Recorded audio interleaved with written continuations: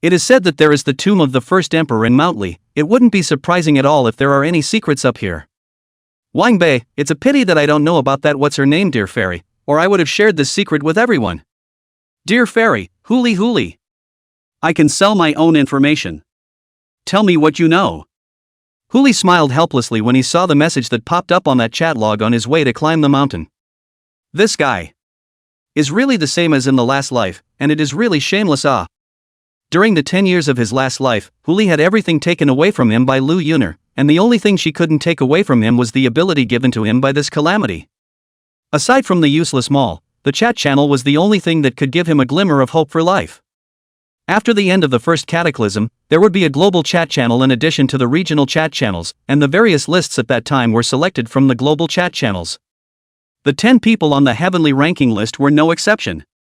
It's just that most of the top 10 on that list don't show up in the chat channel, except for Dear Fairy. This guy was ranked 3rd on the heavenly ranking with his SSS rank talent 9 dignities, but in terms of the strength of the water swarm, that was completely the first in the fault line. Until Hooly showed up. The two have been going at it in a group thread for a while now, at the slightest hint of shade, and at the worst of it, they've been transformed into Zwan maniacs. The two of them became friends as they argued. Even about some confidential information, it was still Dear Fairy who told him through private chat. Hooly did not kill himself in his previous life, but also with this trace of hope. Looking forward to the possibility that Dear Siener might find herself and get herself out, at that time, even if she became another person's tool, it was still better than becoming Lu Yuner's tool. It's just a shame that earlier meeting was their first in 2 lifetimes. It's just that her look really hasn't changed at all. Hooly also used his mind to send a message in the chat channel. Hooly, you can, if you dare to appear in front of me, I'll tell you. Dear Fairy, bull. Just now you just need location information. Even if there is no middleman to earn price difference, but also not you so increase the price. Hooly, you can't run away when others report my location in private chat, but now you report a location to me and turn around and run away. Where can I find you? Dear Fairy, I was born to be useful. Ju Sing J, what do you mean? Dear Fairy, Nabi old brother. Hooly, confidentiality has to do with the copy. Dear Fairy, Daddy, I was wrong. Let's talk about the deal. Seeing Hooly's words, Dear Siener's mind trembled and she almost failed to stabilize her elemental state. Moment. The 9 surrounding scaly snakes sensed the movement and immediately looked under the hull of the ship. 18 shimmering, ethereal eyes scanned the bottom of the ship, but found no sign of trouble. Dear Siener also pressed down the palpitations of her heart and didn't dare to mess around anymore. Inside the regional chat channel. Hooly, top of Mountly, temple of the ancestors of man, I'll talk to you if you dare to come. Dear Fairy, deal. So? Then can you yell away those snakes on the side of your boat before you do that? Yeah. Ow. Hooly snapped to attention, this guy scary snake. The top 10 of the heavenly ranking in his previous life had originally intended to go on a focused crusade against the B-rank pseudo-dragon, but it was because the Dear Siener was terrified of that long, striped contraption that she was forced to crusade against another B-rank foreign beast instead. And so on. That means this guy is in the neighborhood of No Shanghai Kingdom. Hooly made a turn and hurried towards the bottom of the mountain. But just as he was about to come to the edge of the boat, he only saw a black shadow holding up, No Sea Kingdom, and flew up from the surface of the water. Those 9 dragon and blood scaly snakes were about to pounce on them right away. Without hesitation, the black shadow dropped the No Shanghai Kingdom, and fled as if he had left the spot, leaving behind only one sentence. See you at the top of Mountly.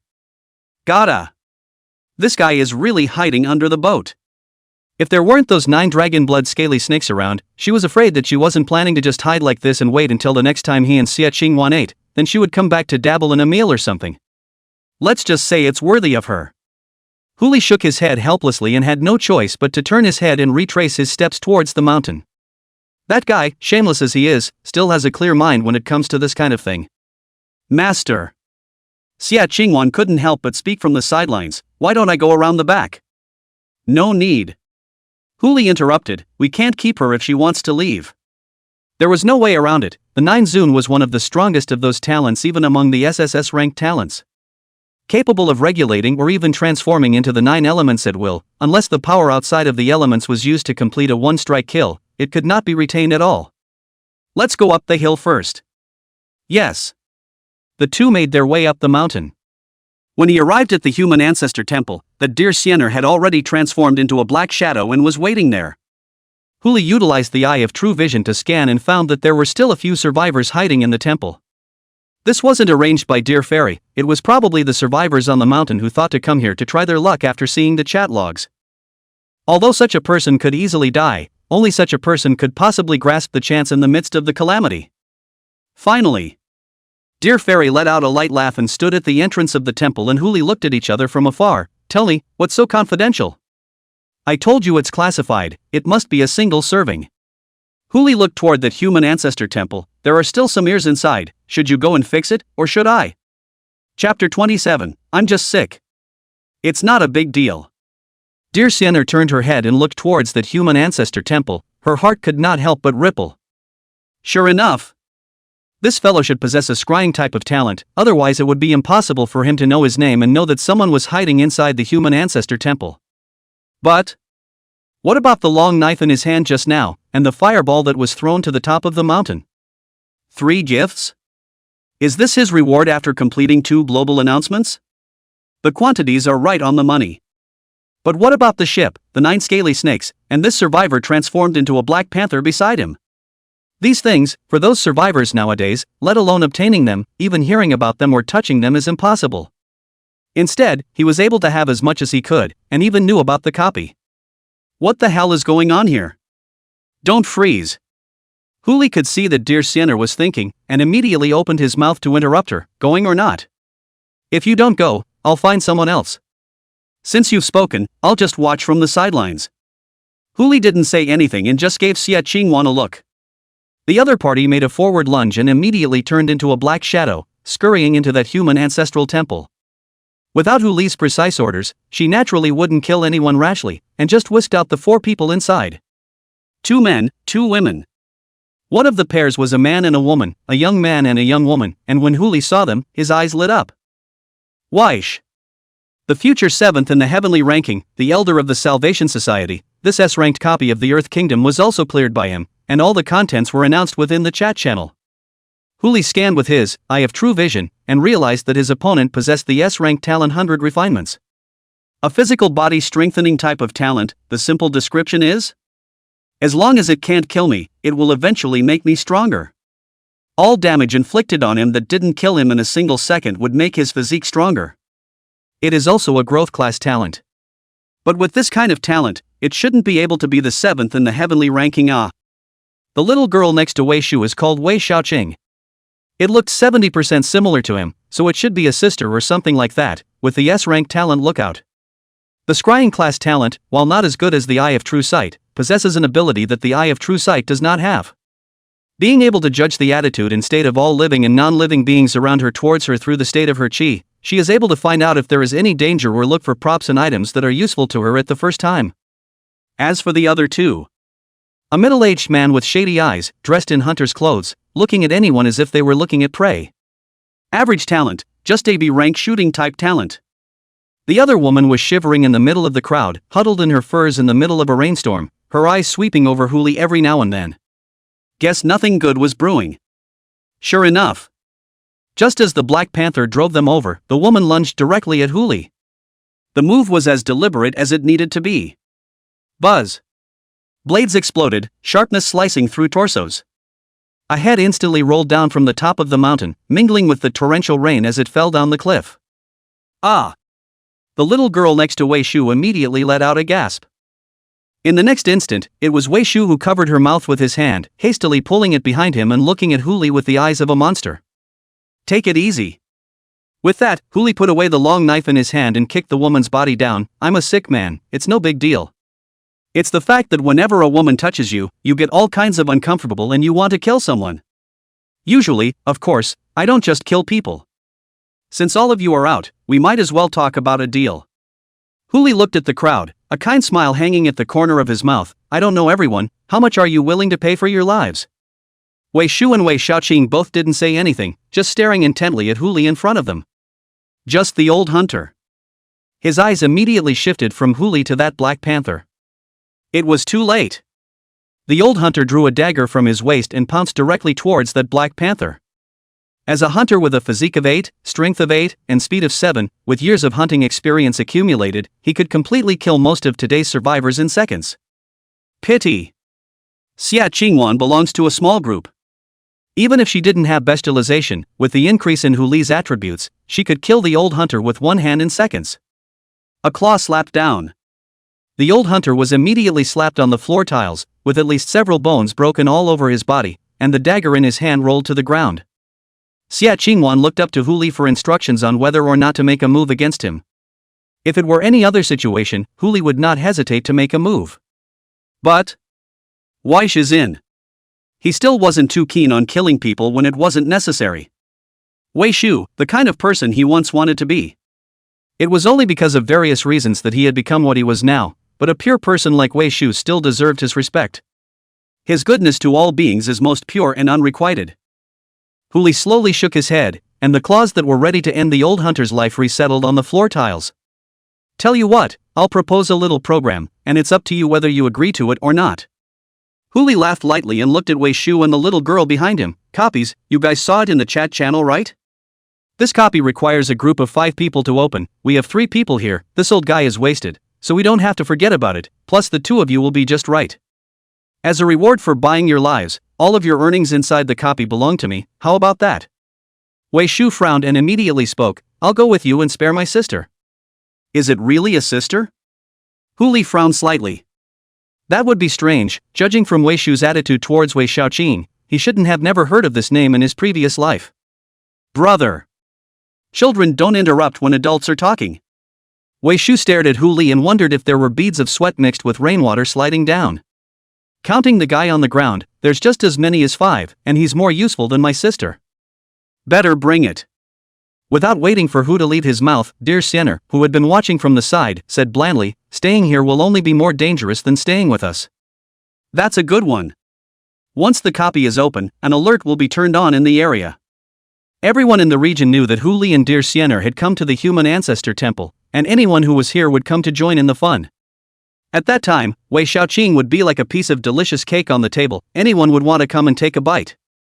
Even if dear Siener didn't know this, she could still surmise human nature, and as long as there was no movement here, the rest of the people on Mount Li would immediately run here to check.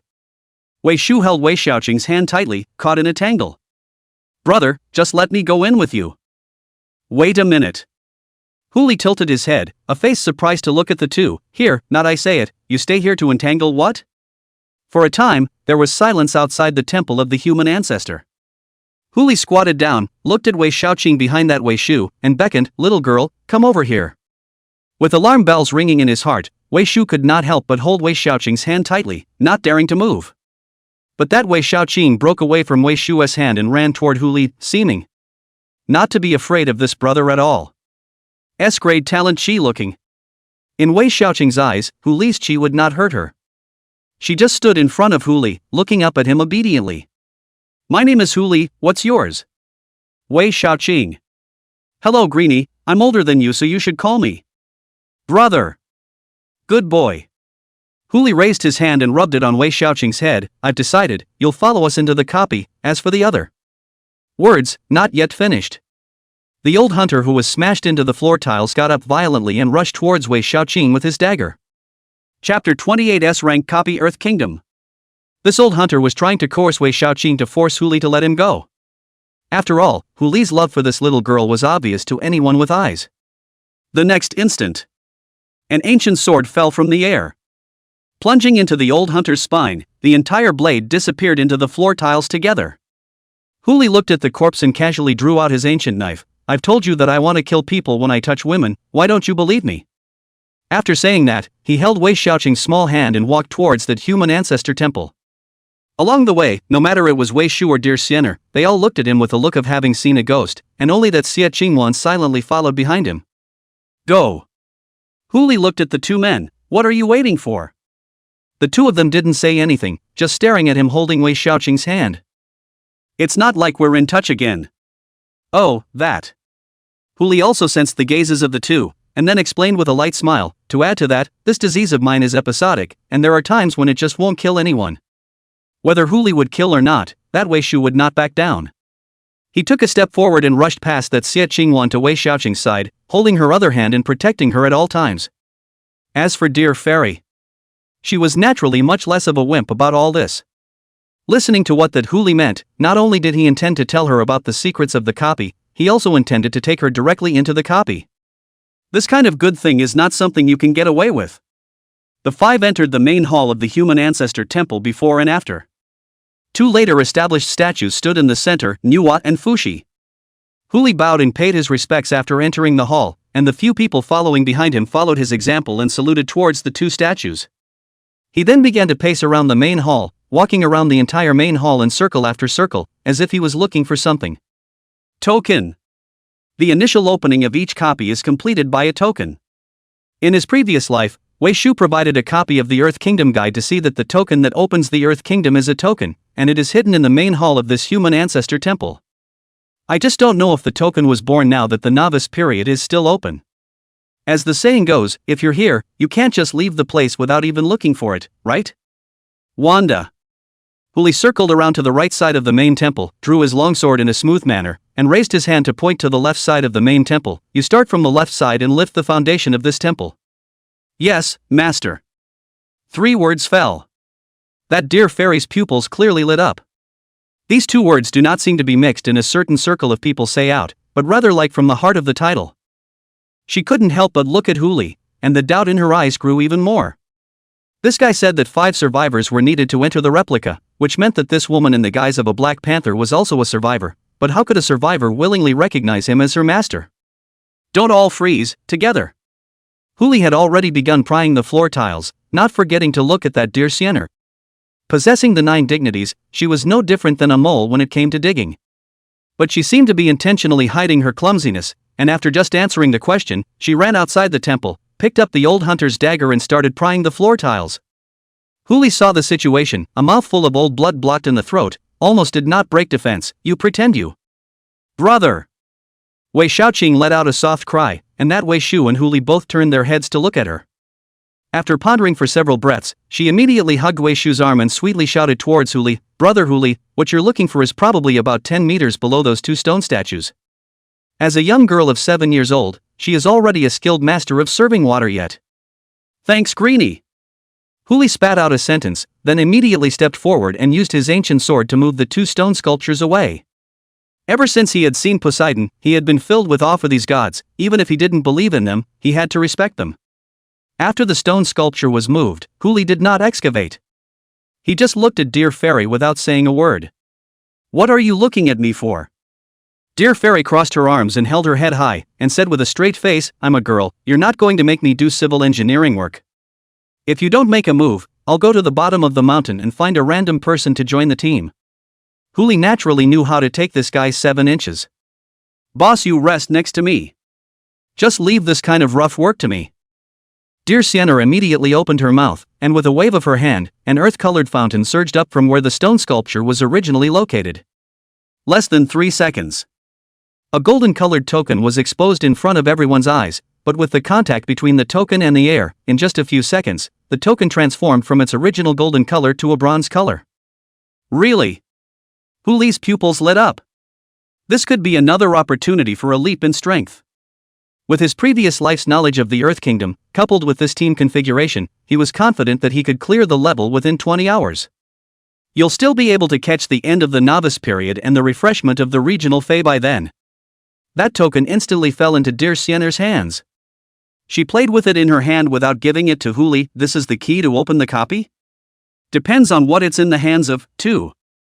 Huli spoke from the side. Some people take it, it's no different from a piece of scrap metal, and it might even reveal the secret that they have the 9 zoons. Dear Sienna was not surprised to hear about her talent, and had already pocketed the token while looking at Huli. Scrap metal has its uses. The big deal is that I'm taking my time to figure it out. I heard that someone has a talent that can deprive others of their talents, if they let him know who has an SSS ranked talent. Dad. Dear Sienna bowed without hesitation, holding the token in both hands and sending it to Huli. I was wrong. Good boy. Taking advantage of this guy, Huli didn't have the slightest mental burden. He casually fished the token away and ran his fingertips across the lines on it, and without hiding it, he used an ancient knife to slice across his own fingertips, dropping a drop of blood on top of the token. Ding! With a crispness, the entire temple of human ancestors began to tremble uncontrollably. Regional announcement: congratulations to survivor Hu Lei for starting the S-ranked replica Earth Kingdom. Hint: this copy requires 5 people to enter at the same time, so please choose your teammates carefully. That's 5. For a while, both Dear Sienna and Wei Shu looked at Hu Li, their eyes filled with suspicion. Know where the copy is, and how it opens, and know the exact number of people entering the copy. Is it really such a coincidence? Or did he know all about it long before the plague fell? Hu Li quickly selected the 4 people around him, and a confirmation prompt popped up in front of their eyes. Is it confirmed to join survivor Hu Li's team and enter the copy? Is. The 4 confirmed successively. As a golden light flashed by, besides the 5 people, including the No Shanghai Kingdom, and the 9 scaly snakes at the foot of that Mount Li also disappeared together. Plop. It was accompanied by 5 muffled sounds. All 5 fell into the liquid at the same time. Just as Dear Sienna was trying to transform her water elemental form, an ancient blade was already stabbing towards her. Chapter 29: A level mainline quest, an audience. The ancient knife was extremely fast. So fast that almost without waiting for that Dear Sienna to react, the blade had already penetrated her body. Of course, it only penetrated the body. The moment the blade came into contact with Dear Sienna, 9 Zun had already been triggered passively, forcibly changing her, who had originally transformed into a water elemental form, into a gold elemental form. The ancient sword naturally couldn't hurt her in the slightest. What are you doing? Wait a minute. It's Mercury. Dear Fairy first spoke out angrily. But before she could finish her sentence, she noticed that the water around here was not right. Its silver-white color was flawless, with no ripples rising from it, and there was no sign of life activity within it. Aha! Hu Li answered, sort of confirming Dear Fairy's guess. The Mercury Sea. This is the first gateway into the Kingdom of Earth. The mercury here affects all survivors with a constitution of less than 20 for 3 seconds, putting them in a negative state. Even if Dear Sienna possessed the 9 Zuns, if she didn't transform into her gold elemental form in the first place, she would still be struck. He stabbed over with that slash because he wanted to trigger the passive effect of the 9 exalted. Hu Li casually released the No Sea Kingdom, and jumped up with a long leap. Help, send everyone up. Okay, Captain. With a casual move of her hand, Dear Fairy's 3 channels of mercury lifted the remaining 3. Even Xie Qingwan, after going through the animalization, as well as Hu Li's 10% attribute bestowal, her physical strength value was only up to 18, not to mention the other 2. The 2 men and a leopard were lying on the deck of the No Sea Kingdom, while Dear Fairy looked around with a flash of envy in her eyes. The ship was really a prop type of thing, or else he wouldn't be carrying it around with him. I don't know what kind of luck this guy had, what kind of good things were given to him. Look at what I'm doing. Hu Li pointed to the 3 lying on the deck. Hurry up and get all the mercury they inhaled out of their bodies. With just the 2 of us, we won't be able to get through the copy afterward. This sentence was actually a snub to that Dear Fairy. With his knowledge of this copy, taking Xie Qingwan with him would be enough to brush through, only the time would be slightly slower. Originally, he had planned to find 3 random guys who didn't want to live to enter the copy together, and the level of the mercury seat would eliminate the 3. With his agility, it was enough to keep one person just fine. But who knew that he would happen to meet Dear Sienna? Then he naturally chose the faster option. Got it. Dear Fairy answered in agreement, and 3 tiny columns of mercury drilled out from each of the 3. Instead, she came over to Hu Li's side and said with a curious expression, Captain, listening to your tone, you seem to know exactly what's in here? Not really. Hu Li said as he also looked at the black shadow. It's like I'm still not sure what a certain teammate of mine really looks like. Speaking of which, this Dear Fairy's appearance was considered one of the top 10 unsolved mysteries of her previous life.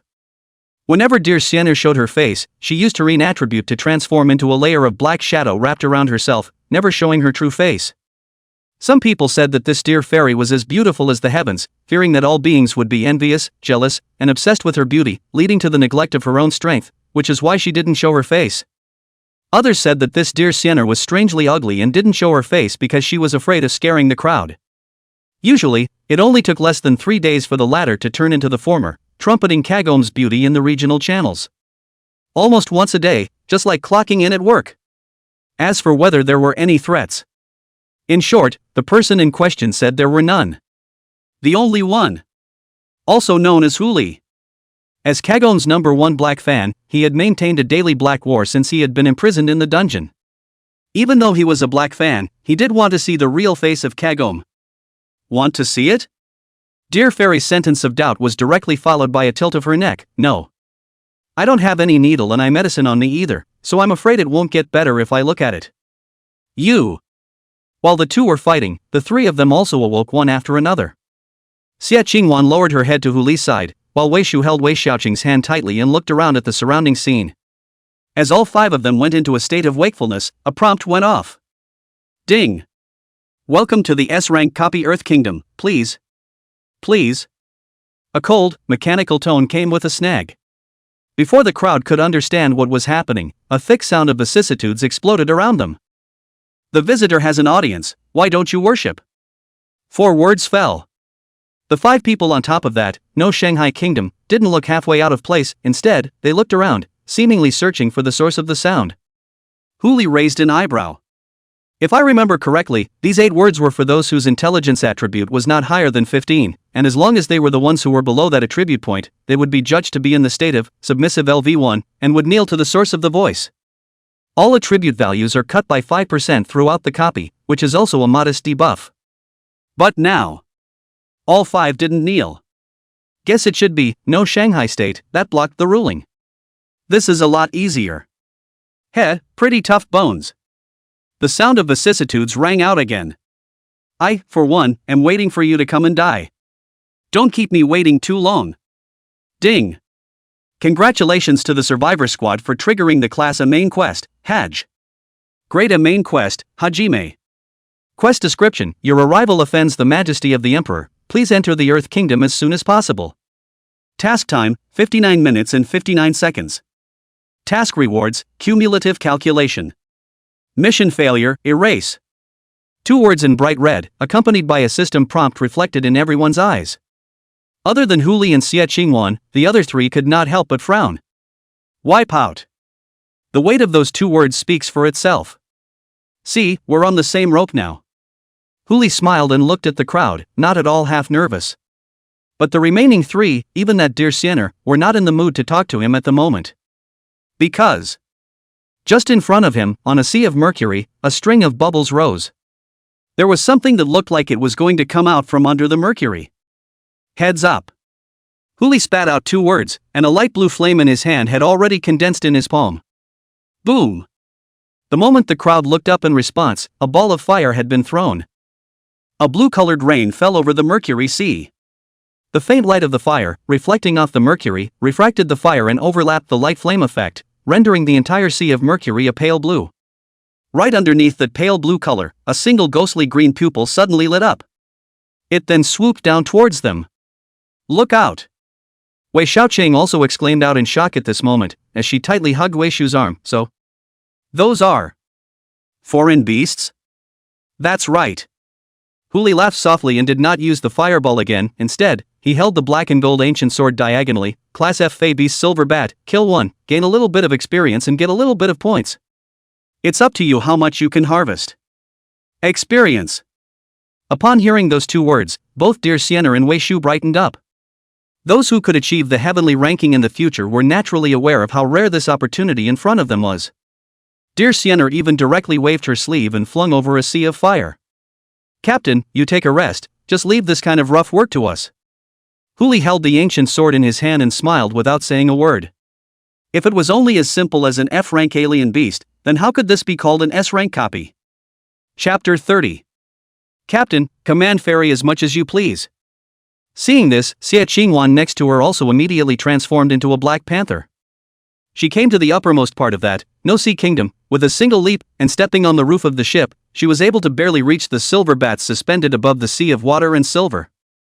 Seeing this, Wei Shu also pulled Wei Xiaoqing to move immediately. Experience, points, that's what it takes to get established. According to that Huli's previous statement, all the harvests of this entry into the replica have to be given to him, even if the points can be exchanged into items or directly traded to him, then the experience he can't always take it away, right? It's the only thing that's good enough for them to take with them. Green. Wei Shaoqing answered obediently and turned her head to look at Huli. Brother Huli, is there something wrong? Follow. Huli threw the black and gold ancient sword in his hand, and Wei Shaoqing immediately took it with both hands. The ancient sword that was as tall as she was looked a bit funny in her hands, but she managed to hold it with both hands and was barely able to carry it on her shoulders. Brother Huli, what are you? Sort of borrowed from you. Huli responded with a light smile. That? Wei Shaoqing looked up at Wei Shu. Brother Huli, can I lend it to someone else? Say it's on loan to you, and it's all yours as long as you don't lose it. I know. Thank you, Brother Huli. Go on. Wei Shu didn't know Huli's intention, but he still immediately brought Wei Shaoqing on board. Both of them had limited means of attack, and it was only by following Xie Qingwan's example that they were able to fish out some silver bats on top of the ship to use for killing. Wei Shaoqing did not hesitate to hand the ancient knife to Wei Shu, who hesitated a little, but still took the long knife and began to kill the silver bats. Once he had killed enough 10 and leveled up, he propped Wei Shaoqing up and she killed them again, and so on and so forth. Seeing this, Dear Sienna also urged the wind attribute to squeeze some of the silver bats over, causing the crowd at the bow of the ship to better kill the silver bats some. Sort of a goodwill unleashed on the trio. After all, stronger teammates will also ensure that they have a better chance of clearing their copies. As for Huli, with that unextinguishable sphere deprivation version, shot that just landed without triggering any deprivation effects, he didn't have the heart to kill the silver bat. That was why he had thrown the black gold ancient blade to that Wei Shu, to be used to swipe the kill count. Just right. He had more important things to do. Huli stood at the bow of the ship, staring intently at the bubbles underneath the sea of mercury and silver, as if he was distinguishing something. The so-called Earth Kingdom refers to the tomb of the first emperor. In fact, the first emperor built the Milky Way out of mercury in his tomb and inscribed the stars of the zodiac above it, which combined to form the dome of the Earth Kingdom. There is even the sight of the sun rising and the moon setting as time passes. That's all, and that's just the dome of the Earth Kingdom. Under the dome is the imperial capital, where the real luxury is.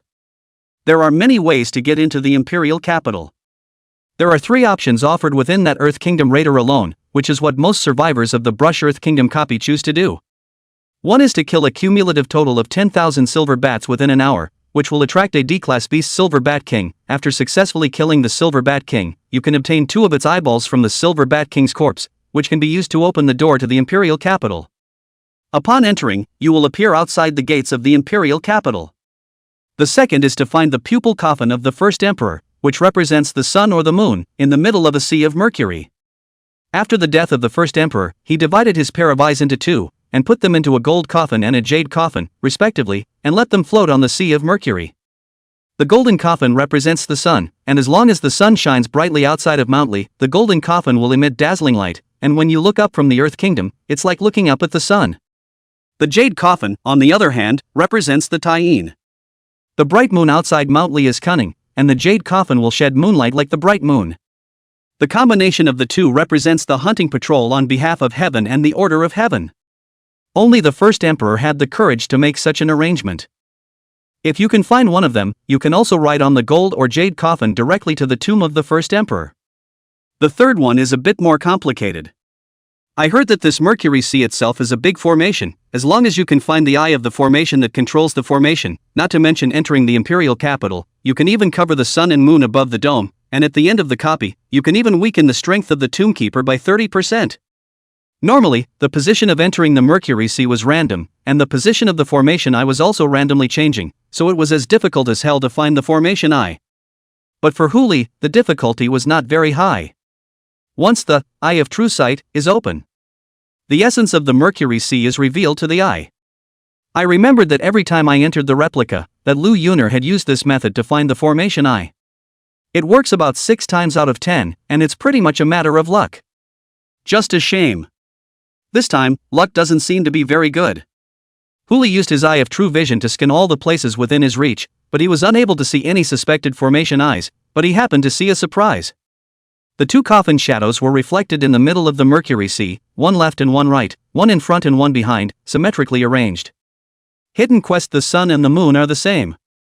The gold and jade coffins that symbolized the sun and Tyene appeared in the middle of the Mercury Sea at the same time, arranged in a pattern similar to that of a yin and yang fish.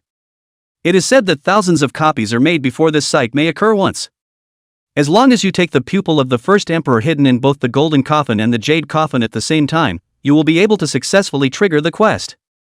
The cost is a 20% rise in the attributes of all beings in the empire, but once successfully cleared, then the golden pupil and jade pupil will be transformed into 2 S-class props. It's the kind of opportunity he wouldn't miss. Attributes. As long as the other party had more attributes, he could deprive himself of the pleasure. The big deal was that he would pass the copy later, and he still had to take these 2 items. On board, stand firm. Huli spat out a sentence, and with a thought, he directly brought the speed of the No-Sea Kingdom to its fastest. Everyone on the boat stumbled and was lucky to be able to stabilize themselves. Wei Shu was first stunned, and then he didn't bother about that, just indulging in killing bats. Dear Sienner, on the other hand, simply withdrew her hand and walked over to Huli in such a hurry? Found a way to enter the Earth Kingdom? Pretty much. Huli swept his eyes at the dark shadow beside him, up to level 5. The silver bat's kill experience value is fixed at just 1 point. Level 1 to level 2 is 10 points of experience, level 2 to level 3 is 100 points of experience, level 3 to level 4 is 500 points, and level 4 to level 5 is 1000 points. After reaching level 5, the upgrade experience reached a terrifying 5000 points. With this level of experience value, even with Dear Fairy's killing efficiency, there weren't quite enough silver bats in this cave. It's better to rest and relax. Aha! Dear Sienner didn't hide it, instead she stood upright in front of Huli. Captain, please command Sienner as much as you like. First, raise your physique to above 30, and arrange the rest of the attribute values as you wish. Huli said and also turned his head to look behind him. You guys too, raise to level 5 as soon as possible. When these words came out, Wei Shu could not help but frown. With his and Wei Xiaoqing's speed, it was clearly a fool's errand to kill over 1,000 silver bats each within an hour. Master. Xia Qingwan couldn't help but speak. I don't seem to be able to kill that many. What words? What words are these? Dear Fairy said and crossed her arms and took a step forward. We are all teammates, aren't you looking down on me by saying such things? The words fell. Without waiting for the crowd to open their mouths, that Dear Sienner casually waved her hand, and the entire Mercury Sea was suddenly filled with howling winds. A tornado instantly took shape. The No Shanghai Kingdom is located right in the middle of that dragon scroll, and it's not moving. But the silver bats around that were pulled by that dragon scroll and sucked into the wind scroll. The size of the tornado gradually closed in, and in just a few seconds, hundreds of silver bats were squeezed into a small wind cluster. Regarding the strength of this wind cluster, not to mention having to struggle to kill it, one only needed to insert the black gold ancient blade into the wind cluster, and as the wind cluster rotated, one could easily plunder these silver bats to death. Come on! Who's first? Don't worry, there's Al behind you. With that, another tornado began to converge. This guy. The skills don't have CDs. As Huli watched this scene, his right hand couldn't help but move stupidly. If the 9 dignities plus deprived. God knows how many attribute values they can go up in a day. Chapter 31 Grade D Talent Silver Bat King Wings. Of course, this can only be thought about. Instead of depriving the 9 zoons of a feud with Dear Fairy, it would be better to go and find some other elemental type talents and put together a spliced version of the 9 zoons, which would achieve a similar effect. Maybe with those talents combined with boundlessness and other traits, the achievements reached afterward would be a bit higher than a pure 9 exalted. As the crowd began to brush up their levels, Huli was not idle either. A ball after a ball of S-rank talent unextinguishable fireball was thrown out, and in less than 5 minutes, he managed to kill more than 1,000 silver bats at the cost of paying for 10 balls of fire. Upgraded to level 5. Counting the attribute points he had previously raised to level 2, there were a total of 40 points of free attribute value, which he also began to distribute quickly. Survivor, Huli. Survival level, 5. Distance to next upgrade 05,000. Physical, 50C. Strength, 50C. Intelligence, 40D+. Agility, 30D. Mastery talents, Empowerment SSS, Deprivation SSS, Eye of True Sight SSS, Ancient Blade of Black and Gold S, Unquenchable Sphere S. Huli's attributes increased, and Xie Qingwan's attributes also increased by a lot. The strength of the attributes of the 2 men remained disconnectedly strong. Then Wei Shu and Wei Xiaoqing were also rapidly accumulating experience with the help of Dear Sienner, and in less than 10 minutes, they were also raised to level 5. Everything is ready. That, no sea kingdom, was also about to approach the center of the Mercury Sea. Not only Hu Li, even Wei Xiaoqing, who possessed, looking chi, could not help but frown. She raised her hand to point at the two dark shadows in the hazy distance. Brother Hu Li, there seems to be something up ahead. That's what we're after this time. With that, Hu Li looked at the crowd and asked towards them, look at the points, how many silver bats have you killed respectively? 18,000. 17,000. 18,000. 3,000. Hu Li looked at dear Siener, who reported the number at the end, with some playful eyes. Why? Dear Fairy crossed her arms and questioned, I'm the one responsible for pulling the hate. What's wrong with killing more people in the process? It didn't delay your business. It's fine, just hope you can keep the hate steady later too. A string of question marks popped up on dear Fairy's head, and a look of surprise flashed in her eyes. Hate? Stabilize? What do you mean? Hu Li did some shallow calculations, counting the more than 1,600 heads that he had killed. At most he was still one fireball away from luring out the D-ranked alien beast Silver Bat King. Just right. Let's try a little tussle. The difficulty of that hidden mission is that the entire team must be divided into two teams, one team riding the Golden Coffin and one team riding the Jade Coffin to enter the Empire respectively, and when the time comes, there is a lack of tacit understanding, and there is still a joint clearance. However, if the Silver Bat King was killed at the same time as opening the hidden quest, it might be possible to jam the Bugabit so that the team could obtain the Golden Pupil and Jade Pupil while entering through the front door of the Emperor's palace. Such a copy would be much less difficult. It's this Silver Bat King, right? If I remember correctly, in the last stage, he would follow whoever killed the most silver bats. Other people maybe Hu Li would worry a little bit, but that old deer dog thief, he was not worried at all. Arrived. Hu Li spat out two words. That, no sea kingdom, had come to the center of the Mercury Sea, with the sun's golden coffin on the left and the Taiyin jade coffin on the right. Wei Shu, you follow me to the left, dear Siener, you take Xie Qingwan and Xiaoqing to the right. I don't. Wei Shu immediately opened his mouth, his face filled with a face that would rather die than give in. He held Wei Xiaoqing's hand in a death grip. I can't separate from Xiaoqing. Hu Li also didn't mean to separate Wei Shu and Wei Xiaoqing. Although this on board does not distinguish between men and women, but in order to take the gold pupil and jade pupil, you must ensure that the yin and yang on board is harmonized and kept pure, otherwise it cannot be taken. Whatever. Hu Li bashfully spat out, if you don't want to be separated, that's fine, I'll help you with a small operation and let her call you sister in the future. Strike that. He had already drawn out his black and gold ancient sword and beckoned towards Wei Shu. Come, I promise to lay down a painful blade and leave no pain for you and your second brother. The Ning death defiance on Wei Shu's face instantly froze. Fortunately, Wei Xiaoqing pulled her hand out of his in time. Brother, you go with brother Hu Li, sister dear and sister Xia will take care of me. Wei Shu looked up at dear Siener. Compared to Hu Li, he still trusted dear Siener a bit more. Good. Wei Shu had to agree. Watch the team channel when you get on board, don't move anything around, and wait for my orders. Go! Hu Li stepped on the side of the ship with one foot and leaped, coming directly on top of the golden ship. Wei Shu followed close behind. As his physique improved, he was also able to easily mimic Hu Li's movements, jumping from the No Shanghai Kingdom to the top of the golden coffin. On top of the golden coffin, layers and layers of patterns overlapped and emerged, looking gorgeous to the extreme. Between each line of that carving, it was less than 1/5 the thickness of a hairline, and it looked like the lines were densely packed, but when you stroked it, it was as smooth as a mirror. Hu Li turned his head and looked at the people above that, No Shanghai Kingdom, who had also landed on top of the jade coffin. He also opened the team chat channel.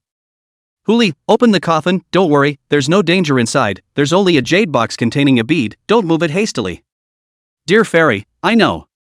The words were said, but dear Fairy did not rush to open the pavilion, but used her afterglow to survey the two people on top of the golden coffin. This guy, as usual, is careful. That's not a bad thing. Hu Li gave Wei Shu behind him a look, then lifted the golden coffin. As he said in general. There was no danger inside the coffin, and the only difference from the jade coffin was that it was not a jade box that held the beads, but a gold box. Immediately afterward, the jade coffin opened. Hu Li, have you seen the jade box and the beads? Dear Fairy, see, what's next? Hu Li, kill the Fae. The words fell. A blue fireball then drilled out from the golden coffin and attacked towards that air. Fire blooms. More than 100 more silver bats died. Immediately afterward, a prompt immediately rang in the ears of the crowd. Ding! Detected that your team has successfully killed 10,000 silver bats, incurring the wrath of the D-rank beast Silver Bat King. A black shadow that instantly swept over the heads of the crowd. The Mercury Sea was lifted up by a wave, and above that sea surface, whether it was a gold or jade coffin, it was swaying at the moment. What the hell? Dear Fairy exclaimed out from a distance, Captain. You're a pitiful man. Don't worry, it's not a big problem, it's just a D. Huli also opened his mouth at this moment as he looked at Wei Shu beside him. Guard this place and come to pick me up when necessary. Yes. Dear Fairy, the wind comes. It was too late. Just in the gap between Huli's words, the silver light had already raced to the top of the jade coffin. Dear Sienna originally wanted to use the wind element to push this thing away before saying anything, but when she heard Huli's voice ringing out, she hesitated slightly for a split second before choosing to trust him. Ding! Under the influence of 9 Zune, you gain a buff, Sentry Wind LV1. Huli rode the wind, 3 steps in the air, and had already arrived behind that silver bat. I have true vision deprived version, opened, and casually drew his sword and chopped. Ding! The knife, it hasn't fallen yet. A prompt then rings in the ears first. Successful deprivation, D-rank talent Silver Batwing. What the hell? Just at the moment the black and gold ancient sword chopped down, and it spread from the back. Chapter 32 Ascending the Steps. With Huli's C rank power increase, the black gold ancient blade easily broke through the Silver Bat King's back, piercing through the opponent's spine while splitting it into 2. The corpse of the Silver Bat King fell into the jade coffin, while Huli stood in the air with a sword, overlooking the crowd and the corpse within the jade coffin. The Sea of Mercury, however, still reflected a blinding silver light, while the source of the silver light had become Huli's back. A pair of silver bat wings that were 2 meters long unfolded, and with just a slight fluttering, it was able to cause Huli's entire body to levitate in the air. Ding! Congratulations to survivor Huli for slaying the Class D Fey Beast Silver Bat King, experience value plus 100, points plus 1000. Huli didn't bother with the prompts, but only turned his head to look behind him and couldn't help but emerge with a bitter smile. It's really this stuff. Ever since the last time he deprived himself of the S-rank talent transforming dragons with blood, he had a hidden suspicion. SSS grade talent deprivation, in addition to being able to deprive survivors of their talents, it can also deprive those belonging to Fey. Although the vast majority of those talents were for Fey beasts, some of the human race could use them as well. Like the batwings behind him now. It's just that because of the difference in this system, some of the talents that only survivors can have can't be combined with these Fey talents through Empower. But between the beast's talents, there shouldn't be this limitation. Huli's pupils immediately lit up. In other words, he was perfectly capable of combining the S-rank talent Transformed Dragon with Blood, and the D-rank talent Silver Bat King Wings. It was even possible to take the talent after the combination and then bestow it to those 9 dragon blood scorpion snakes. There's no rush. Wait until we get into the dungeon. Take the eye. Huli looked toward Dear Sienna in the jade coffin. Throw one to me. Okay, right away. Dear Fairy hesitated a little, then immediately responded. If earlier it was a guess, now she can be 100% sure. The existence that this dog's mouth said could deprive others of their talents was himself. How else did this pair of silver bat wings appear? No way. Absolutely not. Stay away from him when you get out of the copy. The farther away the better. She thought this in her mind, but the movements of her hand did not stop. A dagger coalesced in her hand and plucked out the eyes of that Silver Bat King. The 2 eyeballs, like jewels poured out of pure silver, were gorgeous, and one alone was the size of Dear Sienna's palm. Here. Dear Fairy casually tossed one of the eyeballs up, while holding one herself. Huli casually took it and rejoined the golden coffin with his wings. At the same time he fell into the golden coffin, those silver wings were also taken into his body, transforming into 2 tattoos that spread from his shoulder blades, all the way to his back waist. Huli, get ready, everyone hold hands together, listen to the golden sound 3 times, take away the box of pupils at the same time the silver pupils will be crushed. The message was sent out, and Huli held the ancient sword in his right hand, banging the back of the blade against the golden coffin. At the same time, his left hand had already reached above the golden box, ready to fish for the golden pupil. Wei Shu, on the other hand, pinched the silver pupil with his left hand and held Huli's left wrist with his right hand, not daring to exert any force. Inside the jade coffin, the movements of the three were similar. Buzz. A third golden sound fell. Huli reached out to retrieve the golden pupil, and Wei Shu also immediately crushed the silver pupil in his hand. Moment. The two silver pupils transformed into 7 strands of silver light. 5 strands fell on the crowd, forming a silver light flow, while 2 more fell into the sea of mercury and silver, swinging a vortex.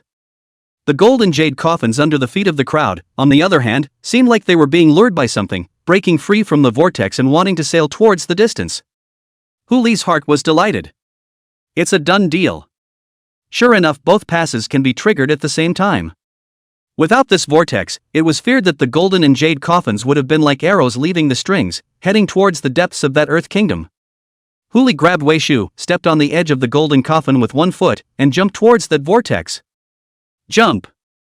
As soon as the word fell, he and Wei Shu had already jumped into the mercury sea, their figures disappearing. Brother! Wei Shaoqing exclaimed in shock. Before she could move, Xia Qingwan had already jumped down first. Dog thing, can't you say something like this in advance? Dear Xianer complained, but she also still pulled Wei Shaoqing to jump down from the jade coffin. The 5 disappeared.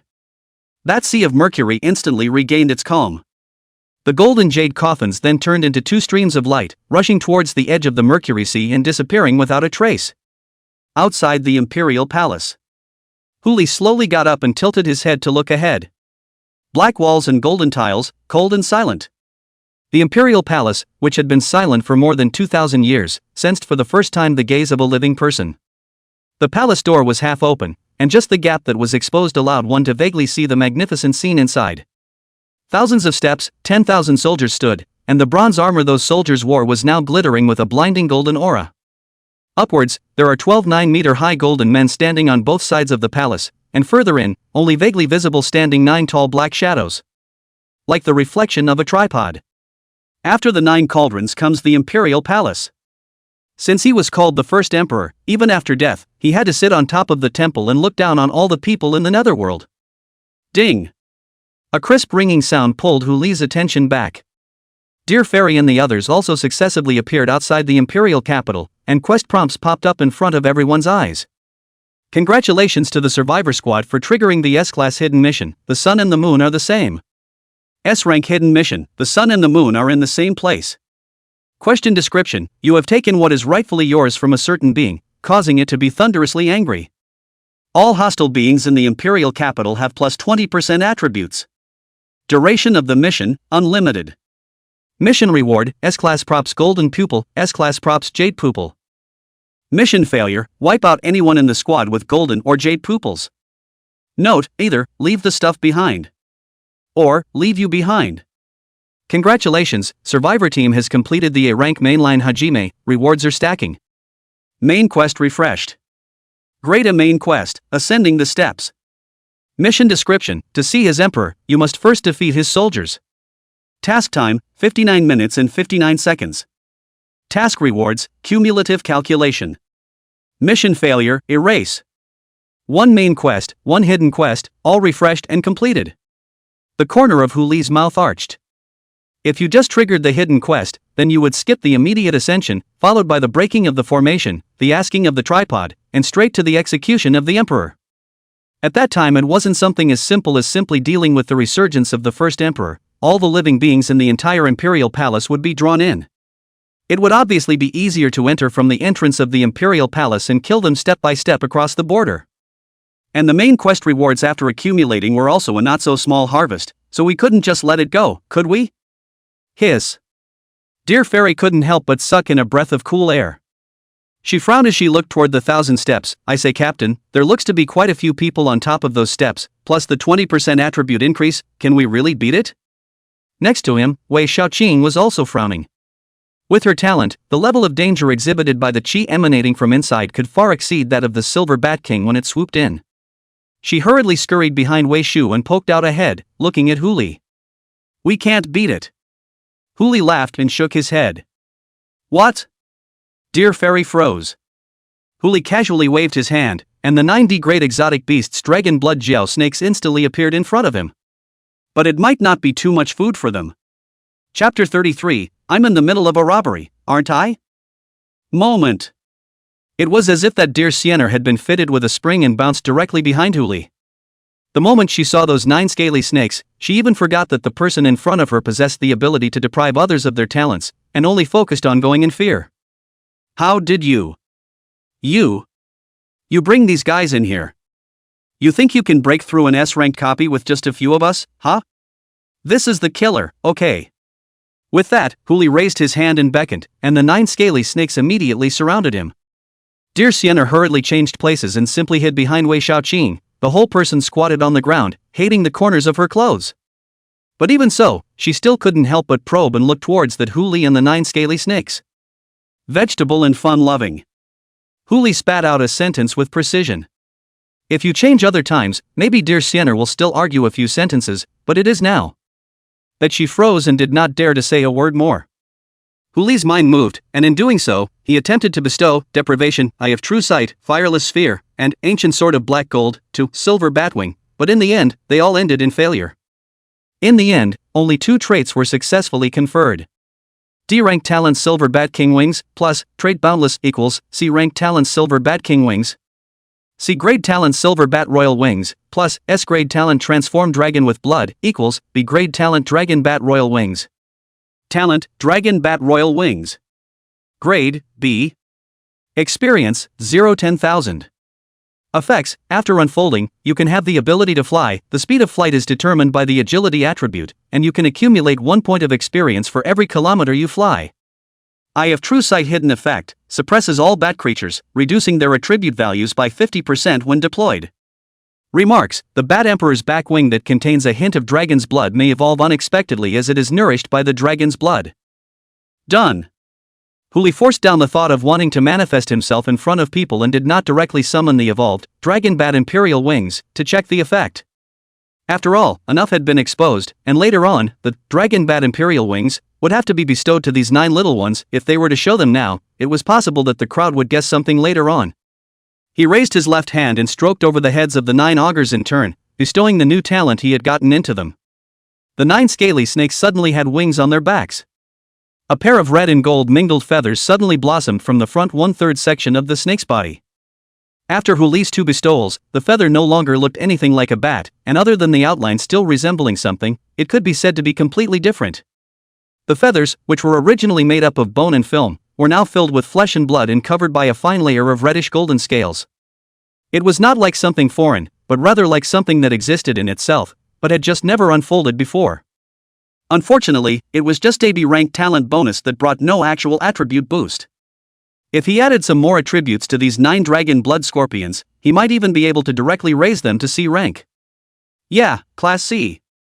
After this night of uninterrupted devouring, the dragon blood Jiao snake with the SSS grade talent swallowing the sky had already evolved to the strength of a D grade foreign beast. It's just that the dragon chi wasn't absorbed enough, or else it should have become a D-class augur long ago. Although the difference between augur snake and augur dragon is 1 word, it is an essential difference. Perfect. Huli looked at the 9 little guys in front of him, and with a thought, they immediately swam towards the palace gate.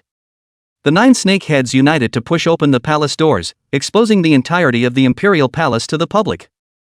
Thousands of stone steps are arrayed in front of us. Each layer of stone steps is about 20 centimeters high, but 9 meters long.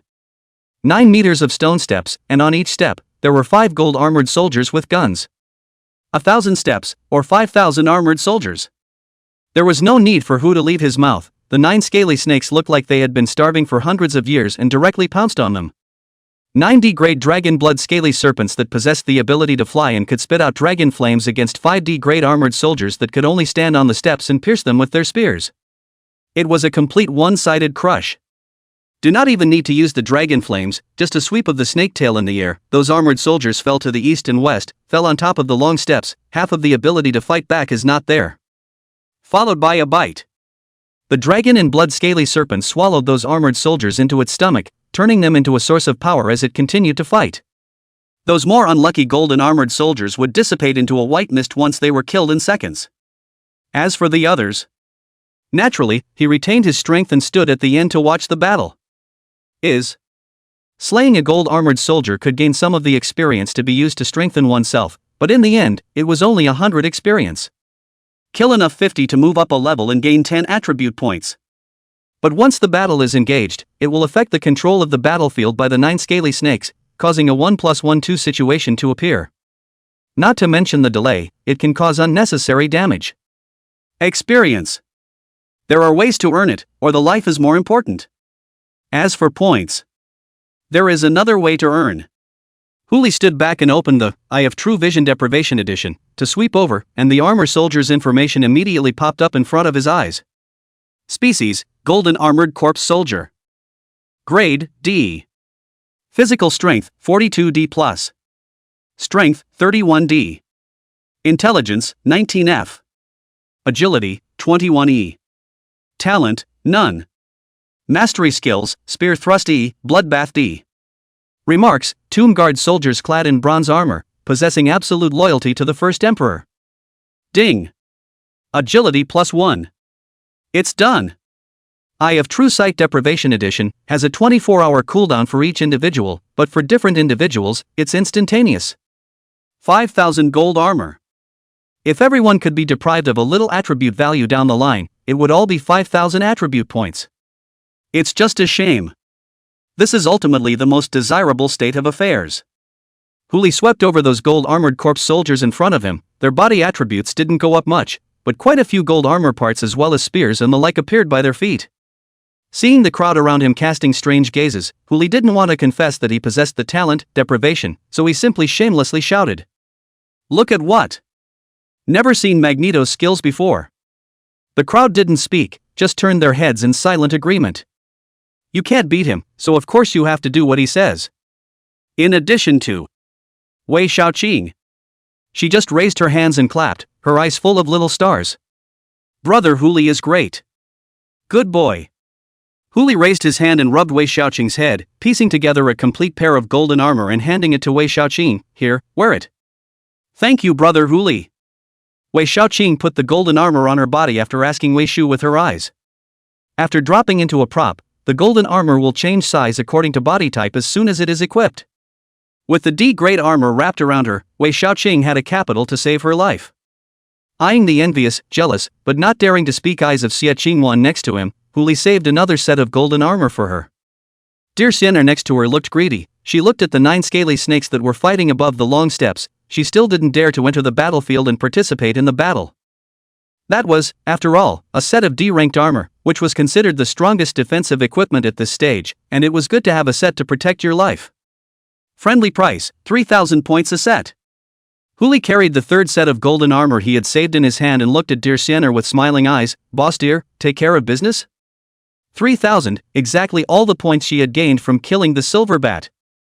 Dear Fairy couldn't help but grit her teeth. Why don't you go grab it? See what you mean by that. Huli still kept his smile. I'm in the middle of a robbery, aren't I? Chapter 34 The 12 Golden Men. 3,000 points only, compared to one's own little life, it was obvious that one's little life was a bit more important. After you get out of your copy, a set of D-ranked armor is still pretty strong at this stage.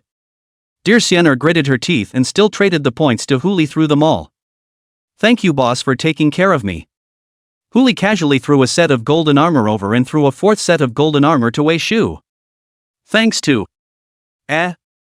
Don't be in a hurry to thank me. Huli forcefully interrupted the other party and handed over a spear in his hand. It's kind of borrowed from you to be returned. Wei Shu nodded his head with a bitter smile. I understand, but I still have to thank the captain. Pretentious. Huli spat out a sentence, picking up the ones by his feet with his hands and hanging them in the mall with a brain. This is at least a D-rank weapon and D-rank armor. Although there were only 5 people who opened the mall now, the mall would have new people coming in sooner or later. A D-ranked weapon or armor was a godly weapon to those newcomers of theirs. As for the price, it's also kind of cheap. 3,000 points for the weapon, 3,000 points for the body of the armor, and 1,000 points each for the skirt armor, shoulder guards, arm guards, leg guards, and helmet. A whole set of armor would cost at least 11,000 points. For the 3,000 points sold to Dear Fairy, it was indeed considered a friendly price. Whoever told her to only have 3,000. Less than 40 minutes. The ones on the 1,000 steps were swept away. Even if Huli's eyes were fast, he had swept up 2,000 golden armored soldiers, and the remaining 3,000 had been swallowed by the small augurs or slapped to death with their tails without waiting for him to trigger the Eye of True Vision Deprivation Edition. Okay. 3% of the 2,000 soldiers gave him 3 points of attributes. That's a total of 125 attribute points. It was equivalent to a direct elevation of 12 levels. Once this attribute value was added, it directly gave him the ability to raise all of his attribute values to C, with the physical strength and power attributes just one step away from being raised to C rank. That's not even past the newbie period. Huli now wanted to slaughter all the regional foreign beasts in those remaining 8 states. Of the remaining 97%, more than half provided gold armor loose parts or weapons, while the other half provided contraptions of little use. If all of these loose parts were sold, they would provide him with at least 1,000,000 points. It was equivalent to killing thousands of D-class alien beasts alone. These attributes and points could be said to be the things he had gained the most from entering the replica this time. If he hadn't rushed out to grab the first kill, he would have simply stayed here and brushed his attributes for a period of 77 or 49 days, and he would have been able to directly reach the SSS level in the first copy. Lunchtime was over, and the 9 scaly snakes were already waiting on top of the steps. It looked a bit anxious, as if there was something inside that great hall that was attracting them. Let's go to the next level first. Huli said and didn't forget to look at dear Sienner. The next level will have to depend on the two of us. If you keep touching the fish, you might not be able to pass the level. What do you mean, touching fish? Dear Sienner is not straight and strong, tilted her head and questioned, I would like to go out, you see, there are opportunities for me to go out. It was all snatched away by you. Huli shrugged his shoulders and just climbed the steps. Xia Qingwan followed along the way, followed by Wei Shu and Wei Xiaoqing, and that dear Sienner was following behind Wei Xiaoqing. The beautiful name was to break the back, but in reality, they were still afraid of the 9 scaly snakes in front of them. Climb the steps. Huli still used the Eye of True Sight deprivation version, first to sweep over the 12 golden men in front of him. Species, 12 golden men I. Grade, C. Physical strength, 149 C+. Strength, 149 C+. Intelligence, 50 C. Agility, 50 C. Talent, none. Mastery skills, Trample C, Golden Body C. Remarks, golden figures cast by melting down a large number of bronze weapons, each weighing as much as 1,000 stones. Ding. Strength +2. Huli immediately brightened up. How can you gripe about that? Then glean it first. As the Eye of True Vision Deprivation Edition swept through the 12 golden men, Huli had some more metal weapons in front of him, presumably the weapons hidden inside these golden men when they were first poured. Nothing good, and all D-rated. Huli's simply brain all hung up on the mall. After the baptism just now, the crowd didn't feel anything strange when they saw this scene. It was only the moment the crowd stepped onto the last step that a simultaneous crisp rang in their ears. Ding! Main quest refreshed. Grade A main quest, breaking the formation. Mission description, the world's troops, gathered in Xianyang, pinning Dysprosium, cast as the Goldman 12, heavy thousands of stones, listed in front of the temple, the town to kill the curfew. Task time, 59 minutes and 59 seconds. Task rewards, cumulative calculation. Mission failure, erase. Bang! Just as the main quest was refreshed, the 12 golden figures simultaneously trembled and began to move. It began to indiscriminately attack all the beings in the formation. Those 9 scaly snakes kept swimming, but in front of the golden man that weighed 1,000 stone. Or nearly 80 tons, there was no halfway, only by virtue of speed and flight advantage, constantly dodging. Just kidding. With C+ level strength, a single kick could stomp the current stage of the auger snake to death. Wei Shu, Xiaowan, protect Xiaoqing and stay away from the outside of the formation. Huli said and ran towards the formation, while looking at dear Sienner behind him. Dear Sienner, here's the chance you wanted. Know it. Dear Fairy spat out a sentence helplessly, yet she also still immediately activated her golden elemental ability to control the movements of those golden people. It's just a shame. The strength and physicality of these golden men was just a bit too much. Even if he was being manipulated by the 9 exalted, he could still barely act accordingly by virtue of his own will. If dear Sienner's intelligence attribute was a bit higher, she would be able to completely control these golden men, so that there would be no more danger to speak of when breaking the formation. Huli swept behind him. With just one bestowal, he could raise Kagom's intelligence by more than 6 points, but it was unnecessary. He had done things like breaking formations not 100 times, but dozens of times, and had long since gotten used to brushing them off. With Dear Fairy assisting on the side, the success rate tended to be close to 100%.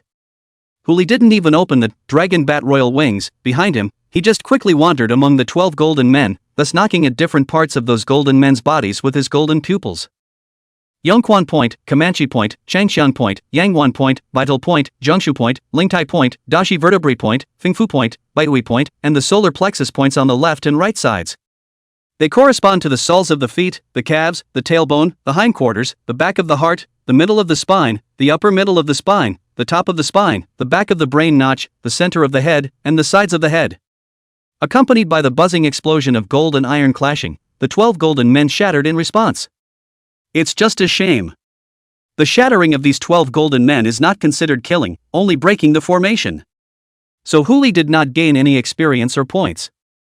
Breaking formation. Either it was like Huli, who knew what place was the opponent's lifeline, and by touching it in the appropriate way, he could directly break the situation. Either that or they would have to explode into a C rank, or even above rank, killing power to decapitate these djinns. At the very beginning when the raids came out, everyone used the second approach. After all, those who dared to challenge the S-ranked copies couldn't possibly not have C-ranked combat power. But as more and more people enter the copy, this copy of the strategy also began to gradually improve, and finally found by people who are interested in, as long as the use of golden pupils knocking on the specific parts of the body of these golden people can directly break the formation. Only by breaking the formation through this method, the rating after completing the copy could reach S rank or above, and the rewards would be greater. Comparatively speaking, the reward for killing 12 C rank alien beasts was just a little bit inadequate. Right after the 12 golden men shattered, those 9 little snakes even gave up on devouring these broken pieces of golden men, and instead rushed straight to the next barrier, constantly hitting the barrier with their bodies and the horns on top of their heads. Looking at the 9 black shadows of that next level, tears flowed indisputably from the corners of his mouth. Finally, there was the main purpose of his trip. Huli raised his eyes to the place where the 9 black shadows were, his eyes filled with anticipation. The 9 Cauldrons of China. Chapter 35, Whoever wishes to offer his head can offer it to himself in a box. You collected gold from the 9 herdsmen and cast 9 tripods. All of them were tasted by the gods and spirits. Just a stone tablet engraved with the name of the first emperor contained dragon chi, and this 9 cauldrons of Huaxia was afraid that it was not filled with dragon chi. Looking at the state of these 9 little ones, I guess I wasn't wrong. However, he didn't rush to enter, but instead turned his head to look at dear Sienner behind him and asked with concern. Well, holding up okay? Dear Fairy froze. Huli's sudden concern clearly had ulterior motives. She subconsciously took a step back, ready to turn away. What are you doing? It's okay, it's just that this next level might give you a little more of a chance. Dear Fairy wanted to be reborn back right now to block out the words she had said earlier. What do you mean, no shot? That one landing on her head alone just now almost didn't tire her out there. Even if it's an SSS ranked talent, there's still a limit to using it. With her attributes that were only barely D, controlling 12 C rank alien beasts at once was already the limit of limits. If it weren't for the fact that these 12 golden men were slow enough to move in their own right, she wouldn't have been able to achieve such a good result. Looking at Huli's solemn appearance, I'm afraid that the force he needs to contribute later on will be even more than this. What? Without waiting for dear Sienner to open her mouth, Huli took the first step and said, Miss Dear can't stand it anymore. Don't blame me again for saying I didn't give you a chance. No blame, no blame. Dear Sienner also hurriedly laughed. Captain, you can do as much as you can, whoever talks more is a dog. That's good. Huli stretched out his right hand. Give me the jade pupil, you don't have to do anything in the next level. Alarm bells went off in Dear Fairy's heart. Earlier in the day she had realized something was wrong. If the mission failed, the person holding the golden pupil or jade pupil would be directly obliterated, but Huli still held the golden pupil, which was obviously profitable. Coupled with the fact that he had just used his golden pupil to break the formation again, the importance of this golden pupil and jade pupil was naturally self-evident. Now he wants to take away the jade pupil. No way. Absolutely impossible. She's not Wei Shu or Wei Shaoqing, and she's not paying for her life, so why should she give it to him? To not count? Dear Fairy took a strong step forward. Actually, I can still hold out for a while, break the formation or something, no problem. Did someone talk too much just now? Huli asked with a light smile. Dear Fairy didn't hesitate. Wang. Although he knew that this guy had no sense of propriety, Huli was still speechless for a while. Well, I'll give you another chance. Huli had no choice but to spit out a sentence, so he had to greet those little snakes and come back to start cleaning up the pieces of the golden man on the ground before saying anything. At the same time, he was giving the crowd the do's and don'ts. After entering the range of the 9 cauldrons later, as long as your stamina value is above 30, you won't be affected by the negative effects and can move freely. At the same time, the 9 tripods will launch a summoning skill at the same time, and after 10 minutes, a random one of history's military generals will appear, with a comprehensive ability between BA, and after the hidden quests, the comprehensive ability will go up by 1 level, which means a minimum of B and a maximum of A. During this 10-minute period, we can resonate by recognizing the 9 tripods, and each one we recognize can weaken the opponent's combat power by 5%, just leave this to me. The weakened warlord's battle power is around C+ to B+, if it's at B, counting all our battle power, we can barely win. If it's in B, it's casually passable. Wait. Kagome frowned and asked, and what if it's AB+? That depends on fate. Huli smiled helplessly and bitterly. A martial projection with a strength of B+ grade, or a grade before the nerf, was something he'd only encountered once in all the time he'd been brushing up on copies of the Earth Kingdom. God of Killers by Chi. That time, the squad lost 3 people in battle, and he and Lu Yuner used an S-rank prop escape scroll to get away from the copy. Fight? Now with this setup, it's 50-50 at best. White up for 5 seconds, lifting the 5 of them out of the sky. But most of the people here are the future people of the heavenly ranking, their luck won't be so bad. Right? I'll start with the modus operandi for encountering AB class. Those who hold the Jade Pupil can shelter 2 other people within range, immune to the opponent's hate lock. Wei Shu, Xiao Cheng, you 2 follow Dear Siener. Dear Fairy's long-range output, I and Xiaowan's close output plus control, the 9 auger snakes roam within the battlefield, occasionally spewing out dragon flames. When the time comes, Dear Fairy, you remember to add a buff. Did you hear everything? The crowd nodded one after another. With a squad of 5, there were actually only 3 people who could rely on the output, and Wei Shu and Wei Xiaoqing were like purely paddling and lying bosses, just staying silent. Dear Fairy realized that she was fooled again. Even if that Jade Pupil wasn't in her own hands, I'm afraid Huli would force it on her. She was the only one who could act as a long-range output, and if she was taken away by Huli, he and Xie Qingwan would be able to output close-up without worrying, but the other 3 would be directly annihilated, I'm afraid. Well then, off you go. Huli stepped forward and took a step into the range where the 9 tripods were located. Buzz. The 9 cauldrons reverberated, and the buzzing sound instantly exploded in his ears. Detected that you are under the pressure of the 9 cauldrons and are being determined. Stamina value higher than 30, ruling successful. You will be immune to this pressure. Ding. Main quest refreshed. Great, a main quest, ask the king. Mission statement, if you want to be the emperor, you should ask the king. Duration of mandate, none. Task rewards, cumulative calculation. Mission failure, erase. This is the only one of the quests in this ring that doesn't have a time limit. The reason is simple. If you don't recognize the 9 cauldrons within 10 minutes and name each of them, the 9 cauldrons will be summoned one more time for each lesser one. At most, the crowd would have to face 9 B-ranked martial arts generals one after another, and there was even the possibility of facing more than one at the same time if the previous one wasn't dealt with within 10 minutes. Unless all 5 people in the team were at C+ or above, no one would dare to brush the boss out for fun so intentionally. Just the moment the quest prompt rang out. Above that 9 tripods, a dense light immediately emerged. After 10 minutes, a projection of a military general would emerge from this dense mass of light. The tripod of Yuzhou, the tripod of Qingzhou, the tripod of Shuzhou, the tripod of Yangzhou, the tripod of Jingzhou, the tripod of Liangzhou, the tripod of Yangzhou, the tripod of Jizhou, and the tripod of Yanzhou. Huli immediately spat out its true name to the 9 tripods in front of him in turn. Each spit triggered a buzz. After 9 buzzes, the dense mass of light dimmed considerably. After a moment, those 9 small snakes then drilled into each of those 9 ancient tripods. The bodies of several small snakes swelled to a degree visible to the naked eye, and even the dense light began to gradually dim. It can still be cut. That's great news. Nowadays, only one person, Huli, had barely reached C-level strength, and if AB level 1 popped out from here, he would really have to have a headache for a while. It would be much better if it could be weakened by another 5 or even 10%. The difference between AB ranked soul, C ranked strength, and the fact that after decapitation, one could still obtain AB ranked reward was self-evident.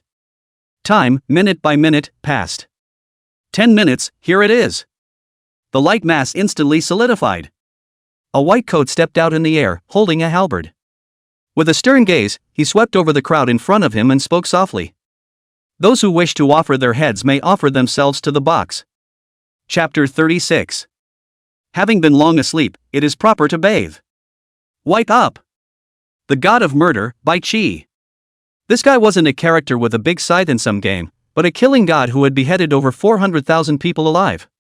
On the value of force, he may not be as good as that later Jiangdong Xiangyu, Lu Bu's stream, but on the killing heart. Throughout history, he is the only one. How did you come across such a contraption?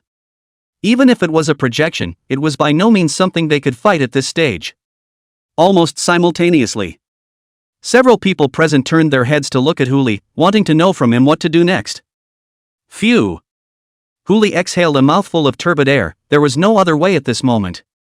Either that, or fight to the death and see if you can spell by Chi. Either that, or die. With the jade pupil in hand, perhaps. There is still a chance. Huli immediately sent a shot of Eye of True Sight Deprivation Edition over, and Bai Chi's panel instantly popped up in front of his eyes. Name, Bai Chi. Grade, A. Physical strength, 700B+. Strength, 680B+. Intelligence, 630B+. Agility, 560B. Talent, SS rank talent killing domain, SS rank talent palming soldiers. Skills mastered, Fontaine A, Repulsion A, Evocation B. Remarks, 420,000 wrong souls are haunted, and millions of heroic souls follow them. Ding. Strength +10. A lavender tip flashed. Huli's heart was only flushed with a touch of joy, and before he could return to his senses, the sound of breaking air rang in his ears. He couldn't hide in time, and the dragon bat imperial wings behind him instantly unfolded, lifting his entire body into the air above him, before he barely managed to dodge the blow. Demon? Bai Chi frowned and spat out a word, his tone chilling, when killed. The words fell. His body transformed into a white shadow, dodging to the front of the halberd, holding the halberd and attacking towards Huli. The speed was so fast that it was not something Huli could dodge. Okay. Dear Fairy struck in time. A light blue wind scroll rose from beneath Bai Chi's feet, controlling him in place for an instant. The halberd also grazed the bat wings behind Huli and stabbed through. Unfortunately, she was only in control for a moment. What the hell? Dear Fairy couldn't help but exclaim out in shock, grade B? B+. Huli immediately hid in the corner, as far away from Bai Chi as possible. Long-range output, spend it first. There's still a chance. After he escaped that time in his previous life, he had looked for Lu Yuner to ask about Bai Chi's specific attributes.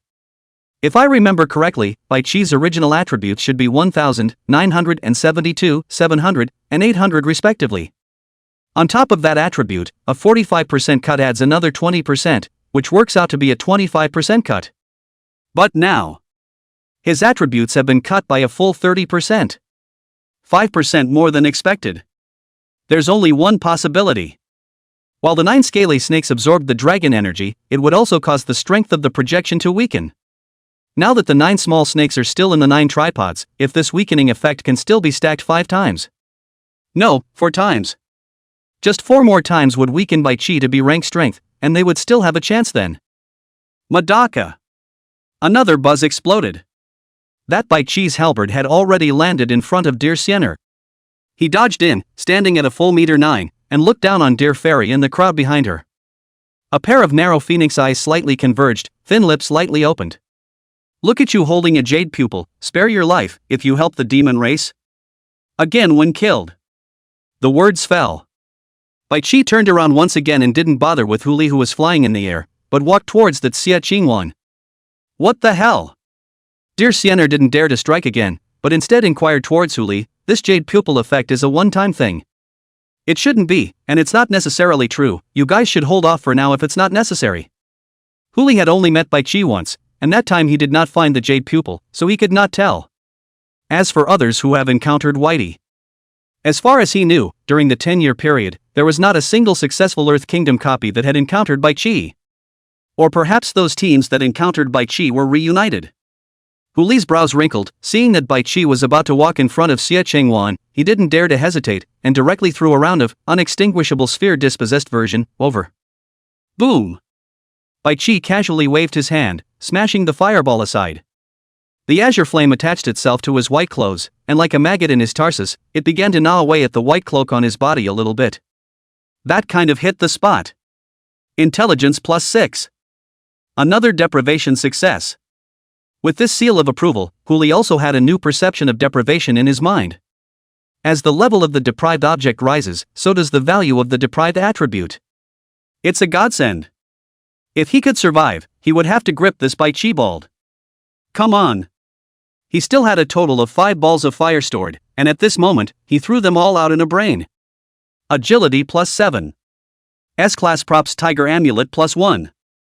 Strength +10. SS Talent Kill Domain +1. Shipped out.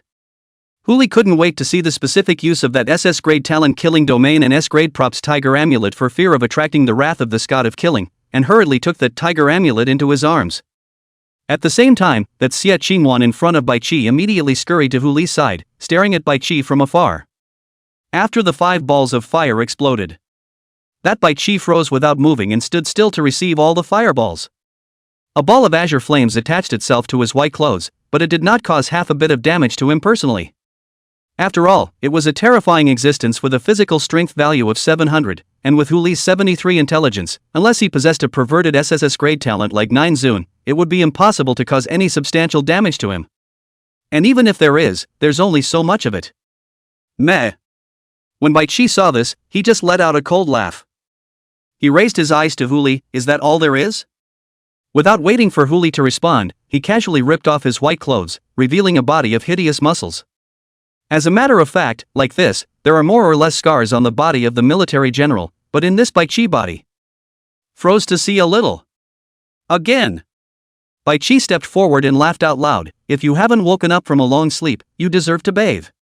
Dear Xiener's eyes turned, and quietly rubbed a fire plus wind-based fire dragon scroll in the back and threw it directly onto that Bai Qi. Amidst the crimson, Bai Qi turned his head to look at dear Xiener. You're the one who said you wanted to bathe. Dear Fairy immediately spoke, I'm helping you. You can't be beneficent, ow. Bai Qi let out another cold laugh and ignored that dear Xiener, just topped the fire dragon scroll and walked towards the Black Panther in front of him. That's how he is. In his last life, Hu Li only had 3 C-level strengths, 1 D+, and a support like him among the 5 of them, and after entering this level, facing Bai Qi, who possessed a top B+ level strength, he should have been killed in seconds as a matter of course. However, that Bai Qi did not directly take action, but instead, as if he was teasing the crowd, he slowly played them to death one by one, which gave Hu Li and Lu Yuner a chance to escape. Today, Bai Qi remains the same. He was enjoying the thrill of being the purest form of killing. Bang! A punch! Bai Qi lifted his hand and used only one punch to dissipate that fire dragon scroll. He shook his head, disappointment in his eyes. Wonky. You and others, it's better to enter the wheel of reincarnation early. The words fell.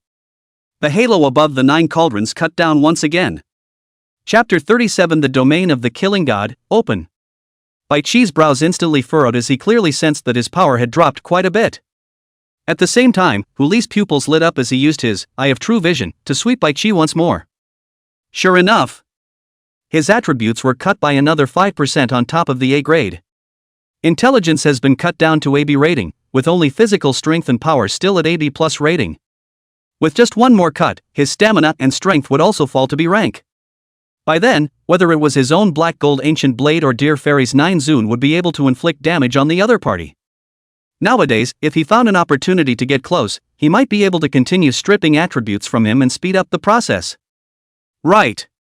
Kill the domain. While Bai Qi was pondering, Hu Li also checked that newly acquired SS rank talent. Talent, Killing Domain. Grade, SS. Effect, when unfolded, it can pull all enemies into its own domain, cutting all enemy attributes by 10% and increasing all of its own attributes by 10%.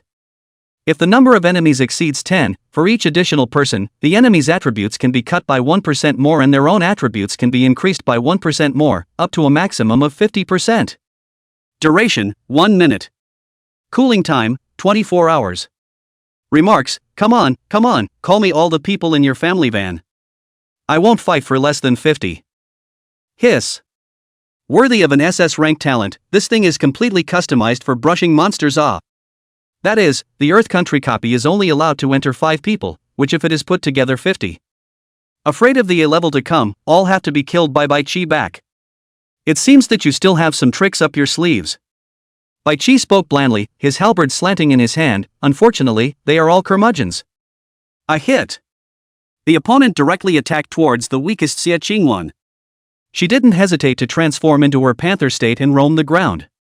When it was too late, Huli hurriedly made a dive to her side and bestowed the already evolved Dragon Bat Royal Wings to her as well. The Black Panther suddenly sprouted wings on its back and came into the air as well. As they say, hit high, hit low, hit stupid bi mute word.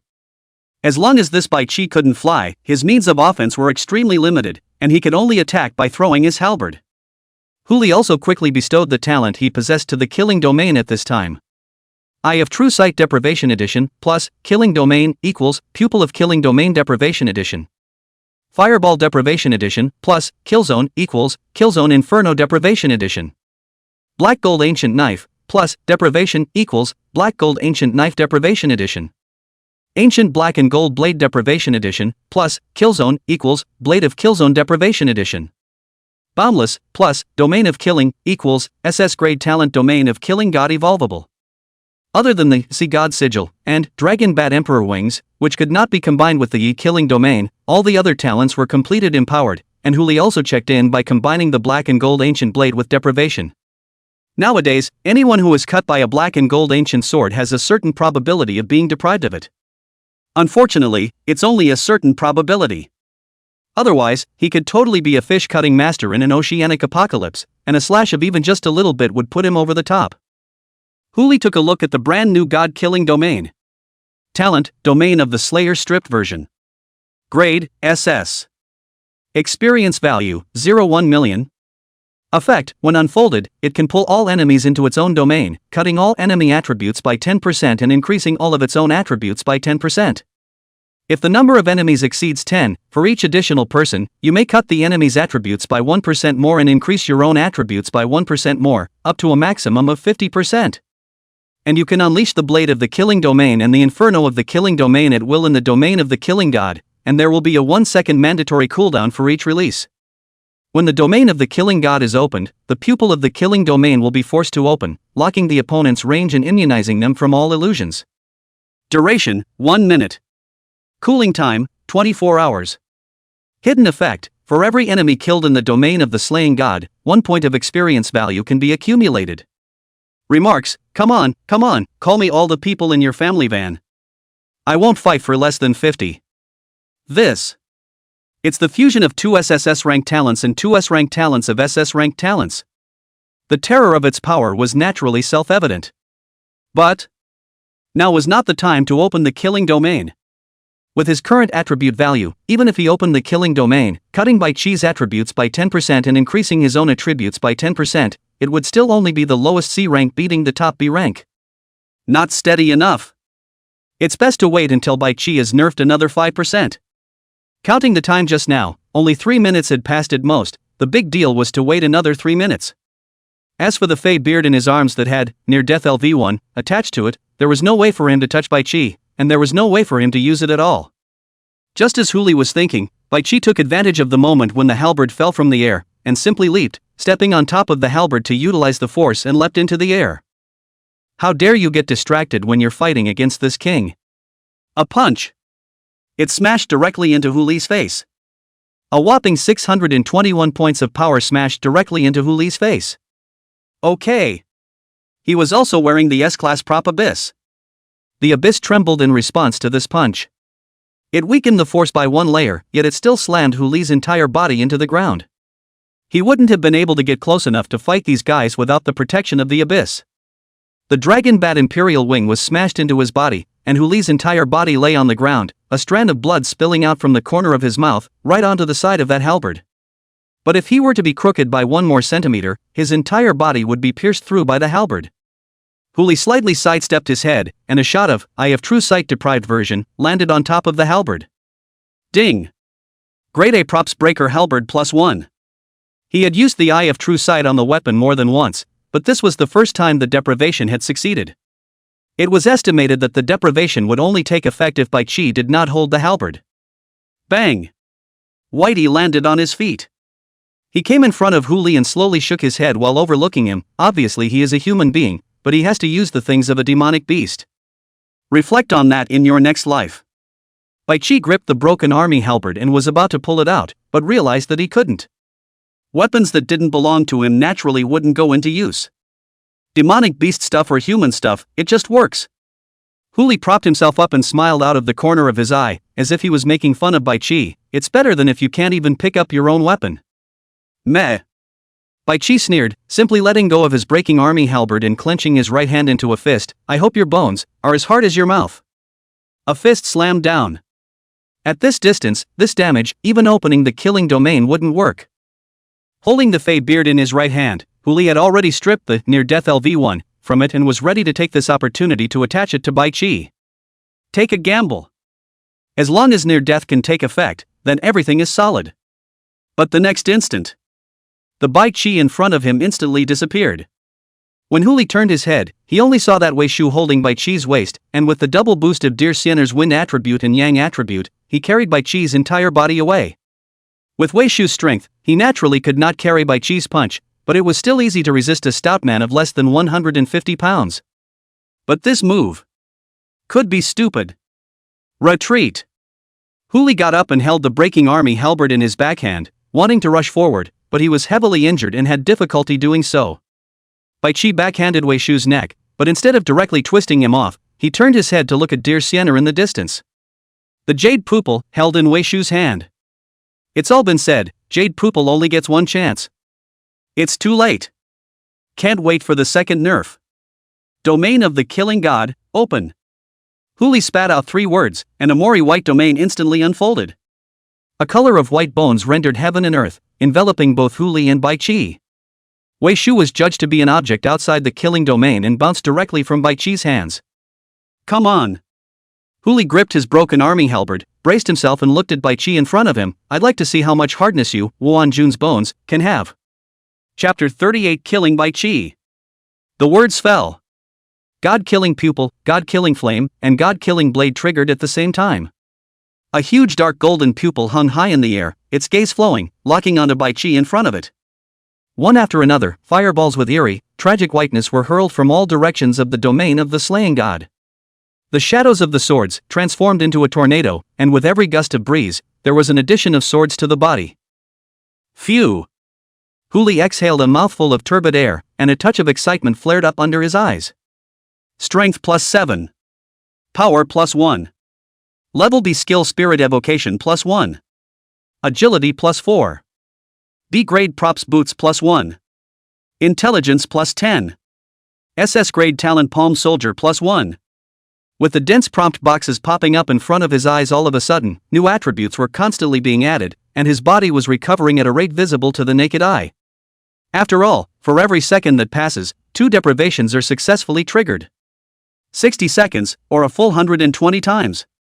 Counting the fact that the pupil of the god of murder would still be forced to trigger once, that would be 121 deprivations. Not to mention Bai Chi, even if a god descended into the world and didn't break through this god-killing domain in time, by the time he went out, he was afraid that there wouldn't be a bit of his pants left.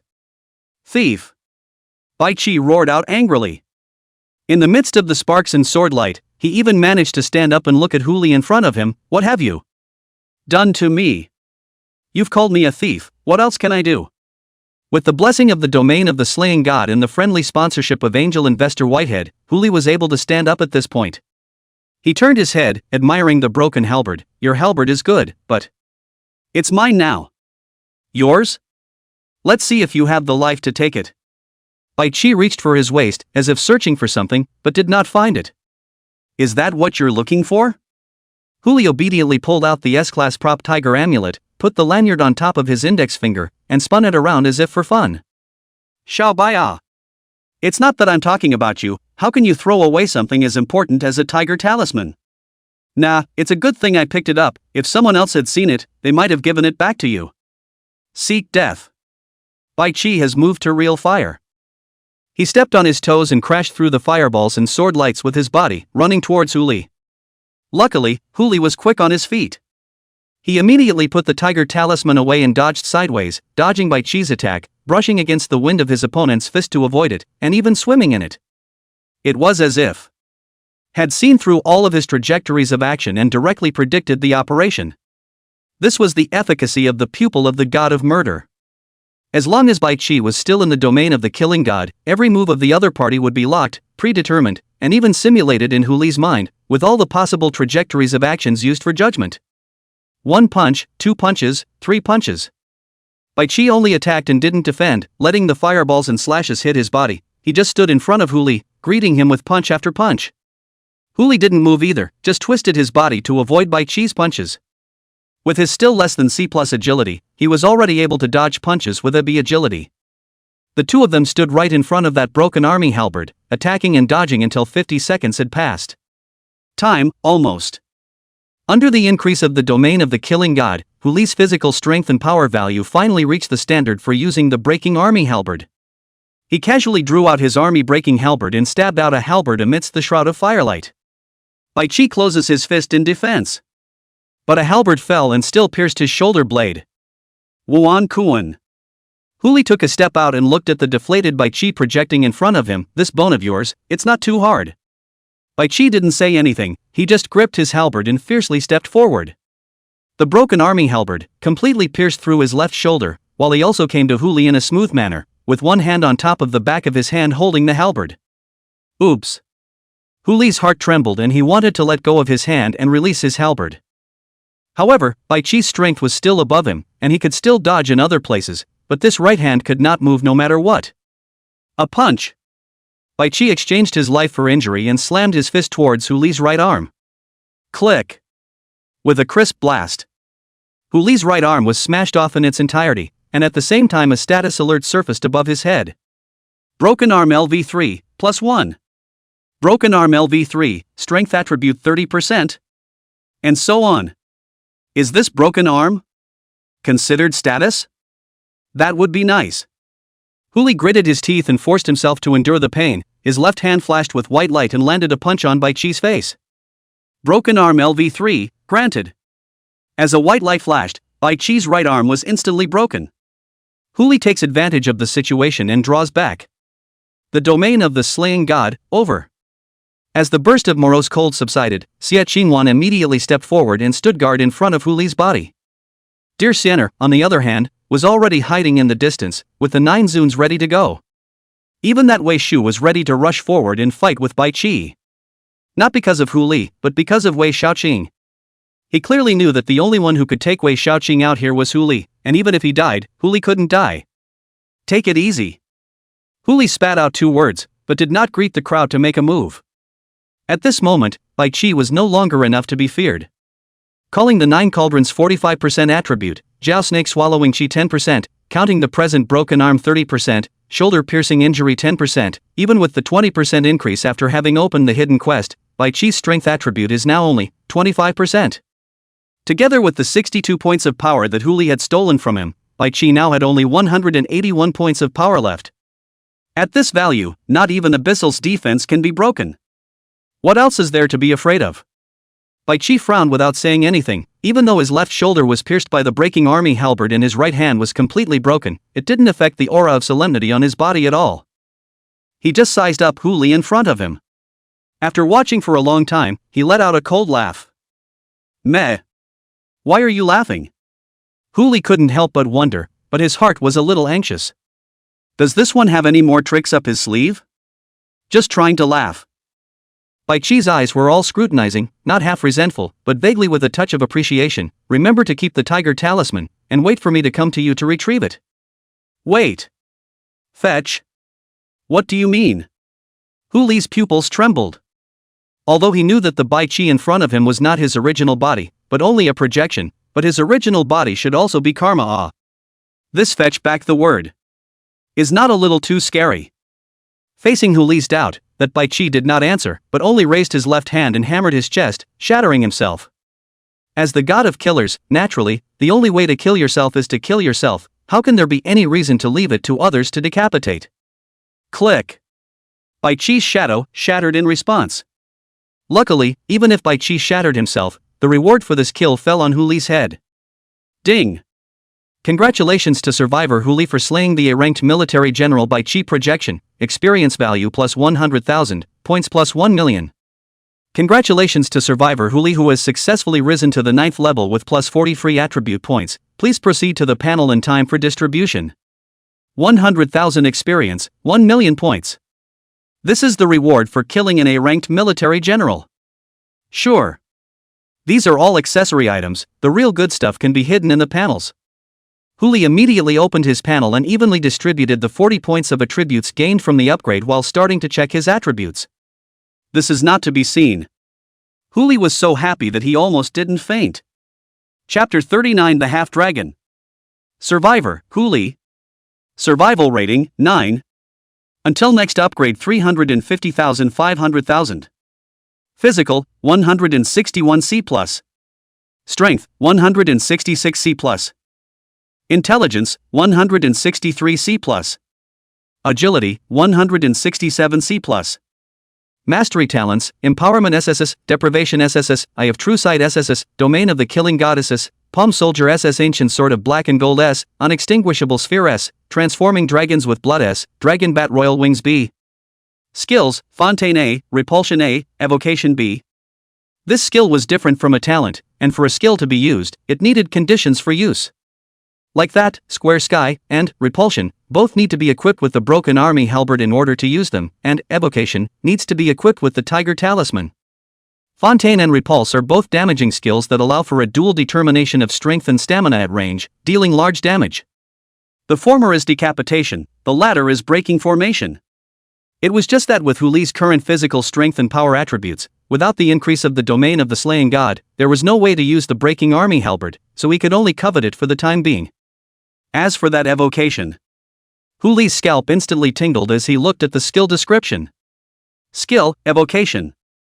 Grade, B.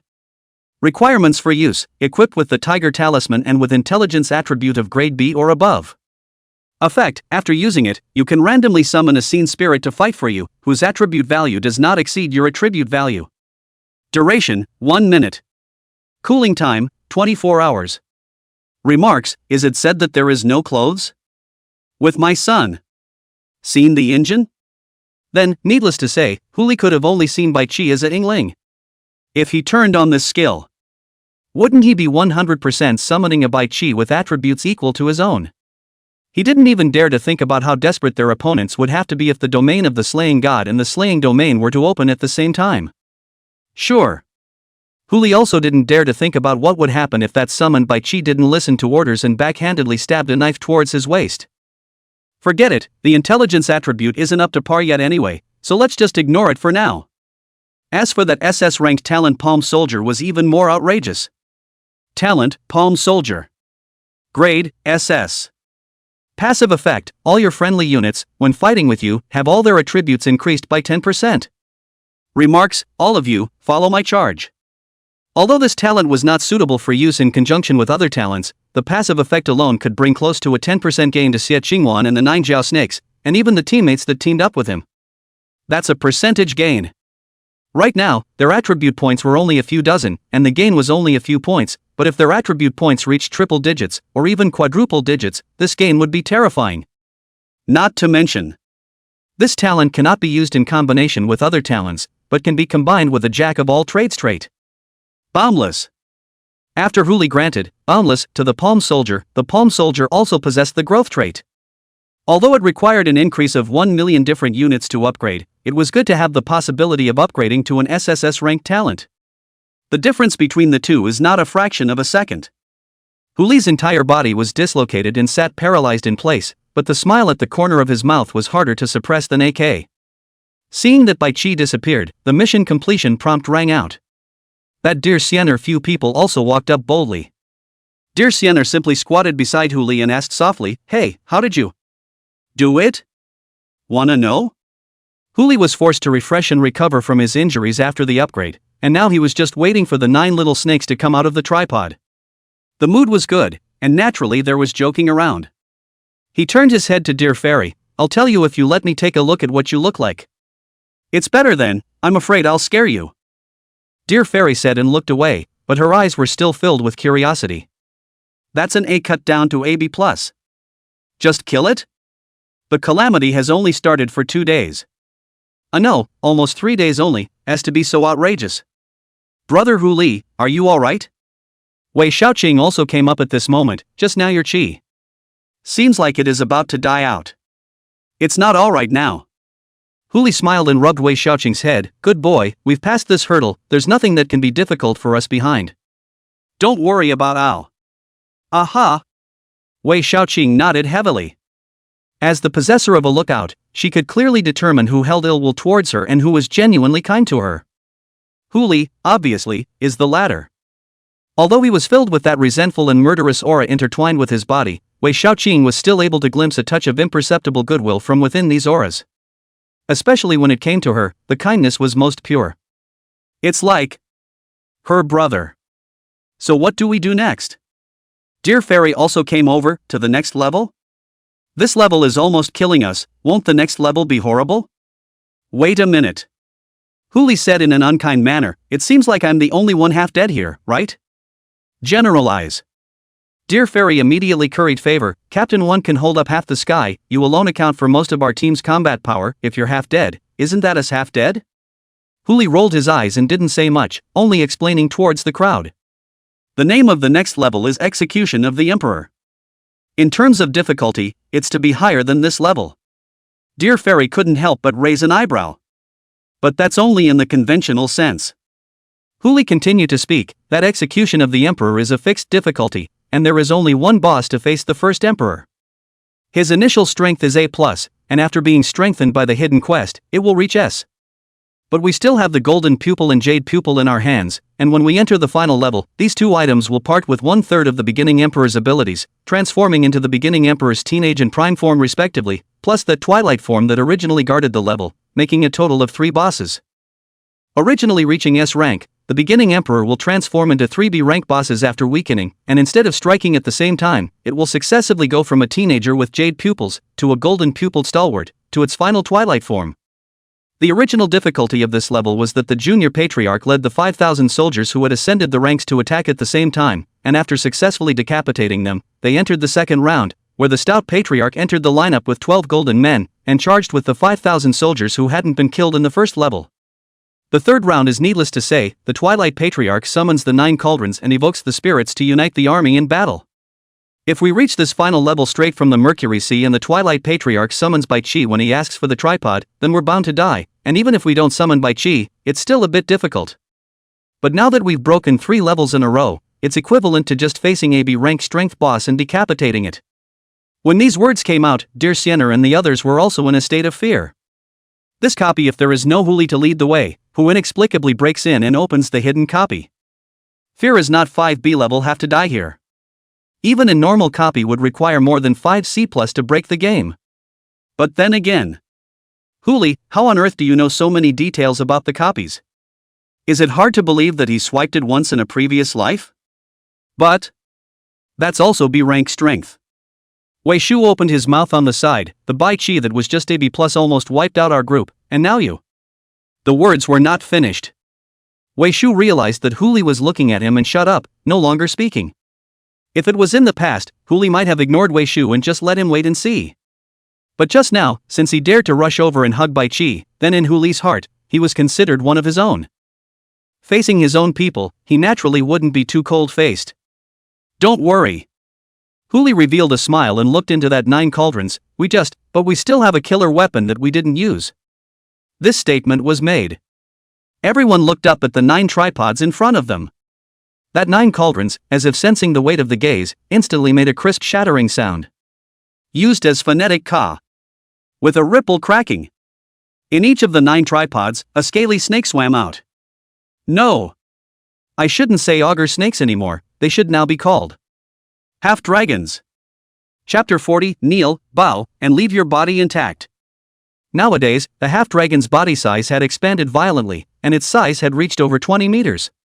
Although they have not completely faded away from the snake form, but that snake head has now given birth to double horns, vaguely showing strange signs. Whenever the snake head truly transforms into a dragon head, they should also achieve pseudo-dragon. As for the true dragon, above the pseudo-dragon, it is still early.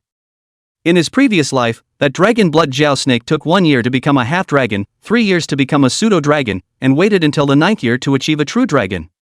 Now that Huli is approaching the 1-year mark and other things, there is no rush. Huli opened the eye of true vision, and swept down the 9 half-dragons in front of him, and his mind was already set.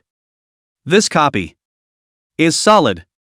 Species, half-dragon. Grade, C. Physical strength, 173 C+. Strength, 150 C+.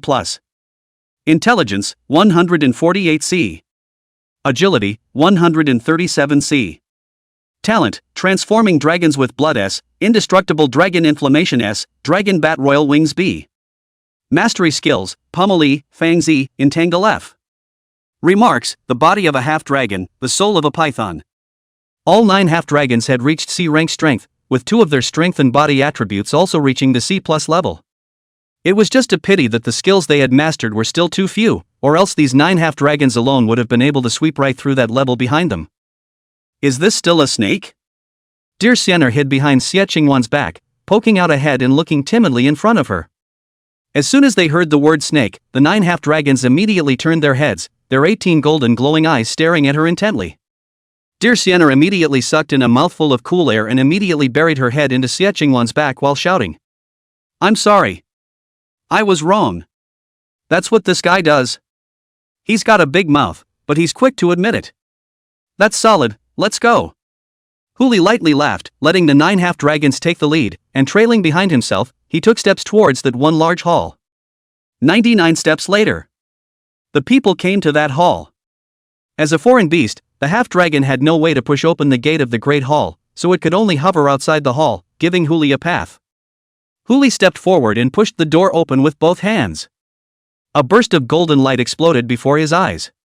The 50-meter wide and 90-meter long hall was wide. But as soon as he raised his eyes, he still caught a glimpse of the first emperor sitting on top of the throne, like a real dragon perched on top of the hall. He was dressed in a basalt-colored dragon robe and wore a sword on his waist, and when he saw someone intruding into the hall, he slowly got up and drew out the 4-foot green blade, with the blade pointing directly at the people in front of the hall. If you don't worship the emperor when you see him, his crime is punishable. The words fell. The golden pupil and jade pupil on Huli and Dear Xiener then flew out at the same time and landed in front of the temple, instantly transforming into the teenage appearance and strong age appearance of the first emperor. Ding! Main quest refreshed. Grade A main quest, exterminate the emperor hidden version. Quest description, successfully kill the young emperor, strong emperor, and twilight emperor. Duration of mandate, none. Task rewards, cumulative calculation. Mission failure, erase. The 3 emperors were arranged in a zigzag pattern, and the teenage beginning emperor took a step forward, glaring angrily. Kill. As a matter of course, when the young beginning emperor spat out these words, the 5,000 soldiers would be generated from before him, running towards the crowd like a wave. But now, the image seemed a bit abrupt and awkward.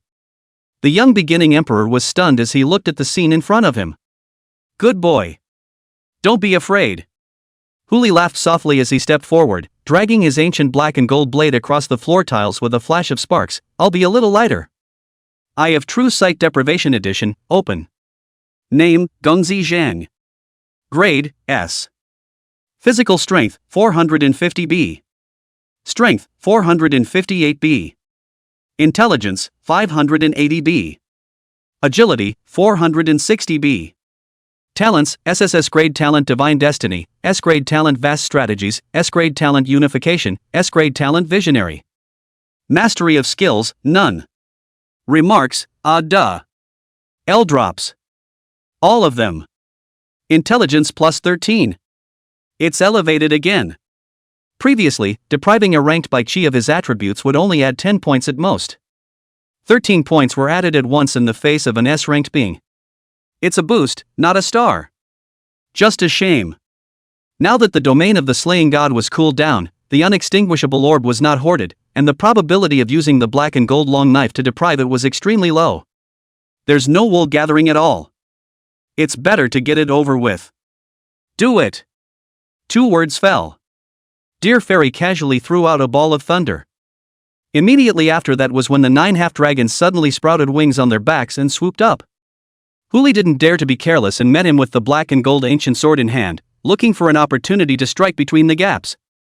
Even though the SS-ranked talent Palm Soldier boosted his attributes by 10%, each of these half-dragons was only as strong as a top C+ ranked exotic beast. It was still a bit of a stretch to face a B-rank human, even if it was a B-rank human of a supporting nature. But if you add the remote assistance of dear Siener, as well as Huli, who is always ready to be beheaded, then it is completely different. 10 minutes later. The young beginner was ground up alive. He had taken at least 30 knives to his body and had been stripped of his attributes 7 times. As the ancient sword chopped down, the teenager transformed into a stream of light and dissipated in place, leaving only a jade pupil suspended in the air. There is no hit bonus. After all, this was only a doppelganger, not counted as an individual, and only after the Twilight Patriarch, the main body, was killed would the reward be obtained. A rebel and a traitor deserves to be beheaded. The stout beginner also raised his eyes at this moment. As soon as Eye of True Sight Deprivation Edition was opened, the Power Plus 3 was accompanied by the exact same attributes as that teenage beginner emperor came into view. If he could summon the 12 golden men to fight together, then naturally, needless to say, the crowd would only hold their heads and run away. But now, he was the only one who scurried around the dwelling. With the experience of beheading the teenage beginner emperor, this time the crowd only took 8 minutes before they managed to behead the burly beginner emperor on the spot.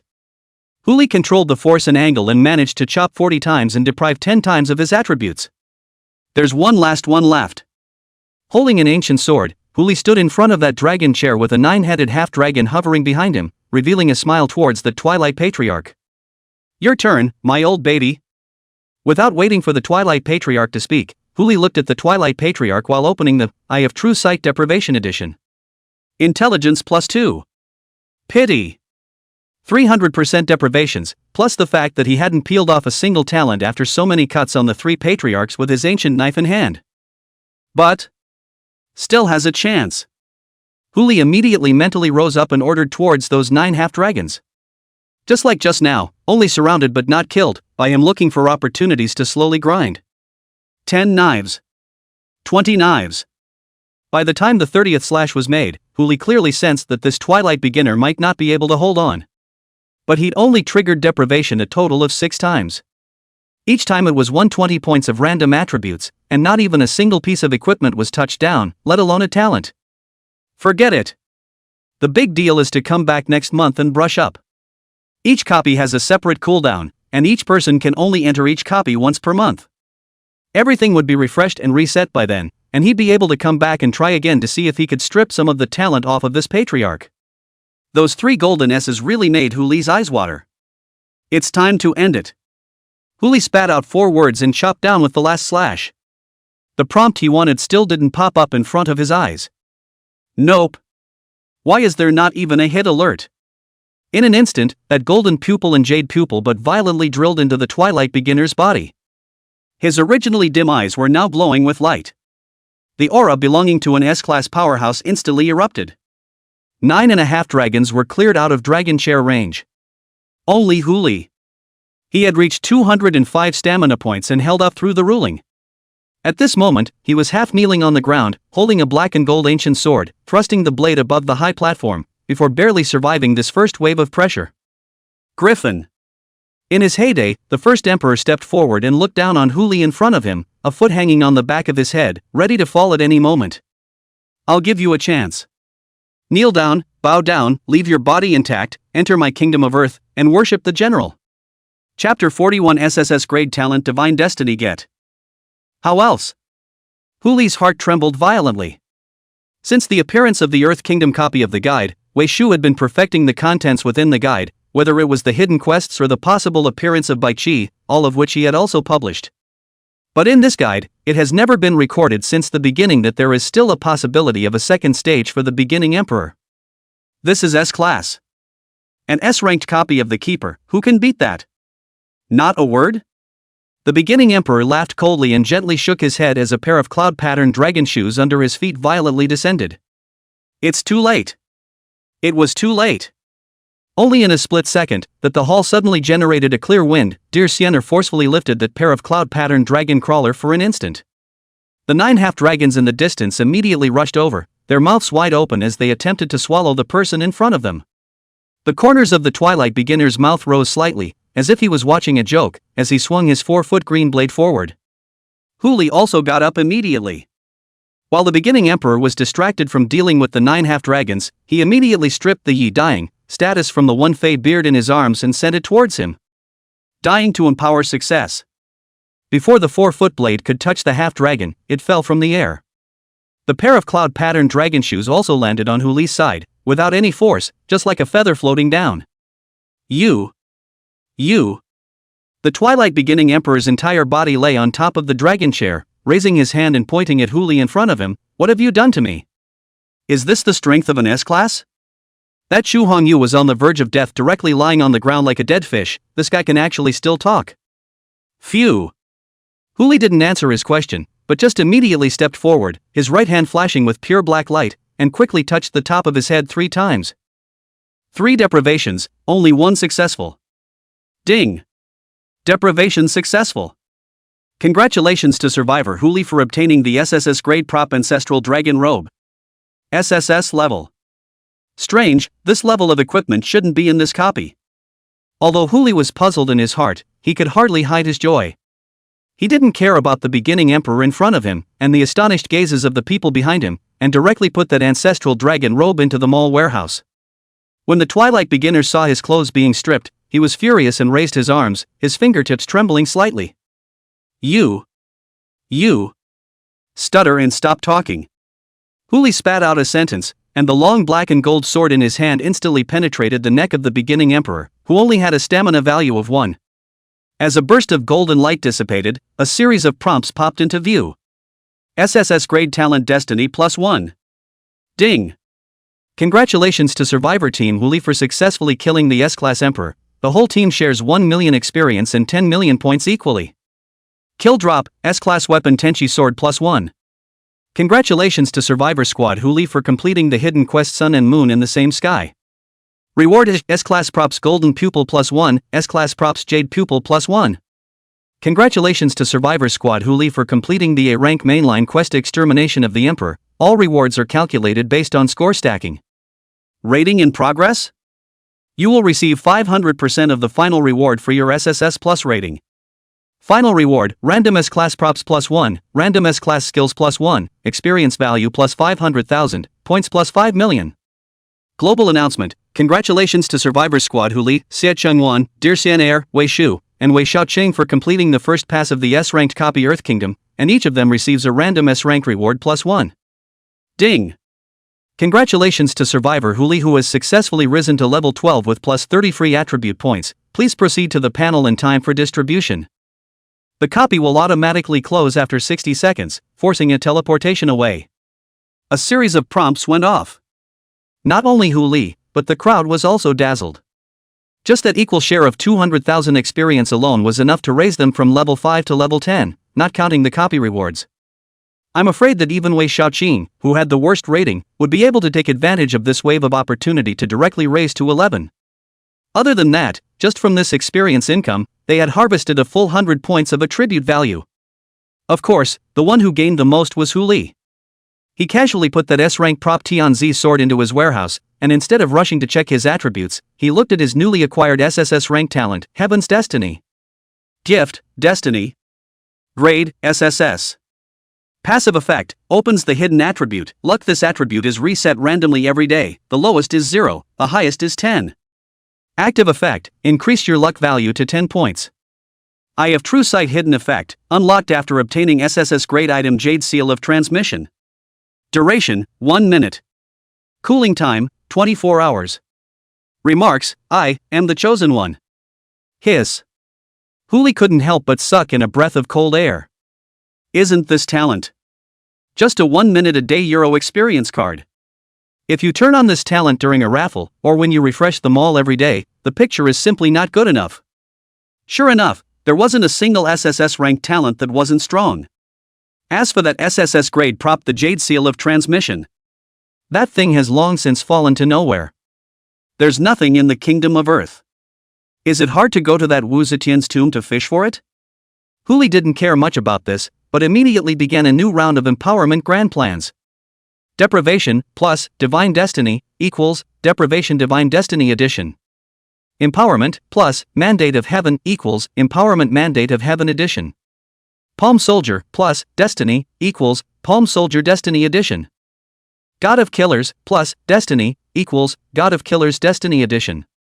Other than these 4 talents, the rest of the talents on Huli's body were unable to resonate with Divine Destiny. But that's a big enough haul. Deprivation Divine Destiny Edition added a guarantee.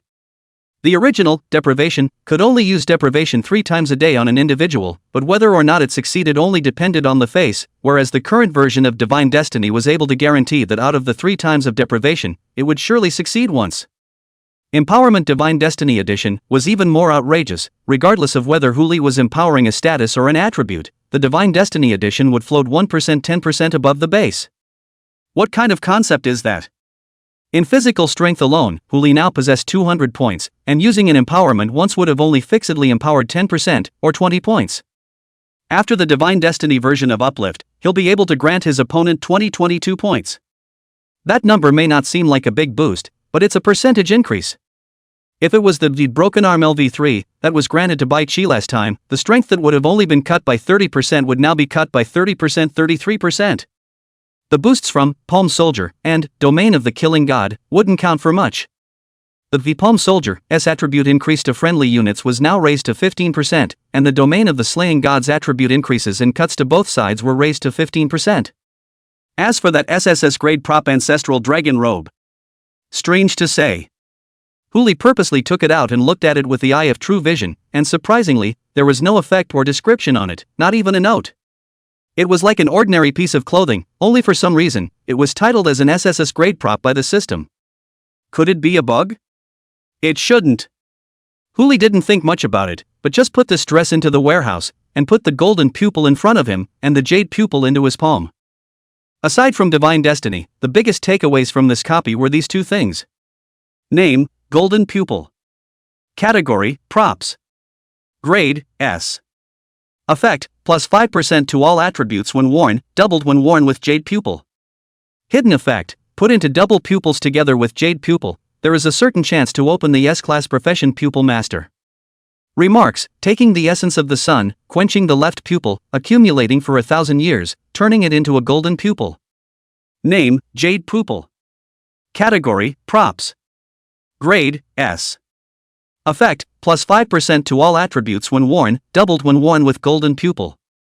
Hidden effect, put into double pupils together with golden pupils, there is a certain chance to open the S-class profession Pupil Magician. Remarks, taking the Hua of Taiyin, condensing the right pupil, and transforming it into the jade pupil after thousands of years. Huli froze. In his previous life, he only knew that the golden pupil and jade pupil were rare attribute increase props that could increase all attributes by 20% when worn together, but he didn't know that this thing could also open up a hidden profession. Although it is only an S-grade bar. But this has a certain probability, it makes people hard. If it doesn't work out, won't you become blind? Never mind, it's better to keep this thing on you for now. An S-rank hidden profession was just that, there was no need to gamble with one's eyes just yet. Not to mention, he still had to go grab the first kill of the regional Fae, and there was a hidden profession waiting for him there, so he'd wait to see it. After all, there was still a gap between S-rank professions and hidden professions. Everything is packed. With a flash of golden light, the crowd also left from their copies. Everything in the middle of the copy is restored to its original state. Including that sitting on top of the dragon chair, the twilight years of the first emperor also resurrected, just. He has already disappeared on the dragon robe. A few hours later. As the newbie period ends, global announcements appear. A silhouette cut through the void and arrived in front of the twilight beginner.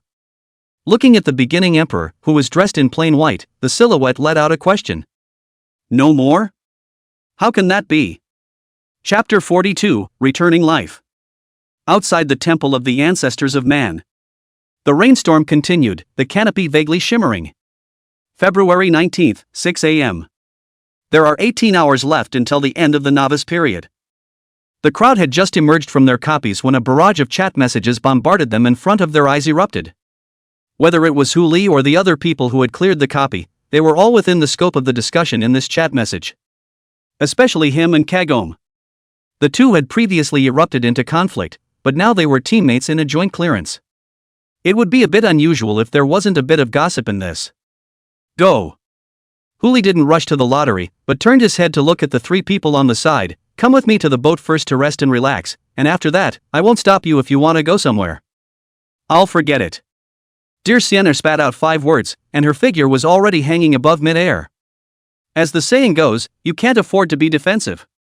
Just now when that Twilight beginner revived, she had clearly perceived the level of strength of the other party, which was definitely far above Bai Chi. But this guy didn't know what method he used and froze and stabbed the other guy. Following such a guy around, she was afraid that she wouldn't have to worry about the 9 exalted on her at any time. Whatever. Huli bashfully spat out a sentence, over a copy to over hungry, just go back to eat some snacks, Miss Deer does not go if you seize the time to leave. Since the captain is so kindly invited, then I'll oblige Al. With that, Dear Fairy resumed her position on the ground, keeping a distance of more than 5 meters from Huli. Life is nothing but eating and drinking. This Dear Fairy took up the first 2 words. No matter what the situation was, the first thing that came to this guy's mind was eating. But naturally, she didn't have a good hand, so even if she obtained some rare and exotic beast's blood and flesh materials, she could only search all over the region for someone who could cook. In her last life, Huli had even remotely taught her how to cook food, but in her hands, there would always be some unexpected changes. Captain. Wei Shu stepped forward and sent a trade request towards Huli. 2 sets of D-ranked gold armor, a D-ranked weapon, and 2 S-ranked props extracted from the first pass of the replica, as well as 4,550,000 points, were all on the trade bar. This was all that he and Wei Xiaoqing had gained from the entire copy, aside from experience. As previously agreed, it was all to be given to Huli. Huli swept his eyes and accepted only 4.5 million points for the deal. The rest of the stuff went back to Wei Shu's mall warehouse. Captain, this. Earlier, you saved my life by carrying away Bai Chi, so it's kind of like returning the favor. Huli looked at Wei Shu seriously. I'll charge 4.5 million points, it's considered the second life you gave me, we're clear. Yes. A smile spread across Wei Shu's face and he nodded heavily. There could not have been a better outcome for him. Come on, let's have a late night snack together? Aha! After nearly 2 nights of hiding, coupled with the fact that they had just cleared the copy, this Wei Shu and Wei Xiaoqing had long been starving. The crowd made their way down the mountain, but they didn't encounter any blind survivors. It was only shortly after they had descended from the mountain that a number of people rushed outside of that human ancestor temple, searching for ways and means to enter the replica.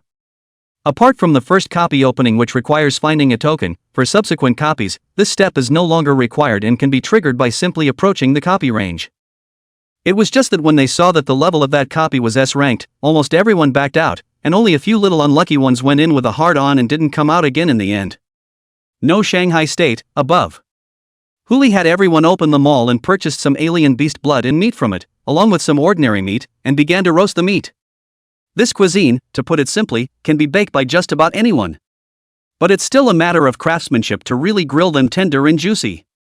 As half a culinary master in his previous life, Huli's craftsmanship was naturally nothing to sneeze at. The ingredients were fresh, the seasonings were rich, and with his handiwork, the crowd was stuffed to the gills. During the roasting period, Huli also extracted his rewards in the meantime. Like last time, he looked to that S-class raffle carousel and activated the deprivation as he activated the raffle. Ding! Congratulations to Survivor Huli for obtaining the S-class prop 1000 faces.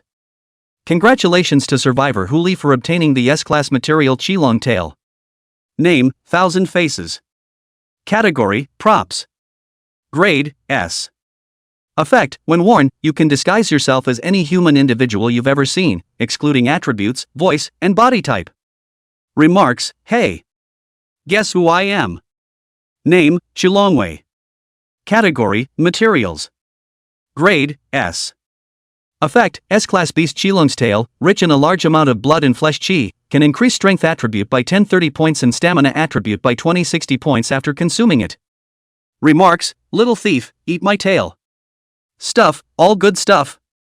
Huli directly took out this Qilong tail and threw most of it into the water for the 9 half-dragons to share, and the rest was made into skewers. Each skewer could only increase 1 point of strength and 2 points of stamina, but it was delicious because of the popping teeth, and the crowd ate a lot of it. As for the final rewards gained from that scoring, they were all in the form of treasure chests that appeared directly after opening, and there was no way for Huli to get stuck in a bug to deprive himself of them. An S-rated prop Taigong fishing rod. It can be used to fish for aquatic beasts below S rank, and can weaken 30% of their attributes just by biting the hook. An S-rank skill. Skill, Soul Decapitation. Grade, S. Conditions for use, equipped with any knife type or sword type weapon. Effects, ignore any props equipped by the opponent after use, and inflict a surefire blow. Cooling time, 3 hours. Remarks, stand there and don't move. Counting the nearly 6.3 million points, this was all of Huli's earnings in the copy. As far as attributes and whatnot. After distributing the newly acquired 30 points of attributes, his 4-dimensional attributes were now all over 200 points, reaching the C+ level. Counting the bonus of the Golden Pupil and Jade Pupil, all of his attributes exceeded 250 points. As long as the refreshed Regional Fiend this time was still in the D rank range, even if that 9-headed half-dragon didn't make a move, he would still be able to cut it down on his own. The only problem is that he now didn't know where that Regional Fae would be refreshed. Only wait for the newbie period to end and see if you can find any news within the global channels. It was either that or travel far enough to find a previously known Fae in another area to decimate and get the first kill. Daylight is dawning. The crowd was kind of full. Since there was no reliable carrier, Wei Shu and Wei Xiaoqing stayed on the ship. With the foundation of previous cooperation, Huli didn't mind if they stayed on the ship as a companion, and by the way, he could also see if some good things could be refreshed in their mall. He could have accumulated more than 6 million points in the mall right now, which was only enough to buy 6 E-rank talents, or D-rank skills, C-rank props, or B-rank materials. And that dear Siener said on her mouth that she was leaving, but she was specifically away from not leaving. Huli is not clear. After all, this guy was just a bit too much of a dog, so maybe he was hiding somewhere in the bottom of the boat watching right now. We'll see when we get to the next meal. At noon, Huli placed the 9 half-dragons in his room and Shallow caught up on his sleep. By the time I woke up from my nap, it was almost evening. There is one last hour until the end of the novice period. Chapter 43 Regional Fae Refresh. Huli didn't bother cooking, he simply exchanged some compressed cookies from the mall to eat, and then walked all the way up to the bow of the ship. Brother Huli. Wei Xiaoqing stood at the bow of the boat and waved towards him. Aha!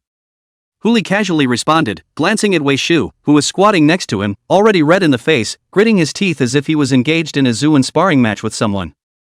What's going on here? Drinking to your head? Just look at the chat channel. Huli opened the regional chat logs to take a look. Nice guy. Someone, through some kind of probing talent, saw that at the hilltop of the human ancestor temple, Huli made a move to kill the old hunter and that woman who came out with Wei Shu, while favoring to take Wei Shu and Wei Xiaoqing inside. He was indiscriminate and directly opened fire on Wei Shu, saying that he was selling out his friends. By the time he arrived here, Wei Shu hadn't moved much until someone mentioned that Wei Shu had possibly sold Wei Xiaoqing to Huli in exchange for the copy position. How could this Wei Shu endure? He was alone inside the regional chat channel with his tongue-in-cheek, fighting to plead his innocence. But keyboard warriors, they will always believe what they want to believe. Ah, Xiaoqing, you didn't bother to look at what's on the channel, did you? Huli looked at Wei Xiaoqing and asked. Didn't look. Wei Xiaoqing obediently shook her head. Brother said he wouldn't let me look, so I didn't. Well, good boy. Huli raised his hand and patted Wei Shu's shoulder. Hey, get up. Captain.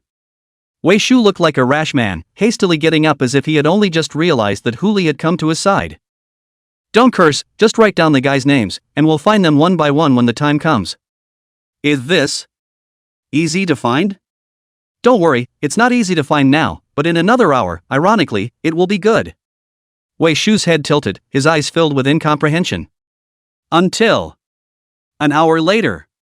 The clock struck 12, and with a crisp blast, a global alert popped into view. Ding! Survivors, the newbie period is officially over. Welcome to the first plague, the inundation. Catastrophe, inundation. Category, natural disasters. Special rules, none. Duration, 48 days, 59 hours, 59 minutes, and 59 seconds. Early end condition, kill the 9 regional beasts. Some of the intelligent beings have evolved into Fae. Regional Fae have been refreshed, please check back in time. The mall interface is open, please check back in time. Global channel is open, please check back. 6 prompts popped up in a row. Huli just wanted to open the global channel and seek news of the regional alien beasts, and before he could send the message out, the 9 half-dragons in the room behind him immediately scurried out. The 9 dragons entered the water and swam towards the east as if they were mad. He immediately opened the clan interface and his pupils lit up. These 9 half-dragons simultaneously discovered a unique aura descending upon them. If I'm not wrong, that should be where the regional alien beasts are. That's a good one. Come back.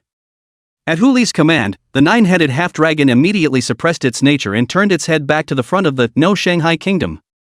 He immediately purchased 9 carrier-blocking cables from the mall and threw them in front of Wei Shu and Xie Qingwan. Help bolt the rope. Yes, Master Captain. The 2 of them responded in almost the same breath, and immediately stepped forward to attach those 9 carrier-blocking cables to the 9-headed half-dragons. Charge! The agility of the 9-headed half-dragons had already reached C rank, and their strength was even C+, and with the bonus of the dragon bat imperial wings, they froze and pulled the No Sea Kingdom straight up from the water's surface, speeding through the air about 2 meters above the water's surface. A figure landed on the ship at once, and a cry of alarm rang out. What's your situation? Found the location of the regional Fae? Huli instantly rolled his eyes. This guy really didn't leave. If she'd been slower to get on the boat, she might have been able to get rid of her. Get on board if you bought a ticket? No. Dear Fairy's reasoning was not straight and strong, and she crossed her waist and said back towards Huli. But I can make this ship go faster and still need to buy a ticket. Gotta. If you have the skills, you can really eat anywhere. But Huli doesn't eat this. He raised an eyebrow and looked at that Dear Fairy, not getting off the boat, right? Then I'll tell the little snakes to stay put and get on the boat and swim around twice? Don't. Grandpa. You're my grandpa. Dear Fairy helplessly conceded, let's make up a ticket, okay? If you say how to make up the ticket, then how to make up the ticket. Let's speed up first. Got it. After Dear Sienna raised to the 11th level, her intelligence attribute had increased quite a bit, and when she used 9 Zun again, it was a completely different effect. She utilized the wind element to hold the No Sea Kingdom upwards, and then applied the acceleration buff to the 9 half-dragons, and the ship's speed increased once again. The ship's speed, today, had increased to almost 200 kilometers per hour. It was also the fact that they were standing within the No Sea Kingdom, or else the strong winds that were blowing head-on could have directly blown them away. That'll do, won't it? Dear Fairy turned her head and looked at Huli with smiling eyes. She had pretended not to leave earlier. In addition to wanting to eat Huli's cooking whenever she wanted, she also wanted to see if she could follow him and dabble in something else.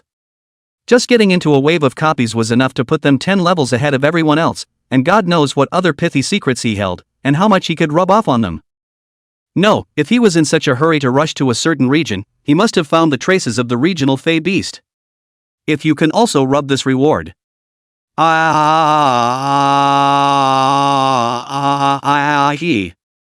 Huli naturally knew what she was thinking and just swept her a glance, and don't say I didn't tell you beforehand, following along this time won't yield any benefits.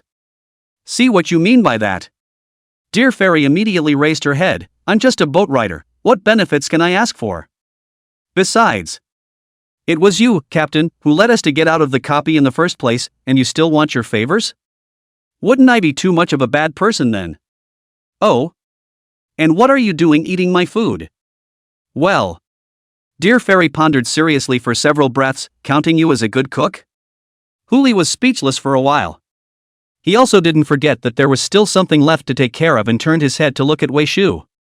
Did you memorize all the names of the people I just asked you to? Wei Shu froze, then responded, remembered 2 or 3 full of. Okay, send it to me. Looking at the 3 names that came into his eyes, Huli immediately opened the area channel. Huli, 10 fingers of Ding Changming, Zhang Chuanzhou, and Shen Mingkan will be rewarded for a random piece of D-grade equipment, and show your face for a photo settlement. After the rookie period, the system interface will automatically unlock the photo function, which is shared with the viewpoint and can't be faked. When this message was sent, the originally noisy regional chat channel fell silent. Wei Shu was also stunned. Hoping is how you find people. Also, when this message came out, I guess the whole region was looking for these three guys. For one person, it's a D-rated piece of equipment. Not to mention the fact that he was a novice before, even now, he couldn't help but be a bit moved. Ding Changming, you. Who do you think you are? Saying there's D-grade equipment just because there's D-grade equipment? It's hilarious. John Yen, upstairs, why don't you take a look at the trading interface in the mall first? Thousands of pieces of D-ranked equipment, but all of them were put up by Boss Hu alone. Jin Shaokai, Boss Hu's atmosphere. I know where Zhang Chuanzhou is. Wait for me. Zhang Chuanzhou, who boss I was wrong. How about I cut off one of my own? No, 2 fingers, you revoke the reward, save a D-level equipment, okay? Brother Hu Li. Before Hu Li could reply, Wei Xiaoqing beside him suddenly opened her mouth. Hu Li looked at this little cutie and couldn't help but reveal a smile. What's wrong, little green? There. Wei Xiaoqing's pupils flickered with a light greenish light as she raised her hand to point to a mountain not far from the direction of travel. There seems to be something there. The words fell. Right in the direction of Wei Xiaoqing's finger, a fire phoenix instantly circled up from the mountain and went straight up to the sky. Chapter 44 Pseudo-Gentoo. The light of the fire, illuminating the faces of the people. Hu Li raised his eyebrows and recognized the identity of this fire phoenix. SSS grade talent Inferno Phoenix. One of the SSS ranked talents of the Incarnation class, in addition to possessing the ability to be able to transform into a fire phoenix, it also possesses the ability to be reborn in fire. Even with each death, she gets a little stronger. It was only when she waited until after her 9th rebirth by fire that she could no longer regain her human form and simply threw herself into the camp of the Fey Beasts, becoming a top-tier powerhouse among the Fey Beasts. I didn't realize that her first bath of fire would be in a place like this. As the fire phoenix reversed its direction, it landed on top of a distant mountain. The entire mountain was suddenly ablaze with flames, and even that pouring rain could not douse it. This is the regional Fey? Dear Fairy looked on from the side and couldn't help but ask. No. Hu Li shook his head slightly, an incarnation-type talent, of the same grade as your 9 Zun. Hiss. Dear Sienna couldn't help but suck in a breath of cool air, but a flash of doubt flashed across her eyes. The same SSS ranked talent as Jiao Zun? Then why isn't this guy excited at all? Doesn't he get to take talents from other people? After learning about this talent, it should have been the first time to go down and find a way to get the talent from the other side.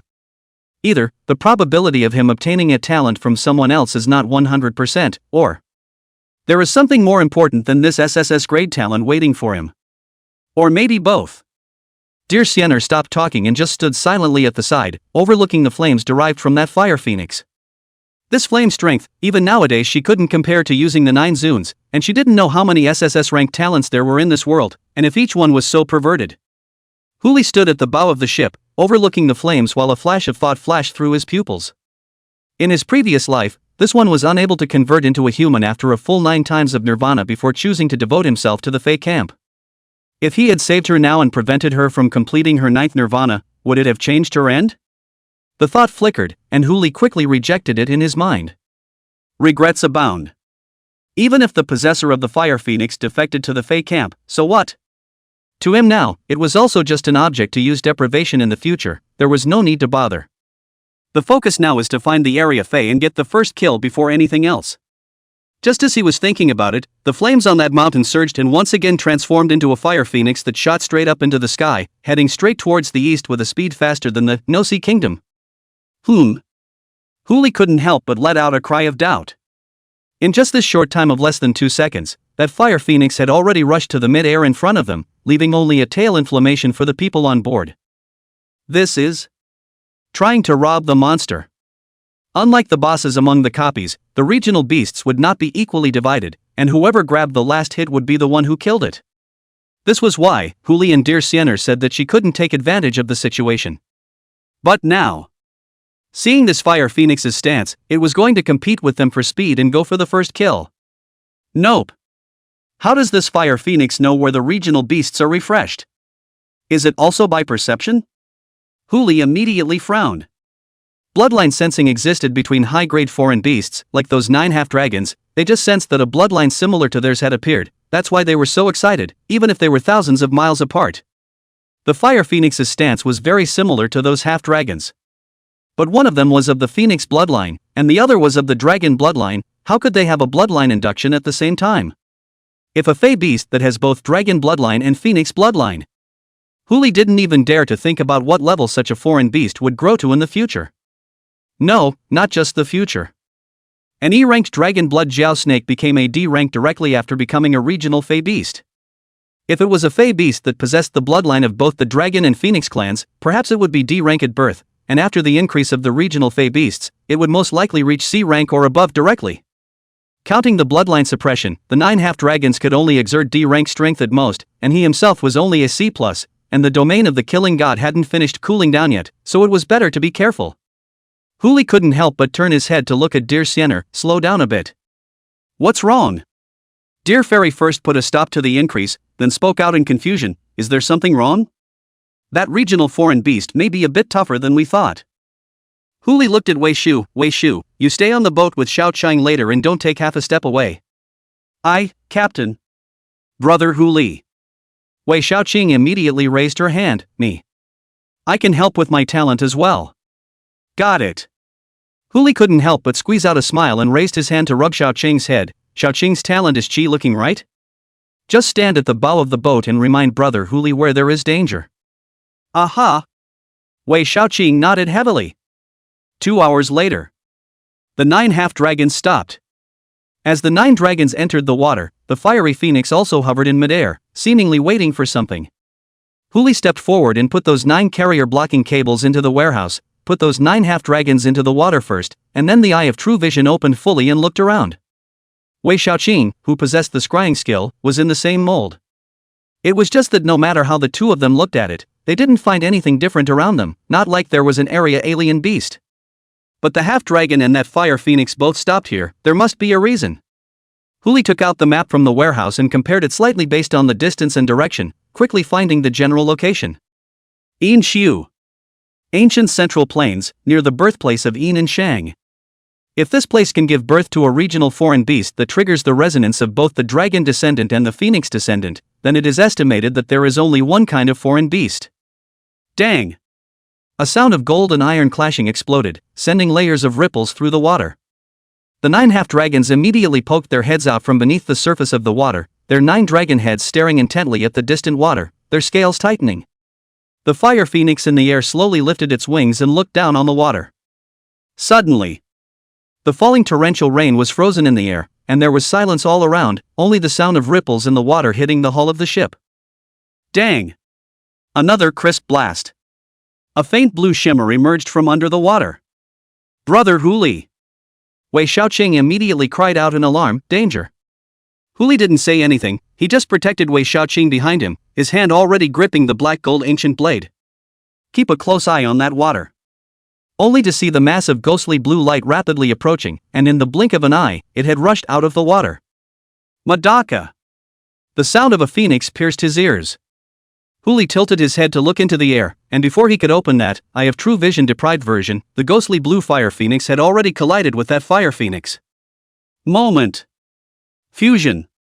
A prompt that popped up in front of his eyes. You have discovered a regional beast class B beast, false Gen 2.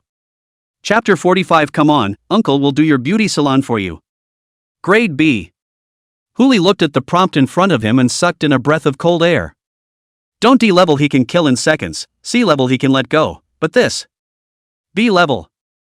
A B-rank alien beast with the ability to stagger was simply not something he could kill at this stage. Even with the addition of the dragon bat royal wings, his speed was simply no match for the pseudo-Shen bird in front of him, and he could only be pulled along by an infinite kite. Unless. Huli turned his head to look behind him. Dear Fairy. Her current intelligence attribute should have exceeded 30 points, and using the 9 zoons at this value to help others with speed increases would be a good thing to try. Deal? Dear Sienna also received the hint and naturally could guess what Huli had in mind. What do you want? One of your promises. Dear Fairy seemed to have planned for this, and immediately spoke, no matter what the circumstances, ever, a deprivation-type talent can never be used on me. Taking advantage of the fire, huh? Huli asked with his eyes slightly downcast. No way. Dear Fairy spread her hands. As a human being, we always have to prioritize thinking about how to protect ourselves, don't we?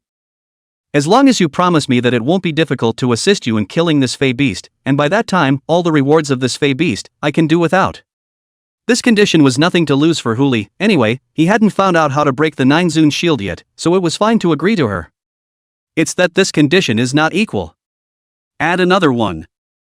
Huli immediately spoke, you cannot board this ship without my permission, or the conditions will be nullified.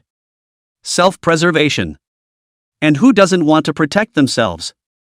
Dear Siener's 9-zone maneuverability was just too high. In case if she had evil intentions and came aboard to assassinate herself, it was really hard to tell who would live and who would die. That was why, earlier, he had put all 9 half-dragons into the room. Yes. Dear Fairy spat out, it's a deal. If there are any contracts with restricted abilities in the future, we'll make up a contract? Could be. Huli spat out 2 words and looked up into the air, hold on tight, don't let it get away. No, it probably still wants to come and eat you. The words fell. The pseudo-zoan bird in the air immediately swooped down. The target, the 9 half-dragons that were lurking underwater. Today's 9 half-dragons were far from being a match for this pseudo-ancient bird. Huli immediately shook off the dragon bat royal wings behind him, holding the black and gold ancient blade to meet him, and he threw out his hand to greet a ball of unextinguishable fire sphere deprivation version, first, opening the Eye of True Vision deprivation version in the process.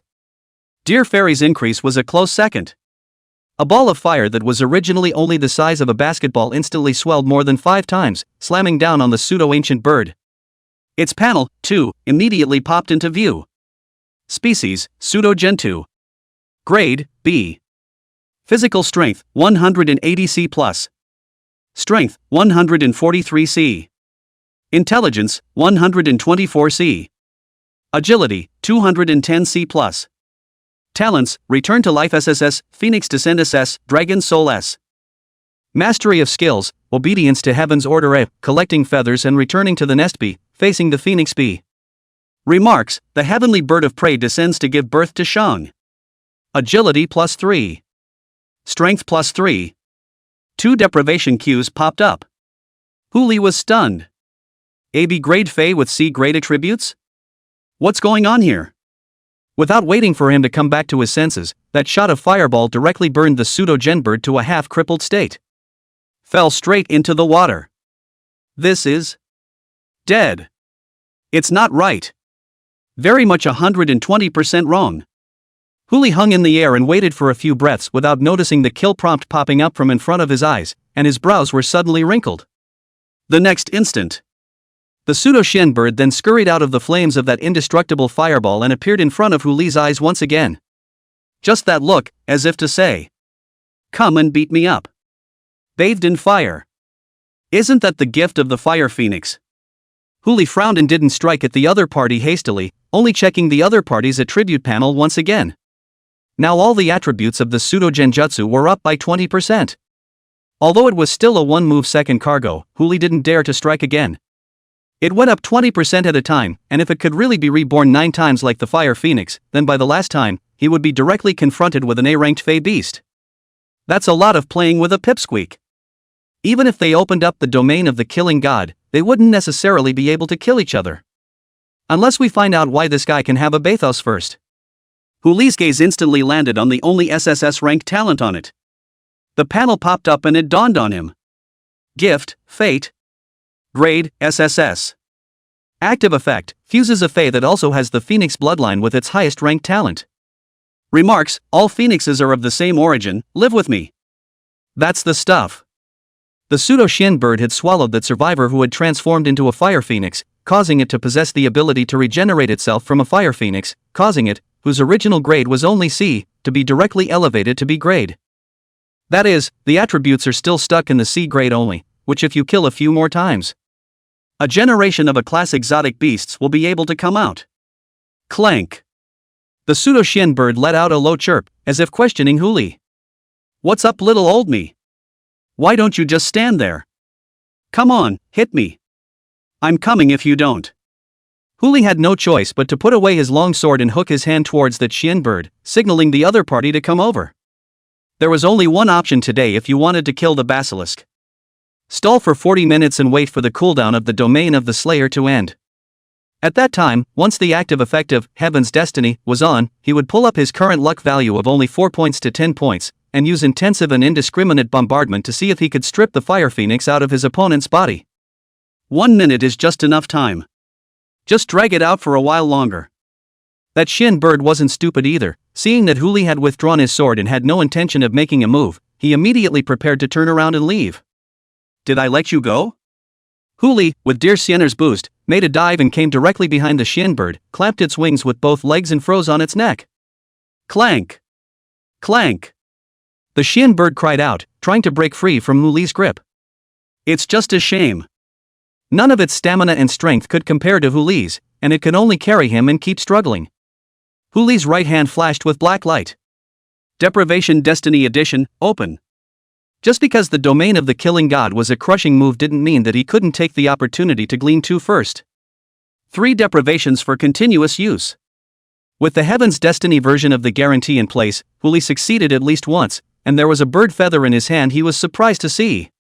Grade B material false Shin bird feather +1. This guy, he's got a little too much hair on him. When you enter the domain of the killing god later, it is not guaranteed that you will still be deprived of it over, so it is better to shave it clean first. A long black and gold sword emerged in Huli's hand, and his left hand gently caressed the Shin bird's head. Good girl, don't be afraid. It's New Year's Eve, Uncle will help you with a beauty salon. Chapter 46 Rebirth by Drops of Blood. They say a hairless phoenix is worse than a chicken. This is naturally the same for the Shin bird, which is a close blood relative to the phoenix. Huli cut off all the feathers from the pseudo Shin bird in 3 tries, leaving only an ugly bird with a grayish body hovering in the air. As for the feathers that were originally in the metaphysical color, reflecting the 7 colored light fell as much as they could, and most of them were collected by Dear Sienna using the wind scrolls. After all, it was a grade B material, and although he didn't know what it was good for, it was always right to collect it. Clank! The pseudo Shin bird struggled, a bird head turning frantically as if it wanted to die with Huli. Don't move! Don't move! Huli's current power was still able to suppress it, and with one hand grasping the Shin bird's neck, it couldn't move halfway at all. Be good, Uncle won't make a roast chicken out of you. Clank! There are still 20 minutes until the domain of the slaying god cools down. There's still time, so why not try another tactic? For example, splits the body. Even if you possessed the fire rebirth of the Inferno Phoenix, you wouldn't be able to utilize severed limbs to regenerate even after your body had been dismantled in a big way, would you? Taking a step back, even if it was reborn and its status was raised by 20% again, its strength and stamina attributes were still below his own. Being able to control. At best, it's just another beauty salon. Huli made his move immediately. But since they were going to be dismantled, they had to cut the opponent's body into the most number of parts as fast as possible. He casually pulled out the ranked weapon Broken Army halberd from the middle of the warehouse. The left hand holds a halberd and the right hand holds a sword. The blade quickly chopped down, cutting a pair of the Shin bird's feathers, and a halberd pierced through its neck, snapping the head from it while slashing downwards, splitting its body in 2. Shasta. A still intact roasted. No, the basilisk was split into 5 segments raw. Although it couldn't reach the level of dismantling, this was already the limit of what Huli could do. But naturally he had a backhand. Little dragon, come. Huli put away his army-breaking halberd and hung in the air, overlooking the falling corpses under his eyes, and immediately opened his mouth. Moment. 9 half-dragons immediately sprang out of the water. 5 segments of the corpse were torn and swallowed by the 9 half-dragons. It's done. Dear Fairy made a puzzled noise from the bow of the boat. But Huli hung in the air, frowning. It looks like that pseudo-arcane bird is too dead to die, but he has not received the kill prompt yet.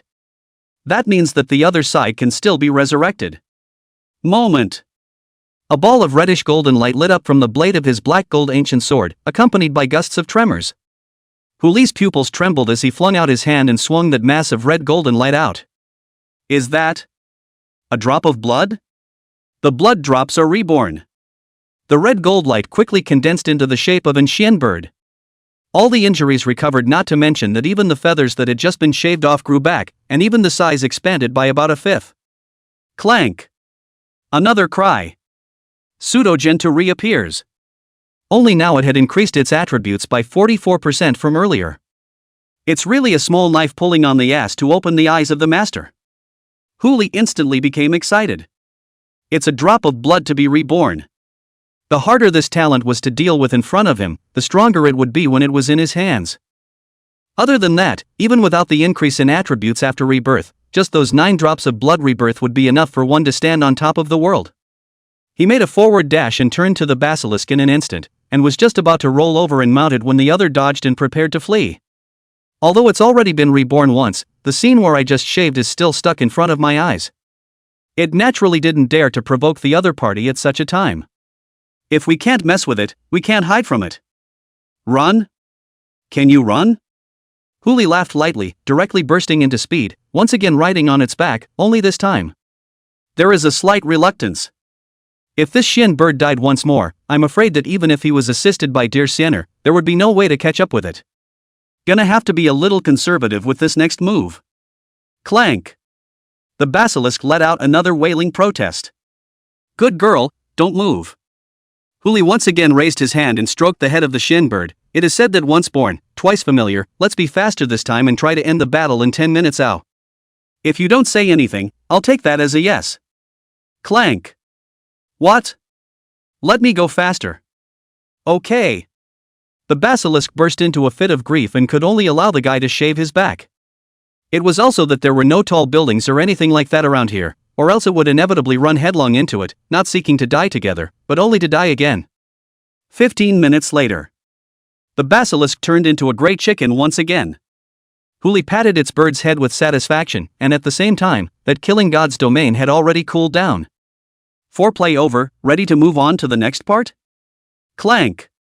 The great chicken crowed once more, drool dripping uncontrollably from the corners of his eyes. Kill me if you can. Seeming to understand the great chicken's sad cry, Huli responded with a soft smile. As you wish. The 4 words fell, and the domain of the killing god instantly unfolded. The domain of Mori White immediately unfolded, enveloping the entire airspace, and a vertical pupil surfaced in the airspace, giving the great chicken an almost suffocating sense of oppression just by gazing at it. Agility +2. Huli dodged away from the great chicken while various fireballs and slashes were added to its body. Dense prompts popped up in front of him one after another. It was also accompanied by the constant blossoming of red golden fire. Bloodbath reborn. 3rd time. 4th time. 5th time. That's all, and it's still the result of constantly using fireballs to give it back its blood. Huli watched from a distance with a frown. It was a situation he had anticipated earlier. With his current attribute strength, once he opened the domain of the killing god, it was a B+ level that would have to die in it, and with today's Shin bird, he would have to die at least 7 times, or even run out of the number of times he had used up the fire-bathing rebirth, and directly karma would be possible in this. It depends on whether or not the talent in it can be stripped from it in these 121 deprivations. In the meantime, below the domain of Mori White. Here it is again. Dear Siener on the bow of the boat couldn't help but let out a sigh of emotion. To be honest, she had actually always feared Huli, not only because of that deprivation type of talent, but also because of this domain-like talent. It's too much. The gifts he possessed were too many. Knowing too much too. More than enough to make you wonder whether he is a survivor like them, or a manipulator behind the scenes weaving this calamity. Just right. Why don't we poke around while the other side's attention is not here? Xia Qingwan. Earlier, when Huli had triggered the global announcement for the first time, she had actually been in the Chuanshu region and had seen something in the regional chat channel. Among those who surrounded Huli at that time was Xia Qingwan. I just don't know how she went from being a survivor of the siege of Huli to a servant of the other side. What was certain now, though, was that she should know something, and perhaps she could be used as a breakthrough. Dear Fairy leaned over to Xia Qingwan. Missy, how did you and your master meet? Xia Qingwan swept a glance at Dear Fairy and did not reply. Don't be so cold. Dear Siener moved closer to Xia Qingwan and spoke softly. In fact, we are all the same person. You quietly tell me, is your master the mastermind of this calamity? Perhaps. I see can help you break free from his control? Xia Qingwan frowned slightly as a leopard claw flung itself across Dear Fairy's face. But didn't catch anything. Don't be mad. Dear Siener spat out a sentence with a light smile, just wanting to continue to ask, the domain of the killing god, in the air unraveled. The crowd looked up almost simultaneously. One could only see Huli holding a black and gold ancient sword as he looked up into the air. A huge bird with a dark golden color soared in the air under the light. Double wings flap, just that swirling hurricane all make, no Shanghai country, shaking endlessly, 9 half-dragons are hibernating under the water surface, do not even dare to raise their heads. Grade A. Dear Fairy frowned. The feeling that this Xian bird brought her was the same as by cheese, it had definitely reached a class. But why is it carrying blood in its abdomen? What exactly did Huli do? Chapter 47 Grade A Regional Fei Xian Bird. 10 seconds ago. With the blooming of the 7th flame that burned in the domain of the slaying god, the pseudo-gen bird had officially completed 9 rebirths by fire. Huli stood in place with his sword, looking at the brand new panel that popped up in front of him, his brows couldn't help but frown. Species, Gen 2. Grade, A. Strength, 929 10% A. Strength, 738 10% B+. Intelligence, 640 10% B+. Agility, 1083 10% A. Talents, Return to Life SSS, Phoenix Descent SS, Dragon Soul S. Mastery of Skills, Obedience to Heaven's Order A, Collecting Feathers and Returning to the Nest B, Facing the Phoenix B. Remarks, the heavenly ordained Xianbird, descending to give birth to Shang, returning to the Phoenix in 9 revolutions, and thereafter without boundaries. On the panel, the word pseudo has been removed from the front of the basilisk. The current one was an outright A-class alien beast. Because of the special nature of the foreign beast, this Xianbird, which was only a rank, could even wrestle by Qi, who was also as a rank. Okay. 10 seconds to go. This was Huli's last chance. Even if there was no way to strip the SSS grade talent Inferno Phoenix off of it, he still had to cut it down here before he could do so. Firelight, stop. All that was left was a blade light falling on its body. The Xian bird that had gone through the last metamorphosis had already stepped over the gap between B and a grade, and even the level of life started to become different. Originally shivering in the light of the blade, it was more like a bath at the moment. Even as the blade light continued to cut wounds and strip attributes from its body, it remained bland. Good. So much for playing it right. 7 seconds left. Huli didn't hesitate for half a second and immediately drew out the Heavenly Sun sword in his space, ready to wait for an opportunity. Name, Sword of the Son of Heaven. Category, Arms. Grade, S. Requirements, unlock S rank occupation, Emperor. Passive effect, plus 10% of strength attribute, plus 10% of physical strength attribute, 10% of agility attribute after equipping, failure to meet the conditions of equipping, forcibly equipping the strength attribute permanently 10%, intelligence attribute permanently 10%.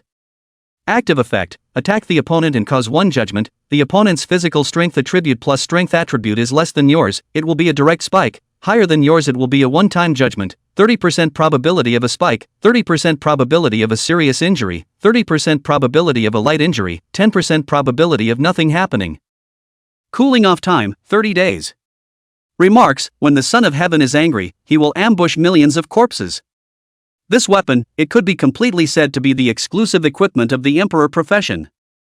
Forced equipment is fine, it's just that for others, the 10% permanent cut to 2 attributes is enough to hurt. But for Huli, isn't it just a matter of deprivation a few more times? Trivia. A sword chopped out.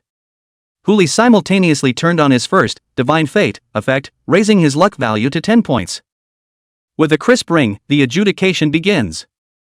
A huge hole appeared in the Xian bird's abdomen, and blood that shimmered with a dark golden color continued to drip down from the air like it didn't want money. This is serious injury. Even after turning on Divine Fate and pulling the luck value to 10 points, it only triggered the serious injury effect. How else is this going to play? Huli frowned slightly. The domain of the slaying god ended, and the surrounding Mori white instantly dissipated.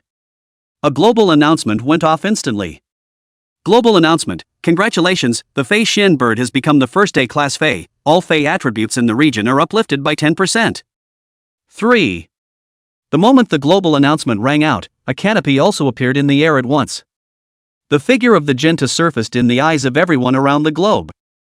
Just by looking at it, an inexplicable feeling of oppression surged through his heart. Carlos, Huaxia. This regional beast is in China, right? It's not in Europe, is it? Los Shandong, nonsense, it's called Gentoo, can it not be in China? Ichiro Yamamoto, it's really God bless China, all the alien beasts attributes go up by 10%, and I wonder how many survivors can still survive. Tanaka Futayama, that's an A-class alien beast, even that Huli guy from Huaxia would probably only get slapped to death. Sit to you, look. Underneath that basilisk. Is there a figure? As soon as this pop-up came out, the originally incredibly noisy global channel fell silent. No. It was all the chat channels that were as silent as they could be. Everyone looked at the canopy and could vaguely see a figure underneath the basilisk. Man A, Huli.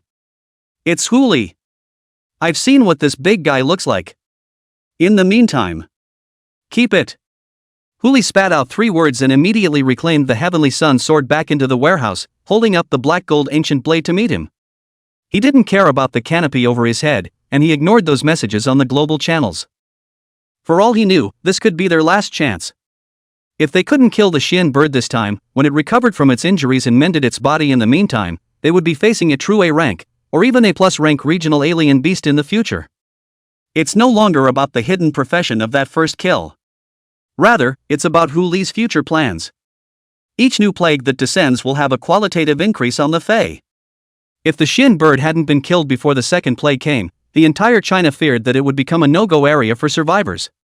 Some of the copies, some of the secret caches, and some of the career quests that need to be completed will not be reproducible. 9 half-dragons leapt beneath the surface of the water, their royal wings of dragon bats fluttering behind them, but there was no way they could rise into the air. That kind of pressure of a high-grade foreign beast on a low-grade foreign beast was a chasm they couldn't cross. Xia Qingwan was in the same state after transforming into a black panther. Have a heart. Only dear fairy. Seeing Huli charging up with the black gold ancient sword in hand, she had no choice but to clench her teeth and use her full strength to keep the Xian bird in place.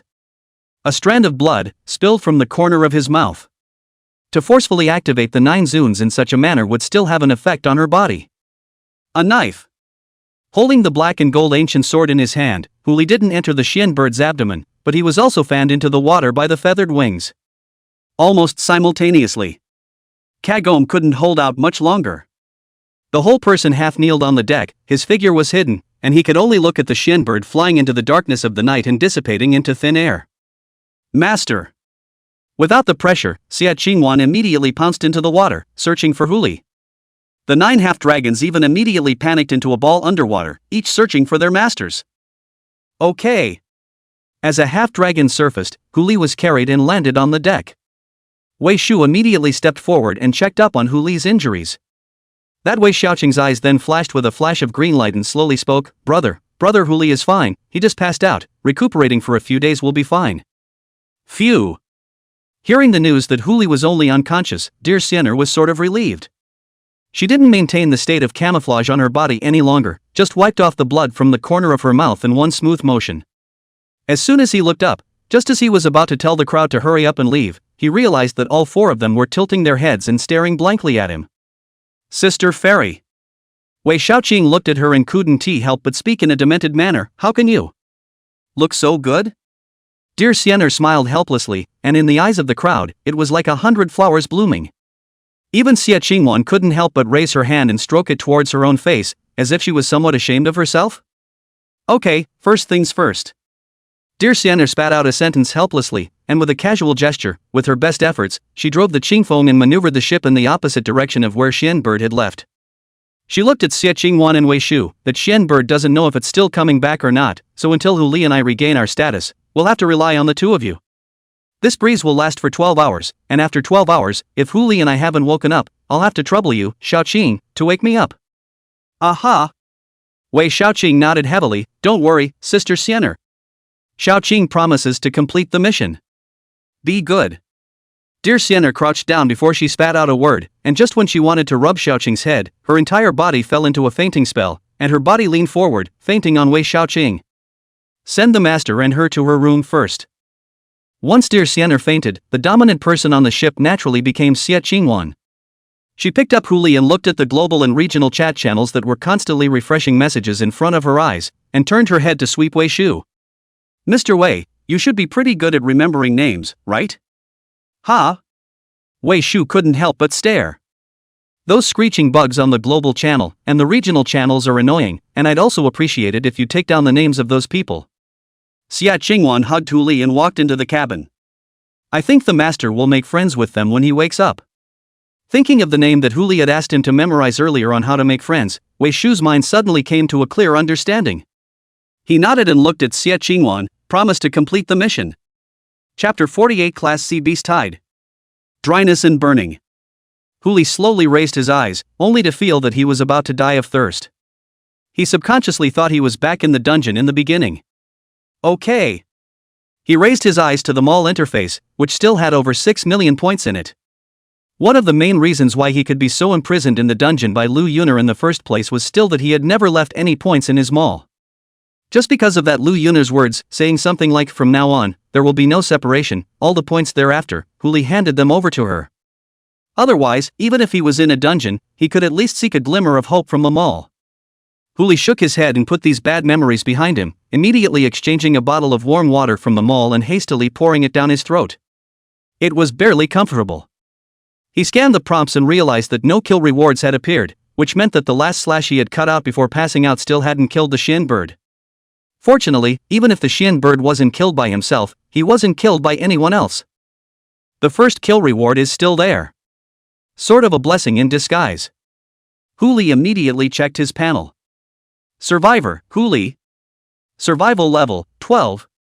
Until next upgrade 115,001 million. Physical, 242 plus 20% C+. Strength, 229 plus 20% C+. Intelligence, 225 plus 20% C+. Agility, 241 plus 20% C+. Luck, 3 plus 20% D. Mastery talents, Empowerment SSS, Deprivation SSS, Eye of True Sight SSS, Divine Destiny SSS, Domain of the Slaying Goddesses, Palm of the Soldier SS, Phoenix Descent SS, Ancient Blade of Black and Gold S, Unextinguishable Spheres S, Transforming Dragons with Blood S, Dragon Bat Imperial Wings B. Skills, Soul Decapitation S, Fontaine A, Repulsion A, Spirit Summoning B. Okay.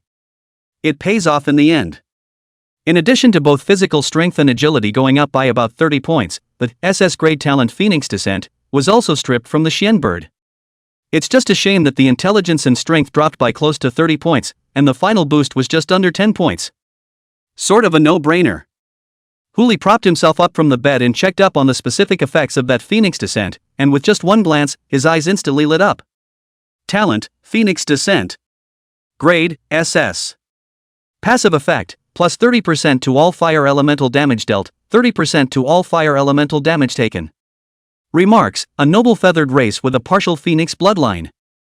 Although the passive effect of this skill was moderate, having this one talent was equivalent to having part of the phoenix bloodline. A talent alone is naturally useless, but if it is used to empower. Phoenix Descent, plus, characteristics boundless, equals, SSS grade talent, True Phoenix Descent.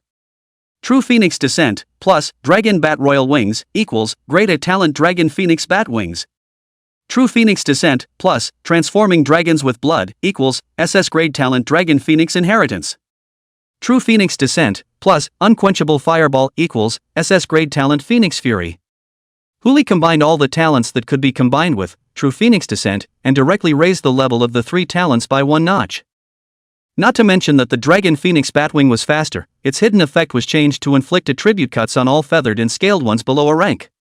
Transforming Dragons with Blood was changed to Dragon Phoenix Inheritance, and as long as one's intelligence was at B rank or higher, 2 new skills would be awakened for each tier. One is related to the Dragon Clan and the other is related to the Phoenix Clan. The Phoenix Fury derived from the unextinguishable fire orb was even more anticlimactic. What was originally a ball of fire was now a fire elemental skill that could manifest a phoenix stance. Its power, more than twice as much. Counting the bonus brought by the True Phoenix Descendant, the current Hu Li would have to be injured even by a B+ level by Chi when he threw out a round of Phoenix Fury. You can fight directly across a large grade. As for the True Phoenix Descendant, that evolved into an SSS rank talent. In addition to the increase and reduction of the fire attribute reaching 50% at the same time, it also added an active effect. Not extinguished. When on the verge of death, you can forcibly restore full status once and reset the cooldowns of all talents and skills.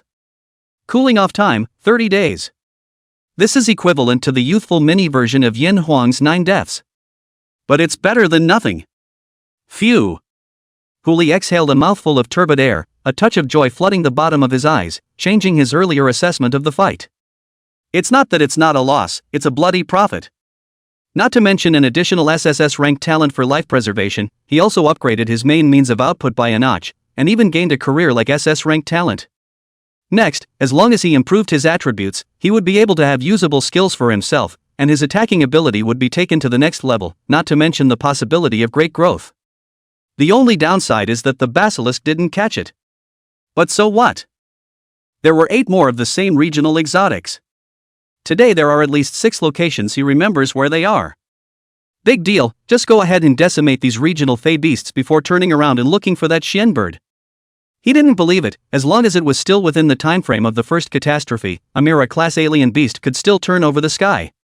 Huli made up his mind and got up immediately, taking a step towards the door. He was just about to pull the door out to see what the others were up to when the door to the cabin was pushed open. Huli subconsciously closed his eyes and dodged, only to see an already blurred figure instantly enveloped in black shadow. "Yo, awake?" Dear Fairy's voice came. She was already surrounded by the Yin element, absorbing all the light around her. "Aha!" Huli also answered in a smooth voice, and then walked towards the front. "What are you doing over here?" As a matter of fact, that Xie Qingwan should not have allowed her to enter this room, but now she was the only one who froze and walked to the door, and even opened the door in a smooth manner. "I'm afraid there's something wrong here. It was your panther who asked me to come over and help you recover, and as for why?" Dear Fairy sidestepped out of the way. "Just go to the bow of the boat and see for yourself." Huli didn't say much, just stepped towards the bow of the boat. When he saw the sight in front of him, he frowned. "Isn't this? Him just being in a coma for 2 days only, how does this feel like being in a coma for 2 months? Beyond the bow, 9 half-dragons surrounded the No Shanghai kingdom, and in front of them was a steady stream of alien beasts, ranging from as low as F class to as high as D class. In the air, I see class alien beast soared with its wings and hovered above the ship, seemingly supervising the battle. Wei Shu stood at the bow of the ship with a D-class spear in his hand, spearing one of the alien beasts that crossed the half-dragon blockade line. Xie Qingwan stood at the top of the cabin, her eyes kept locked on the C-class alien beast hovering in the air, waiting for an opportunity to move, ready to leap from the top of the ship at any time to catch that alien beast down. Wei Shaoqing, on the other hand, was hiding amongst the hull of the ship, occasionally blowing a breath into the circular spell formation in front of him, which could cause a hurricane to roll above the water. Needless to think, this thing was probably also a small toy that Dear Fairy had developed to give to Shaoqing, and was used to brush up her experience with nothing to do. "This is a wave of beasts in front of us. Class C beast tide." This was only the second day after the end of the novice period. How could there be a C-class beast tide? Chapter 49. One good deed a day. A flash of excitement flashed in Huli's eyes. To say that at the end of the novice period, what he was most looking forward to, aside from the first kill of the regional fey beasts, was this beast tide. Beast tide weight, not quality. Usually a beast tide would be accompanied by tens of thousands, if not hundreds of thousands of foreign beasts charging desperately. For other survivors, this is some trivial experience or points, but for Huli, it's all attributes. Attributes for nothing. Seems like you should know what's going on. Dear Siener took a step forward and spoke blandly. "In fact, with our strength, we can wipe out this wave of beasts at any time, but your little leopard was reluctant, saying that he must wait for you to wake up. It's as if there's some kind of treasure hidden in this tidal wave of beasts. To you guys, that might be some points, but to me, it really isn't quite the same." Dear Fairy floated out a puzzled cry. But before she could ask a question, she saw Huli walk out of the cabin quickly. Taking a step out, he landed on top of the deck. A reddish golden light flashed in his right hand. A small fire phoenix leapt out of his fingertips and swooped down towards the water in front of him. It's a fireball he's mastered? No, that's not right. It's not a fireball, it's a portable nuclear reactor. Where the fire phoenix swept through, the beasts were transformed into a little bit of pure white starlight, flickering in the rising white mist, just like a fairyland. Almost at the same time, Huli's feet were also surrounded by piles of unknown things, like the corpses of those foreign beasts, which seemed to be mixed with some strange things. "It's just like the last time I was on the landing steps. Brother Huli." Wei Shaoqing was the first to spot Huli's figure and immediately got up and cheered, pouncing towards him. "You're awake. Wakey wakey. Huli dotingly rubbed Wei Xiaoqing's head and snapped a ringing finger with his right hand, and another fire phoenix flew towards the beast tide on the other side. The fireballs that had been strengthened by the true phoenix could no longer be one-shot fireballs, but fire phoenixes that could seek out enemies on their own, or even the equivalent of summoned disposable exotic beasts. Of course, every burn from the fire phoenix came with a 100% deprivation effect, just like the unquenchable fireball. Huli didn't even bother to count those tips that popped up in front of him, just waiting for the beast tide to end and checking it slightly. Those two fire phoenixes circled around the No Shanghai Kingdom, dancing, and between the shaking of their feathers, not only did they incinerate those foreign beasts into ashes, but they also raised the temperature of the surroundings by quite a bit. It was also the No Shanghai Kingdom that was immune to these statuses, or else it was feared that all the people on the ship would have to be burned by the temperature. It was just that those rising white mists were always a thick layer, and there was no way to disperse them for the time being. Master! Xia Qingwan also immediately jumped down from the bow of the boat and transformed into a black panther to come in front of Huli. You've been unconscious for 2 days, are you alright? Don't worry. Huli rubbed that leopard's head, then looked at Wei Shu, who had put away his spear not far away. Brother Wei, thank you. Actually, I wasn't much help. Wei Shu raised his hand and scratched his head. Where is the posture of the top 7 in the heavenly ranking? These days are all about Miss Xia handling the ship's affairs, and I'm just following orders. Huli didn't say anything more, but only made a mental note of Wei Shu's behavior. After the last betrayal, he wouldn't be nice to anyone for no reason, yet he wasn't the heartless, white-eyed wolf who ate it all up. Whoever is kind to him will naturally be doubly kind to him. The surrounding beasts were almost killed, but the energy of those two fire phoenixes hadn't dissipated yet, directly cutting through the thick water mist and attacking towards the air. One in front of the other, they clamped down on the C-class alien beast in the air. The two fire phoenixes shattered, and the C-class foreign beasts fell instantly, turning into a reminder in the ears of the crowd. Class C beast tide has been cleared. All participants have experience plus 10,000, points plus 100,000. After all, it was only a C-class beast tide. It was already considered good to have 10,000 points. Killing a C-class beast only increased 1,000 points. Still, quantitative changes can cause qualitative changes. The two fire phoenixes had just killed a total of more than 30,000 F and E ranked foreign beasts, with each E ranked foreign beast providing 10 experience and F ranked foreign beasts providing 1 experience. Other than that, its attributes. The 30,000 Fey beasts had provided him with a total of 1,488 attributes. It's pretty much evenly distributed across the 4 attributes. B+. Except for the intelligence attribute, which was slightly worse and only reached B grade, all other attributes had exceeded 600 and reached B+. This was still without calculating the increase of the golden pupil and jade pupil. If the increase was counted, even intelligence exceeded the B+ attribute. If there were a few more such beast waves, Huli would be able to go and find the Shin bird to fight one-on-one right now. Whoever wimped out is a dog. Just a shame. That dog thing has run off somewhere now, and along with it, the level of the beast tide in Huaxia has risen quite a bit. Originally, a beast tide of this caliber would not be possible until at least 20 days, or even a month later. It's only been 2 days now, and the C-class alien beasts have already sprouted up. In other regions, I'm afraid that the regional alien beasts would only be rank D.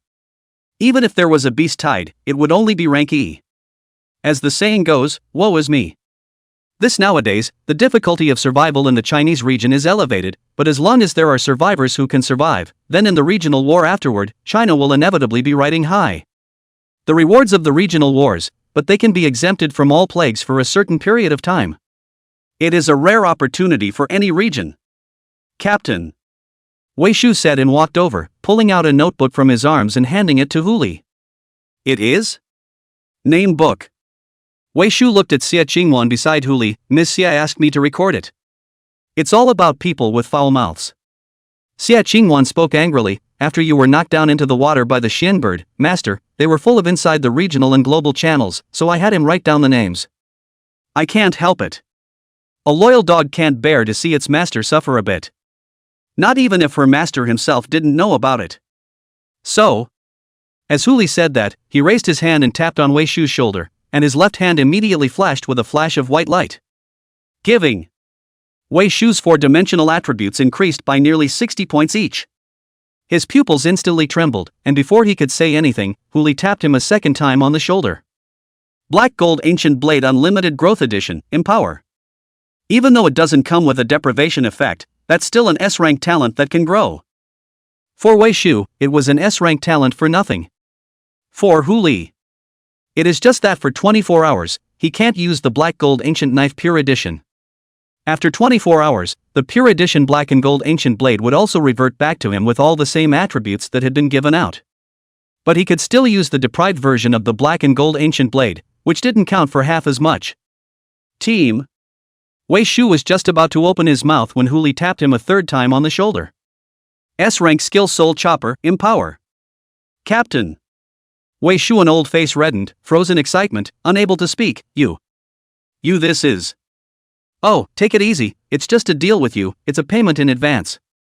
Hu Li opened his mouth with a light smile, pointing at the name book he handed over. I have something else to do, I have to go somewhere else. The person on this name book, please go and say a few words for me.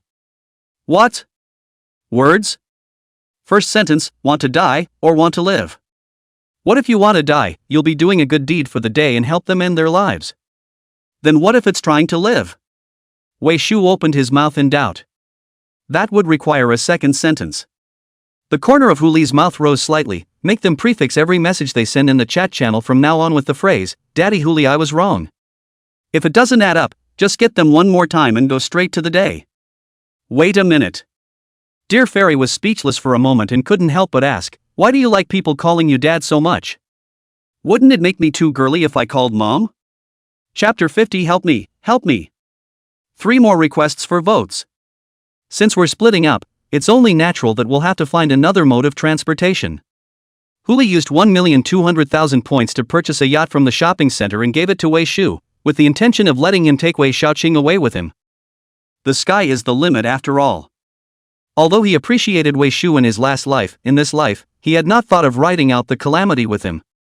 After all, the two of them weren't on the same page after all. Nowadays, they may get along fine, but when it comes down to it, the two of them have different worldviews and values, and who knows what will happen. It would be better to part ways now and develop separately. But that Wei Shu refused to do it. It wasn't that he didn't leave, but he didn't want Green to follow him. The reason is simple. For Wei Shu, this world was still dangerous, and if he brought Wei Shaoqing along, who knew what would happen tomorrow? Only Hu Li could be trusted in his eyes, and only by staying by his side would Shaoqing be safe. Hu Li wanted to politely refuse, but before he could speak, Wei Shaoqing, who had read Wei Shu's mind, had already resolutely stood beside him. With tears in her eyes, she waved goodbye, reassuring her brother with her actions. What else could Hu Li do? I'll just have to take it with me. It's just one more pair of chopsticks. As Wei Shu drove the speedboat away, Hu Li couldn't help but turn his head to look at dear Xiener. Ms. Dear, thanks for helping earlier, our deal is considered complete and you can leave. There's no rush. Dear Fairy laughed softly and came up. Where is Mr. Hu going next? Maybe we're on the same road? Go? What a joke. After this beast-tide, she was more and more certain of one thing. This guy, he definitely knows some of the inner workings of the calamity.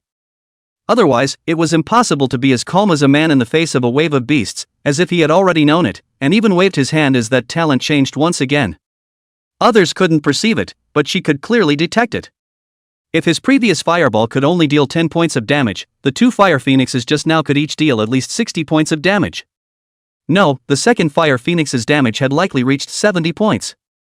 It means he's getting stronger all the time. She wouldn't believe it if it wasn't fishy. The only way to get first access to this inside information is to follow this guy around. Next. Hu Li did not try to speculate on dear Xiener's meaning, but only recalled in his mind the location of where the second regional Fey beast was located. The nearest regional Fey is within the White Bear country. It was a mermaid, named Rusalka, and it should be near Lake Baikal if I remember correctly. It's only about 2,000 kilometers from here to Lake Baikal. After the 9-headed half-dragon swallowed part of the Xian bird's body, its attributes were also partially boosted, and with the agility bonus provided by the SS grade Talon Palm Soldier that Hu Li possessed, it would only take about 10 hours to catch up with the road at full speed. Counting the detours required in some areas, it's 13 hours at the most. You can try it. To Lake Baikal. Hu Li turned his head to look at dear Xiener, but he didn't begrudge the invitation. Are you going? What's in it for me? Hu Li shook his head. There seems to be a copy of Lake Baikal, but no raids have ever been present. Even if he went to that neighborhood, he would only try to look for it, not necessarily actually find it. Then forget it. Dear Sienna's toes pointed, her body transformed into a water element, and she instantly dissipated into the water. Mr. Hu, take care, next time there's a chance to work together again now. Huli rolled his eyes helplessly. If it was before, he might not have been able to sense where Dear Fairy was going.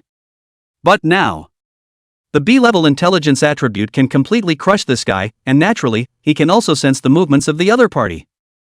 That dog, he's hiding under the boat right now. You want to do it again, don't you? Row. Let's see how long you can hide. Huli once again took out those 9 carrier blocking ropes and called all 9 half-dragons out from underwater. Xiaowan, Xiaoqing, lasso the ropes. Yes, to brother. Yes, master. 2 crisp falls. Huli also obediently walked to the bow of the boat and helped lasso the rope together while also conferring that True Phoenix Descent, Dragon Phoenix Inheritance, Phoenix Fury, and Dragon Phoenix Batwing to the 9 half-dragons. At the same time that the bloodline was given, the feathers behind those 9 half-dragons instantly expanded, and the feathers that had originally opened up to only 3 meters in length froze and expanded to more than 5 meters. The dragon's horns on top of his head extended again, the dragon's head took shape, and even the snake's tail grew in a fan shape, glowing with 7-colored light, vaguely about to give birth to feathers. Half-dragon? It's a whole new species already, right? Huli scanned the panels of those guys and couldn't help but stare. Species, Pseudo-Dragon Phoenix. Grade, B. Physical strength, 676 plus 15% B+. Strength, 686 plus 15% B+. Intelligence, 633 plus 15% B+. Agility, 647 plus 15% B+. Talents, True Phoenix Descent SSS, Swallow the Sky SSS, Dragon Phoenix Inheritance SS, Phoenix Fury SS, Dragon Phoenix Batwing A. Mastered skills, Heritage Dragon Roar B, Heritage Phoenix Roar B, Slam E, Fang Z, Entangle F. Remarks, rare beasts with dragon and phoenix bloodlines in their bodies, only 9 exist in the world. Hiss. Huli couldn't help but suck in a breath of cold air as he looked at the panel data in front of him. Grade B. The full attributes had reached B+, not to mention that he even possessed 2 inheritance skills. If this were to let these 9 little cubs continue to eat, I'm afraid that they would grow faster than even myself. Huli didn't even dare to think this if he really let himself get the SSS grade talent Inferno Phoenix, and then conferred it to these 9 little ones. If he could bring them all to the achievement of rebirth by fire 9 times, then they would all become S-class alien beasts. Never mind, let's not think about that and go to Lake Baikal to get the first kill. To avoid long nights. With the appearance of the 9 pseudo-dragon phoenixes, Huli arrived at Lake Baikal earlier than expected. It's only been less than 10 hours and he's already on the shores of Lake Baikal. The scene here was slightly different from what he had imagined. Blood. A large piece of Lake Baikal has expanded more than 10 times in size after the flooding catastrophe. But it was on top of such a vast area of water, but could not see half a bit of watercolor, only a scarlet red. The water waves swept away, and the sticky blood water turned into waves as if it were clinging to flesh and blood. The 9 pseudo-dragon phoenixes immediately hovered in the air after entering the blood-colored area, vaguely displaying some uneasiness as their bodies, along with that, No Sea Kingdom, began to tremble slightly. Huli couldn't help but frown. He immediately ordered all 9 pseudo-dragon phoenixes to dive under the water and not move. As the No Sea Kingdom fell into the water, Huli also immediately turned his head to look behind him. Xiaowan, take Xiaoqing and go into the cabin first, don't come out without my command. Xiaowan didn't answer. Instead, it was Xiaoqing who raised his head violently, his pupils glowing with a touch of bloodlight, but his expression was filled with fear. A tender child's voice, echoing softly. Help me. Help me. Chapter 51 The Trail of the Xian Bird. Get out. Huli frowned and spat out 3 words, his right hand was slightly raised and a fire phoenix emerged in his palm. I won't say it a second time. Rusalka. That mermaid is the best at this kind of compulsion stuff. Where the blood and water are, they are all domains. Within the realm, anyone with an intelligence attribute lower than hers would be directly judged to be in a state of compulsion.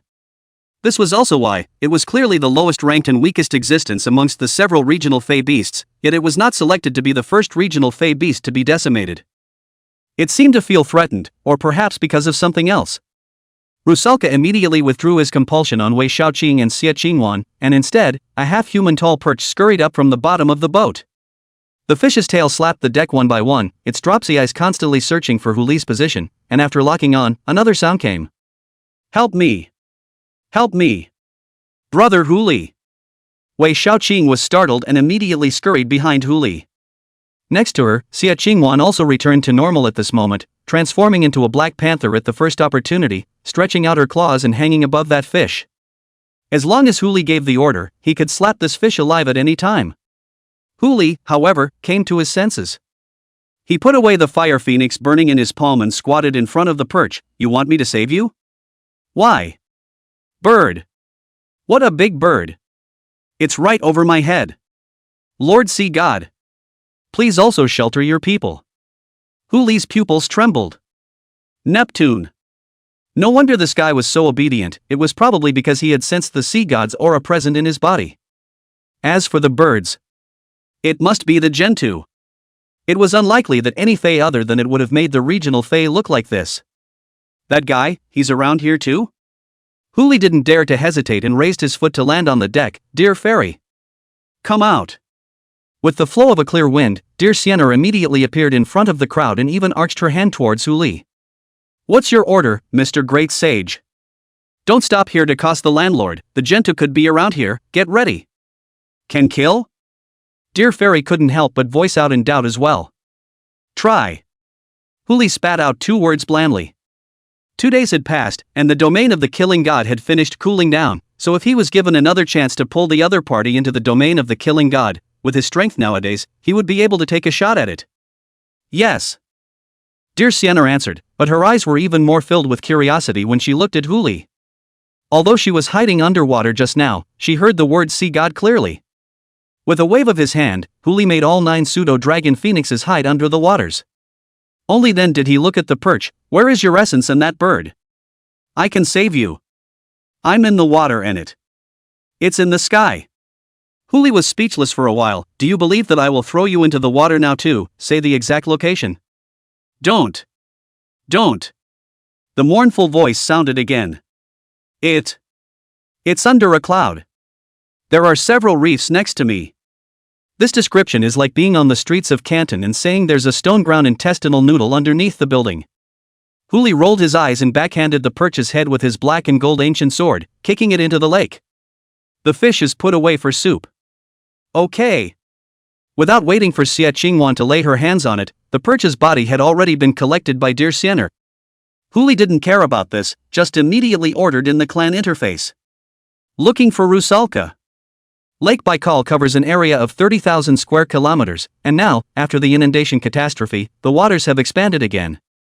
Even if Huli possessed a fragment of the sea god's godhead and was able to perceive the situation of the waters within a radius of 20 kilometers, there was no way he could search out a mermaid in such a large area. Now there was only the hope that he could find Rusalka himself before the basilisks found each other. Otherwise, with the current strength of the Genpu, he could have killed Rusalka in a meeting. This wouldn't necessarily give the Xian bird much of a boost in strength, but if he were to go back to the next regional fae, the delay would be much longer.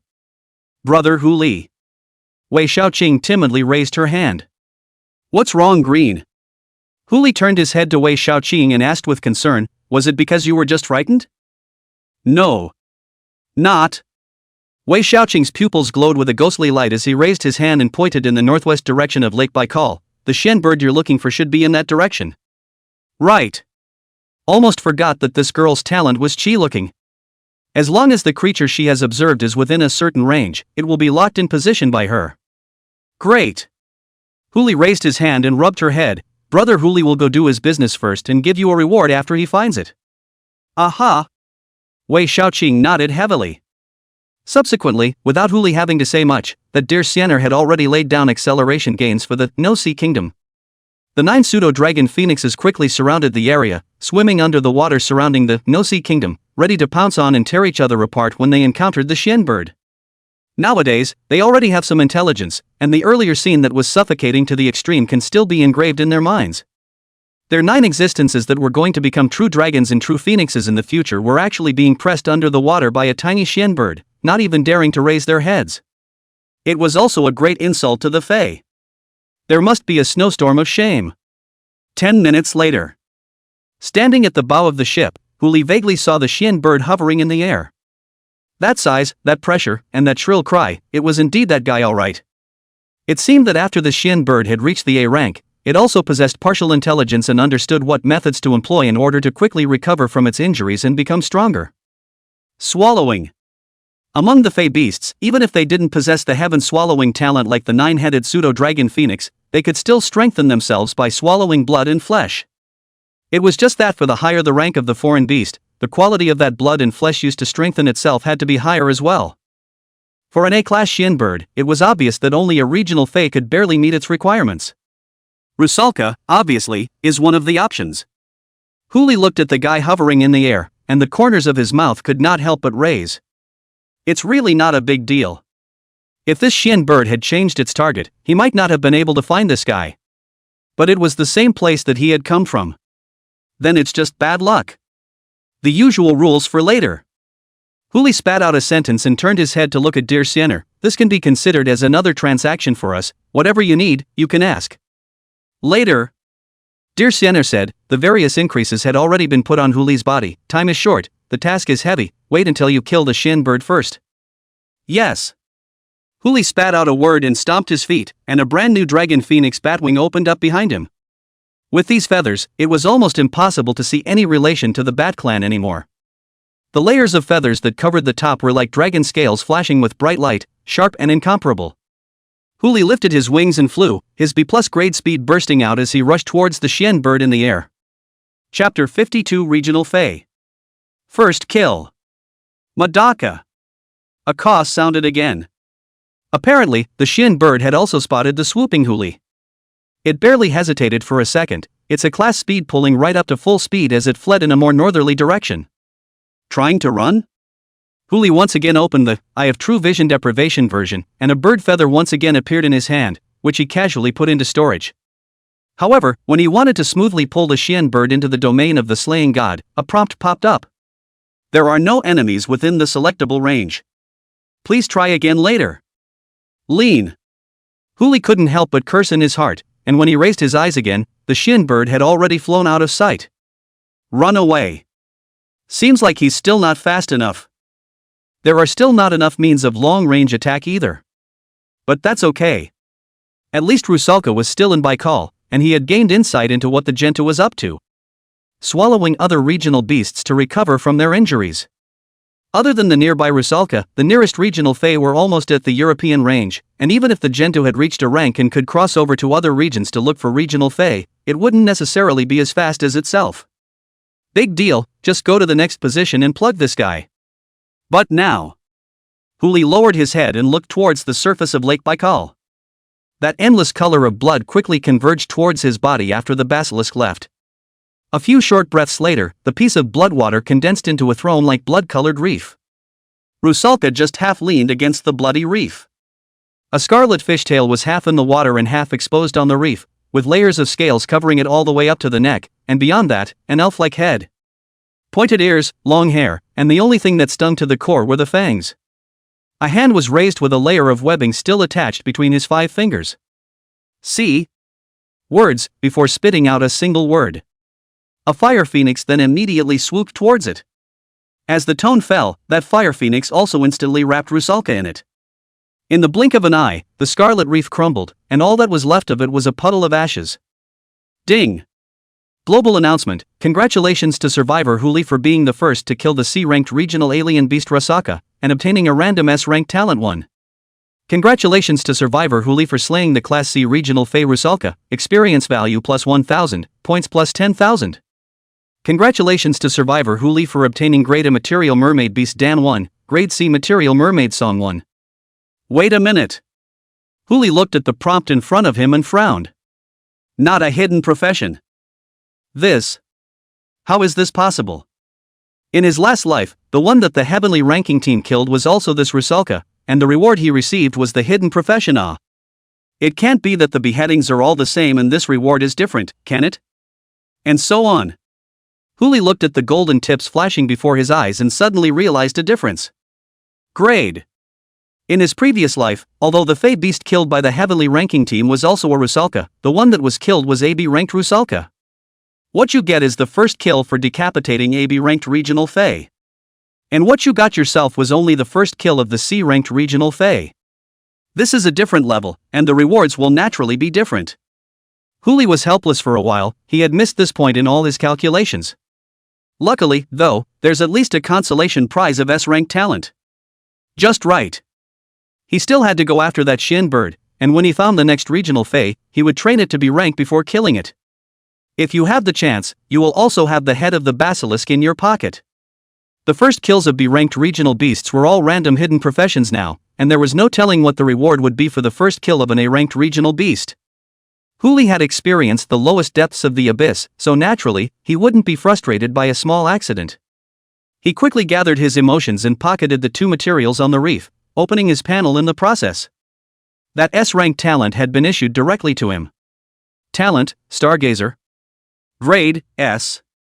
Active effect, you can manifest an S-class weapon, the star-picking bow, the strength of which depends on your strength and agility attributes, and emit energy arrows, up to a maximum of 3 arrows a day. Hidden effect, after the energy arrow is used up, it can continue to fire solid arrows, and the damage depends on the grade of the solid arrow. Remarks, I have an arrow that picks up stars. Ranged attack class talent. And you don't have to worry about being immune to the basilisk. Wonderful. Huli's heart was overjoyed, and the slight loss that remained earlier was instantly washed away. At the moment, there was only one thing on his mind. Giving. True Phoenix Descendant, plus, star picking, equals, SS grade talent Mend Moon. Eye of True Sight, plus, Moon Mend, equals, SS grade talent Sunrise.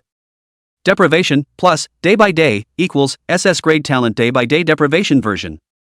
Divine Destiny, plus, Day by Day Deprivation Edition, equals, SS grade talent Day by Day Divine Destiny Deprivation Edition.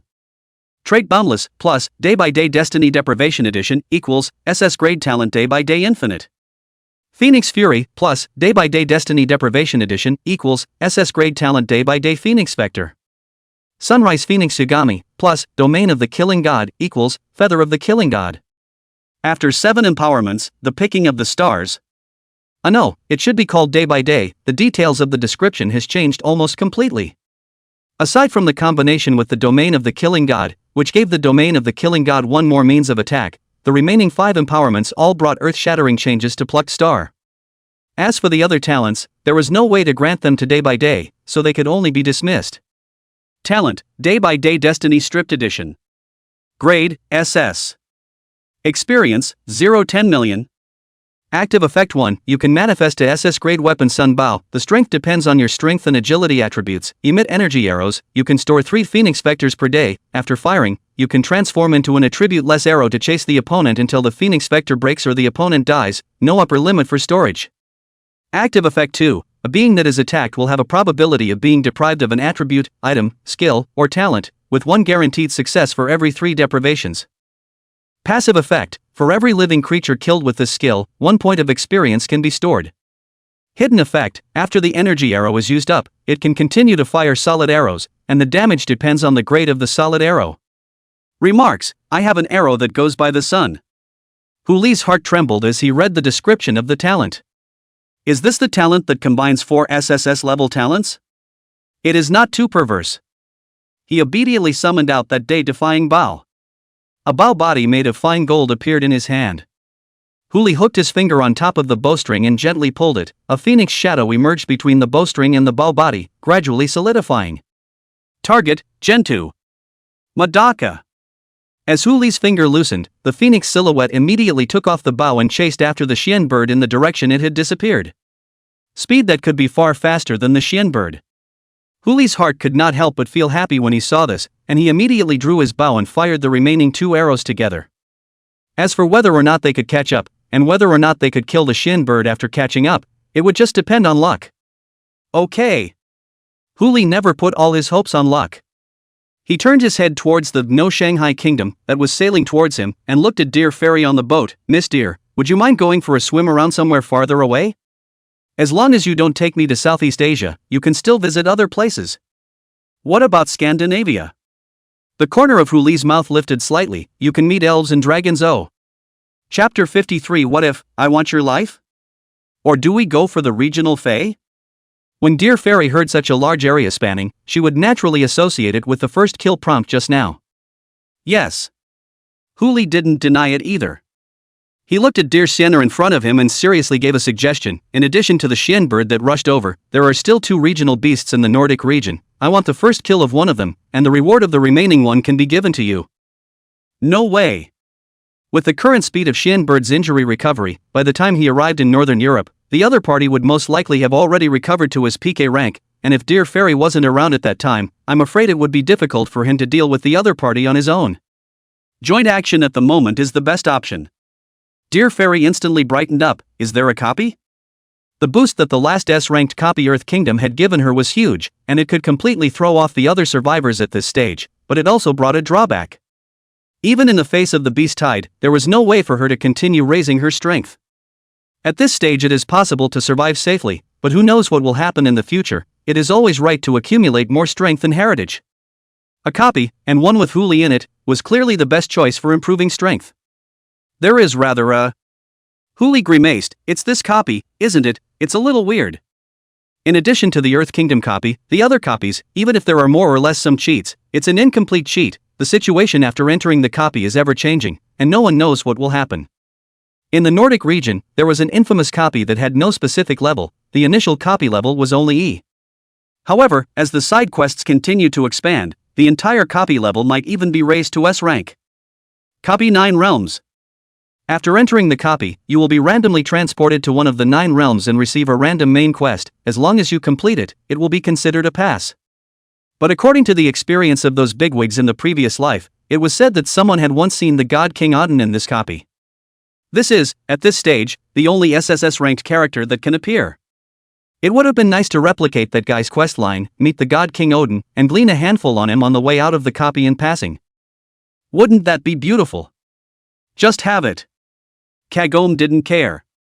She smiled softly and spat out. Then you take me into the copy and get out safely, and count that as part of our deal this time. I will help you until you succeed in killing the Xian bird. Deal.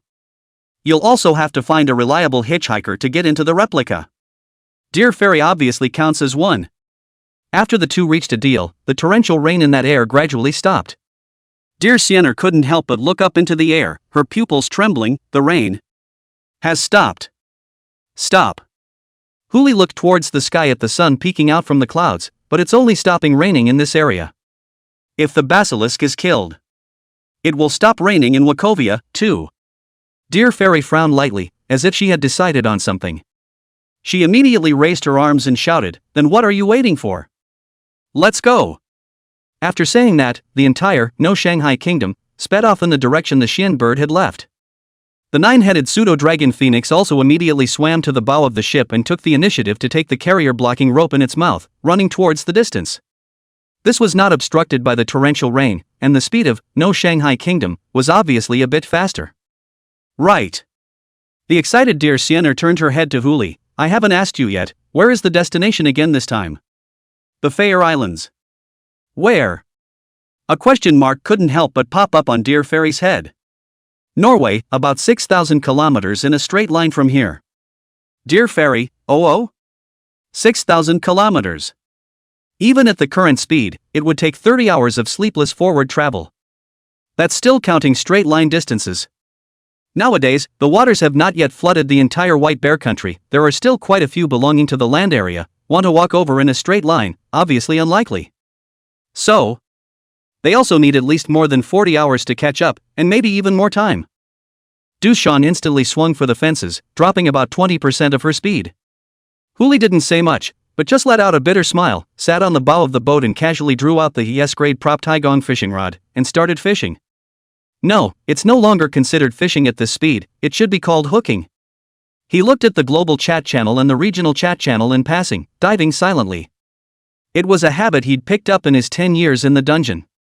Just that speed of reading chat logs alone was worthy of an SSS-ranked talent.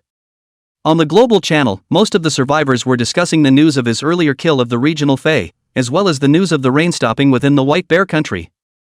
There was already speculation as to whether or not killing the regional Fae would be enough to bring the plague to an end. Even, some desperate ones had begun to start teaming up, preparing to go in search of the regional Fae beasts in their respective regions. Lei Zhengming, Huli father, I was wrong, that is to say there is no more calamity in the White Bear country now. Are there any beasts? If not, is there anyone who would like to organize a group so that we can go there together to take refuge? Keith, upstairs, what do you mean by this previous sentence? Lei Zhangning, Huli's father, I'm wrong, it's up to you. Fort Chen, Huli's father, I was wrong, brother, I understand you. When Huli saw this, the corner of that mouth froze and he couldn't even suppress it. It looks like Weish is making good progress. People like that are like cockroaches, and when you find one, it means that quite a few similar ones already exist. In the midst of that sea of information, he snapped to catch a message. Su Yao, is Huli in the White Bear country? Can you come and save us? We're trapped in the building, and there's a wave of beasts outside that's about to break through. Su Yao. Fourth on the heavenly ranking in his previous life, president of the Salvation Society. She's actually in White Bear country. Fumijai Nakata, you just like to joke. Why should they come to your rescue? Dian Xiang'er, that's right. That big brother Huli is from our great Han country, how can he listen to a message from you, a Chinese, asking for help? Parko Initiative, Huli, I order you to hurry and return to the bosom of the motherland. We need you. Meh. Sure enough, people really do laugh when they're speechless. Huli let out a cold laugh and ignored the barking dogs, only silently memorizing them in his mind. If memory serves, on the 13th day of the flooding calamity, the island nation and the Dahan nation would have been successively flooded, with only a few survivors boarding the ships. There should be a chance that you can unlock an S-rank hidden achievement if you lay it out ahead of time. Those who destroy the country. The effect is, well, not too strong, but who would turn down such a title? Especially from the island for such a title. While he hadn't left the White Bear country's territory, Huli tapped on Su Yao's private chat interface and sent a private chat request over. The other party immediately agreed. Su Yao, Mr. Hu, can you come and save us? Huli, I've come to your rescue, what can you offer me? Su Yao, I don't know what you need, Mr. Hu, as long as it's what we have, we can provide it for you. Huli, oh? What if I want your life? Chapter 54, why don't you go ask him to come down and see me? Su Yao, as long as you can save us, my life, you can take it any time you want. Su Yao's reply was barely half-hearted. As the future president of the Salvation Society, this realization is still there. But Huli wants to go to save her, not because of this, not because of her identity as a future heaven-ranking powerhouse, but because of the talent she possesses. SSS grade talent source of life. Among the SSS ranked talents that Hu knew of, the only one, which only had a passive effect. As long as Su Yao is within range, when a friendly is about to die, it will force them to enter a near-death state, locking them into one stamina point and gradually recovering their stamina value. As long as they don't take any other damage for 24 hours, they can recover in full state. Like the empowerment that Huli had mastered, this talent likewise required teammates to maximize its value. In his last life, Su Yao became the president of the Salvation Society with this talent, and gradually developed his power, procured other talents to strengthen himself, and eventually became the fourth on the heavenly ranking. While Huli was trapped in that dark dungeon, all day long he could only rely on the water group and the chat channel to spend his days. The results of the two are completely different.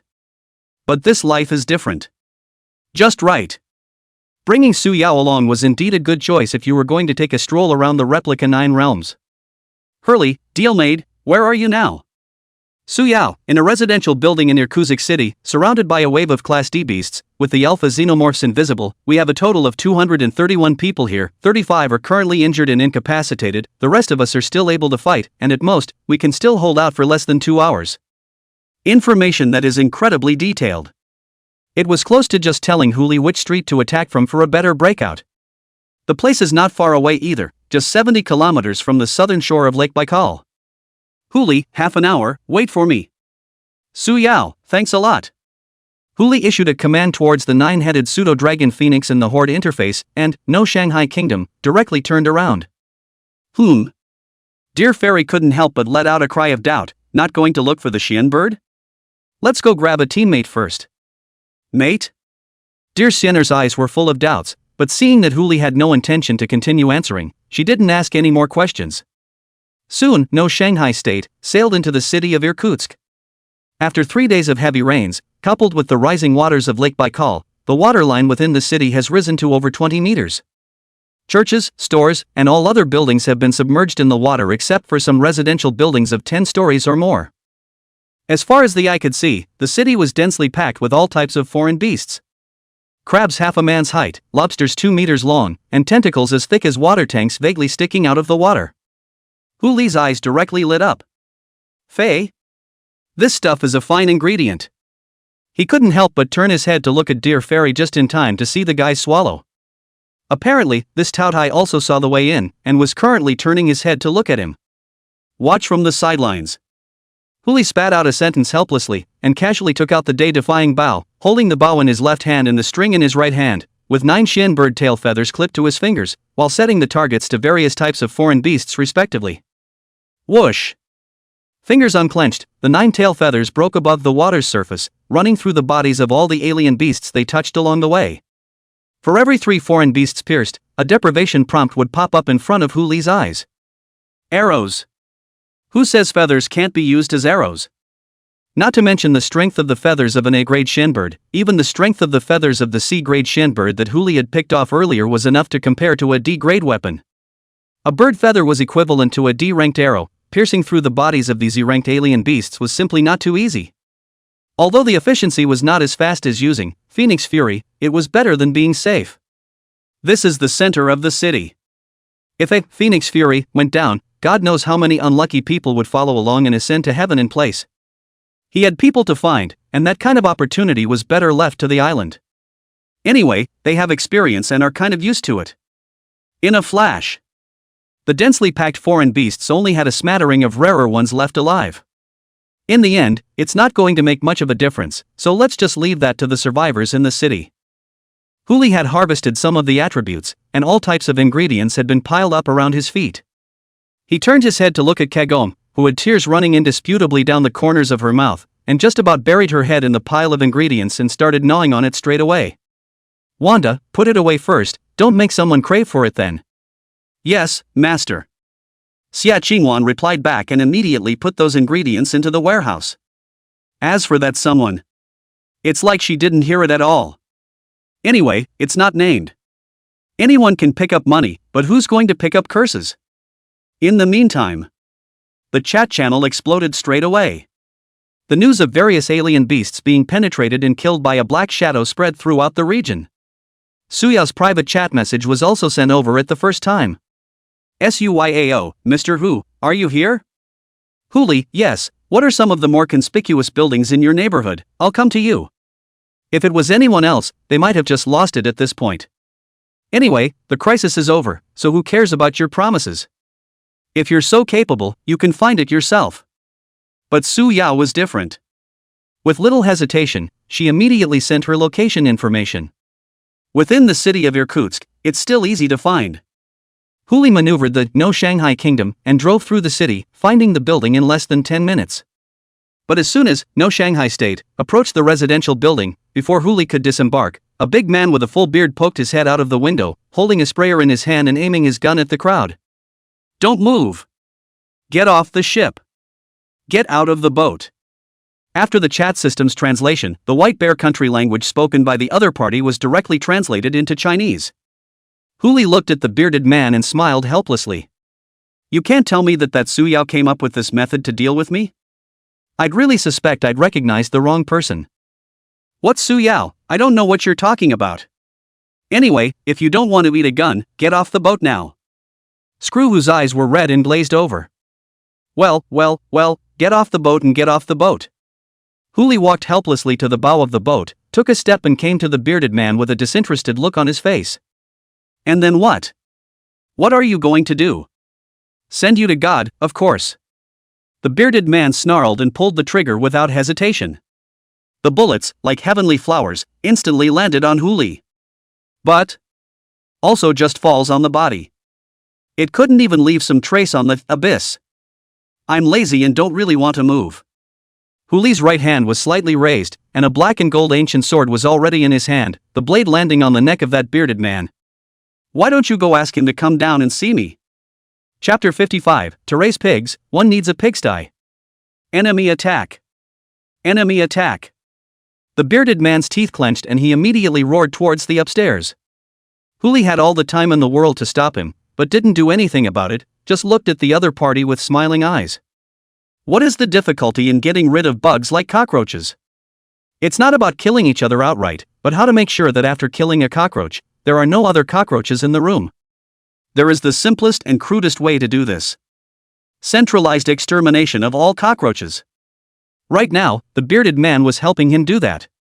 As the bearded man's voice echoed, the sound of dense footsteps came from up and down the entire building. It seems that he has quite a few people in this organization and should have taken control of the entire building. There's movement, too, and the bugs are coming over.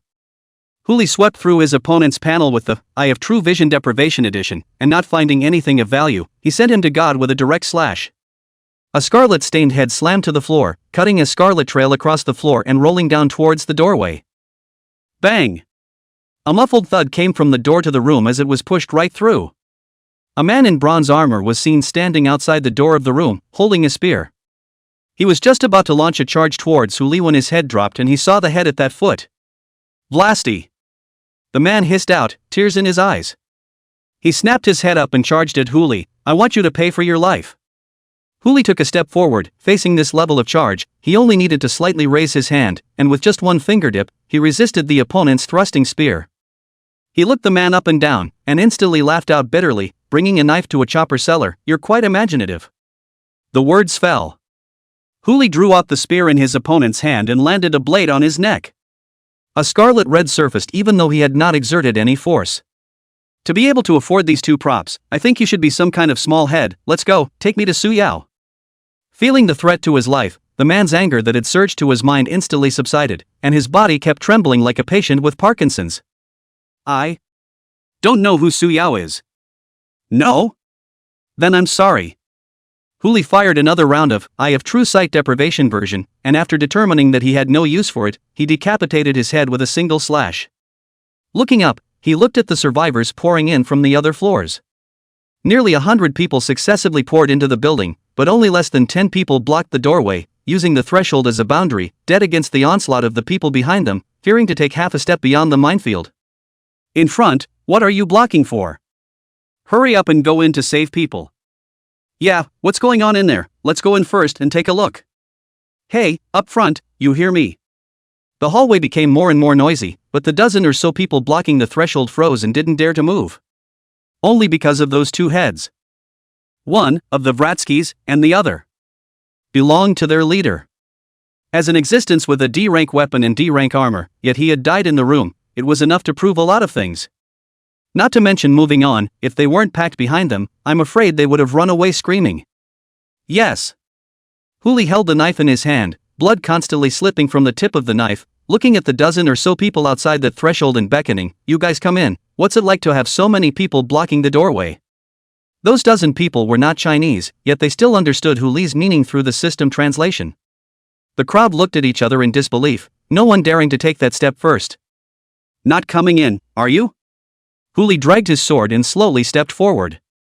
The tip of the knife drooped to the ground, cutting through a blinding spark on the ground, incidentally cutting a slit in the originally whole concrete floor, raw. Then may you be smarter in your next life, so you don't get a human body and not be able to use your brain like a human. The words fell. The black and gold ancient sword chopped down, and just the sharp aura that swept away directly cut off those blocking the doorway. Blood, flowing all over the place. He who kills, man kills. That what's-his-name Vronsky tried to take the ship, and there's a way to take death. The second man who came over wanted to avenge Vlasky's death, and there was a way to take it. As for those who blocked the road at the gate, they came downstairs because they wanted to kill themselves, and they also had a way to take their deaths. To kill these people, Huli didn't have any psychological burden at all. If you kill it, and you don't give a the body, which appeared before the eyes of the crowd. A wailing sound that immediately resounded throughout the building. Ah! Murder! Murder! Help! Run! Rubbish, don't get in the ing way. Let me go first. Chaos, a touch of it. Huli turned his head and gave the 9-headed pseudo-dragon phoenix behind him a look. The 9 little ones immediately understood. Immediately, they flew upstairs and blocked all the escape routes with their bodies, blocking all the people rushing to rescue them on the next floor. Trying to escape? Unless one of these 9 pseudo-dragon phoenixes was killed. This is clearly an impossible task. Huli dragged the knife all the way out of the room and whistled as he watched the anxious backs of the men. Phew. Whoever of you can help me find Su Yao, I can give him a chance to live. Oh. The crowd, for a moment, was silent. Can't even find it? Huli spoke helplessly, his right hand holding the sword raised slightly. That would also be a real shame. Wait. Wait. Just as Huli was about to slash down again, putting an end to the lives of most of the people, a voice rang out from the crowd. I might know where the Su Yao you're talking about is. In the crowd, a middle-aged woman held her hands up in the air, her tone panicked to the core. Maybe? No. Definitely. I know where that Su Yao is. Very good. Huli spat out 2 words and a fire phoenix emerged from his fingertips. Snap. A loud finger fell, and the fire phoenix flew towards the middle of the crowd. In an instant, everyone except the middle-aged woman who had just raised her hand was burned to ashes by that fire phoenix. In addition to calamity, there is the extremely important word change. As long as one is in the midst of the plague, as long as one is alive, one has nearly unlimited opportunities for change and unlimited possibilities for growth. So, as long as there was an existence that could threaten him, he would not hesitate to eradicate it. 10 years in that dungeon was long enough, and he didn't want a second one. Dear Sienna next to her looked at the scene in front of her, without any obstruction or saying half a sentence more. She just watched silently. By the way, protecting that Wei Xiaoqing behind her, not allowing her to see these bloody images. Huli then looked at the dumbfounded middle-aged woman. What are you waiting for? Why don't you lead the way? Good. Good. The middle-aged woman let out a trill and immediately led Huli all the way up the stairs until she ascended to the last floor of the building. Her voice trembled slightly as she pointed to the door wrapped in chains in front of her. The person you're looking for is in there, and you promised me you'd leave me alone. There's no rush, I'm not finding anyone yet. Huli pointed at the lock. What does this mean? The chief. Chief said. That to raise pigs, you need pens. Chapter 56 I am Su Yao, come and kill me. A pig? A pigsty? The meaning of these 2 words can be naturally understood with a little savoring. The leader of this group was keeping humans in captivity and using human flesh as a source of meat. In the midst of the end times, there are actually many such organizations. Points are redeemable for food. But besides food, points can be redeemed for more useful things. Especially for a portion of the people who had no combat experience or ability to fight. Those ferocious to the extreme foreign beasts were definitely not prey that they could hunt at will, and even if they were lucky enough to hunt that 1 or 2, the points they gained would be more important than food. Instead, those who are weaker than themselves are the best prey and the most readily available food. Talent. There is no strongest, only stronger, and likewise there is no weakest, only weaker.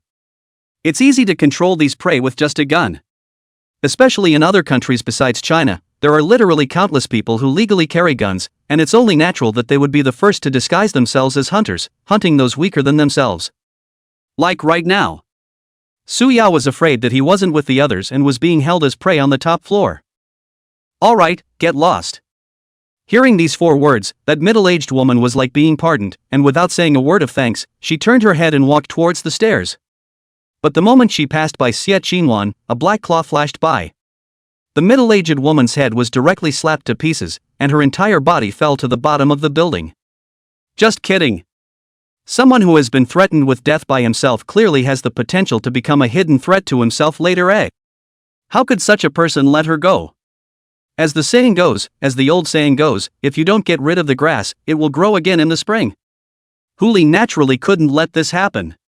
His hand rose and the chains shattered in response. A fire phoenix leapt to his fingertips, and he placed it on his shoulder to illuminate the surroundings. Huli had only just pushed open the door when a foul odor immediately hit his face. Ahem, ahem. Even if he had stayed in the basement for years, he was not used to the smell for a while. It was indeed no different compared to a pigsty. Huli didn't want to go in either and simply took a step back. Inside, all of you, come out quickly. Those who imprisoned you are dead. Especially you, Su Yao, come out and pay your debt. This statement was made. The top floor was in an uproar. There was a faint rustling from within, but no one said more than a word. Less than 2 minutes. A figure then ran out of the darkness. Only to see a middle-aged older woman rushing out of the darkness, her eyes locking onto Huli. She directly pounced on her, pointing at the bridge of her own nose. I am Su Yao. Don't you want my life? Come. Kill me. Hu Li rolled his eyes, not even bothering to say another word to her. Auntie Chang. A clear, cold voice came from the darkness. A slender figure slowly stepped out from inside, a little helplessness in his tone. You didn't have to be like this. A woman came in front of Hu Li. She was no older than 24 at the most, yet she had a natural leadership demeanor that gave people a sense of trust and security just by standing there. It was as if all problems could be solved as long as she was there. Mr. Hu? Suyao looked at Hu Li without the slightest bit of panic in his eyes. Instead, there was a hint of celebration. It's me. Great. The corners of Suyao's mouth rose slightly as she walked forward and extended her right hand. Hello, I'm Suyao. No. I'm the one who's Suyao. I am. The being known as Big Mama Zhang, who was still pulling on Hu Li's sleeve, pointed at her nose and said, Don't you want my life? Come and get it. Don't implicate others. Hu Li rolled his eyes, loosened the hand he was holding with Suyao, and pointed at the older woman. If you don't get it out of the way, I'm going to step in now. Mom. Just stop it. In the darkness, two middle-aged men walked out assisting a crippled teenager. The crippled teenager frowned at the older woman. Trust Miss Su, she'll be fine. You kids know. Auntie Zhang cursed out angrily. Miss Su saved your life, so when a mother should return her life, so don't argue. Auntie Zhang, listen to me. Suyao was also helpless for a while, stepping forward to take Zhang Dema's hand and bring it to the crippled teenager. If you want to return this life to me, dying is the worst option.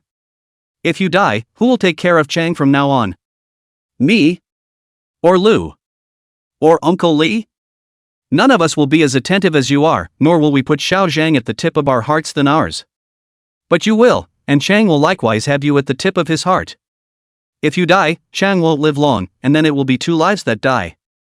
I don't think that this 24-year-old life of mine, Suyao, can compare to the combined list years of you two. Miss Su, Zhang De Auntie gagged and choked, froze, and did not know what to say. Suyao also just placed Auntie Zhang's hand on Xiao Zhang's shoulder and gently patted it without saying another word. Miss Su, should we take a chance? Yes, Miss Su. There's only a few of them, so let's fight it out and maybe we'll survive. Miss Su, if you die, I don't have the face to live. The voices of the crowd echoed in the darkness. Hu Li, on the other hand, was a burst of helplessness. Hey. People are still here, have you guys conspire out loud like this? I'm sorry, Mr. Hu. Suyao was also helpless for a while, looking at the crowd behind him. Don't worry, I will come back alive, trust me, okay? You just need to honor your agreement with me, okay? The voices in the top floor only sort of quieted down when this was said. Suyao also walked in front of Hu Li once again. Mr. Hu, can we talk somewhere else? Naturally. Hu Li sidestepped to make a place, please. Thanks. Suyao acted as if he didn't see the severed corpse next to him, just walking slowly towards the stairs. Before Hu Li could move, one after another silhouettes emerged from the darkness of that top floor, shouting towards Suyao's back. Ms. Su. Ms. Su, thank you. Miss Su, you must survive. Miss Su, what Zhang Wenhai, owe you must come back for it. Greeting after greeting echoed through the building. Suyao didn't turn around, just walked towards the stairs, as if turning her head to look at them one more time would be cruel to them. Sure enough. There were some talents that could be reflected on the panel, but there were others that were innate. Even if Hu Li used deprivation, he couldn't deprive himself of this existence. Just like the affinity and natural leader talent in Suyao. Hu Li went all the way downstairs, and only when he could almost not hear those voices did he open his mouth to inquire towards Suyao. What's your deal with them? Secret.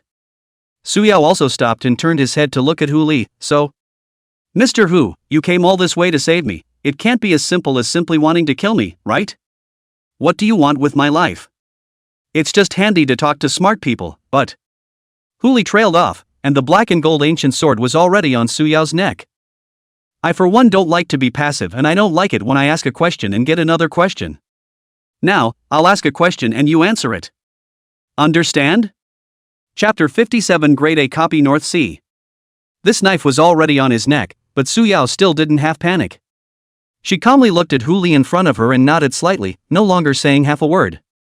Hu Li spoke softly. You lured me here. In addition to wanting to solve the problem of the beast tide, you also want to lend me a hand to get rid of those people down there? Yes. Only one short word. It seemed that Suyao had indeed taken Hu Li's words to heart. Who are those people upstairs? Most of them came over to visit, but also some of my fellow Chinese. They seem to have a lot of trust in you. A kind of trust in a lifesaver is all. Su Yao said, a bitter smile faintly spreading at the corner of his mouth. What do you mean? Mr. Hu came up from downstairs. He should have seen those people as well. We're like a head of livestock in a captive cage to them. When there's no more food, it's time to drag us out and slaughter us. And I, for them, am like a production machine. Once someone has had a large amount of flesh and blood ticked off and is about to die, my gift can bring that person back to their best, even to the point of filling that lost flesh and blood back in. Those people upstairs don't want to die, so I'm their savior. Su Yao's tone was flat. Flat as if. Didn't care at all what those people thought of her. A benefactor? A lifesaver? The two words, though roughly the same in description, are vastly different in meaning. The former is honored from the heart, while the latter is more of a tool. Using a life-saving straw to describe himself, this Su Yao seems to be a little different from the president of the Salvation Society that he imagined. So? Hu Li's eyes drooped slightly. Did you deliberately tell them that I would come to you? Sure. Su Yao rightfully replied back, the beast tide is coming. If I don't tell them that you will come over, then I will be killed by them sooner or later. Either I'll be forced to die when I can't use my gift, or I'll wait until the beast tide is over and be discovered by these people downstairs because of the mass use of my gift. I, after all, cannot escape the word death. The only way I can survive is to give them hope, to give them a reason not to dare push me. This Su Yao is more intelligent than he thought. No wonder he can become the future president of the Salvation Society. For her knowledge and manipulation of human nature, she deserves it. Such a person remaining in the world could be far more important than the SSS grade talent she possessed. Mr. Hu, are you satisfied with my answer? Seeing that Hu Li was silent, Su Yao asked tentatively. Not bad. So I'll stay by your side from now on? As Su Yao spoke, his gaze could not help but sweep over Xie Qingwan, Dear Sienner, and Wei Shaoqing with a bit of testing in his eyes. Especially yes that when her eyes swept over Wei Shaoqing, there was a faint trace of loathing that flashed through her eyes. Don't get me wrong. Dear Fairy immediately took a step back, I have nothing to do with him. Su Yao didn't say anything, just pursed her lips and smiled. Don't worry, you don't have to follow me. Hu Li spat out a sentence blandly. He didn't want too many women around him, even if they were like Su Yao. I just need you to accompany me on an errand in exchange for the life you delivered to me, and when it's over, you can leave whenever you want. What is it? Su Yao immediately brightened up. This one was the one who had triggered multiple global prompts one after the other, and what he was going to do was obviously not going to be small. Follow along and you'll see. Hu Li spat out a sentence and slowly walked down the stairs. The crowd just followed. By the time they arrived downstairs and returned to the No Shanghai Kingdom, the same way, the air was suddenly shrouded in a layer of scarlet red. The routes, not far away, are over Lake Baikal. Ding! Survivor Levstar has successfully opened the A-rank copy North Sea. You have entered within the boundaries of the replica and will be forced to enter the replica. Ding! Congratulations on triggering the main quest, Into the Sea. Congratulations to Survivor Hu Li for triggering the Level B main quest, Into the Sea. Level B main quest, Into the Sea. Mission description, please find 5 other survivors and team up together to find a suitable vessel to enter within the North Sea. Mission duration, 3 hours, 59 minutes, and 59 seconds. Task rewards, cumulative calculation. Mission failure, deduction of intelligence attribute by 10%. Gotta. I don't know which lucky person opened this copy and froze and pulled in all the survivors within range. There are also many types of copies in this calamity. Like the S-ranked copy Earth Kingdom that Hu Li and the others had previously cleared, that was a copy that was entered as a squad. There were also ranked copies like the one in front of them North Sea that existed on a regional basis. Any survivors that are in the area, no matter how many there are, will be pulled into the copy at the same time. And in the midst of such a copy, the survivors have to compete with other survivors entering the copy, in addition to defending themselves against the beasts in the copy. Team up with 5 other survivors. Hu Li turned his head to look behind him. One more to go. Do you guys have any suggestions? This sentence was actually meant for Su Yao. There are still quite a few survivors upstairs, perfectly capable of replenishing the team's numbers. But once Su Yao opens her mouth, Hu Li gets defensive about her. The reason is simple. The group that blocked the downstairs earlier were weak. Weak to the point of weakness. Against such opponents, they can all be blocked in the penthouse and corralled like livestock. This was still with a top-tier assist like Su Yao. Then it's not hard to deduce one thing. Those survivors upstairs will only be weaker than those blocking the hallway downstairs. In this situation, if Su Yao proposed to go upstairs to look for someone, then she must be harboring selfishness. Okay. Facing Hu Li's inquiry, Su Yao did not open his mouth. Instead, it was that Wei Xiaoqing who slightly raised her hand. Brother, I have an idea. Greenie. Hu Li squatted down and looked at her with smiling eyes. Tell me, what do you have in mind? Wei Xiaoqing raised her hand and pointed in the southwest direction. About 3 kilometers or so in that direction, there is a person who has a qi that is exactly the same as the qi that you, Sister Xiener, and this Sister Su Yao have. It should also possess SSS rank talent. This statement was made. Su Yao's pupils trembled, and that dear Xiener couldn't help but turn her head to look at Su Yao. All were obviously shocked beyond belief at the news. Especially dear Fairy. Her afterglow couldn't help but fall on Hu Li, and a great deal of speculation surfaced in her mind. Another SSS rank talent possessor?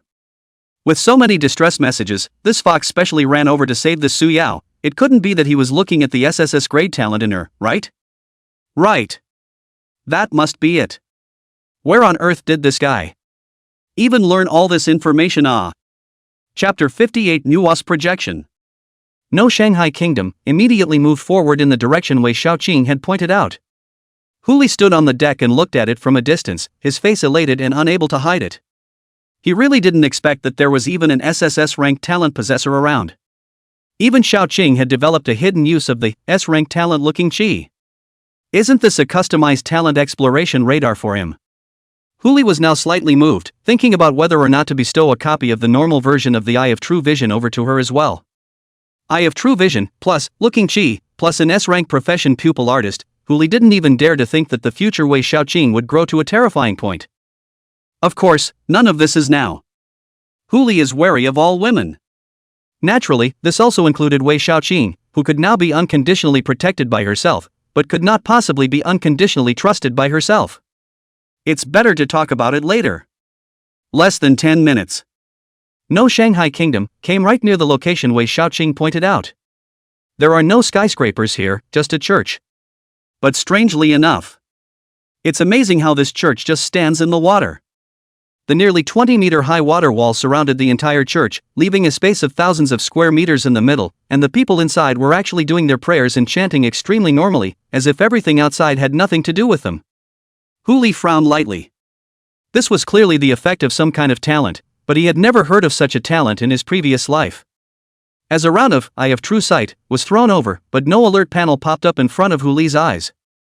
Apparently, it was the same situation as when he encountered the 9 dignitaries at that time. The exploration failed.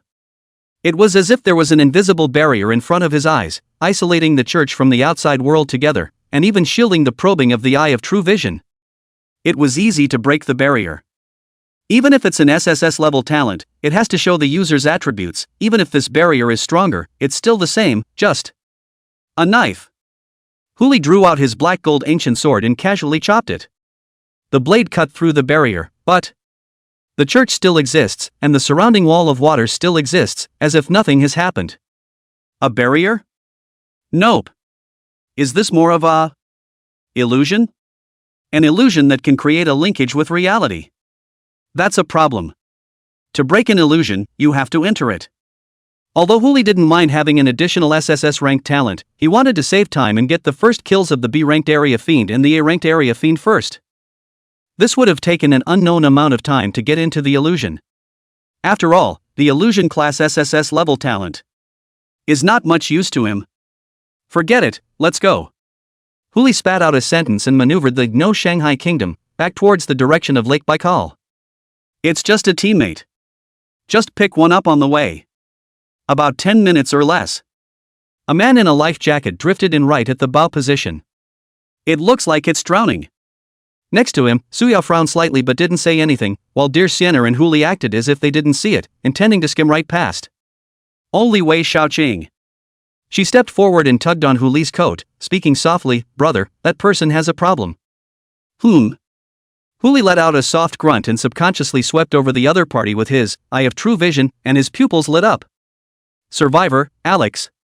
Survival level, 3. Physical, 17E. Power, 16E. Intelligence, 10F. Agility, 12F. Mastery talent, Thupnos Gaze SSS. Thupnos, the god of dreams in Greek mythology. That's the guy who constructed the illusion. No wonder Green reminded himself. Judging from the man's panel, he hadn't suffered any negative effects, but now he was floating in the water as if he were drowning, presumably trying to fish. Fishing for Huli. Trying to get himself to save him. As for the purpose, mostly, they want to pass the copy, but there may be other purposes. The little lamb that comes to the door, it's a waste of time. Ouch. Huli immediately exclaimed in shock and turned his head to look at that Suyao. What are you still standing there for? Can't you see that someone is drowning? Hurry down and save them. This statement was made. Dear Sienna and Suyao on the boat both looked at him with a look of having seen a ghost. Is that word yours? Got the wrong script. However, since Huli had opened his mouth, Suyao naturally had no reason not to do so. She directly opened the SSS grade talent source of life, and included the opponent within the range of her teammates, preparing to heal. In the next instant, she realized that the man was in a state of disguise. No wonder that Fox would be so pretentious as to say such a thing out loud. In the meantime, Wei Xiaoqing also came to Dear Sienna's side at Huli's authorization and stabbed that person in the back. What a useless thing. Huli saw the look in Suyao's eyes and confirmed that the other party knew his intentions, so he also looked at Xia Qingwan. Xiaowan, you go save the people. Yes, master. Xia Qingwan transformed into a black panther and leapt into the water, holding the man's clothes in her mouth as she jumped up from the water again. Since it's a rescue, it naturally includes follow-up actions. With the panther's paws folded over the man's chest and pressed hard. Put. A mouthful of liquid mixed with blood gushed out of Alex's throat. He, who originally had was literally almost seriously injured at the moment. Ahem, ahem. A violent cough came. Alex looked up and surveyed his surroundings with confused eyes. Where am I? Who are you all? Did you guys save me? Before anyone could answer. Then Alex braced himself to get up and scurried to Suyao in one step, trying to reach out for her hand. Beautiful lady, you saved. Words, not yet finished. Suyao then took a step back and turned her head to look at Huli, her tone filled with aggression. Hubby, he's going to molest me. It's true. That whatever you do, you have to have teammates. Huli was worried that he didn't know how to act with this guy when Suyao handed over the best excuse. What? Huli took a step forward and raised his hand on Alex's shoulder, pressing down hard and locking him under his arm. Kid. Are you tired of living? Up to B+ strength pressed against his neck, and Alex felt like he couldn't breathe. He kept slapping Huli's arm, trying to get him to let go first. I didn't. Sir. There must be some kind of misunderstanding here. Huli didn't say much. The black light in his right hand was already lit up, ready to deprive. But in the next instant. Congratulations to Survivor Squad, Huli, Xia Qingwan, Dear Sianair, Wei Xiaoqing, Suyao, Alex for successfully forming a team, and will be immune to all negative effects caused by their teammates' damage or inflicted during the teaming period. Congratulations, Survivor Team has completed Level B mainline into the sea, rewards are stacking. Main quest refreshed. Level B main quest, The Abyss of the North Sea. Quest description, you and your teammates have successfully rendezvoused, so please hurry up and enter the North Sea range and find enough B rank materials Jiaozhu. The first 111 squads to complete the mission advance to the next round. Mission objective, Grade B material auger bead 09. Duration of mandate, none. Task rewards, cumulative calculation. Quest failure, obtain debuff weakness LV, 10% reduction in all attributes and lasts for 1 month. Grade B? Auger beads? And so on. Huli instantly remembered a hell of a joke he had once heard in his previous life. Among the global chat channels, someone had mentioned that they had seen Nuwa, the human ancestor of Chinese mythology, in one of the rare cooperative type copies. One of the clues that person had mentioned was that all the survivors participating in the replica would collect 999 auger beads together and give them to an NPC, who would then preside over a ceremony to summon Nuwa's shadow to descend. Everything went exceptionally well up front. The B-grade augur beads were quickly collected and the Nuwa shadow successfully descended. But while all the survivors were waiting to receive their rewards, a man from the White Bear Nation looked at Nuwa's needs and drooled, and even rushed up to her, attempting to do something untoward. Where does this Nuwa put up with this? 999 augur beads instantly collapsed, each augur bead pierced through a White Bear Nation person. Only a small number of Chinese people survived, but they didn't fetch any rewards. The copy comes to an abrupt end with no rewards or penalties. Others have since tried to trigger this copy and have never succeeded. This led to the augur beads later becoming a discriminatory term against the people of the White Bear Nation in global chat channels. The copy the guy mentioned. It can't be this one. In other words, if he collects all the augur beads, there is still a possibility that he can see Nuwa's projection? If only we could see Nuwa's projection. Is it possible to strip a thing from her, too? Even if it's just a single scale, it's still an SSS-ranked existence. Chapter 59, The Surprise Appearance of a Deity. Lake Baikal. With the speed of the No Shanghai Kingdom, it was naturally the first to arrive at the lake. It's just that Lake Baikal is a very different place today than it was earlier. There was silence above the lake, reflecting the scarlet in the air. Looking around, it is like a deadly purgatory. Just watching from afar, it gives people a kind of murderous atmosphere. Captain, this doesn't look like it has augur beads either. Dear Siener came to Hu Li's side. How about we wait for the other team to go in first to see the situation? To be honest, Hu Li didn't have a clue in his heart. After all, this was a copy he had never experienced before, and it was still an A-ranked copy. With his B+ level attributes, he really wasn't sure he could securely pass this copy. If this were any other time, he would inevitably find 2 or 3 teams of lucky people to enter Lake Baikal first, and then enter himself depending on the situation. But now, he's still busy trying to find that basilisk. Where's the time to waste? Time is running out and it can't wait. Hu Li helplessly spat out a sentence, driving the No Sea Kingdom to continue forward, and at the same time ordered, sail in, each observing a direction, and report immediately if you find any strange movements. Yes, Captain Master. The crowd responded with a cry. At the same time, that 9-headed pseudo-dragon phoenix immediately dived under the water and began to look for traces of the augur bead. Alex subconsciously tried to scramble to the bow of the boat, as far away from this guy as possible. But before he could move, Hu Li pressed his body to the very front of the bow. Mr. Alex, you've just been wounded and haven't recovered yet, just follow me.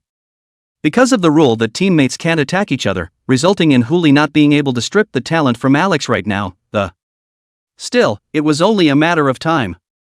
Now it was just a matter of securing this Alex and getting through the entire copy without incident, and then slowly stripping it from him when the time came. Good sir. Alex spat out helplessly. With the ship officially sailing into the North Sea, the originally calm water surface also began to ripple in layers. 1 place, 2 places. Dense bubbles scuttled out from under the water like something was about to come up from underneath. That 9-headed pseudo-dragon phoenix also seemed to have discovered something and immediately opened its wings and flew above the lake, overlooking the movements below. Brother! Wei Shaoqing was the first to react and shouted toward Hu Li at the bow, something is coming up from below. Got it, all be careful. Don't get off the boat. Hu Li drew out his black gold ancient blade and immediately stopped the No Sea Kingdom, opening the eye of true vision and gazing at the blister closest to him. The blisters slowly rose to the surface and shattered as they broke away from the water. Anum. Bang. The first crisp blast was heard, and a sound and shadow immediately sprang out of the water. Ah! An ear-piercing shrill whistle rang out. Only to see a Jiaoman darting towards the No Shanghai Kingdom, like a madman. It's an augur, not a shark. That augur man was like that mermaid, the upper half of his body was like a human, but the lower half of his body was all snake tails. Eye of True Sight Deprivation Edition, open. Species, Scowman. Grade, C. Physical strength, 170 C+. Strength, 186 C+. Intelligence, 133 C. Agility, 147 C. Talents, Breeding A, Raja. Mastery skills, Psychic Spikes B, Pounce Attack C. Note, Ancient Augmented Man awakened by an unknown being with a short temper. See Menopausal Woman awakened by firecrackers on the 2nd day of the new year. Power +1. Followed by the 2nd and 3rd. As many bubbles surfaced around them as there were augurs leaping up from the surface. They were like the moths that were attracted to the candle flame, desperately fluttering towards the ship. No Shanghai Gua is immune to all energy damage and physical damage, but this thing has no way to stop others from getting on the ship. Okay. The nine-headed pseudo-dragon phoenix had long ago taken the first step to hang above the No Shanghai Kingdom. Those augurs pounced on one, and they swallowed one, cooperating flawlessly. Even if there would occasionally be a few augurs that would land on the No Sea Kingdom, they would be the first to check for leaks and fill in the gaps. It didn't even leave Huli a chance to strike. But the augur beads were also swallowed by these dogs. Huli was speechless for a while, so he could only turn his head to look behind him. Su Yao, you take Shao Chang and go in first, leave this place to us. Yes. Su Yao immediately drew back from the shock of seeing the nine-headed pseudo-dragon phoenix, and holding Wei Xiaoqing's hand, she went all the way into the cabin. Alex, who was beside Huli, was shivering. Team Captain, should I also go in? Huli glanced at him and looked directly at the nine-headed pseudo-dragon phoenix hovering above the No Shanghai Kingdom. Little cubs. Watch out for the augur beads inside them, don't even eat them, leave them all for me. Ow.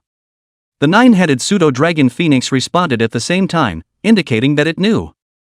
One by one, the augur beads that were originally going to enter their stomachs were all smashed down on the hull of the ship as if it was raining. Dear Sienna was quick on her feet and immediately maneuvered the 9 Zun, using the wind attribute to roll all those beads into a ball. 9 augur beads only, collected in the twinkling of an eye. Ding! Congratulations, Survivor Team has completed Level B Mainline Abyss of the North Sea, rewards are stacking. Main Quest refreshed. Grade B Main Quest, The Secret of the North Sea. Quest description, a mysterious being has awakened in the middle of the North Sea, and it all seems to be related to him. Take the augur beads you acquired and find him.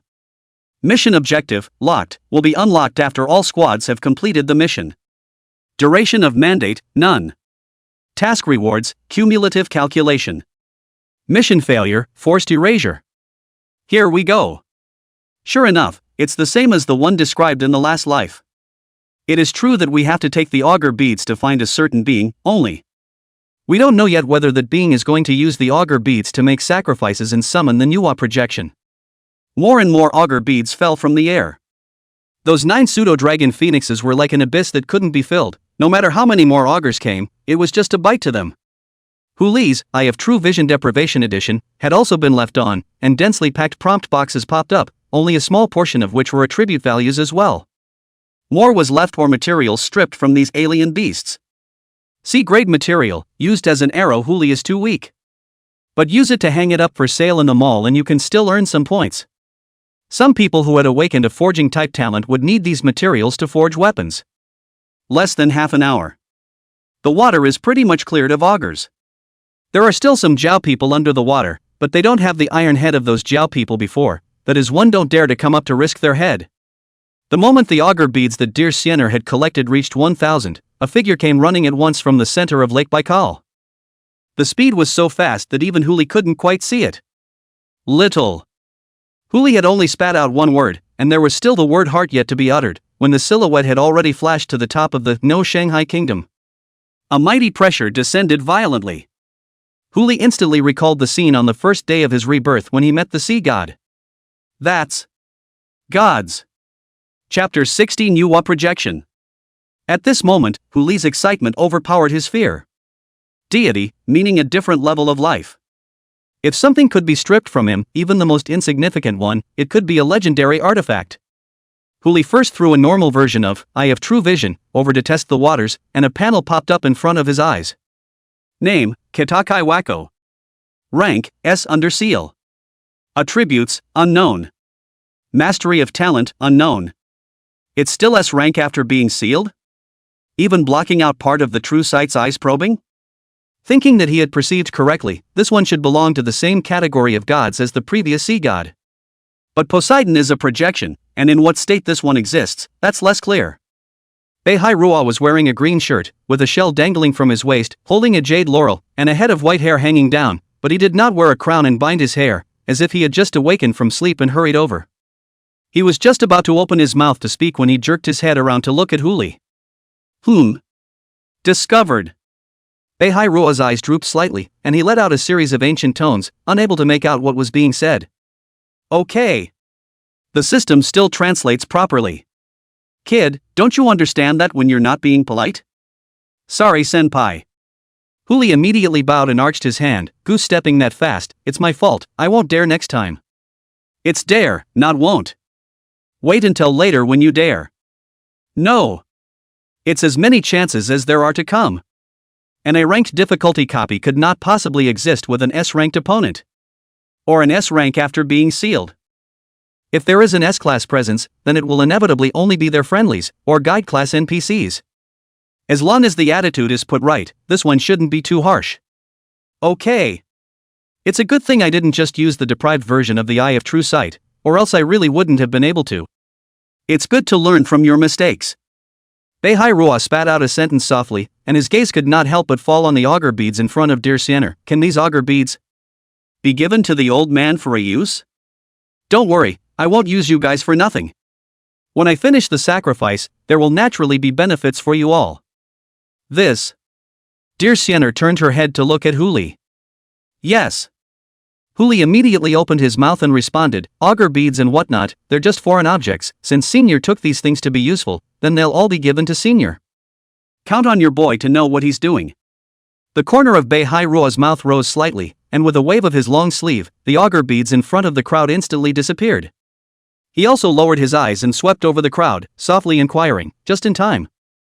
If you want to complete the sacrifice, you still need a few more people to help. Will you be willing to do so? It would be a great honor for you all. Ding. At the same time, a prompt rang in everyone's ears. Congratulations to Survivor Squad Dear Fairy for triggering the A-rank hidden mission, Sacrifice. Grade a hidden quest, Sacrifice. Quest description, help Katakai-ru to complete a sacrifice to an unknown being. Duration of the mission, unlimited. Quest reward, Hokkaido's Random Gift Pack 1. Mission failure, none. Remarks, boys and girls? Who sacrifices this stuff these days? Bring 5090 up to the Dragon King. Willing. Naturally willing. So very good. Beihai-rua nodded slowly and disappeared in a flash. The voice came from the center of Lake Baikal. I'll be waiting for you in the middle of the North Sea, come quickly. The sound dissipated. Huli turned his head and dear Sienner exchanged a glance. The latter raised his hand and drew an imaginary letter in the air. S. Huli shook his head, nodded again, and sent her a message in the private chat channel. Huli, S after sealing. Dear Fairy, late boss? Huli didn't answer, just shook his head. Dear Fairy was instantly relieved, and under the pull of the nine-headed pseudo-dragon phoenix, she advanced at full speed in the direction from which the sound came. About half an hour later. No Shanghai Kingdom finally came to the center of the North Sea. 999 augur beads were arranged in an extremely arcane manner on the surface of the lake, with Beihai-rua standing right in the center, which by the way had vacated the other 6 positions. From these 7 positions alone, it looks somewhat like the 7 stars of the Big Dipper. Is this formation? Little friend is here? Quickly enter the formation and stand still. Beihai-rua's tone was extremely urgent. Can't wait to send them straight to the open spot now. It was also Huli who had heard about this incident and confirmed that if this North Sea was a sacrifice to Niwa, otherwise he would never have taken the risk of going to a sacrifice where he didn't know who the object was. It doesn't matter if the returns are less. Huli turned his head and glanced at dear Sienner, who immediately understood and sent Xia Qingwan, Su Yao, Wei Xiaoqing, as well as Alex to the appropriate location with the royal wind. Sheep, on the other hand, followed Huli and stood in the 2 positions closest to Beihai-rua. Formation, rise. Hokkaido spat out a sentence. The 999 augur beads shattered at once, transforming into a glistening white stream of light in the formation and converging towards the air. The Holy Mother of God is above. Beihai-rua immediately knelt down on one knee and tilted his head towards the glistening white stream of light in the air and slowly spoke, Beihai-rua, I implore the Holy Mother to have mercy and send down a holy oracle. Holy Mother! It's really Niwa. Huli forced down the throbbing in his heart, and already began to fantasize about what he could deprive from the Virgin Mother. Looking at the situation, I'm afraid that the one who appeared will not be Niwa's body, but should be a projection of the same kind of existence. That's good. Even Beihai-rua can find himself peeping, if the one who comes is the main body, Huli really do not dare to do it, but if it is a projection. As long as it was the instant before she disappeared, not to mention Manhwa, even if it was the 3 pristine ones, it was the Tao ancestor standing here. He also dared to throw the Eye of True Sight Deprivation Edition over. Buzz.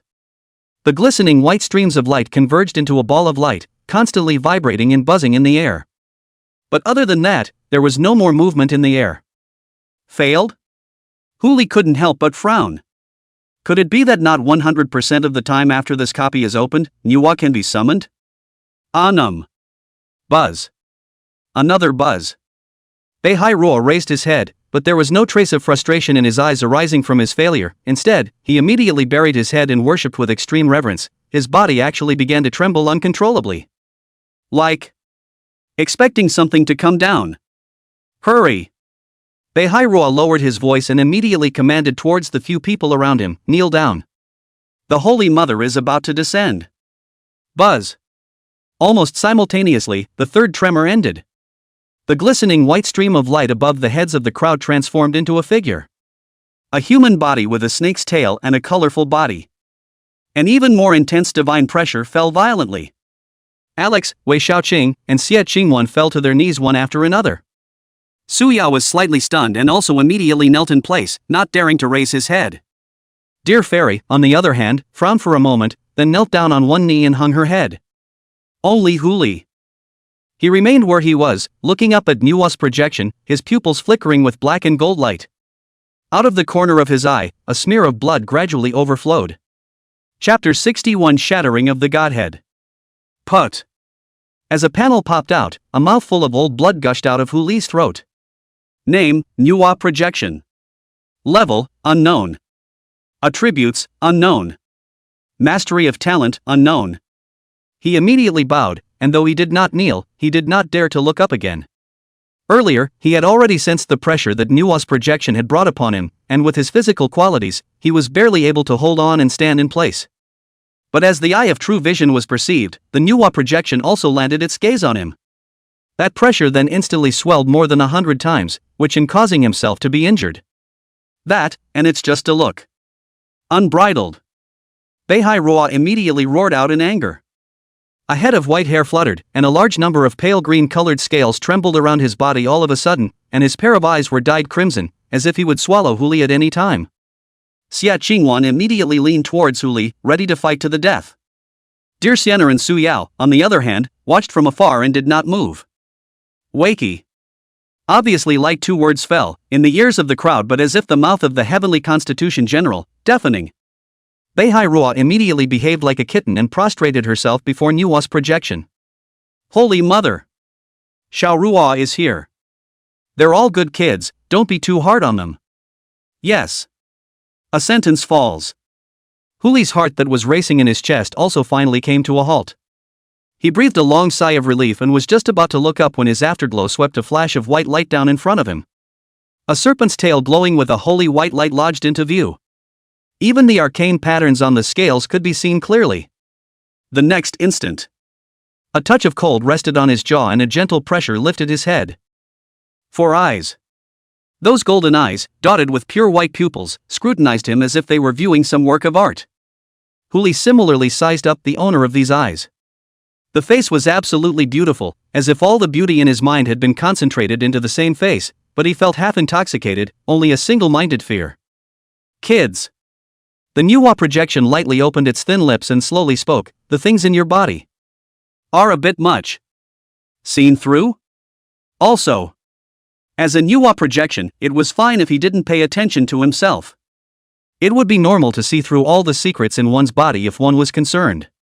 But since she hadn't made a move to strike herself down, there was no problem, as long as she followed the rest of the copy's steps and steadily completed the copy. As for deprivation and all that, had to wait for an opportunity. St. Huli had only spat out a word, and before he could finish his sentence, the hand on Huli's jaw penetrated his skull. He couldn't help but have his pupils shrink. Master! Xie Qingwan let out a cry of surprise and intended to pounce. But Huli immediately raised his hand to stop it. Though his head was penetrated, he felt no semblance of pain, nor was he harmed in any way, except that one popped out of his eyes. Ding! You have lost an item, Poseidon's Sigil Fragment. Stuff, You can have more, but not everything. The Nuwa projection spat out a sentence. With a grip on her palm, the sea god gauge fragment immediately shattered and turned into a blue shimmering light that drilled into Beihai Rua's body. A flash of flesh pain flashed in Hu Li's eyes, but he didn't dare to say more. It's only the loss of a godhead fragment, it's acceptable. There are other opportunities in the future as long as you keep your little life.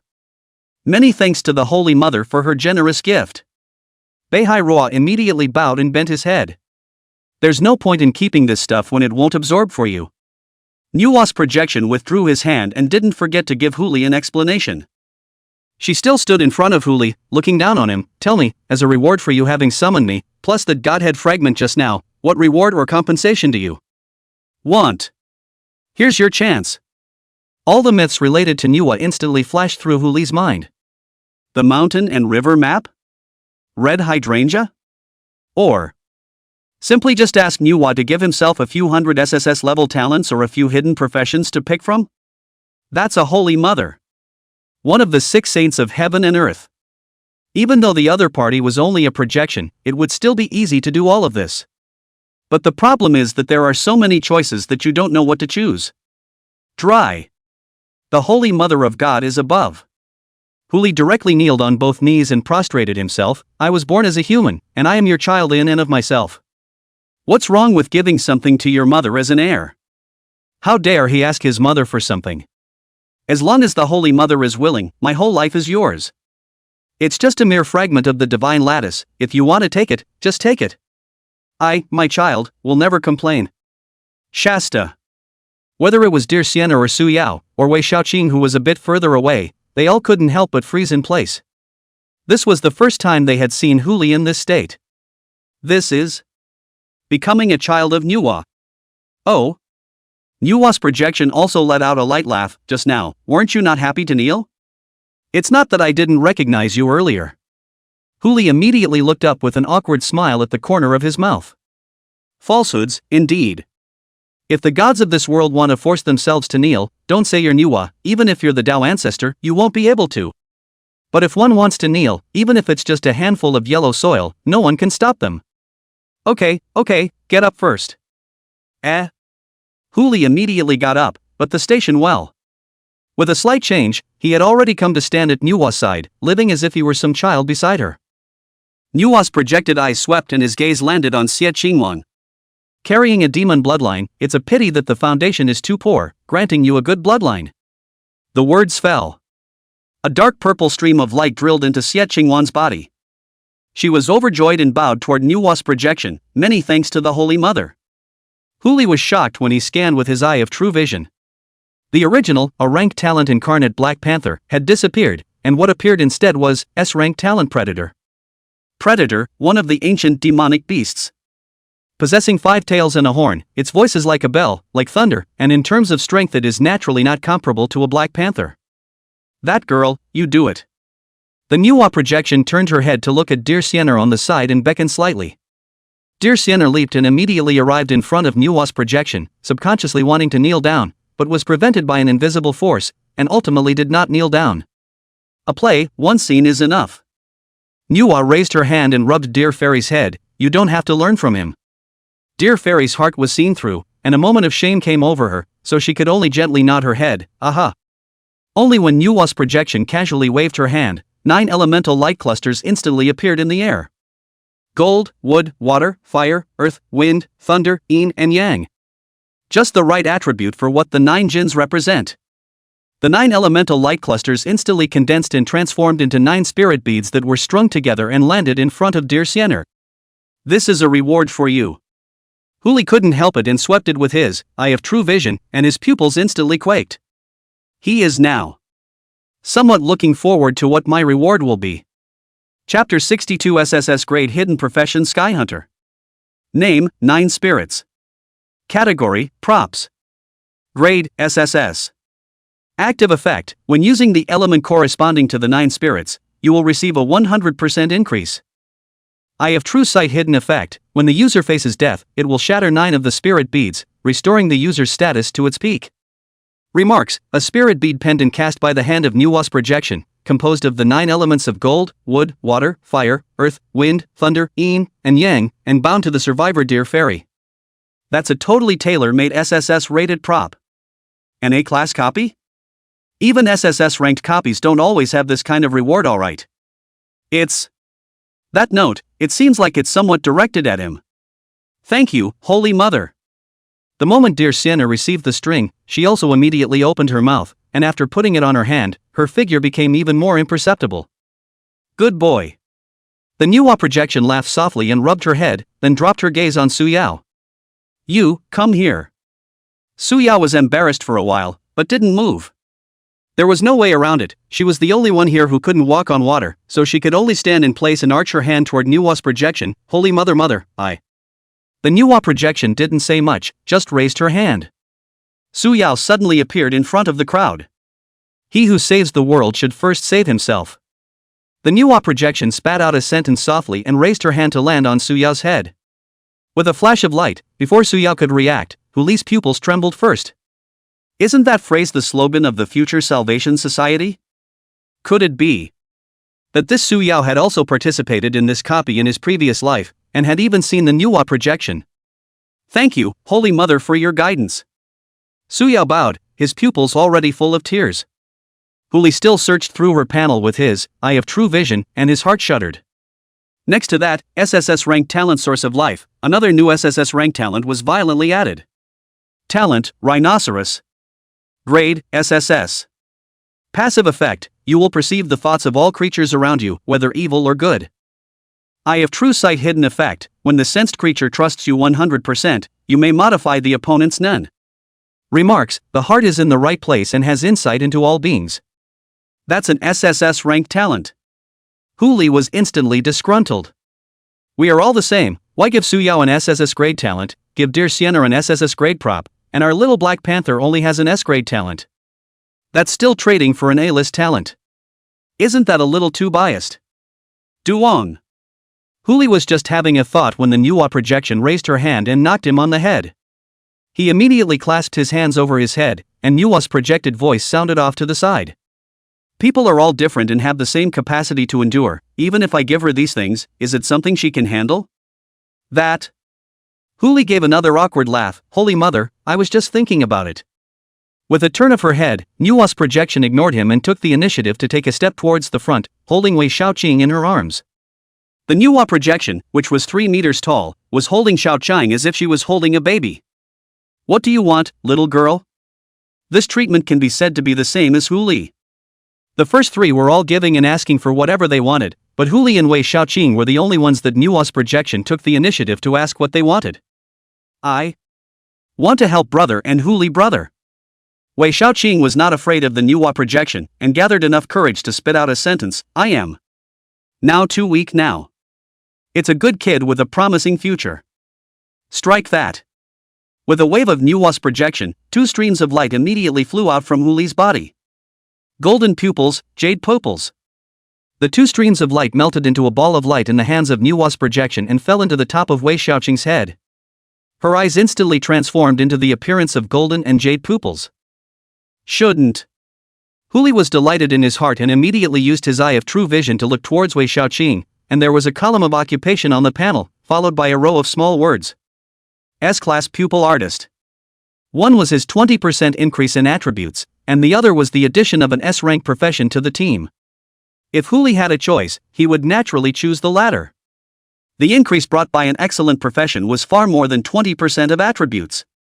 If it wasn't for the fact that the golden pupil and the jade pupil conferring the profession were dangerous, he would have already brought it to use. Even if it wasn't for Shaoqing, it was also for Xie Changwan. We'll look at the description of this pupil artist in more detail later, now is not the time. There was one last Alex to go, and it was his turn next. Nuwa's projection stood in Wei Shaoqing's place, overlooking Alex in front of her. Before Nuwa's projection could say anything, that Alex fell to the ground in obeisance, his head held high and his eyes filled with greed. Holy Mother of God. I want him. Alex pointed at Huli, I want the reward you gave him. Meh. Huli burst out laughing. This dude thought he was answering a question in Samhu. You can make this kind of request and it depends on whether the Holy Mother of God will fulfill you or not. Nuwa's projection couldn't help but frown, but she also still spoke blandly, requirements, no one else can be involved. That's good. Alex pondered for a few breaths and looked at Nuwa's projection once again, greed in his eyes even greater. Although he didn't open his mouth, an illusory figure had already surfaced behind him. That's Thupnose. One person, one virtual shadow, was just looking up at the Nuwa projection at the moment. Then, I want you. You're unbridled. Hokkaido spat out a sentence. But this time, before he could do anything, the Nuwa projection had already moved to anger. Click. With a crisp. The projections of Alex and Nishupnose shattered at the same time. In an instant, a mountaintop scene violently appeared in the air. That's Mount Olympus. A thunderbolt suddenly fell and smashed into the body of Nuwa's projection.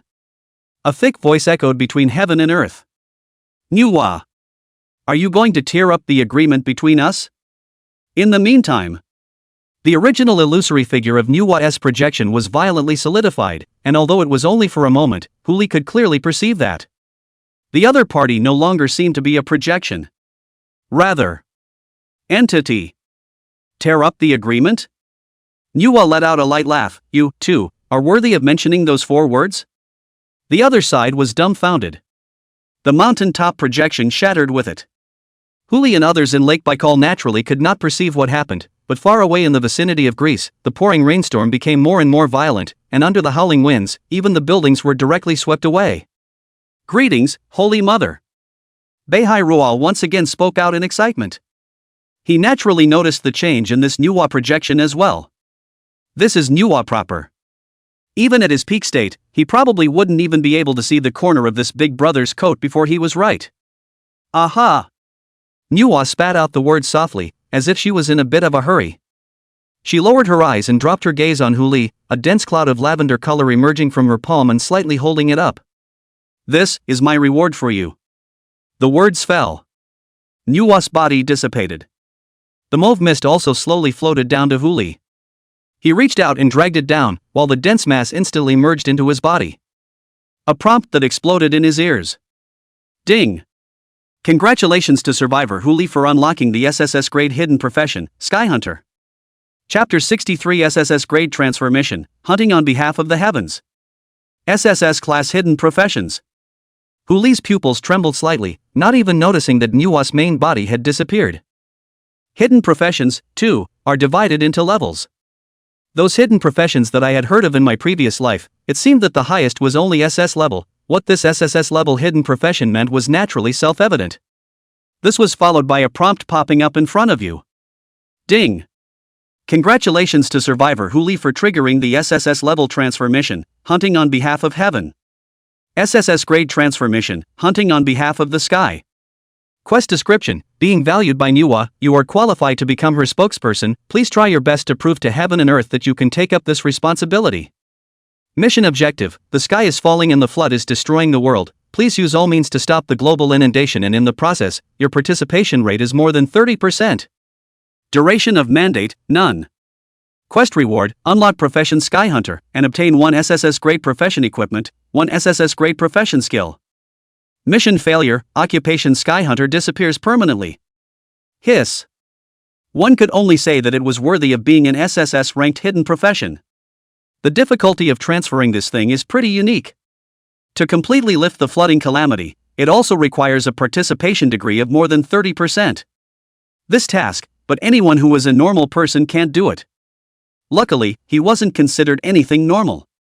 There were many ways to undo the inundation, and one of the most convenient and quickest ways was to decimate all 9 regional alien beasts. Now, he had decimated one of them.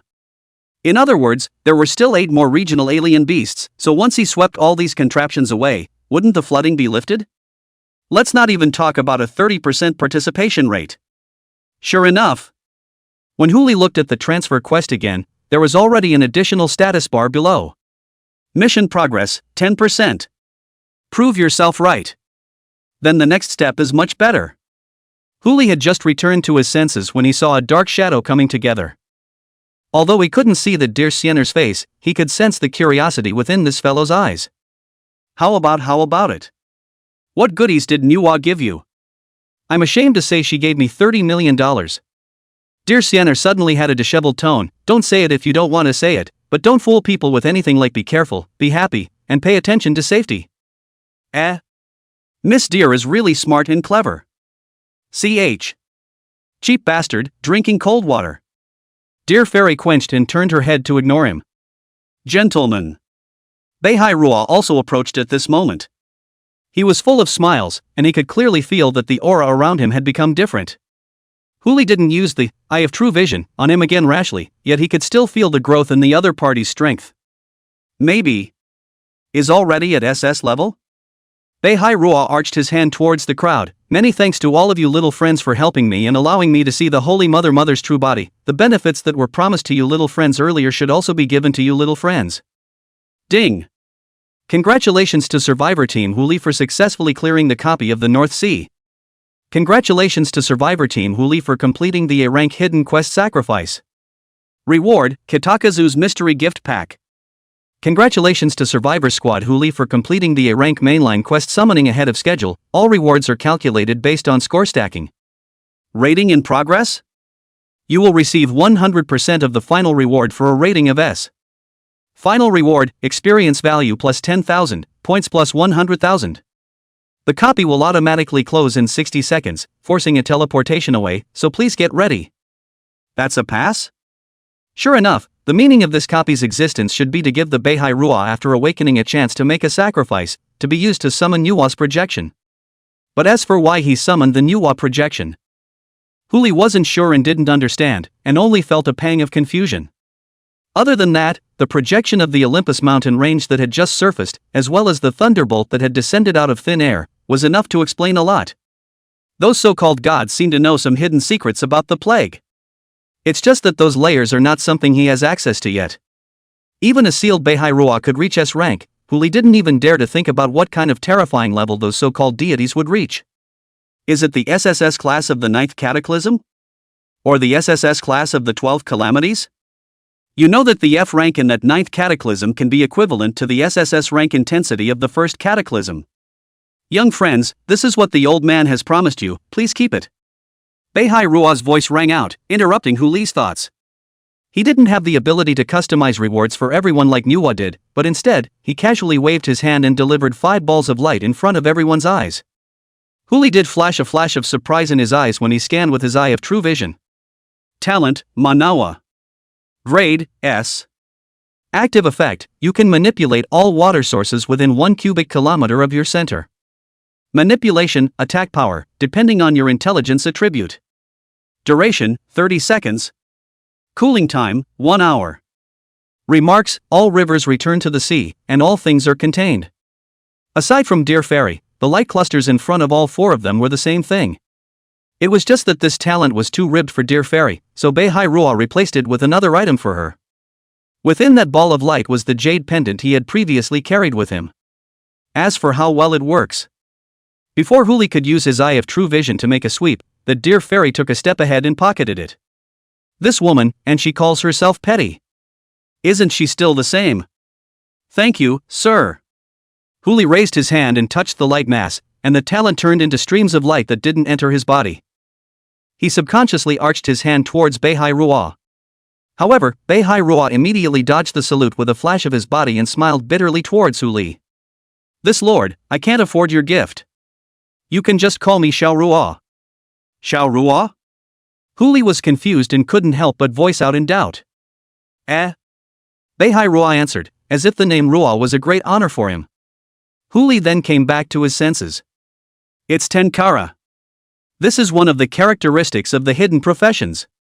Almost all hidden professions have this trait and can be fully integrated into the social environment of these NPC bigwigs.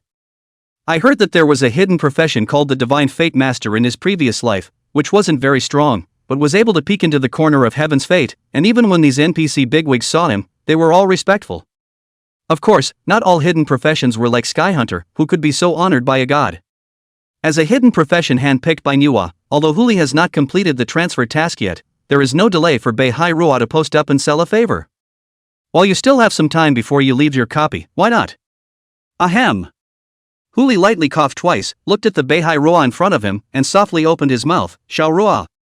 Do you want to go to the next level? Chapter 64 Haoyan Projection? Deprivation. This statement was made. That Beihai Rua's pupils immediately lit up. What is your honor's instruction? Can't speak of instruction, just a little something. Huli said, lifting his finger and pointing to his head. The Holy Mother took something, but also left something behind. How is this going to work? Beihai Rua immediately frowned. What the Holy Mother left for you, how dare I take the liberty of doing so? It is reserved for me, yet it is reserved for you. Huli raised his hand on Beihai Rua's shoulder and spoke softly, Shao Rua, you savor. You savor it. The words fell, and the 60 seconds were up. Huli and the others were immediately and forcibly extracted from the copy. However, because the copy itself existed in Lake Baikal, the figures of the people only flickered slightly, and then solidified again. Beihai Rua remained standing in the same place, and then realization dawned on him. That's too good a sentence to explain. It is left to him, and it is also left to Huli. Isn't it obvious that it is for Huli to give it to Beihai Rua as a favor? The Holy Mother of God is acting this way because she wants to befriend this lord. Yeah, that's got to be right. Got it. Beihai Rua immediately looked at Huli. However, my lord, this thing is so precious, it's not good for me to just take it for nothing, you see. Look at what you're saying. What are we? It's fellow soldiers. Our friends. Brothers. Huli raised his hand and lightly tapped Beihai Rua's shoulder. Between brothers, don't talk about that. Strike that. His left hand immediately flashed with a flash of white light. Trait boundless, granted. This was a trait that he had stripped from the No Sea Kingdom, and it was obviously related to Poseidon as well. Since Beihai Rua was able to absorb the sea god's godhead, this thing should be of use as well. Anyway, as long as it's something you've given to the other person, it's just disabled for 24 hours, and you can continue to use it 24 hours later. It's a smooth favor, not to be given away. Just. Huli didn't expect that the changes after he bestowed this trait to Beihai Rua would be so great. Shasta. Beihai Rua's head of white hair instantly turned into azure blue. Within his azure pupils, a flash of brilliance flashed through, and his figure rapidly expanded, not to mention that the shadow behind him gradually solidified. A pressure that belonged solely to the gods quietly fell. Even Huli couldn't help but feel a slight tremor in his heart. This is becoming a god. Thunder rose above the 9 skies. A flash of golden light pierced through the thick clouds, from beyond the 9 heavens, instantly penetrating through Beihai Rua's entire body. When this pressure fell, everyone bowed down. Only a hazy, thick sound could be heard, echoing above the dome. If the North Sea is guarding the North Sea for 1,000 years, blessing the people, laboring with great success, the divine frame is full, the divinity is complete, it should be named the North Sea Water God and ranked as a third-class god. Hao Tian, edict. 4 words fell. Beihai Rua's aura instantly became different, immediately arching his hand towards the air. Beihai Rua, thank you, your majesty. Hao Tian? Your majesty? And so on. That is to say, the one, now overhead, is the legendary Jade Emperor. No way. Heads up. Be sure to look up. Anyway, now that we have the Virgin Mary as our backer, it should be okay to take a look. Huli hardened himself against this pressure, and a subtle clicking sound continued to emanate from his neck, but he was still unable to raise his head to look at the sky. Seeing this, Beihai Rua, who was on the side, vaguely guessed what was going on. He weighed his options for a split second and still chose to strike. 90% of the pressure was held against him, and Huli finally raised his head. A glance. Eye of True Vision Deprivation Edition, open. A panel popped up and a prompt followed. Almost at the same time, that 9th cloud was closed again. It's a done deal. Phew. Huli exhaled a mouthful of turbid air, only for his eyes to freeze even as he dropped his gaze on the panel and hints in front of him. Name, Haoyan Projection. Level, unknown. Attributes, unknown. Talent, unknown. Congratulations to Survivor Huli, obtaining debuff, unknown Eternal Seal 1. What the hell? It's so hard to steal something and steal a debuff. This was still a debuff on Hao Tian Projection. God knows what the hell it was. Dude, you. Hold on, let me just calm down. In the face of Beihai Rua's rushed inquiry, Huli didn't have the heart to respond right now. He immediately opened his panel and checked up on this so-called eternal seal. Status, eternally sealed. Type, debuff. Level, unknown. Effects, randomly obtain 1 permanent debuff per day, with unlimited stacking. Duration, forever. Remarks, you will be sealed for eternity. IING. Huli couldn't help himself and cursed out angrily in his mind. But before he could get his voice to curse, a thought drilled through his head. Debuff. Doesn't seem to be unavailable. Ow. The last near-death was able to be transferred, so wouldn't the permanent class of debuffs also be able to be transferred by empowerment? You can try. It just doesn't seem like you're going to get a debuff for these first 24 hours, so I'll just have to wait and try again tomorrow. Huli dropped his gaze on Beihai beside him and clasped his fists in congratulations. Congratulations, brother, finally promoted to the 3rd grade godhood. It's still thanks to you, brother.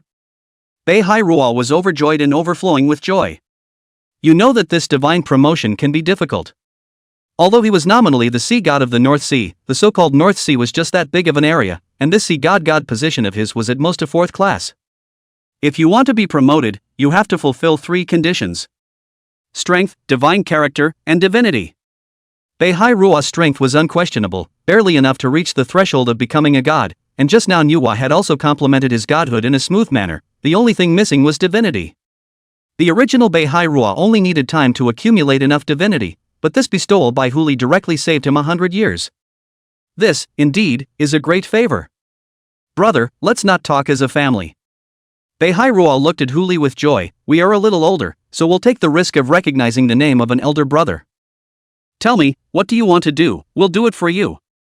Now that the gods were not out, he had just been promoted to a 3rd-class god and was not under seal, so he was indeed qualified to speak these words. I'm ashamed to say that there is indeed something I need to trouble my brother with. Huli immediately opened his mouth. The Holy Mother sent down a test. I still have to make a trip outside of Huaxia to hunt other demonic beasts. The demonic beasts and whatnot are fine, it's just that I'm afraid that I won't know how to communicate when I meet other gods and such on the road. May I ask for your guidance, brother, as to how we should deal with this matter? When they say they are seeking help, they are really trying to find out the truth about this world. Beihai as a god that had been sealed for so long, should more or less know something about it. It would be nice to know some hidden secrets from him in order to lay out a plan for the future as soon as possible. The inundation, after all, was just the least impactful of the plagues. After that, the ice, purgatory. That is the real end of the world to come. This. Beihai lowered his eyebrows and pondered, and after a few breaths he looked at Huli and spoke in a low voice. Brother, it's not that being a brother doesn't tell you, it's just that after all you are not considered a real heavenly hunter, and there are some news that you shouldn't know, and you can't know. Understood. Huli responded bashfully, and there was no hard feelings in his heart. Not being a true sky hunter, he shouldn't know, so wouldn't he know when he became a true sky hunter? He bowed and arched his hand towards Beihai. Then let's trouble elder brother with another matter. Ha ha ha ha ha. What is it? Just say it, brother, there's nothing that brother can't do. Send us to the basilisk. By the way, what news did you just say you wanted? Chapter 65 Perpetual Armor Breaking. 3 shifts for tickets. After some explanation, this Beihai realized that the Shin bird that Huli said was not the one he understood. The real Shin bird is also one of the Chinese gods. It was naturally impossible for Huli to want to see him. Not to mention that the other party was still in slumber. Even if the other party hadn't fallen into slumber, it wasn't something that 3rd grade divine Beihai could see when he said he could. But a Shin bird bloodline beast is different. Without saying a word, Beihai casually waved his hand and sent the crowd 3,000 miles away. That was as far as he could go these days. It was still a long way from the Fair Islands, but at least it made up for the time lost earlier, if not a little faster. Beihai incidentally also attached a guide to the No Sea Kingdom. Even without a chart, the bow of the ship could always lock the direction of where the Shin bird was and keep moving forward. That's a lot easier. Only after confirming that he had left the North Sea waters did Huli feel relieved. Having been accustomed to being invincible amongst the survivor group earlier, all of a sudden mistakenly entering the Big Brother group, the psychological and mental pressure was not ordinary. It's finally time to relax and unwind. Huli utilized the previous perch body to simply make a pot of fish soup, and after eating it with the crowd, he looked at Xia Qingwan. 1. I'm going to take a nap later, so watch the time and make sure to wake me up before dawn. Without speculating wrongly, the first debuff of the Eternal Seal will be refreshed in the early hours of the morning. It's better not to sleep through it yourself. Yes, Lord. Master. Xia Qingwan hesitantly opened her mouth, her tone not at all smooth like earlier, but instead with a wave of hesitation and skepticism. That's questioning herself. Hu Li frowned slightly, also catching this detail. It's the Poseidon godhead. Earlier, he had concluded a contract with Xia Qingwan to become a relationship between a believer and a god, which was all reached by relying on the Neptune god's godhead. Now that the Neptune-S god frame is destroyed, then this relationship is naturally broken. But those memories that Xia Qingwan passed through earlier still exist, and although the relationship is broken, the feelings are still there. Simply put, Stockholm Syndrome. Today's Xia Qingwan was also in a tangle. Hu Li glanced at her and didn't choose to ask her now, but turned around and went back to his room to sleep. The current Xia Qingwan needed enough time to digest it all. It wouldn't be too late to talk about all this after he woke up from his nap. If she wanted to leave, Hu Li wouldn't stop her, and if she wanted to stay, she could do so as a teammate. Hu Li wouldn't refuse a white-skinned, beautiful, long-legged beast-eared woman calling herself master, nor did he like the feeling of being manipulated into bowing down. He has done the latter before. That was why he had only used this ability on Xia Qingwan alone. Other than that, the ability was never used on any human again.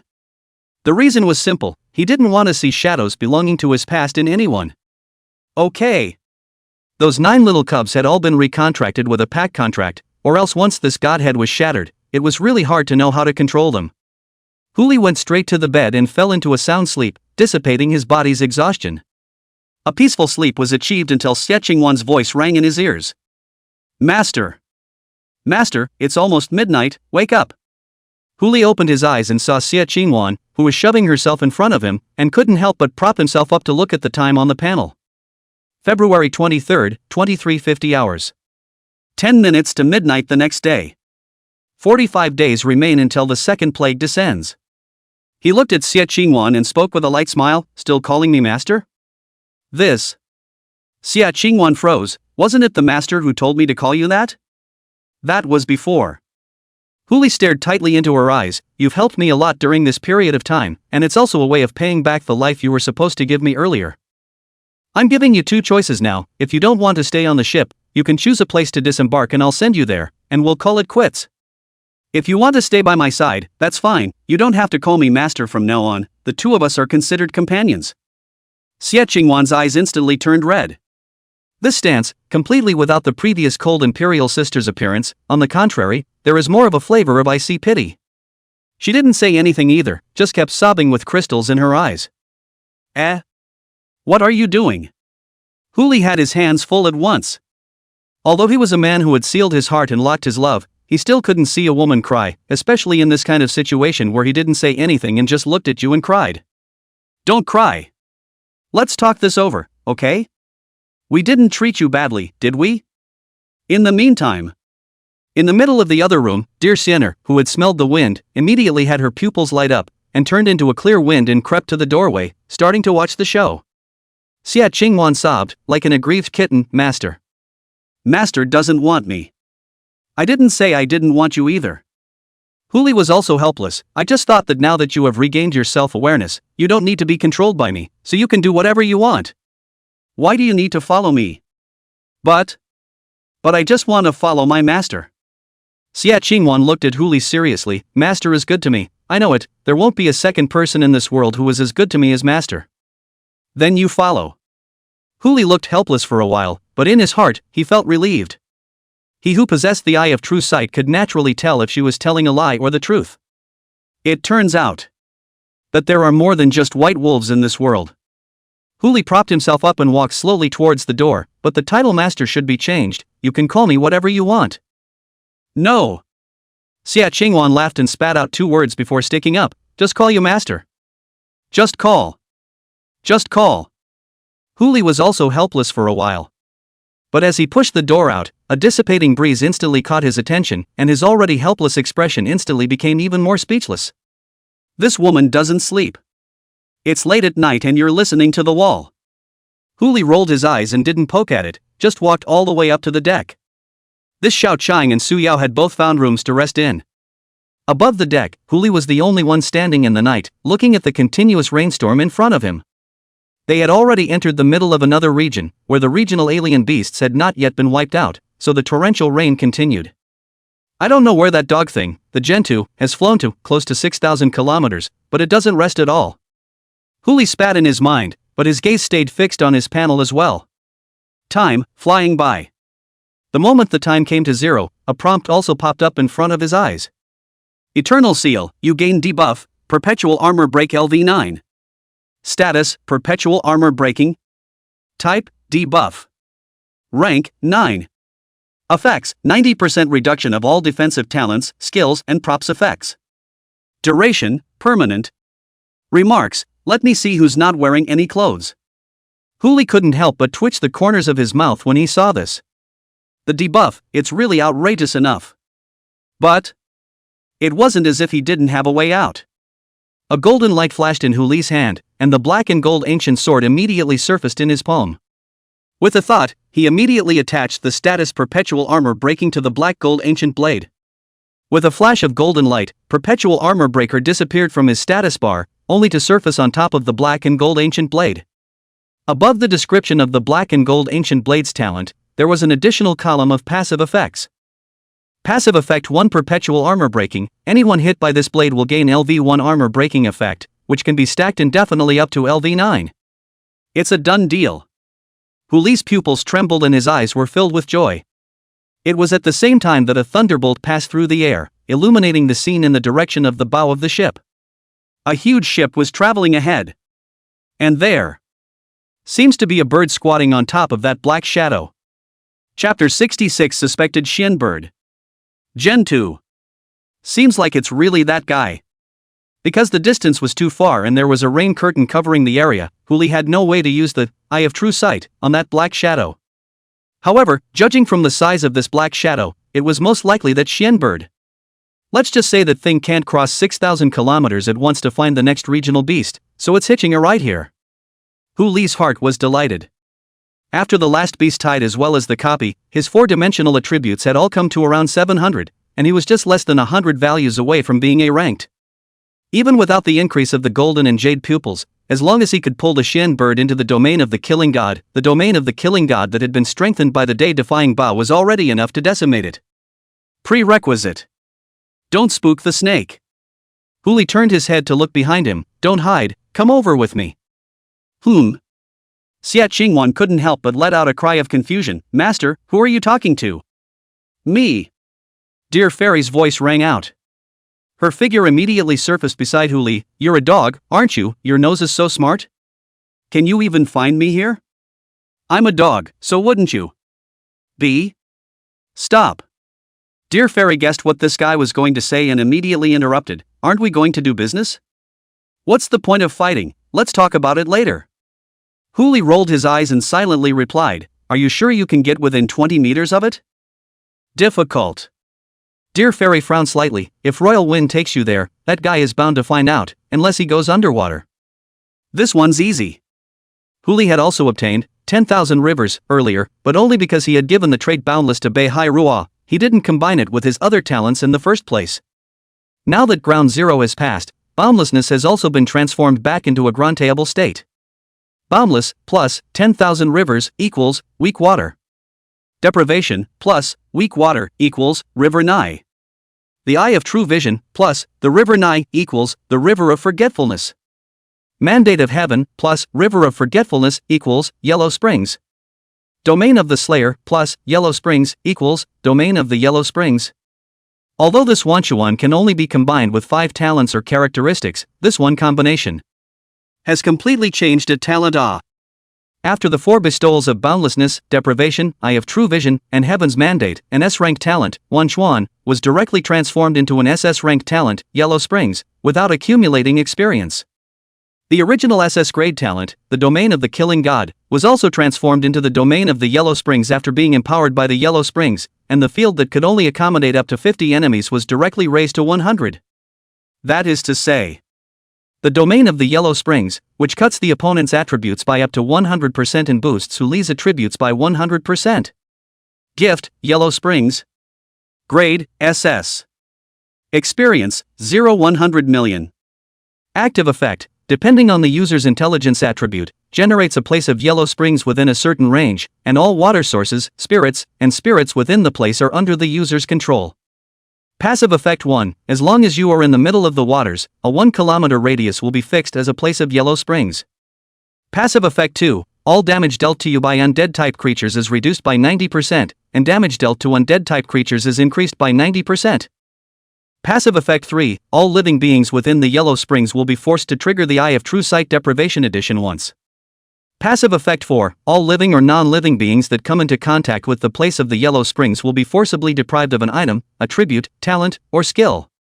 Passive effect 5, all souls touched by the yellow springs will be turned into the yellow springs experience value, plus 1 experience value for each soul. Duration, 30 seconds.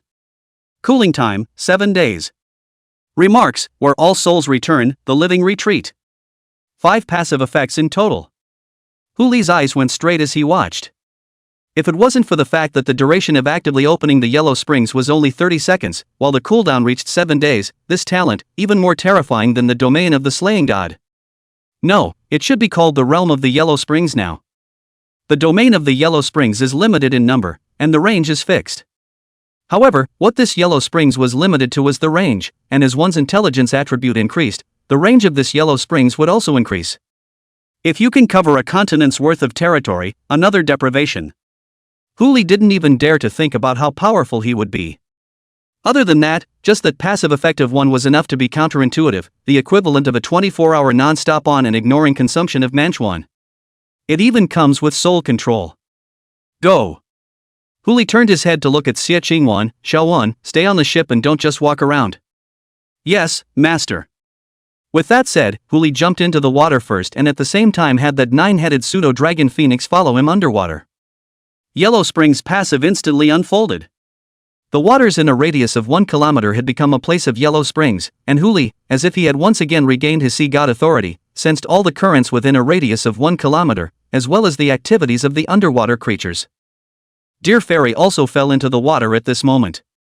It's just that her 9 grade is higher than Huangquan, although she is also in the range of the place of Huangquan, Huli also still can't perceive her existence, let alone use deprivation on her or something. There's something strange about this water. Dear Fairy came to Huli's side and inquired in a low voice, what kind of copies are there around here? Where would I know to go? Huli returned, not responding positively, but swimming in the direction of that ship, and Dear Siener had to follow. With the speed of the two, it didn't take long to catch up with the ship. An ultra-large container ship with over 10,000 containers. The ship had an extremely deep draft and appeared to be at full capacity. Wait.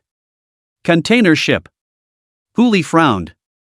If I remember correctly, the way from the North Sea to the Fair Islands could have been all continents, even if the world was in a state of submergence, this fully loaded container ship could not have appeared here.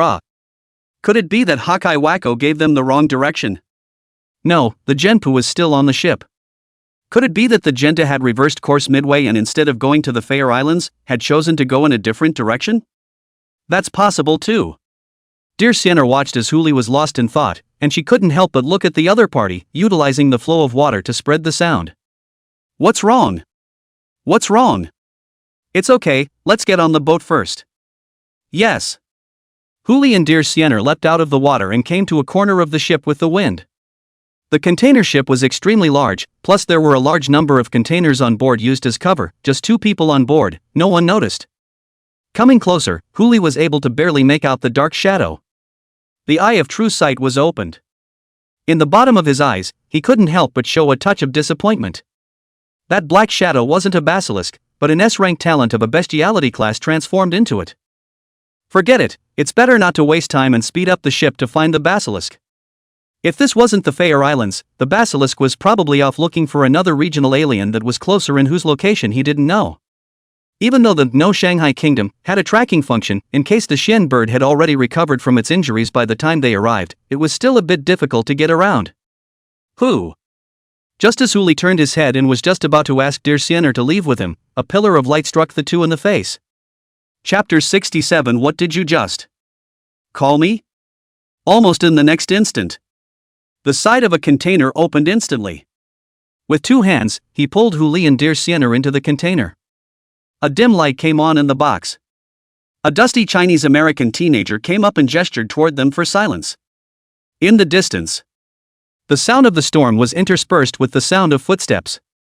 A man came to the container and looked around for a while, then frowned out loud. Strange, I clearly saw 2 people just now. Is it a mistake to look at it? Another footstep sounded. Only this time the sound was fading away. Phew! The Chinese-American teenager was relieved. He looked at the 2 and frowned. How did you escape? How could you be so careless? There are still so many people patrolling outside. Huli and dear Sienna looked at each other with doubts in their eyes. Apparently, the teenager was treating them as if they were fleeing for their lives just like them.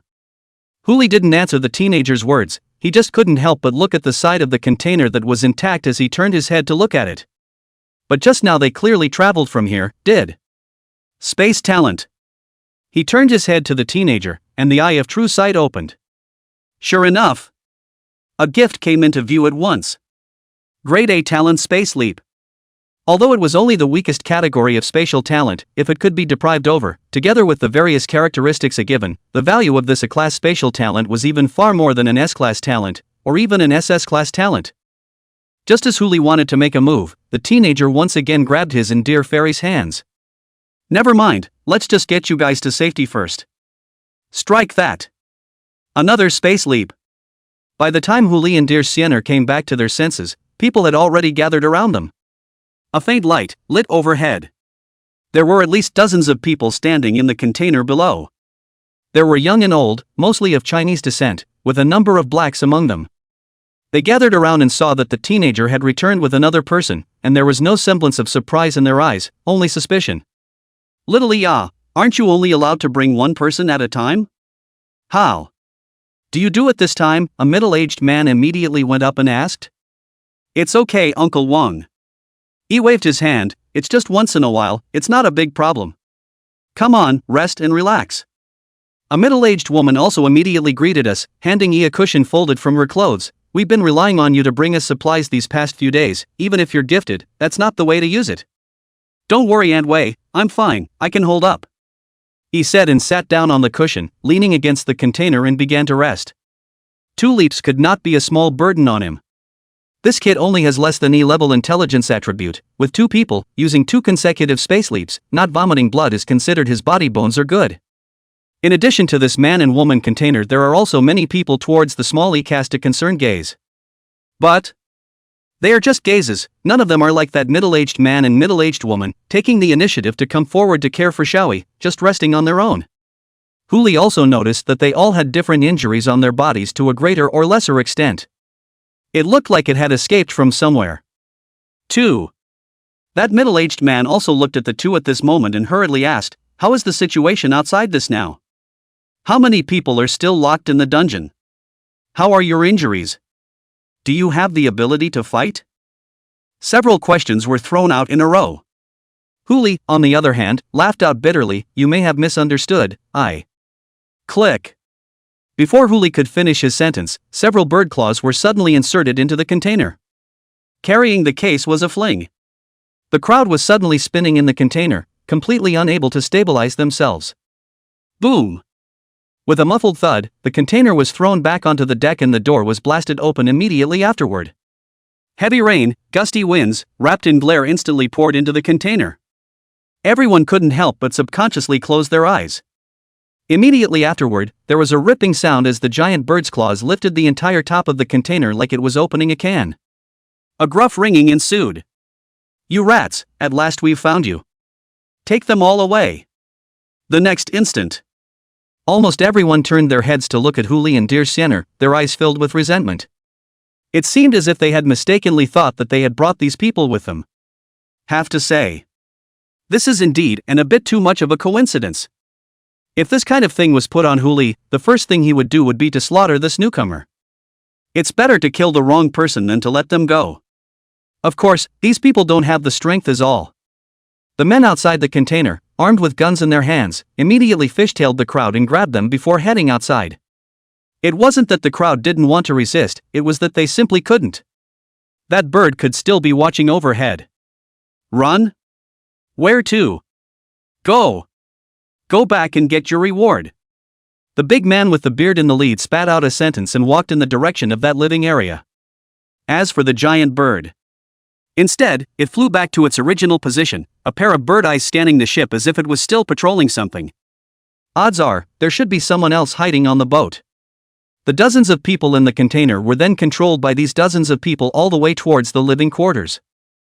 The deck of the container ship was so large that the crowd froze and walked for almost half an hour or so before they finally arrived near the living quarters.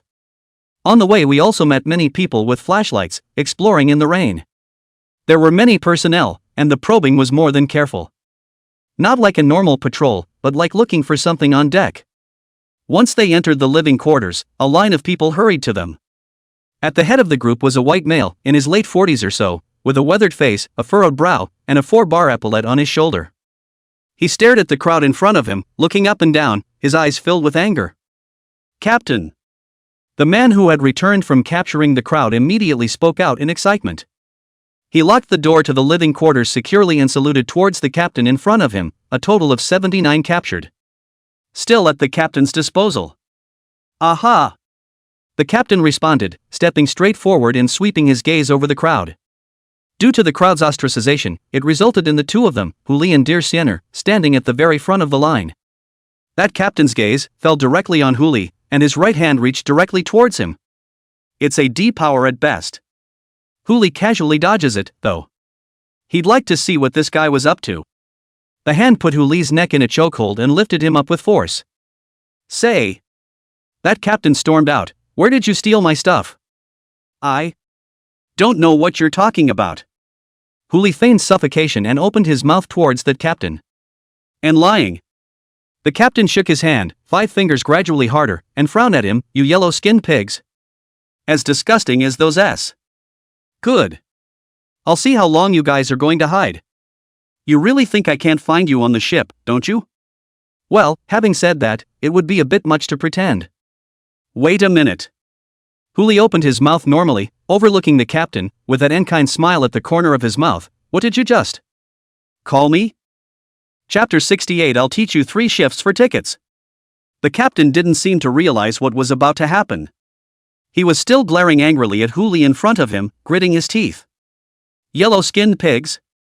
What is a yellow-skinned man slaughtered by a bunch of bonobos if not a yellow-skinned pig?" The words fell. A flash of black and gold light flashed in Huli's hand. Anum. Sound of object falling in water. A tongue just fell to the ground. Huli backhanded his wrist and crushed his wrist bone at the same time. His foot also stepped on that tongue. The black and gold ancient sword in his hand dripped with blood, but he didn't kill this captain, he just looked at him, and even put a hand on his shoulder. "Come, let's get reacquainted. My name is Huli. Good evening, everyone." "Who? Huli? Is that Huli?" "Yes. It must be him. The captain is no match for him, who else could it be but him? That's the benefit of having triggered a global announcement. Just give his name and most people will recognize him. There's a downside, though. It's the name that forces the escape system to be triggered as soon as it's reported. The individuals in front of us didn't save their captain anymore and took off running. Ms. Dear, please. Little things. Dear Fairy responded bashfully, raising her hand and snapping her fingers. The wind, which encircled the crowd in the living quarters. It also includes the others who enter the living quarters with them. There are a few people who are less than honest, and it's better to keep them in captivity. Come on, we kind of know each other, don't we? Huli's gaze swept to the others except the captain, and finally landed on the middle-aged man who had captured them. Can anyone tell me what happened on this ship? It seems that someone has some issues with my compatriots. Well. The captain shook his head frantically, his eyes filled with regret at his mistake. Sure. It's not that he knows he's wrong, he just understands that he's going to die. I'm sorry to hear that. Not that anyone dared to speak except for the captain's vocal whimpers. What about that E? Huli simply named them directly and turned his head to look on the teenager who possessed a spatial system talent. You say it. You really, Huli? He looked at him with disbelief still in his tone. It's that Huli who triggered the global announcement?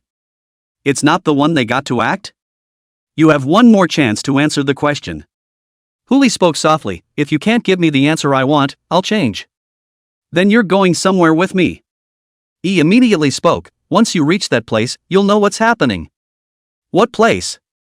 Cargo warehouse. He raised his hand and pointed to the captain under him, I want you to take this guy with you.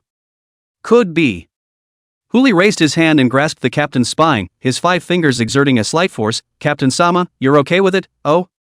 Well. Well. Another whimper. Can't quite hear you, so count your default as good. Huli's gaze fell on the rest of the crowd. What about you guys, just wait here and don't run around. The door to the living quarters, once again, opened. Xiaoyi had only just stepped out of the gate when the giant bird cast its gaze from the top and swooped directly towards him. Huli took a direct step, and while carrying the captain in his left hand, the black and gold ancient sword in his right hand was directly thrown up. The blade easily pierced through the giant bird's body.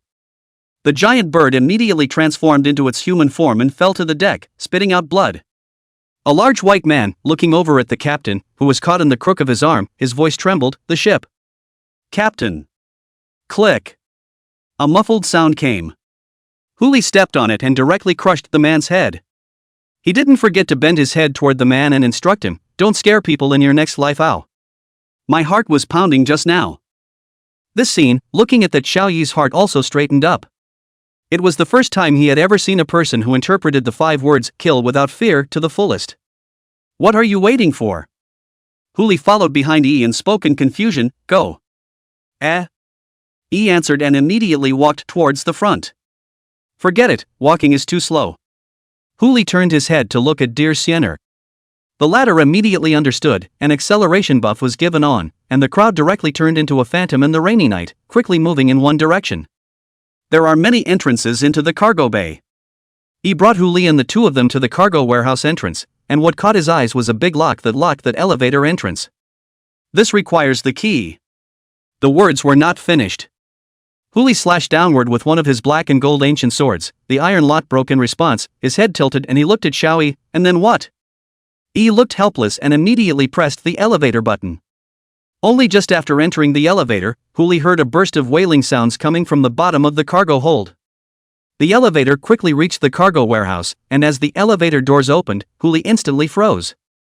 Even if he had already prepared himself psychologically in advance, he could not help but frown when he saw the scene in front of him at this moment.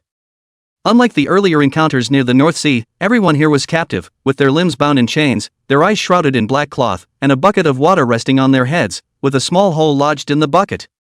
Every once in a while, water from the bucket would drip down on their heads. Waterboarding. One of the easiest to reach and most torturous laws. And here are hundreds and hundreds of people enduring waterboarding at the same time. It is said that waterboarding needs a relatively quiet environment to have an effect, but in fact, if you take this quiet environment and replace it with this scene that is like purgatory, effectively, it will only get better. The wail of a companion, the cry of a child, coupled with a piercing coldness, and a crispness from the brow. All of these things mixed together are no less than throwing a heart into a frying pan and rolling it back and forth. Just by looking at this scene, Huli couldn't help but recall those years he spent in the dungeon, and also understood in an instant what this guy wanted to do. The calamity. After the novice period is over, there is another way to gain experience points and points as well, besides the experience points you can gain from killing Fae. Kill the calamity. Survivors with different talents are also transformed into different levels of calamity after their mind breaks down. It's like Lu Yuner. If a portion of the survivors were controlled and utilized some method to turn them into calamity changers, and then beheaded them in a unified manner, there was no doubt that a large amount of experience would be gained. And at sea, a container ship large enough to mean large quantities of supplies, as well as a relatively safe environment in which to survive, would obviously be the choice of many survivors. Once those survivors are on board by then, they can be tricked into coming here with a little bit of maneuvering. That's just experience and points delivered to your door for nothing. That, in a nutshell, is what this captain is all about. At least one of the purposes. May.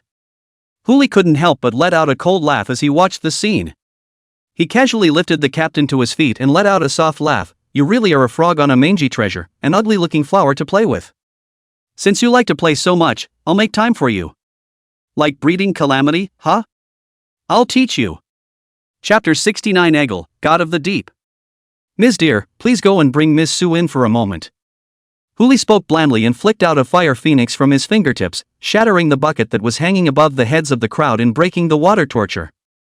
Dear Sienna also vaguely guessed what Huli was going to do, and without saying much, she flashed and disappeared into the cargo warehouse, going to pick up Su Yao on the No Shanghai country.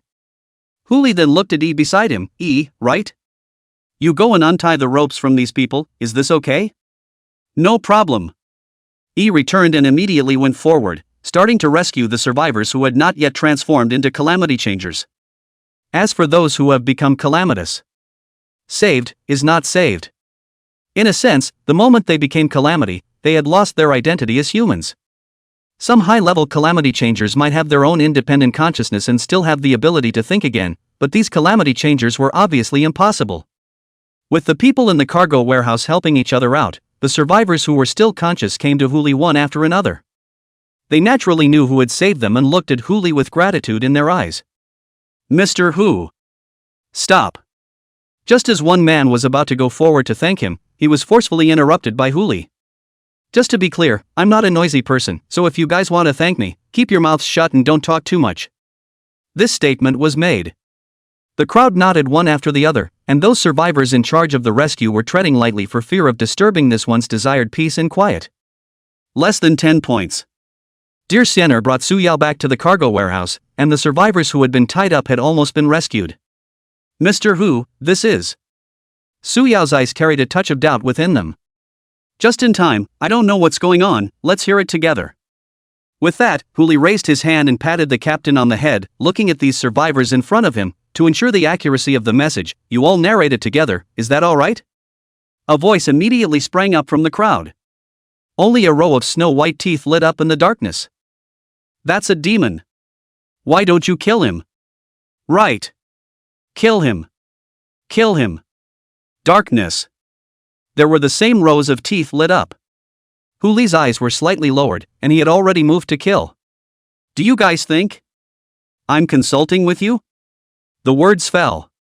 Those around them immediately pressed down the rowdy crowd, stopping them from continuing with their eyes or actions. That captain, although he was a demon, would only strike at them under certain circumstances, but this one was not so sure. Inside the cargo hold, silence resumed. Huli nodded in satisfaction. Very good, please keep it up. He turned his head to Su Yao and gave a look. The latter immediately understood, and a life essence landed on top of the captain's head, his previously severed tongue recovering anew. Sensing the lost and found treasure, the captain immediately exclaimed. My lord! They are all thieves. They're the ones who stole from me, that's why I. Words, not finished. The captain looked up and met Huli's eyes. With just a look, he immediately prostrated himself, his bones trembling, and other than his heartbeat and breathing, he froze, not daring to make another half a sound. Looks like we've got a base understanding. Huli dropped his gaze on the captain. You say they stole from you?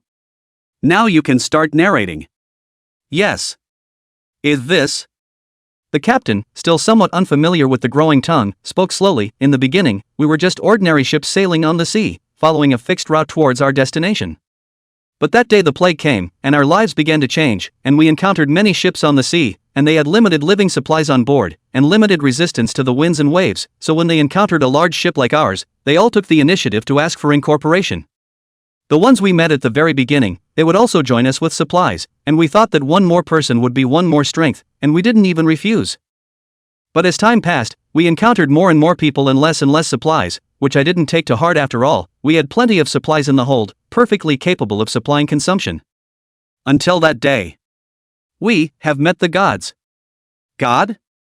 Huli was now extremely sensitive to this word.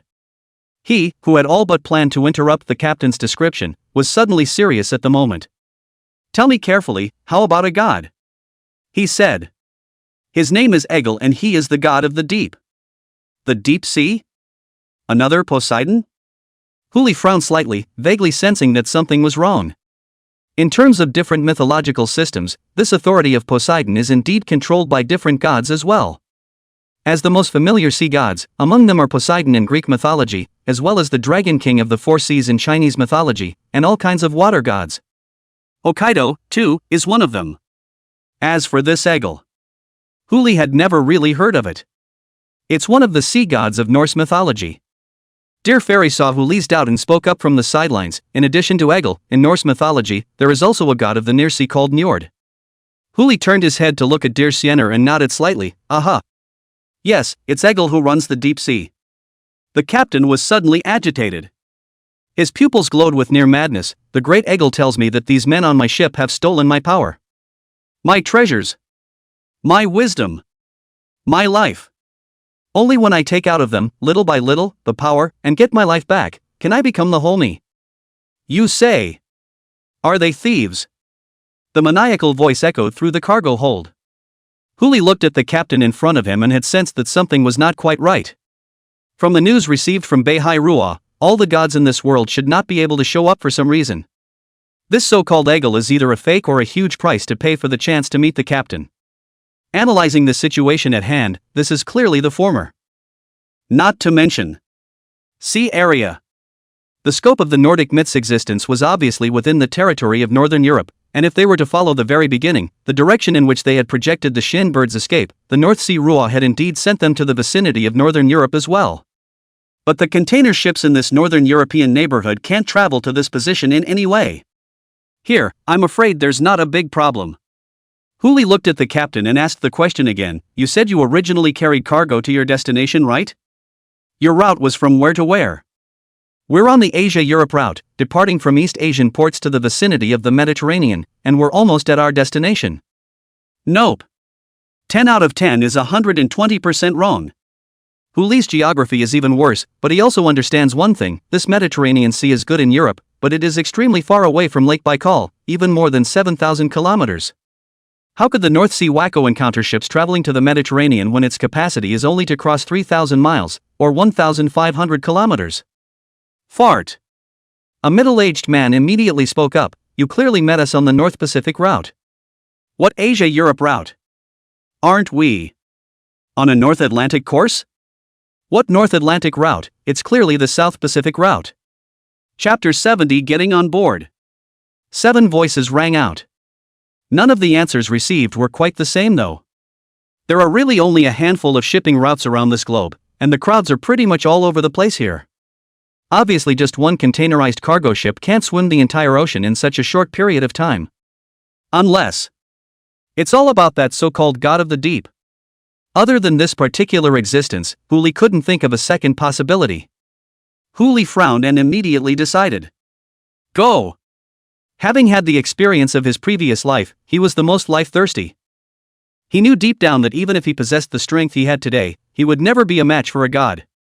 What a rank, S-rank bosses can still put up a fight.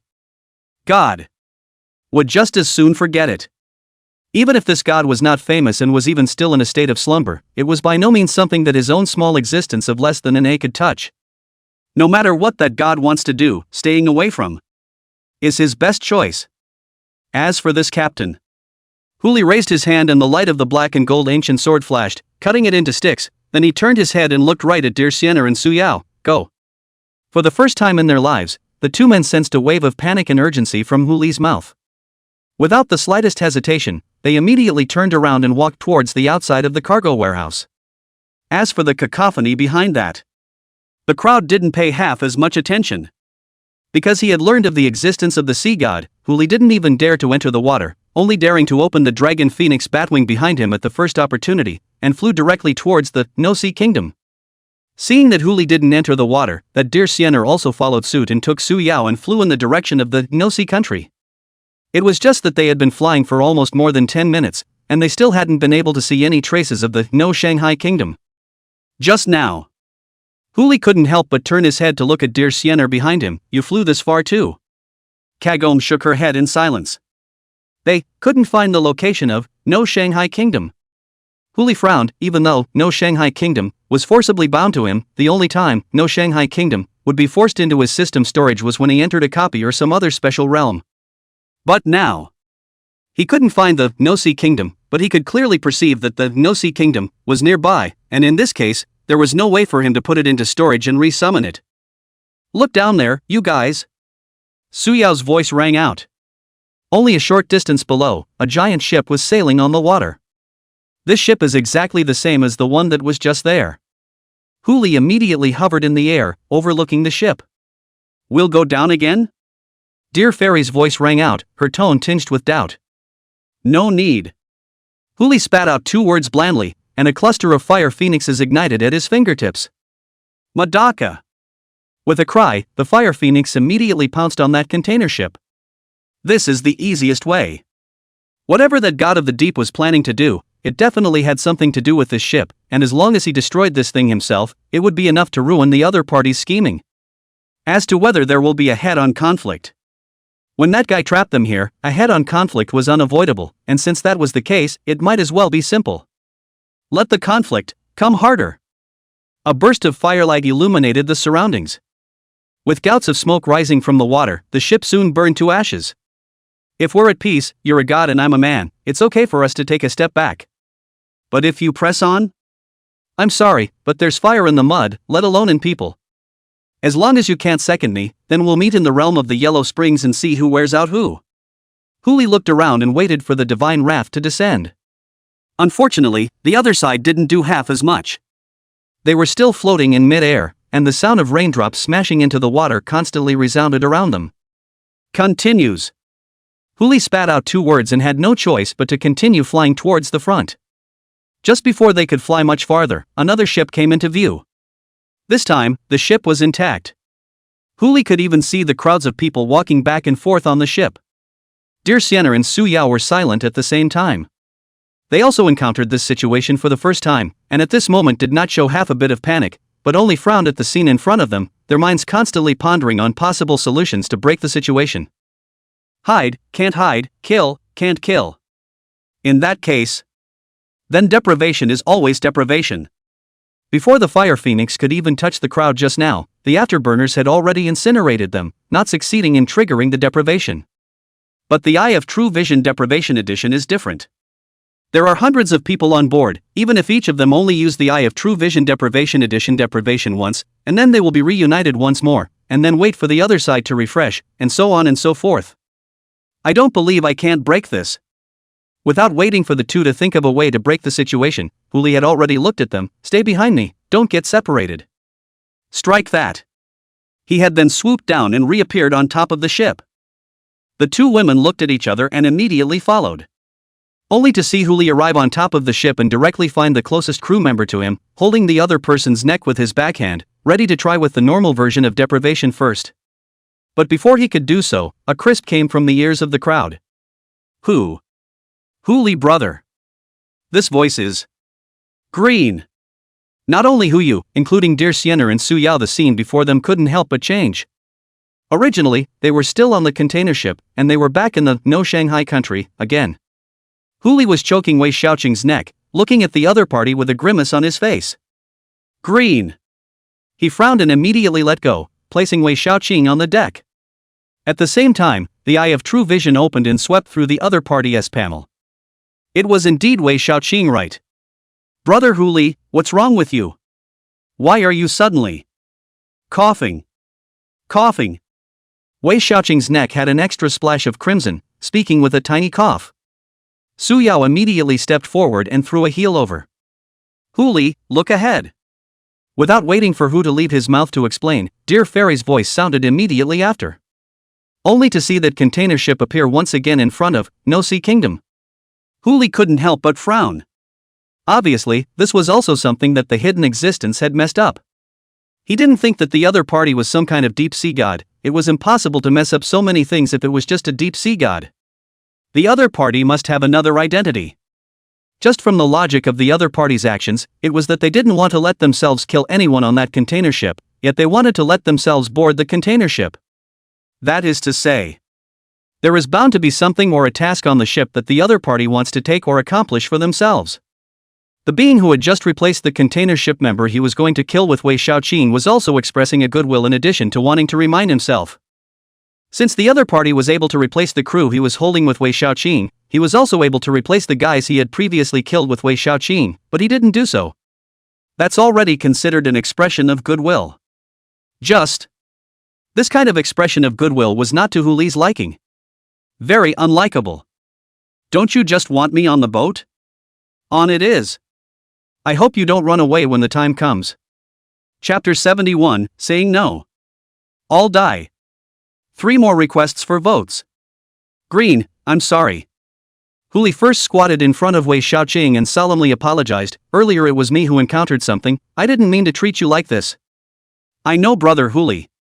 Wei Xiaoqing didn't say half a word more, but only raised her head towards Huli to show a smile, and under her eyes, there were still tears produced by the physiological pain. This look was a heartbreaking sight to see Huli. Blame it on that dog. He couldn't believe he couldn't find the guy who was behind it. Dear Fairy, Su Yao, you guys stay here. Huli immediately turned his head to look at the two. If there's any situation, come to me through the chat channel. With the strength of the two of them, when facing other existences, perhaps he could still distract and protect some, but when facing an existence like a god, he was not sure. Staying on, no Shanghai state, is the safest way. After all, it was also something acquired from one of the sea gods, and the text clearly described that it would not be affected or destroyed by outside forces, and that unless that god possessed a bit of the same level of power as that sea god, it would be safe on this ship. At most, that unknown being could affect the ship's direction of travel, and the people on board would be fine. Good. Dear Sienner didn't half hesitate either, but only asked immediately afterward, what are you going to do? Do you need to cooperate? Huli pondered for a split second before speaking. I'll leave a pseudo-dragon phoenix under the boat later. If it comes to me, you guys will follow it. He's still keeping an afterthought. Huli could order the pseudo-dragon phoenix in the clan management interface, and there was again a bloodline induction between the pseudo-dragon phoenixes. As long as he brought the other 8 pseudo-dragon phoenixes along with him, even if he encountered danger, he could still let the other pseudo-dragon phoenixes bring Dear Sienner and Su Yao to his rescue. Good. Dear Fairy pondered for several breaths and finally returned a word. Without saying much, Huli took the other 8 pseudo-dragon phoenixes and traveled towards that ship. In the blink of an eye, Huli boarded that container ship once again and walked straight to the cargo hold location. It was as if time had stood still on that ship, still stuck in the moment before Huli left for the first time. Captain, it hasn't been whittled down to a stick. The crowd all looked at Huli with surprised faces, their eyes filled with confusion. Mr. Hu, you. He looked at Huli with some confusion. Shut up. Huli swept him away. 2 words sealed the mouths of Yi and the others who were about to speak.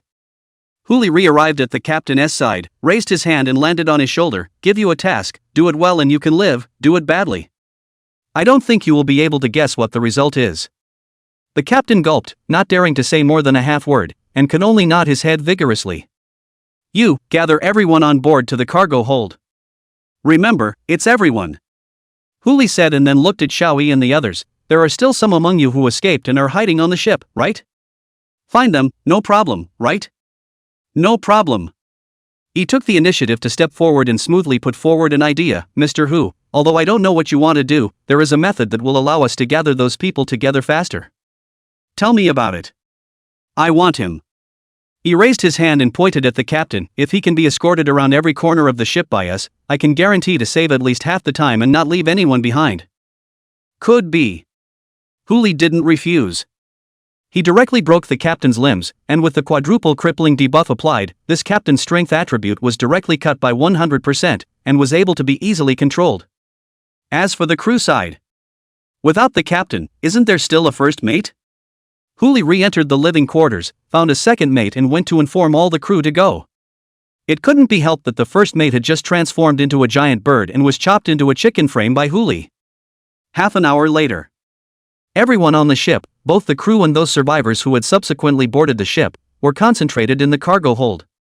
Huli took the dumbest method and swept through the crowd one by one with the Eye of True Vision Deprivation Edition, and although he didn't get any information from their panels, he did get a message from something else. Deprivation. The forced deprivation ability of the Eye of True Sight Deprivation Edition fails on them. No matter how many times Huli tried, there was no way to strip a single thing from the group. They're like being nerdy single-player game NPCs. One can only interact with them to a limited extent, and some behaviors that aren't written into the program, such as deprivation, regimentation, or something else, will trigger their reset option. It was as if the captain, who had been cut into human sticks earlier, had been restored to his former self after Huli had boarded this ship.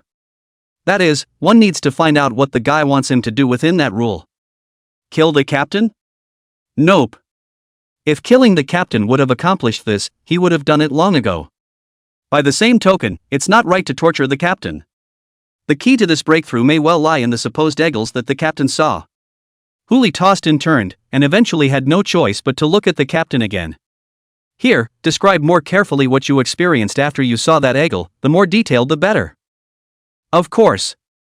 Huli also looked at the others in the cargo hold in passing. If any of you have also had experiences of seeing gods, or any other strange things, you may also speak up. I saw Odin. This statement was made. Someone in the crowd immediately raised their hand. It was a little white girl. She had previously been in the living quarters and hadn't been discovered by Huli, and it was only now that she was unified and questioned that she was called here. And me. I saw a big snake. It looks like Yemengard. 7 voices rang out. More than 30% of them had met the so-called gods, and all of them were of the Norse divine lineage. All 3 of these adults share a common trait. Captain. They're all captains of a ship.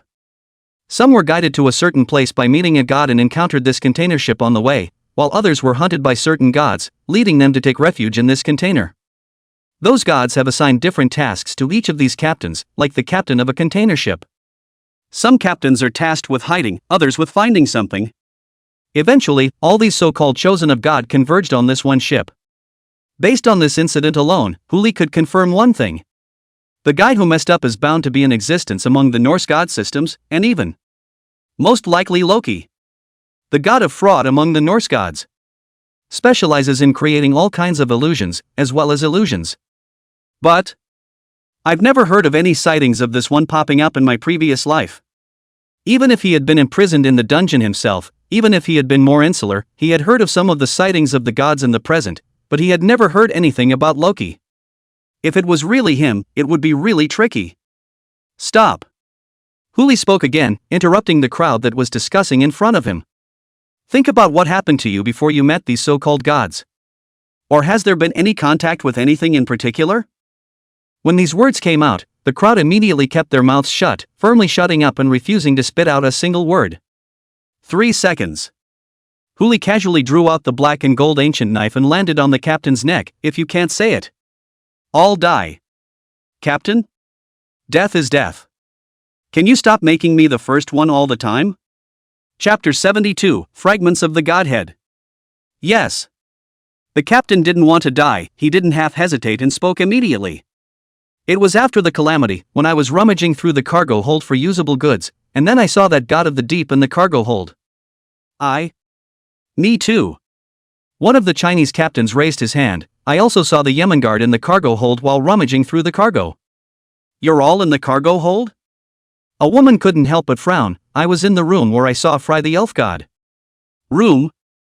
Huli looked at the one who spoke. What were you doing in the room? Were you rummaging for something as well? Nope. The woman looked a little scared when she saw Huli step forward. She scowled and responded timidly, I was just organizing my jewelry and that elf god appeared right behind me. And then what? And then he said that the fountain of elves existed in the world and could turn us humans into elves as well, and told me to go to that place and look for it. Jewelry. Goods. Huli frowned slightly, still failing to discover the connection between the two things. He had to turn his head to the rest of the group. You were saying you were rummaging for goods. What kind of goods were they? Antiques. Silver jewelry.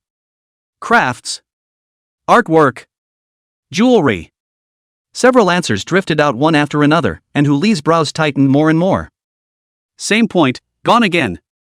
Now there are only dumber options. Huli turned his head to look at the captain, the tip of his blade pointing at his nose. You, take me to the place where you saw that god of the deep at that time. Yes. The captain knew that he had no room for resistance.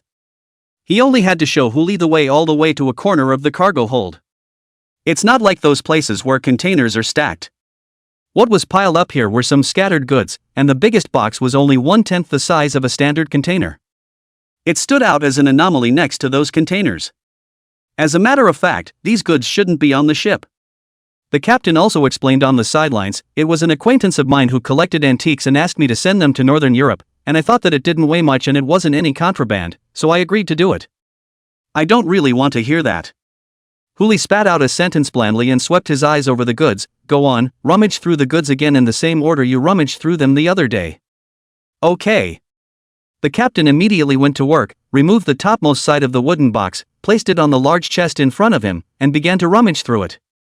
Huli just stood by and watched silently. The moment a deer head brooch caught his eye of true sight was instantly forced to trigger. Ding. Props, sigil shards. Level, unknown. Effect, unknown. Remarks, a fragment of an unknown godhead that transformed into a brooch with a strong nin attached to it. Stop.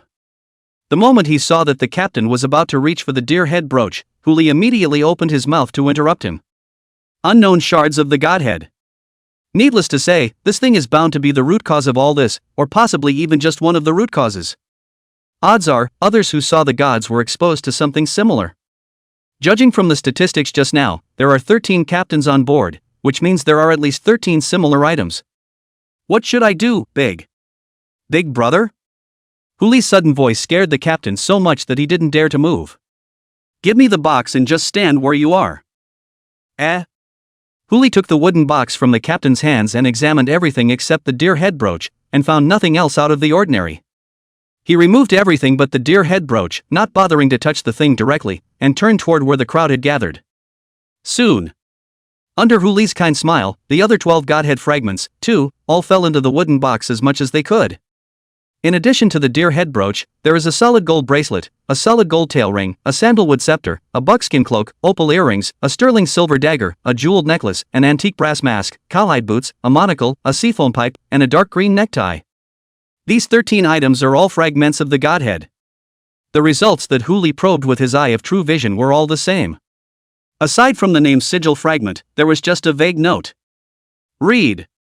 It was the reading of some god that caused these 13 captains from all over the world to come together. It was also because of this thought that he was now trapped in this sea. After gathering the 13 godhead fragments, Huli tried many methods.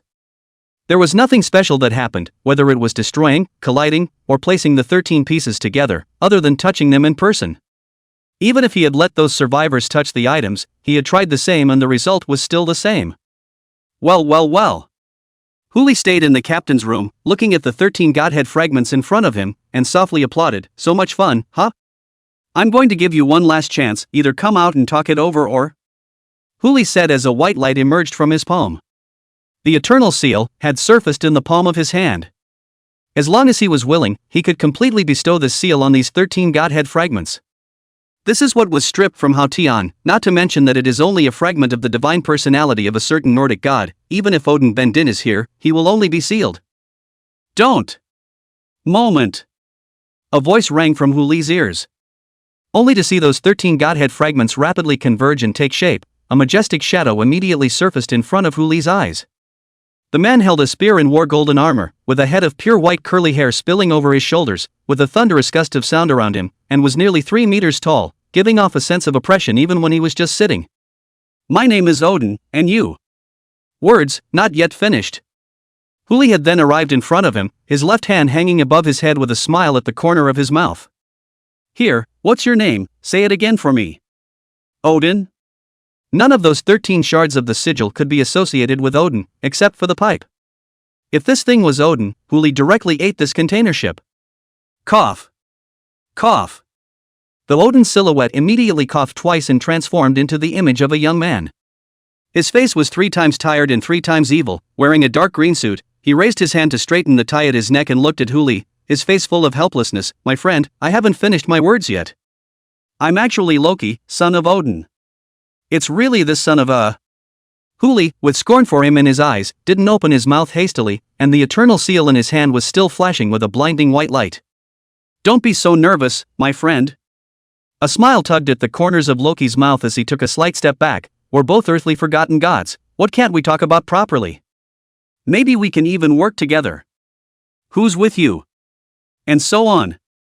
Huli was just about to refuse when the description the other party had just given suddenly flashed through his mind. Both. He said we are all earthly forgotten gods. This guy considers himself a god too. Chapter 73 The Deal with Loki. Huli's remaining light swept the eternal seal in his palm, and he instantly realized. This is something that was stripped from Hao Tian, that is to say, this is something used to seal the gods. Since he can master this thing, then in Loki's view, he should also be a god. Don't be in such a hurry. Loki laughed softly and lay down directly on the couch in the captain's cabin. He looked at Huli in front of him and laughed out softly. We belong to different god systems, it's normal that you don't believe me. But our cooperation doesn't have to be mutual trust, it can be a good partnership where you utilize me and I utilize you. Huli instantly became interested. Although that Beihai Ruo was a god, there was some news that he was not willing to say more to himself. If he himself wanted to know the truth of some things, he could not possibly know it from this Loki's mouth. Huli also simply sat down in the captain's seat with a playful and scrutinizing look in his eyes. Oh? Then how do you want to utilize me? A request. Loki pointed to himself. This is the godhead I left out there, originally thinking I could get some freedom and maybe even find an advocate or two or something before the divine war came. But now that the divine war is just about to begin, I have not accomplished what I set out to do, and if the godhead does not return to Asgard, it may suffer some unnecessary losses. So, I implore you, whether you find a way, or someone, to send this godhead back to Asgard, I will pay whatever I can. Meh. Huli returned a sneer. Although it is not clear how this relationship between gods and goddesses is, but from the previous attitude of the Holy Mother of God towards the Olympus Mountains, as well as the Poseidon godhead in his own body, it is actually not difficult to judge. There is actually quite a bit of conflict between this divine lineage and the divine lineage. Especially what Loki just said. The divine war is about to begin. In this situation, as the Virgin Mother's pro-choice, she herself naturally stood on the side of the Chinese divine lineage, so how could she help the Nordic divine lineage's godhead return to Asgard? Just kidding. Take it easy. Loki laughed softly, although I don't know your exact identity, but since you can use the eternal seal, your relationship with the Huaxia divine lineage should not be good, right? What if I said that I could give you a complete piece of the main god's godhead of the Chinese divine lineage in exchange, as long as your surrogate could bring my godhead back to Asgard? Hiss. Huli's pupils immediately trembled. The godhead of the main god of the Huaxia divine lineage. Still intact. Whether this thing is given to the Holy Mother or kept for herself, it's an existence far beyond the SSS level A. Needless to say, Huli did move. Now he kind of knew what Loki had meant earlier about using each other. But that's Rocky, the god of fraud. It's better to believe what he says than to believe that sows get into trees. You think I'm going to believe you? Huli spoke blandly, just a couple of empty words. I can't do anything about you after my surrogate sends your godhood back to Asgard. Then we can totally work together in a different way. Loki spoke again. I can have that sigil sent outside of Asgard. All you need to do is have your surrogate take this sigil of mine and trade it with the man. Oh? Huli looked at the other party with a scrutinizing gaze. You can reach inside Asgard? Then why don't you just get someone to come here to collect your godhead? But don't tell me that you'd rather pay for a complete godhead than let one of your own from the Nordic divine system take a trip. It's a no-brainer. Loki continued to explain. At most, we can only leave Asgard for a day before we even find the surrogates, and that's not enough time for me to finish this. That would explain it. But Huli still scrutinized the Loki in front of him. Finding Asgard, that wasn't hard for him. A replica near the Fair Islands is one of the gateways into Asgard. According to Loki, he didn't even need to enter the replica, he just needed to stay outside of it, and someone would naturally come to him with the godhead. Just be afraid. The other party brought not only the godhead, but also the knife. My friend, I'm running out of time. Loki's figure flickered as he looked at Huli in front of him. Please also make your decision quickly. If you can't make a decision now, you can wait another month. Who does that godhead you speak of belong to? Huli looked up, eventually looking to Loki to ask the question. If it's a minor god of some sort, then ostensibly promise Loki that he'll throw this godhead to Kitakairu when the time comes and let him have a headache. If it is a great god, then take a chance. The big deal was to have Beihai Ruo contact the Holy Mother again, and say that her favorite pup had gone to make a deal with the evil god for the sake of the Chinese divine lineage, and see if she could protect her a bit. I'm not sure exactly who it is, but it should be one of the Thunder Department gods in the Huaxia divine system. Ministry of Thunder? From the North Pole Violet Emperor, one of the 4 imperials, down to the various deities of the 9 divisions, 3 provinces, 4 prefectures, and 6 courts, all of them are considered to be gods of the Ministry of Thunder. The scope of this is simply not too great. In good faith. Loki seemed as if he was afraid that Huli would not agree, and he did not forget to take the initiative to open his mouth. If your surrogate is willing to enter Asgard, he can also choose any one thing from my treasury to take with him. This, my utmost sincerity. Okay, I agree. Huli pondered for a few breaths before speaking. The godhead, I will send it outside of Asgard for you. As for the rest of the matter, you will talk to my surrogate when the time comes. Thank you, Your Excellency. Strike that. Loki's body instantly dissipated and re-emerged as 13 godhead fragments. Without much thought, Huli immediately stepped forward, the eternal seal still flickering in his hand, and pressed directly towards the 13 godhead fragments. Only this time, Loki didn't show up. It seems to be a true slumber. That who, come in here for a minute. Huli turned his head toward the door and shouted. Even so, he didn't dare to touch these individual godhead fragments, and having someone help load them in was the best option. But as his voice rang out, no response came from the door. Huli couldn't help but frown. He turned his head to look out the window, a scarlet red spilling out of the cargo hold's cracks. Dead. Everyone on the entire ship is dead. Or, in fact, back when they saw the divine projection, they were actually dead. What remains active on the ship is really just a shell. Because of the power of these godheads, their consciousness was retained, enabling them to move freely in their corporeal state. Huli's eyes drooped, his mind recalled that Loki's smile, and he couldn't help but have his killing heart grow. He was also a murderous man, but everyone he killed had a way of taking death. Like Loki, who regards mortal life as grass and kills, at will, he despises and looks down on it. Even extremely distasteful. After all, he was mortal too. He was once an ant that was trampled upon with impunity. When he saw others slaughtering humans who were also ants, an emotion called empathy still stirred in his heart. Is God inherently superior? Is their neck a little harder? Or is the heart beating a little more vigorously? He'd like to give it a try if he had the chance. Chapter 70 For the Xian bird appears. 3 shifts to beg for votes. Forget it, this is not the time to think about this, let's find a way to take these things away first. Without those crew members, Huli had no choice but to deal with these godhead fragments himself. Keeping with the principle of not touching it directly with your hands, it's still a bit of a hassle. But there's a saying that as long as the mind doesn't slip, there are always more solutions than difficulties. Huli directly turned around and jumped off the container ship, fishing up a few fish alien beasts from under the surface of the sea, breaking their mouths open, and swallowing the items that had been visualized from those godhead fragments. He killed the few more fish aliens and put them in a box to seal them. This is barely foolproof. All done. Huli also quickly found the No Shanghai Kingdom through his senses. The people on the boat were also not half as strange, and with that, Wei Shaoqing returned to her best state, both hands propping up her jaws as she just stared into the distance. The moment Huli returned to the deck, she was still bouncing to greet her. Brother Huli. Good boy. Huli half squatted down and dotingly rubbed Wei Shaoqing's head. Does the neck still hurt? Thanks to Sister Su Yao, it doesn't hurt anymore. Wei Shaoqing responded nicely and looked at Huli with concern. Brother Huli, are you alright? A few little things that have been taken care of.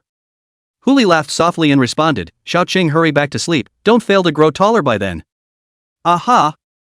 Wei Shaoqing nodded slightly, turned around and went back to her room to sleep. Inside the cabin, only dear Xianer, Su Yao, and Xia Qingwan were left behind. Although he couldn't see dear Xianer's expression, Huli could guess that her puzzled face was at least 90% similar to Su Yao and Xia Qingwan next to her. Huli leaned back toward the table, his tone a bit tired. Don't even look at it, you will naturally be told when you can, now is not the time, it's time to go back to bed. Su Yao nodded slightly, and although he didn't say anything, he was the first to turn around and leave. She had the shallowest relationship with Huli, and with all the words spoken, it would be a bit cheeky if she didn't leave. Xia Qingwan followed closely behind, but still looked to Huli and instructed, Master, rest early, do you need me to wake you up tomorrow? No need. Okay, de master. I don't know why. When the previous Xia Qingwan called the word master, she did not have half a bit of emotion, but now she instead has a taste of enjoyment in it. I don't know if it's just me.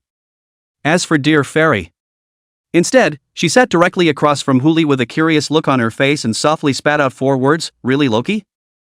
Huli immediately checked up and came up, I'm warning you, hurry up and take out the bug. Hurry up, ow. What a wiretap. There isn't one. Dear Xiener's fingers hidden behind her back gently waved, and a gust of fresh wind on Huli's shoulders dissipated.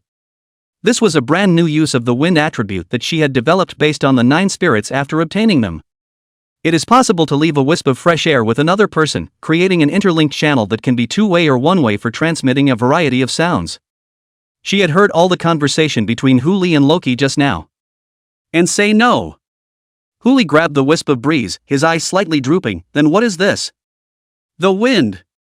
Dear Sienner, not straight and strong, crossed her arms and tilted her head, saying towards Huli, what's wrong? Huli was also helpless for a while, so he could only put up an international gesture towards her. Although the deal between and Loki, he also counted this guy one, but by this guy so pitched a hand, the heart is still naturally a little uncomfortable. Make a note in the little book first. Pit back when you get a chance. First things first. With a thought, dear Sienner dispersed the breeze from Huli's palm, then looked at him with an expectant face. Do you really intend to trade with the other party? There's no way I can refuse that offer. Huli replied back, then looked at dear Sienner with caution in her eyes. You don't want to get involved, do you? Although he wants to pull dear Sienner into the gang, but this kind of thing. Whoever proposes it first is passive. It's best to wait for this guy to come forward.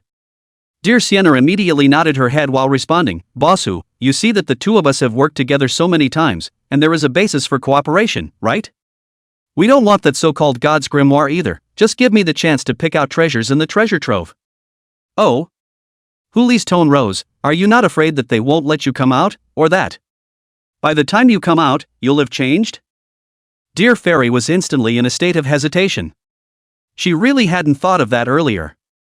It was only after several breaths that she spoke tentatively, so what if I ask him to make a list of treasures for me to pick from? Huli didn't say anything, just shrugged his shoulders and looked at her with a smile. As if to say, what do you think? Forget it, even if it's just to brush up on goodwill on the side of the Chinese divine system. Dear Fairy spat out through clenched teeth. Count me in, you'll be a lot safer with me playing along with you. What about the benefits? Sort of a perk I'm giving you, don't want any favors from you. Later. Huli raised his hand to interrupt the other party, lifting his finger to point at her, and then pointing at himself, You, what about giving me favors? Is the goodwill of the Huaxia divine system so easy to brush? You. Dear Sienner almost lost her breath, paused for several seconds before looking at that Huli, squeezing a few words out from between her teeth, okay. You say. What favor do you want? One condition. It was also true that Huli couldn't think of anything on dear Sienner that he needed. Regardless of whether it was the 9 exalted, or the 9 spirits, it was impossible for the other party to allow themselves a single deprivation. Whenever and wherever I ask you for a favor, you have to say yes unconditionally. Well, except for making me sell my body or soul. Don't worry, no one's interested in that stuff. Humph. The deal is done. With a cold snort, dear Sienner walked towards the bedroom where she was resting. Just like you, I don't know which woman is blind enough to look at you. Huli smiled indifferently. Blind? Technically speaking, the last woman he was with wasn't just blind, her head was mush. February 24th, morning. 44 days remain until the second plague descends. Overhead it was still stormy and heavy with dark clouds piled so high that you couldn't tell if it was morning or dusk. Even though they were out of the illusion set up by Loki, they were still surrounded by a sea that was so blue and black that they couldn't tell their exact location, only that they were still drifting on the sea. If it wasn't for Huli once again summoning the sun-defying bow and firing a few phoenix specters towards the Shin bird to make sure that the No Shanghai Kingdom was heading in the right direction, he would have almost turned around and ran. It didn't take long. The temperature around them, however, began to gradually decrease. From a few degrees above zero in the beginning, it's now coming to sub-zero, or even around 20 degrees below zero. In order to ensure that Suya would live to see the Shin bird, Huli also took the time to let the 9-headed pseudo-dragon phoenix hunt underwater and throw some foreign beasts onto the boat for Suya to kill. Otherwise, with Suya's physical attributes, he would have to freeze into a popsicle in no more than 3 hours at most. The crowd just sailed on the sea for a whole day. Finally, on the evening of February 25th, a dark shadow came into view, accompanied by a cry. Madaka! Gentoo!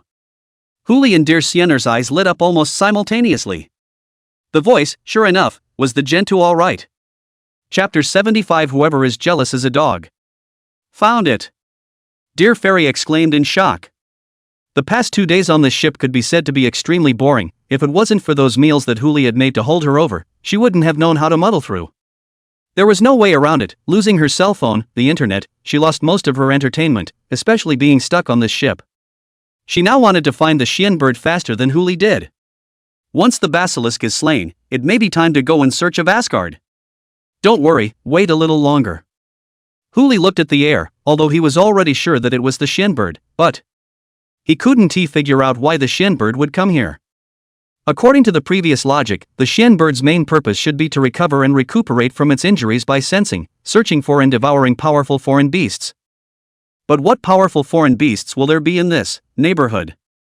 If I remember correctly, those two regional alien beasts that occupied the South and North Poles respectively in the previous life didn't appear until the final stage of the drowning calamity. One is a frosty cold elf from the Antarctic, which no one is said to have actually seen. The first time it was determined that such an area Fae existed was during the Third Cataclysm, when an exploratory team traveled to the South Pole, spotted a figure in the Aurora Borealis, and triggered the Area Fae alert. But in the end, they never saw the real face of the one.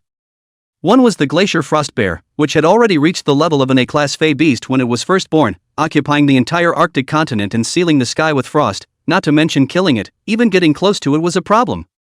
By the time the second calamity, the Frostfall, occurred, the glacial frost bear had even been directly upgraded to S rank. According to the projections of those bigwigs in his previous life, without a few decades, it would be impossible for humans to return to the North Pole and successfully kill this alien beast. Could it be that the Genpo could still sense the unseen beasts? From the current point of view, the area where No Shanghai Kingdom is located is most likely near the North Pole. If the Xian bird can find the glacial frost bear in advance, maybe. It was also possible to decapitate the beast ahead of time. Otherwise, there was no telling when one's transfer quest would be completed. Okay. From the Xian bird's point of view, as long as Hu Li and the others didn't make a move, that No Sea Kingdom, floating on the sea was no different from a flatboat. Especially in the midst of the mingling of the raging storm, the basilisks couldn't even notice. To be continued? Dear Fairy turned her head to look behind her. Your family's Suyao might not be able to stand it. Who's in his house? Suyao was shivering from the cold, but she also still disliked towards Dear Xiener. Miss Dear said that. I'm afraid she's not jealous? After 2 days of getting along, Suyao was also getting acquainted with Dear Xiener, and the two of them would fight and stuff between them when they had nothing to do. Whoever is jealous is a dog. Dear Fairy couldn't help but roll her eyes. Woof! Xia Qingwan's voice immediately came from the side. She scurried to Hu Li's side with a smile on her face. Master, do you want to keep waiting? Should I go prepare lunch first? Not for a while. Hu Li swept his eyes at the shivering Suyao and transferred 10,000 points over to her. Go to the mall to exchange for some cold items. The situation is critical now. I don't have the time to go and take you to upgrade. Previously, because he was thinking of exercising Suyao's ability to resist the cold, so that he wouldn't have to worry about her state during the battle with the Xian bird, he hadn't given her any points. Since the basilisks had now been found, it wouldn't be long before the war started, and there was no point in exercising anymore. Thanks, Mr. Hu. Suyao was not polite, and immediately put on a thick layer of warm clothing for herself, and the cold symptoms were finally relieved a bit. It didn't take long. The Gen 2 landed. It landed directly on top of a huge glacier nearby, patrolling the surroundings like a general, seemingly searching for something. The moment those ordinary beasts on the glacier sensed each other's breath, they all ran towards the distance, not daring to hesitate. Those were also just some D or E ranked exotic beasts, and if it was a Xian bird at its peak, it naturally wouldn't be able to look at it. But it was only now that it had experienced a long journey and was in need of energy. Clank! The crowing exploded. A tornado immediately rose above the glacier, swirling those small polar bears, seals, and some of the exotic beasts transformed by the glacier mountains and rocks into the wind, turning them into the purest flesh and blood or energy, and together they were swept into the Xian bird's belly. Madaka! Another chirp. Only this time the cries were a little louder than before, like the elation of a tasty appetizer. Still not doing it? Dear Fairy urged again. If it returns to its peak state, I can't guarantee that I'll be able to keep it. Don't worry, it's no problem. Hu Li spat out 6 words blandly. For him before, dealing with an A-rank basilisk was indeed a bit tricky, but now. What do you know about the realm of the Yellow Springs? As long as he could ensure that more than 30 Fey beasts entered the domain of the Yellow Springs at the same time, his attributes would receive a 30% boost, while the other party's attributes would be cut by 30%. Not to mention A, even S rank, as long as they were not immune to the effects of the domain of the Yellow Springs, he was certain that he would be able to cut them down. It depends on whether that glacial frost bear will come out. As the No Sea Kingdom continued to get closer to the glacier, the Genpu unleashed a second hurricane. As a Chinese fae, it naturally understood one thing. There is no limit to what you can do to replenish your body. As long as you don't get a nosebleed, it's no big deal to replenish more. Only some people weren't happy about it. Roar! As the Xian bird continued to provoke, a roar erupted from the far side of the glacier. Only to see a huge figure leaping up in the air like a mountain, directly smashing towards the Xian bird. Eye of True Sight Deprivation Edition, open. Race, Regional Fae Glacier Frost Bear. Grade, B. Physical Strength, 526B. Strength, 631B+. Intelligence, 433B. Agility, 457B. Talents, Frosty Sky and Snow S, Glacial Storm A, Mountain Carapace A. Mastery Skills, Mountain Body Charge A, Roar A, Ice Elemental Armor A. Remarks, a giant bear frozen down from ancient times, awakened from the glacier for various reasons, containing ancient giant bear bloodline in its body, huge in size and suitable for barbecue. Strength +3. Looking at the docket in front of him, Huli's tears flowed indisputably from the corners of his mouth. Even the system said it was suitable for grilling. The meat on this giant bear was obviously good. Looks like another 10 days of not having to go to the mall for supplies. Ready. The moment Huli saw the glacial frost bear come out, he immediately spat out 2 words, Little Wan, Little Ching, and Su Yao. I'll have the 3-headed dragon phoenix cover you when the time comes and enter the battlefield together. Xiaowan, Xiao Chang, you make sure that when the glacier frost bear and the Xian bird enter the attack range, you throw 1 Xuan, just rub it in, no damage needed. Su Yao, just make sure that Dear Fairy and I are within your healing range. Dear Fairy, the first kill of the glacier frost bear goes to you, but the other rewards go to me, is that okay? This was the result of Huli's consideration. This glacial frost bear, being a B-ranked regional fae beast, would inevitably obtain a hidden profession as long as the first kill was completed. But Huli already had a Sky Hunter profession, and didn't think that there was any other profession that could surpass the gain that Sky Hunter brought. Since they had decided to break into Asgard together, the strength of their teammates, too, was crucial. By sharing this first kill with Dear Fairy, Huli would only reap more benefits.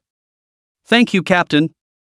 Dear Sienna immediately responded, her tone unable to hide her excitement. Please command Sienna to your heart's content. Prepare. Huli stared intently in front of him, and the moment he was sure that the Xian bird and the glacier frost bear were in contact, the dragon phoenix batwing behind him immediately unfolded. The 9-headed pseudo-dragon phoenix also surfaced at the same time. Do it! Chapter 76 now begins the collection of protection money. The moment the words fell, Huli made a dive over. That Xian bird seemed to have sensed a familiar aura and froze without half a hesitation, immediately flying towards the air. Unfortunately, it seems to have prejudged one thing wrong. The glacier frost bear in front of this I didn't know what these few mole-like humans were capable of, so at the first moment, it didn't choose to flee, but instead lunged forward. It directly pulled down the basilisk that was trying to escape. Madaka! The basilisk let out a mournful cry. Even Huli, who didn't know bird language, felt like he was cursing when he listened. No, curse the bear. Ow! The glacial frost bear was not far behind. There was a roar at the basilisk. The Xian bird's figure stalled again, and when he came back to his senses again, Huli, Dear Xianer, as well as Wei Xiaoqing, Xie Qingwan, and Su Yao on the 9 pseudo-dragon phoenixes and 3 of the pseudo-dragon phoenixes, had already arrived in front of him. 4 clusters of 10,000 rivers water streams landed on the glacier frost bear and the Xian bird under Dear Xianer's increase in aim. The domain of the Yellow Springs opens. Huli spat out a sentence. Moment. The domain of Yellow Springs then encompassed a glacial frost bear and a Xian bird right in front of him, while there were also a dozen or so other beasts that had not been killed by the Xian bird, which were also wrapped up in it. Huli did not hesitate for a second and directly turned on all 3 skills in the domain of Yellow Springs Phoenix Rage, Yellow Springs Ancient Blade, and Yellow Springs Sunrise. Phoenix Fury was naturally used to greet the glacier frost bear, while the 2 physical damage types, Ancient Blade and Day by Day, were directed towards the Xian bird as much as they could. Okay. The injuries on this Xian bird's body had not yet fully recovered. It was only with the B+ level increase in strength and intelligence that the 2 Fey beast status began to take a sharp turn for the worse. A minute? After only 30 seconds, the glacial frost bear entered a near-death state. Huli immediately stopped and left the first kill to Dear Siener. In this state, even if Dear Siener killed the glacier frost bear, the Heavenly Hunter's transformation quest would still calculate the progress for himself only. After all, the blood is crippled by itself, so there's no reason not to count it as being involved. As for the Gentoo, in the blink of an eye, it's a bald chicken again. It kept emitting mournful cries, but it was pressurized and unable to pull itself out of the densely packed phoenix specters.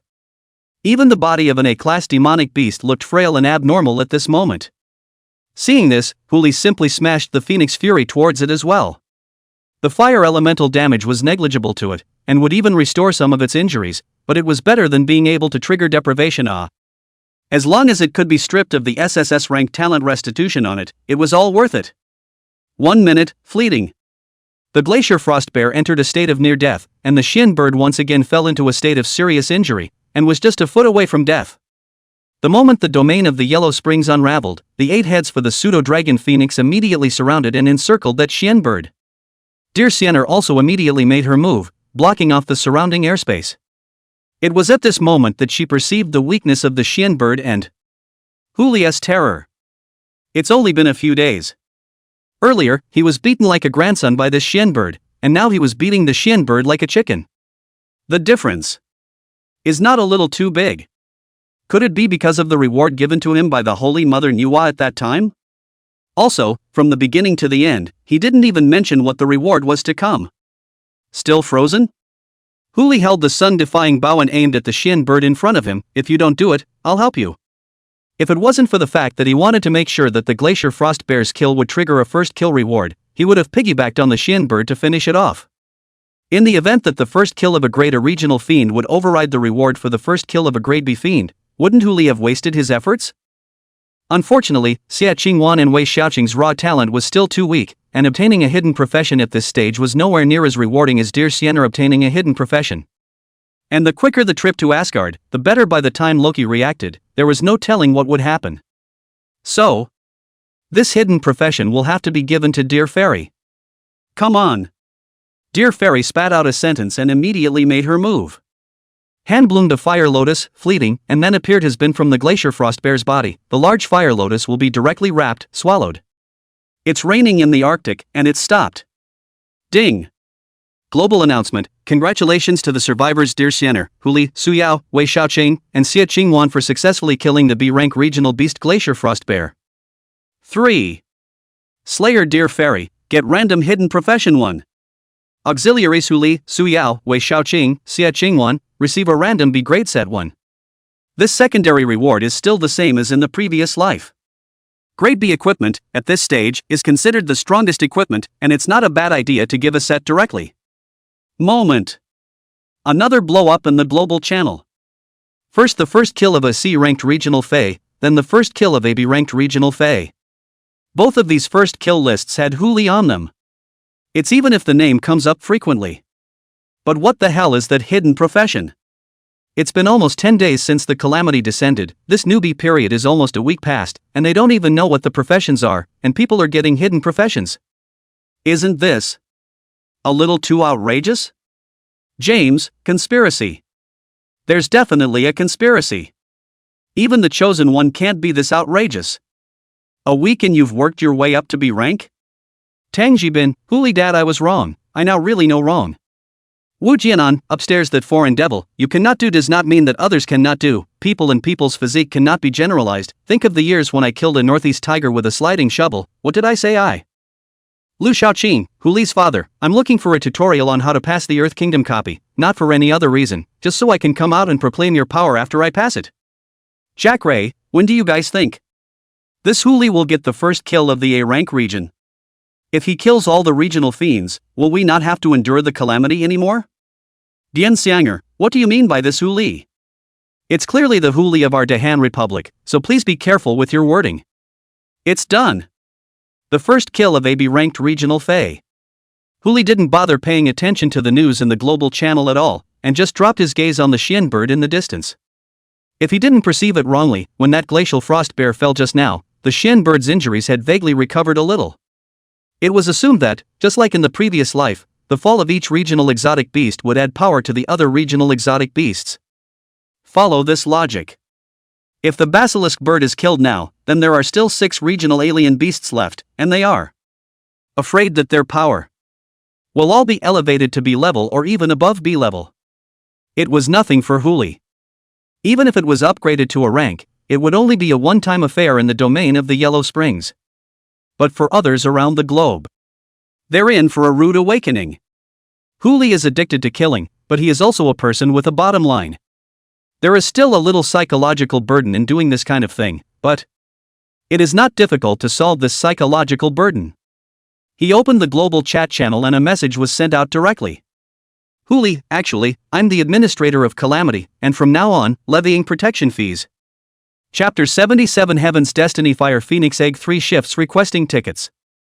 Huli, in addition to the Chinese region, the survivors outside the White Bear region, each of you to my account to play 100 points, can ensure that you continue to survive in accordance with the existing difficulty. Do not blame me to raise the difficulty, you have 1 minute to consider, out of date. Anyway, after the Xian bird was killed, the Chinese region would temporarily enter a period of protection and would not be affected. As for other regions, you don't pay protection money, and you want to get through it peacefully? It's a joke. This statement was made. Instant laughter in the global channel. Xiao Longguan, laughing to death, Huli Big Brother still has some conscience, Chinese people don't cheat Chinese people. Shui Wenjie, baby, would you rather believe that Huli is the Calamity Manager than that I'm the first Emperor of Qin? James, that's pretty humorous. Dian Xianger, Huli, if you lack points you can go to us, the Great Han Republic, why do you have to use such a humiliating way? Managers? Ridiculous. I'm afraid no one will believe him except some woman who just killed a glacial frost bear. She stared at Huli, her eyes full of skepticism, as if she really took the news in. A minute goes by in a flash. Huli had indeed received quite a few points in his account, jumping directly from the original 6 million to 8 million. After all, with the global base of survivors out there, there were still quite a few people willing to pay 100 points for an uncertain safety. A few of them even played tens of thousands of points, just in case there were stupid people who didn't play points for Huli. Time, as of. Huli drew his bow and strung an arrow, his fingers hovering over the day-defying bow, and the 3 phoenix specters coalesced at the same time, locking onto the Xian bird's head. Huli, sorry everyone, points did not receive a bit, those who play points to me, points I will accept, the opportunity to meet in the future, can be counted on you to pay in advance to buy life, as for the others. Sorry Cluck. Huli will from now on, the difficulty of survival, globally, will go up 1 level. The words fell. The phoenix specter immediately flew out from his fingertips, instantly penetrating the Xian bird's head. Ding! Global announcement, congratulations to the survivors Huli, Dear Xiener, Su Yao, Wei Xiaoqing, and Xie Qingwan for successfully killing the class A regional beast Xian bird. 3. Slayer Huli, get random SSS grade item 1. Auxiliaries Dear Fairy, Su Yao, Wei Xiaoqing, Xie Qingwan, receive random A rank talent 1. A total of 182 chances to trigger deprivation. Only 31 of these were used on glacial frost bears, gaining around 30 points of attributes and not gaining talents. 151 times remained, plus the one triggered by the 3 phoenix specters just now. It all went to the Genpu. In addition to stripping down 100 or so A-ranked bird feathers, Huli had also harvested 80 attributes, as well as an S-ranked talent Dragon Soul. Unfortunately, it did not obtain the SSS-ranked talent Return to Destiny on the Gentu. Otherwise he himself might have been granted 9 chances of not dying. Okay. That loss was quickly washed away by the prompt that popped up in front of him. That's an SSS grade prop. Huli's pupils instantly lit up, his eyes filled with joy and excitement. In his previous life, when the props sky list appeared, there could only be 3 SSS grade props on it. The strength of each piece could be almost as strong as that 9 spirits, and it was completely in existence that could go against the heavens. If it wasn't for that SSS grade prop ancestral dragon robe that he didn't know how to use or what it was for, Huli was afraid that he would have killed the Xian bird the first time he met up with it. Especially. This time, the SSS ranked props are still drawn by means of a roulette wheel. In other words, one could utilize the Eye of True Sight Deprivation Edition to gain another additional bonus. Huli forced down the excitement in his heart, ignoring the global channel that had already blown up. His eyes couldn't help but fall on that Zuan bird's corpse. Weird.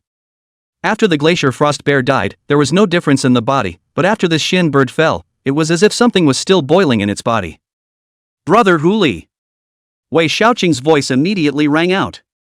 She pointed at the Xian bird corpse, down there. There seems to be a person down there. It's that fire phoenix we met last time. Moment. Huli's pupils lit up.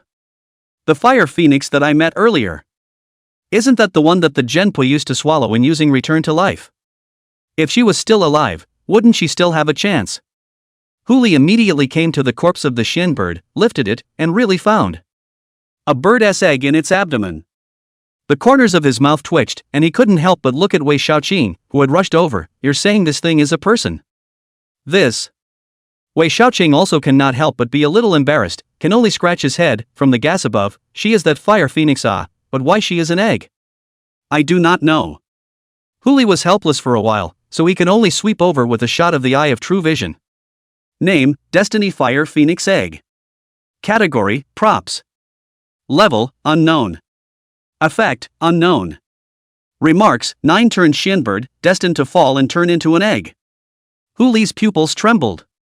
Grade, Unknown. This was the first time that Huli had used the eye of true vision to probe a prop of unknown grade.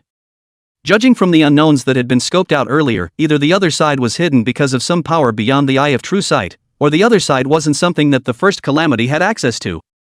Huli had never experienced this in his previous life, so nowadays he could only speculate. This could be the case of the Heaven's Destiny Fire Phoenix Egg, which was clearly the latter. Even if it could hatch, it would probably have to wait until the second, or even third plague went by. But that doesn't stop him from using deprivation. Huli raised his hand and fired a deprivation shot, adding a eye of true sight deprivation version in the process. But no hints were given. Gotta. The level is unknown even if it cannot deprive. Only to put it first. Huli raised his hand and prepared to put this fire phoenix egg into space when a prompt popped up in front of him. Unable to take survivors into system storage. Survivor. Is this fire phoenix egg positioned as a survivor? Isn't that a little too far out of the ordinary, hey? This thing can't hatch, it can't deprive, it can't house, and by the looks of it, it probably can't destroy. It's really no different from a grandpa. Dear Sienna also finished digesting the previous harvest at this moment and slowly came to Huli's side. What's wrong? What's going on with this egg? It's okay, got myself a grandpa. Huli helplessly spat out a sentence, picked up the half-human high-fire phoenix egg and headed out. Let's get out of here first, there's still a distance from here to Asgard, it's good to hurry up. There was no objection from the crowd. Huli put both the Xian bird's corpse and the glacier frost bear's corpse into the spatial warehouse, and then led the crowd to board the No Sea Kingdom, and headed in the direction of the Fair Islands. At the same time, he also tapped the roulette wheel in front of him that was used to draw SSS props. Extraction, start. Eye of True Sight Deprivation Edition, activated. Ding. Congratulations to Survivor Huli for obtaining the SSS grade prop, Jade Seal of State Transmission. Congratulations to Survivor Huli for obtaining the SSS grade prop, Husher by. Huli looked at the two extra things in his hand and froze. Plus count the Zulan robes eating dust in the warehouse. It's not like he wants to be crowned on the same day, is it? Chapter 78 Grandpa is here. Captain. Just as Huli was thinking in his mind, that dear Sienna directly came up. With a curious face, he looked at Huli. Don't you want to know what the hidden profession I extracted is? Knowing that, of course, is wanting to know.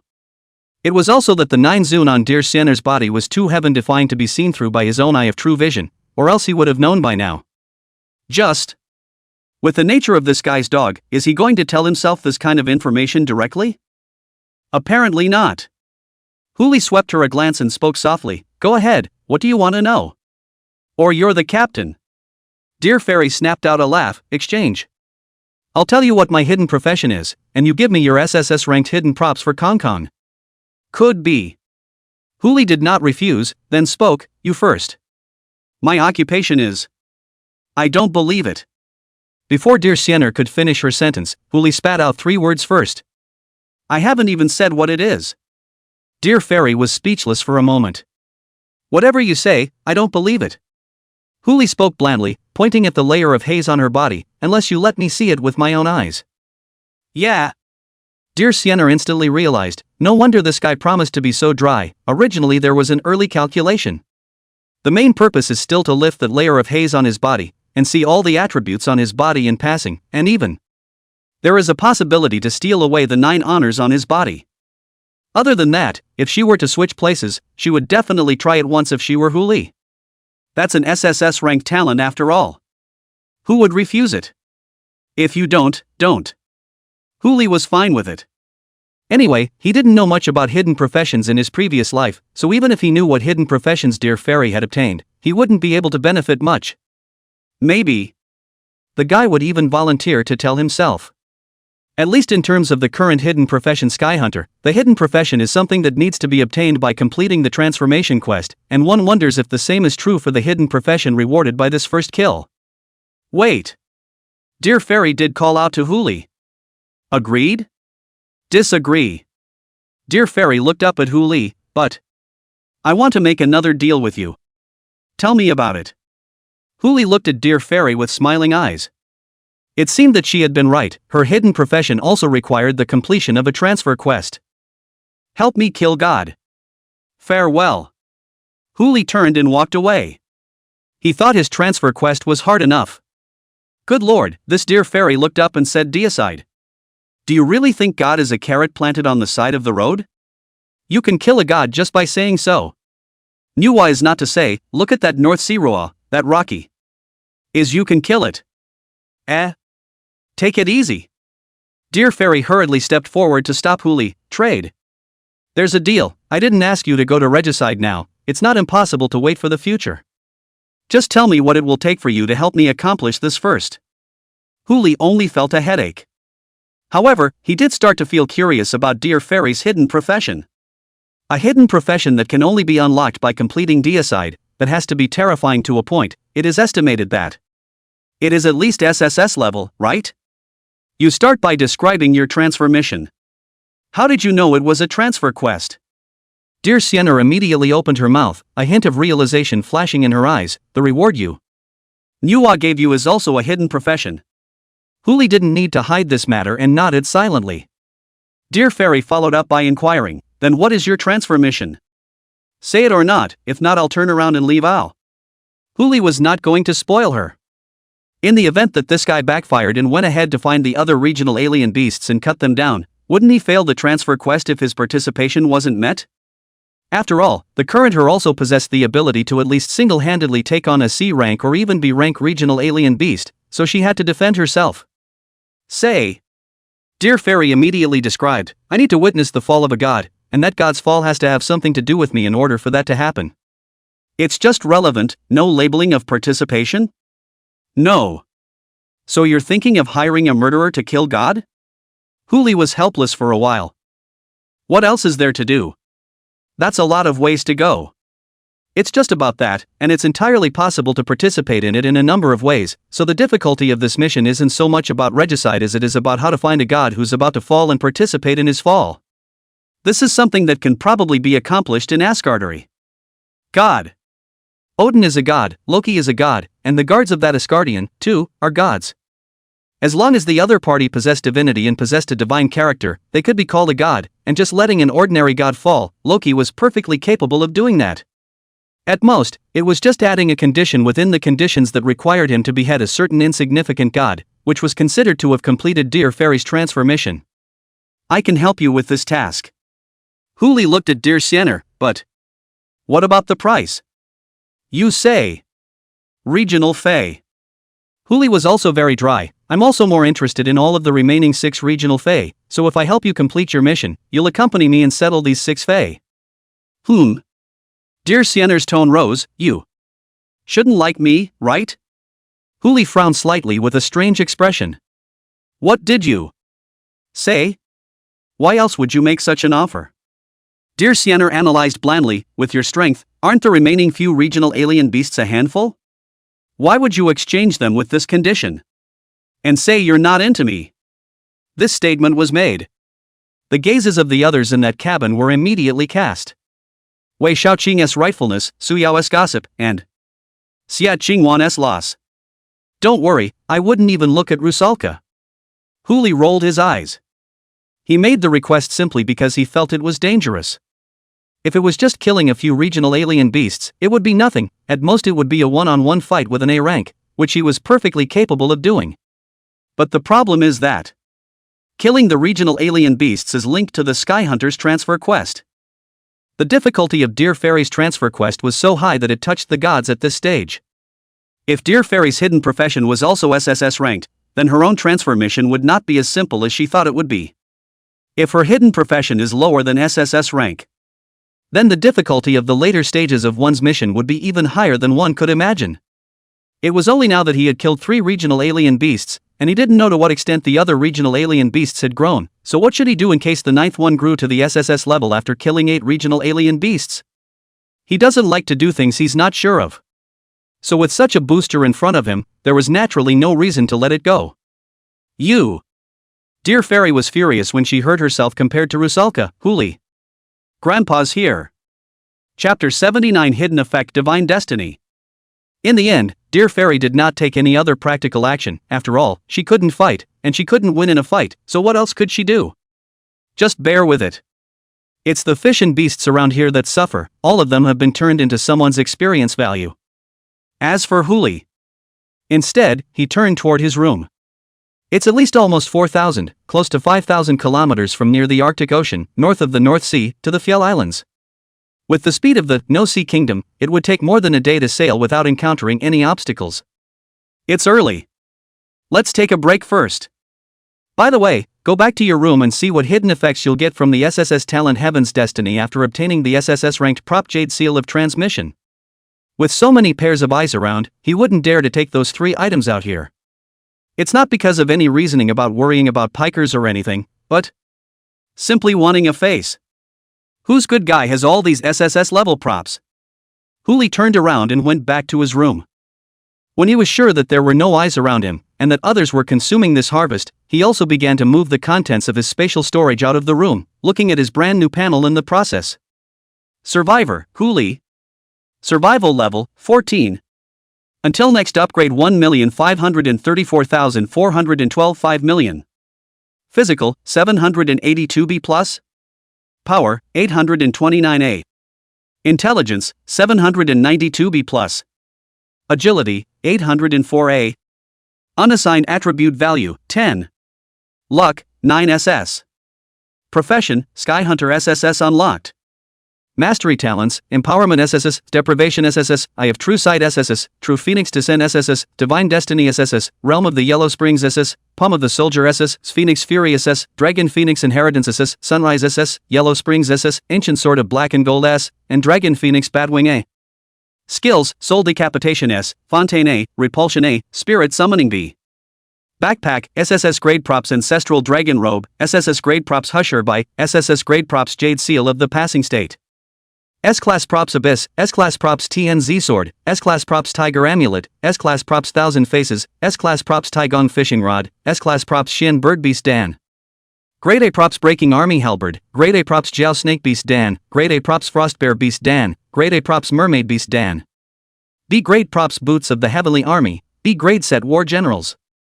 C Grade Material Mermaid Song. Remaining points, 8,457,358. First, there's that B Grade outfit. He didn't know what the sets the others had obtained were, but he had obtained a set of heavy armor for warriors called War General, a full set of 5 pieces. When fully equipped, it increases strength by 100 points, stamina by 125 points, and comes with an additional skill that attracts the hatred of everyone within 50 meters around them, making them their enemies. Attributes are a close second, nothing useful. The only other use for it is that taunt skill. The hatred of everyone in the surrounding 50 meters, coupled with the unfolding of the domain of the Yellow Springs, might yield unexpected results. Then there are the corpses of the Gentoo and the Glacial Frostbear. Huli dismembered a portion of the corpse and took it out of the warehouse in turn, stripping 2 beast pills from it. 1 S rank, Shenbird Beast Dan, and 1 A rank, Frostbear Beast Dan. Through the Eye of True Vision, they possessed the same usage as the Jiao Snake Beast Dawn, and counting the Mermaid Beast Dawn together, there were just 5 more A-ranked or higher Beast Dawn to go before the opening of the transformation quest.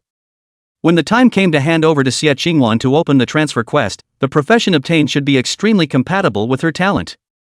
And then there are those 2 SSS-rated props. Huli took out these two props at the same time as the ancestral dragon robe and swept over them with the eye of true vision. The description above the ancestral dragon robe changed.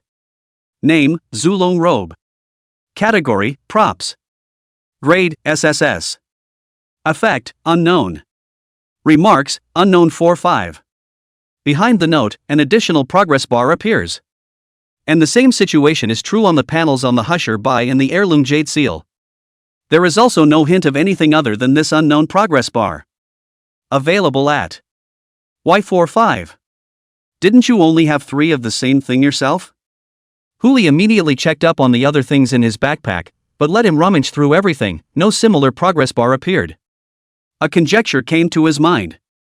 This progress bar shouldn't be referring not to the progress of the stuff you're getting, but the progress of everyone in the world, getting the same kind of stuff, right? The 5 symbols of heaven's destiny will only trigger some kind of effect if all of them are present, or if they all possess a possessor? Of course, this was only Huli's guess. Whether it is or not, or only until the last item is revealed, we will know. But the benefits are still there. For example, Providence. Huli once again looked at this SSS rank talent, and in the column of hidden effects, there was a brand new description. Hidden effect Heavenly Fate. When holding the Jade Seal of Transmission, your luck value will be locked at 9 points, and when using the active effect, it will break through the limit and increase to 12 points. Hiss. Huli immediately sucked in a breath of cold air. The excitement in his eyes was indescribable. Lucky 9 points. What does that mean? Dog trot. Emperor of Europe. Walking around, all picking up money to a degree. This was arguably the biggest takeaway from his operation. That's it. Huli looked at the jade seal in front of him, which was as big as a palm, and could not help but fall into deep thought. How can I carry such a big thing around? You can't just hang it on your waist, can you? Never mind, it was better to see what skills the Dragon Phoenix inheritance would give him. There were still 8 points to go before one's intelligence attribute could be raised to a rank, and at that time, one would be able to trigger the Dragon Phoenix inheritance and obtain 2 skills. It just so happened that the experience gained from just killing the 2 area alien beasts allowed him to level up. Huli directly added all the attribute values gained from upgrading to intelligence, and instantly, 2 dark purple rays of light blossomed on his body. In the meantime, in the tomb of heaven, a figure looked at the crown in his hand, his brow furrowing slightly as the same prompt was in front of him. 4-5. In addition to the ancestral dragon robe, there were 2 other things taken as well? That's an SSS grade prop. At this stage, these survivors should not be qualified for, or have access to, the existence of these things. Was there someone else ready to interfere with their mission, so they stepped in early and took these things away from those places? Well.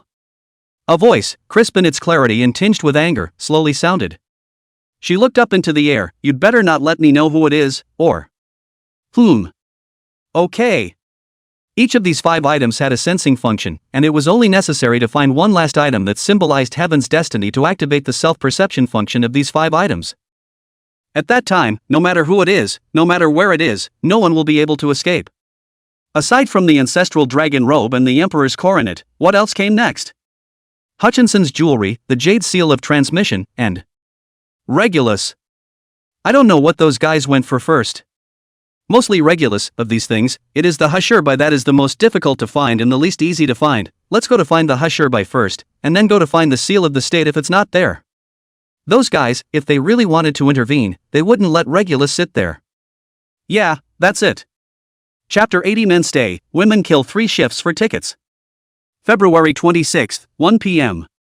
42 days remain until the second plague descends. The No-Sea Kingdom is still sailing on the sea, but the temperature around it is starting to gradually warm up. Because the storm had disappeared from the sea, the crowd also saw a bright, blazing sun for the first time in a long time, and the wind and waves were calm. Huli also simply made No Shanghai Kingdom stop, preparing to wait for the night before continuing the journey. He moved a beach chair out and lay on the deck in the sun. After so many days of running around, it was time to rest and relax. Apparently, he was in an extremely good mood. The reason is simple. After he raised his intelligence value to a last night, the SS-ranked talent Dragon Phoenix Inheritance directly exploded 2 skills out for him. Skill, Inheritance Dragon Scale Armor. Grade, A. Requirements for use: possession of dragon bloodline.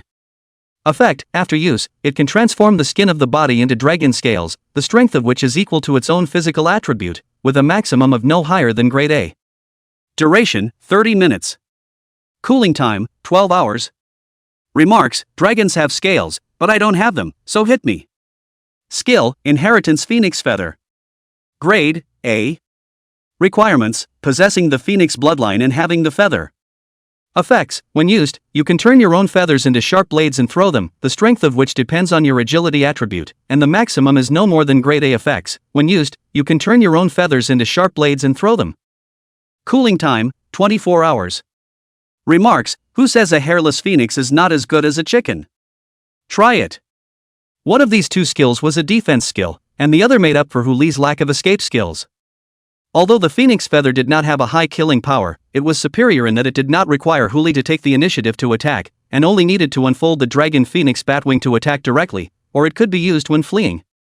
Not to mention, both of these were inheritance-type skills, and although they were only A-ranked right now, as Huli's intelligence attribute continued to rise, the rank strength of these two skills would also rise. At least it can be raised all the way up to the rank strength of the Dragon Phoenix bloodline, which is SS level. Master. Just as Huli was beautifully basking in the sun, Xie Qingwan's voice suddenly sounded beside him. Huli raised his eyes to the top of his head, only to see two shadows reflected in his eyes. This is Bikini from nowhere. Master, we're going down for a swim, do you want to join us? Xie Qingwan asked sweetly. Guys? Huli immediately turned his head to look behind him and realized that Su Yao had also changed into a swimsuit. Although much more conservative than Xie Qingwan, but also can be seen its exquisite body lines, especially the legs. It's close to 5 feet 2 inches, I think. Brother Huli. Wei Xiaoqing also flew over with a swimming ring at this moment, her face full of smiles. Sister Xiaowan said she wants to teach me how to swim, will you come along? Yeah. Although Huli is suspicious of women, but it does not delay him from enjoying the beautiful scenery. I just don't know if some hazy ghost will. He had just moved in his mind when he saw someone walk out of the cabin. Bloom, still the same Bloom. What are you looking at me for? Dear Siener sensed Huli's gaze and looked directly over. What? Want to see me in a bikini too? That said, who hasn't seen a flat condom rubber? Humph. Dear Fairy let out a light hum, and said that if someone wants to see it, call me sister and I might say yes. Huli took Wei Xiaoqing's hand and turned toward the bow of the ship. At the same time, he gently pinched the back of Wei Xiaoqing's hand. To be honest, he also really wanted to see what this dear Siener actually looked like, hearing Wei Xiaoqing say that last time she showed her face when she was injured, almost even Xie Qingwan lost her Dao heart. Sister Siener. Wei Xiaoqing immediately understood and turned her head towards dear Siener and softly shouted. It's worthy of our Greenie. I didn't hurt you for nothing. Greenie be good. Dear Fairy also walked to Xiao Qing and rubbed her head. We are not going to listen to you screaming oh. Ch. Who cares to look the same? Huli jumped into the water and opened his arms underwater. Little Qing, come, brother will catch you. Okay. Wei Xiaoqing put on a swimming ring and jumped directly into the water with a long leap. Immediately followed by Xie Qingwan, Su Yao, and dear Siener. All of them had reached the point where they could ignore the temperature of the water, and they swam in the water, soaking up the temperature brought about by the afterglow of the blazing sun and enjoying the purest of pleasures. Only. Before the crowd could swim for long, Huli suddenly stopped. He sensed that there seemed to be something underwater heading towards him at high speed, and before he could react, it had already broken through the blockade of the 9-headed pseudo-dragon phoenix and slammed directly into his arms. Huli subconsciously raised his hand and fished out, and a colorful, palm-sized pearl clam floated out of the water. Is this bumper sticker? Before Huli could use his eye of true vision to check what the hell this thing was, Wei Xiaoqing beside him suddenly stopped. Her pupils flashed with a lavender light, and her brows wrinkled slightly as she looked toward Huli. Brother Huli. Huli also noticed that something was wrong and immediately swam over. What's wrong? It seems like someone is approaching. People? Huli frowned slightly. Just one good thing about being on this ocean, the view is wide open. Coupled with the strength of Huli's eyesight now, far away, not to mention, within 100-meter radius, wherever a silhouette flashes by, it will never escape his eyes. Where is anyone in this neighborhood? But Wei Xiaoqing had even opened her lookout, so obviously it couldn't be a lie. Hearing Wei Xiaoqing's voice, Su Yao also immediately leaned towards the side. As the weakest amongst the crowd, she naturally knew when to hug her thigh. Xia Qingwan was also close behind, and even dear Xianer started to rush back from the distance, apparently having heard Wei Xiaoqing's voice as well. There! Wei Xiaoqing raised her hand and pointed to the southeast. Hu Li also followed Wei Xiaoqing's finger to look towards the southeast, but apart from the sea that was flooded with golden light, he couldn't see anything else. Even if the eye of true sight was on, it was still the same. Down there! The words just fell. A giant black shadow suddenly floated out from beneath the surface of the water. Is that whale? Nowadays, there are still quite a few foreign beasts in the sea, but under the surroundings of the 9 big stomach kings, this no-sea kingdom has become a forbidden area for foreign beasts in a radius of nearly 500 meters. Unless it was meant for Su Yao and the others to practice, no fey beasts would be let in. When Dear Fairy wanted to hunt foreign beasts, she also went to hunt 500 meters away. Some slightly more powerful foreign beasts would also purposely go around a long distance after sensing the aura of the 9-headed pseudo-dragon phoenix. How did such a big whale get close? It was at the moment when that whale took off into the air that the 9-headed pseudo-dragon phoenixes below the surface of the water sensed each other's presence and coincidentally wanted to go up and start a meal. Hu Li, however, immediately ordered them to continue lurking under the water. There's something wrong with this thing. Let's see it first. Wow! As the whale refalls out of the air and back into the water, a curtain of water immediately swept towards the crowd. Xia Qingwan immediately made her move, and her S-rank talent Wan Chuan activated, blocking the water curtains one by one. The whale just floated on the surface of the water, and on its back stood a few figures, looking down on the crowd from above as a thick voice slowly fell. The men stay, the women are killed. Hu Li? Say it backwards, buddy. Chapter 31. He's got a bad temper. Master? Xia Qingwan's voice rang out with a chilling killing intent in her tone. Obviously moved to kill. For all the existences that want to plot against her master, there is only one end. Death. There's no rush. Hu Li spat out 2 words, raised his hand to cover his eyes, and looked up. Friends up there, want to come down and talk? Good baby. A pretentious voice rang out from the whale's back, clearly audible as a man. Do you want me to come down so badly? Then wait for me. The words fell. A figure then jumped off the whale, only to see a slightly chubby man with a full beard fall into the water, wearing a pair of gold glasses and a tie-pink suit. He swam directly towards Hu Li. I'm coming down. Oh. The man floated on the water and waved towards Hu Li. Come over here. Hu Li was speechless for a while, always feeling like he had swallowed a mouthful of all added zero natural oil into his throat. He really can't help it, turned his head, and waved his hand. No, these few are given to you, don't kill them first, keep them for questioning. Okay. Xia Qingwan couldn't take it anymore long ago. She leapt from the water and was suddenly transformed into a predator. This was the first time she had used this evolved talent. After transforming into a predator, its size far exceeded that of the previous Black Panther, at least 3 times the size of the Black Panther, and its body was already close to that of a saber-toothed tiger from the ancient times, dragging 5 panther tails behind it, each of which resembled a long whip, with the tip of the tail embellished with a bone spur, and topped off with a sharp horn on its head. Clad in pure black fur around his body, because of the S-rank talent Manhwa, it caused azure water currents to still linger around him.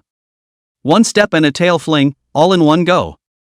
The entire whale was lifted right off the ground, and the crowd on top was swept off the water. Although without Hu Li's 10% increase in attributes, under the addition of the S-rank talent, Xia Qingwan, who possessed C-rank strength, was also enough to stand in the top ranks of survivors today. It's still easy to deal with a whale that's being manipulated by a gift. Still a tough one. Do it! The previous thick voice sounded again. There were a total of 4 people on the boat, one holding a long whip, one with a flashing wind blade in his hand, another controlling the water current, and one transforming into a swordfish, coming towards the crowd. Roar! Xia Qingwan let out a roar. Moment! 5 masses of water currents wrapped around the crowd, including the tawny pink suit, and surfaced as much as they could. As for the whale, it was tipped over into the sea and hasn't floated up yet. Xia Qingwan swept through the crowd in front of her, contempt in her eyes, and simply revoked her incarnate state and returned to her person. She didn't even bother to say a word more to these little weaklings, she just turned her head to Hu Li. Master, mission accomplished. Good boy. Huli lightly laughed and touched Xie Qingwan's head. The latter's face was full of enjoyment, like a kitten having its head rubbed, or was half of the hideous appearance just now. If it is changed earlier, Huli will not hesitate to get rid of these few guys without eyes, do not need to Xie Qingwan shot, a group of anger out will be enough. But now, Huli was a bit curious. He looked to the colorful beaded clam in his palm, and a panel popped up at once. Name colorful pearl mussels. Category, props. Grade, S. Effect, the key to open the S-rank copy Mermaid Kingdom of the Dead. After using it at a specific location, it can open the copy Mermaid Kingdom of the Dead. Remarks, brother. Have you seen the pearls in my stomach? An opening key for an S-rank copy. It also seemed to have a part of spiritual intelligence, a key that belonged to a biological class to open a copy, otherwise it wouldn't have burrowed straight to him from the surface of the water. Just right. It's not like there's any rush to get to Asgard anyway, so it's a good idea to go through a copy and improve your strength. S-class copy. Somewhat difficult for them now, but not insurmountably difficult. As long as you don't trigger certain hidden quests, or difficult branch lines like last time, it's perfectly acceptable to hit an A-ranked boss at most. It's just a matter of determining the correct location for the copy to open before you can do so. That's a question for a few in front of you.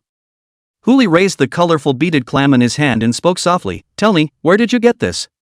There are 5 of them in front of you. In addition to the bearded man in the tie pink suit, there was a woman in an azure dress, the man in the black high fashion suit, and 2 men in high-class crew attire. Judging from the facial features and body shape, they should be of different nationalities. It was estimated that it should be some nobles before the calamity, who encountered the calamity while traveling on the sea, and ended up surviving just a few of them, or maybe the strong ones didn't care to protect the weak ones, and these few more gifted ones came out to move around on their own. You have the ability to kill me. The man in the black suit roared out, I am not going to. Oh. Huli casually threw out a feather from an A-rank shin bird, without using any skills, he simply threw it out with his physical strength, and it penetrated the opponent's head. The feather arced through the air and returned to Huli's hand. He also smoothly looked at Su Yao on the side and signaled with his eyes. Su Yao hung his head helplessly, clearly understanding his intentions. As long as she was dead for less than 3 seconds, no matter how many injuries she had suffered, her gift could cause her to recover. The next instant, the white light flashed, and the man in the black suit recovered as before. He looked in front of him with a look of horror. It's true that you can come back from the dead, but it's also true that death brings pain.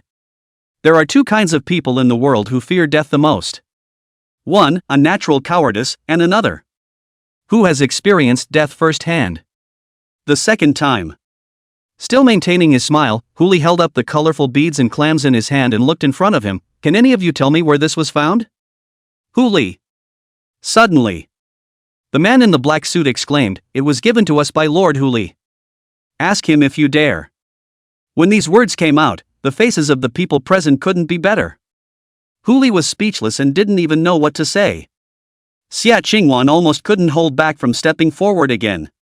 Su Yao and dear Siener could barely hold back their laughter and kept holding back. Only Wei Shaoqing. She stepped on the water and slowly stepped forward. Brother, they don't seem to be lying. Looking at qi reveals all the qi in a person's body, and naturally, it can also tell if the other person is lying. If these guys are not lying, it means that they do know a person called Huli, and it is still the person who gave this thing to them. That's more interesting, ah. Oh? Huli raised an eyebrow. The Huli you guys are talking about is the one who triggered multiple global announcements. Right. The tart pink man immediately responded, scared. You hurry up and give us back the stuff, we cannot take action against you. Or else watch out for Lord Huli to kill you. He's got a temper. Chapter 82, A Waste. Hearing these words, Huli was considered completely taut. He is bad-tempered, but not so bad as to kill himself in a fit of anger. But shouldn't he be in China? Huli helplessly opened his mouth to inquire, how did it come to be around here? That's what you don't know. The woman in the azure evening dress tilted her head, her face full of respect. Lord Huli is a god, naturally he has countless incarnations everywhere. Come on, it's all vaporized. Dear Sienna was watching from the sidelines and didn't forget to wave her hand towards the side. Hey! Huli, are you there?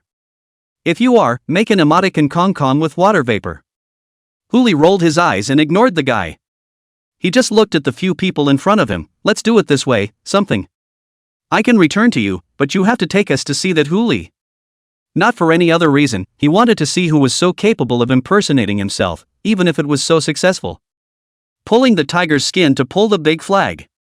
Inside the end times, it was simply not too common, and he had done a lot of this kind of thing in his previous life, saying that he knew some big shot on the heavenly ranking in exchange for a chance to live.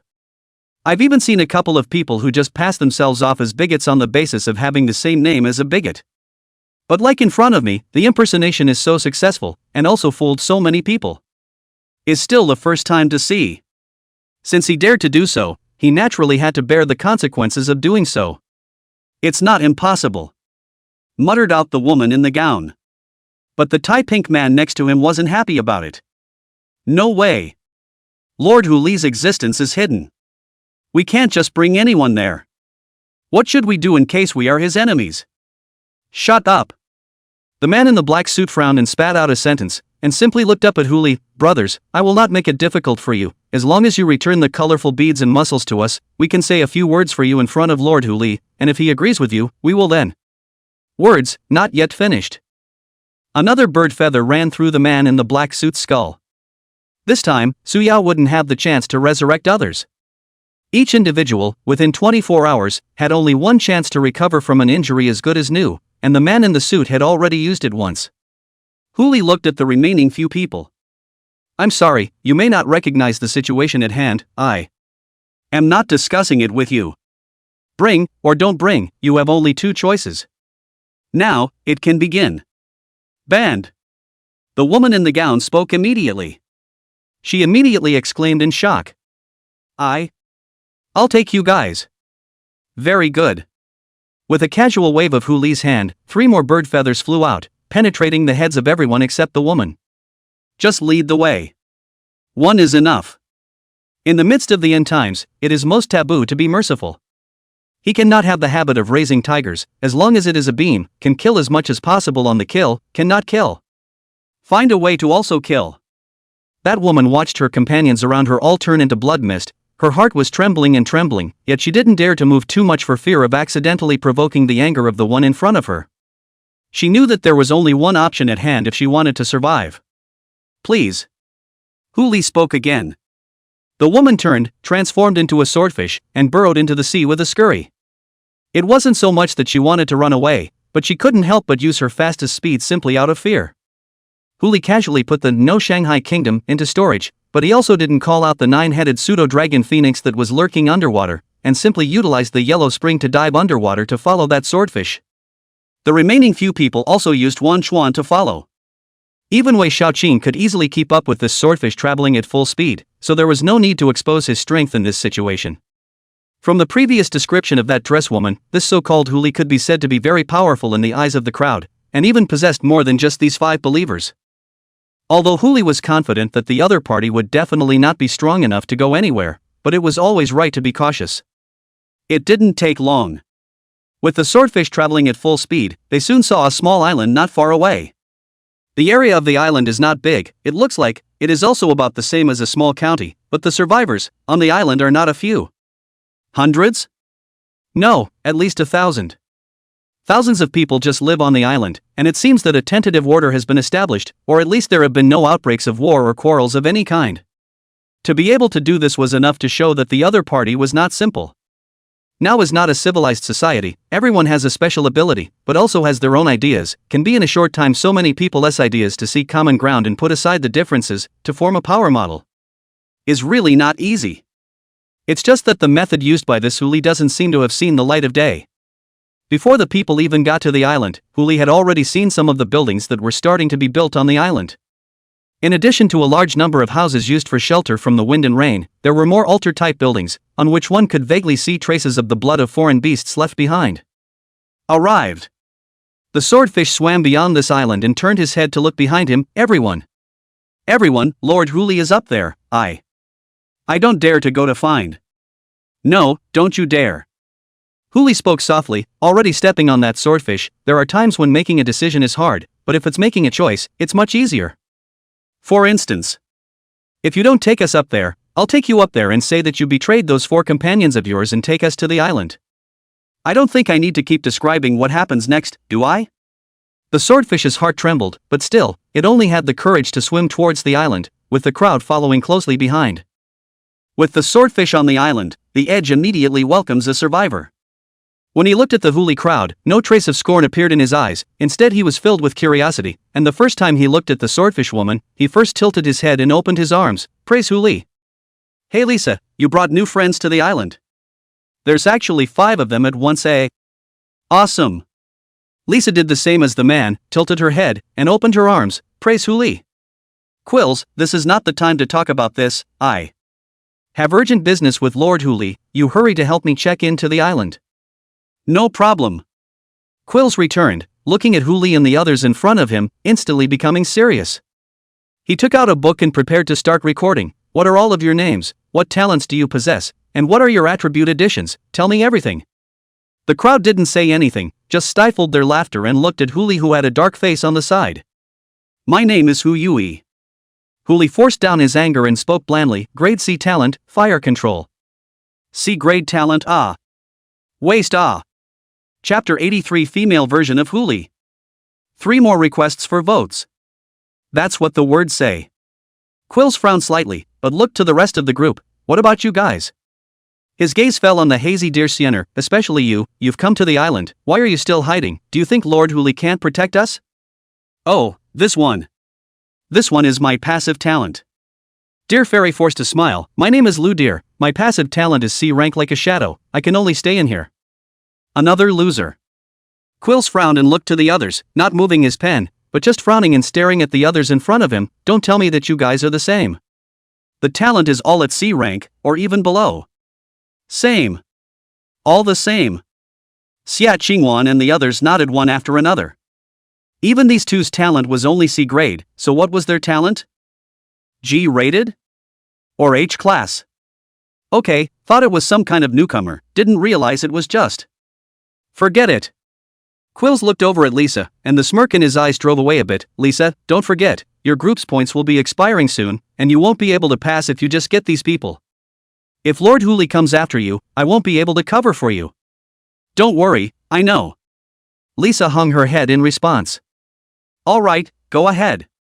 Quills stepped out of the way. Lord Huli should be at the mountaintop altar right now. If you're brave enough, go find him now. Lisa didn't respond, just led the crowd into the island. Just after entering the island, Huli realized that something was wrong. People, too many.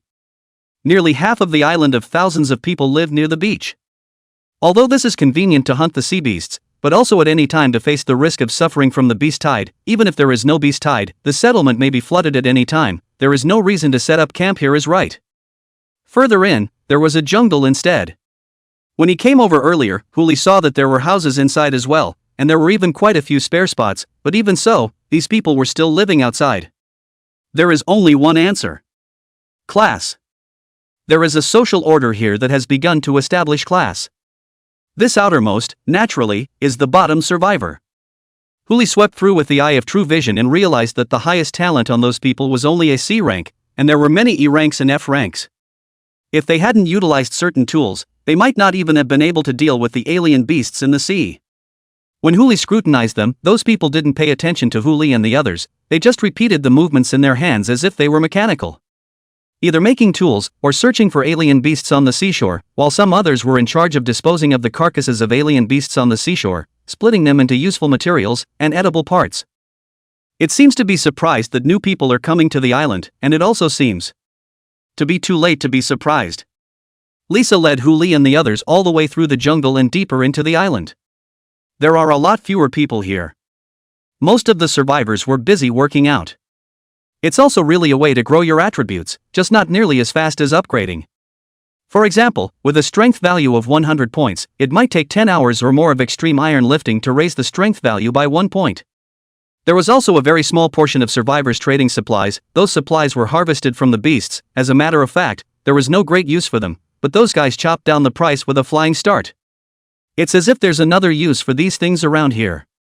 Most of the survivors here possessed B-ranked talents, and a few A-ranked talents existed sporadically, all of which were of little strength.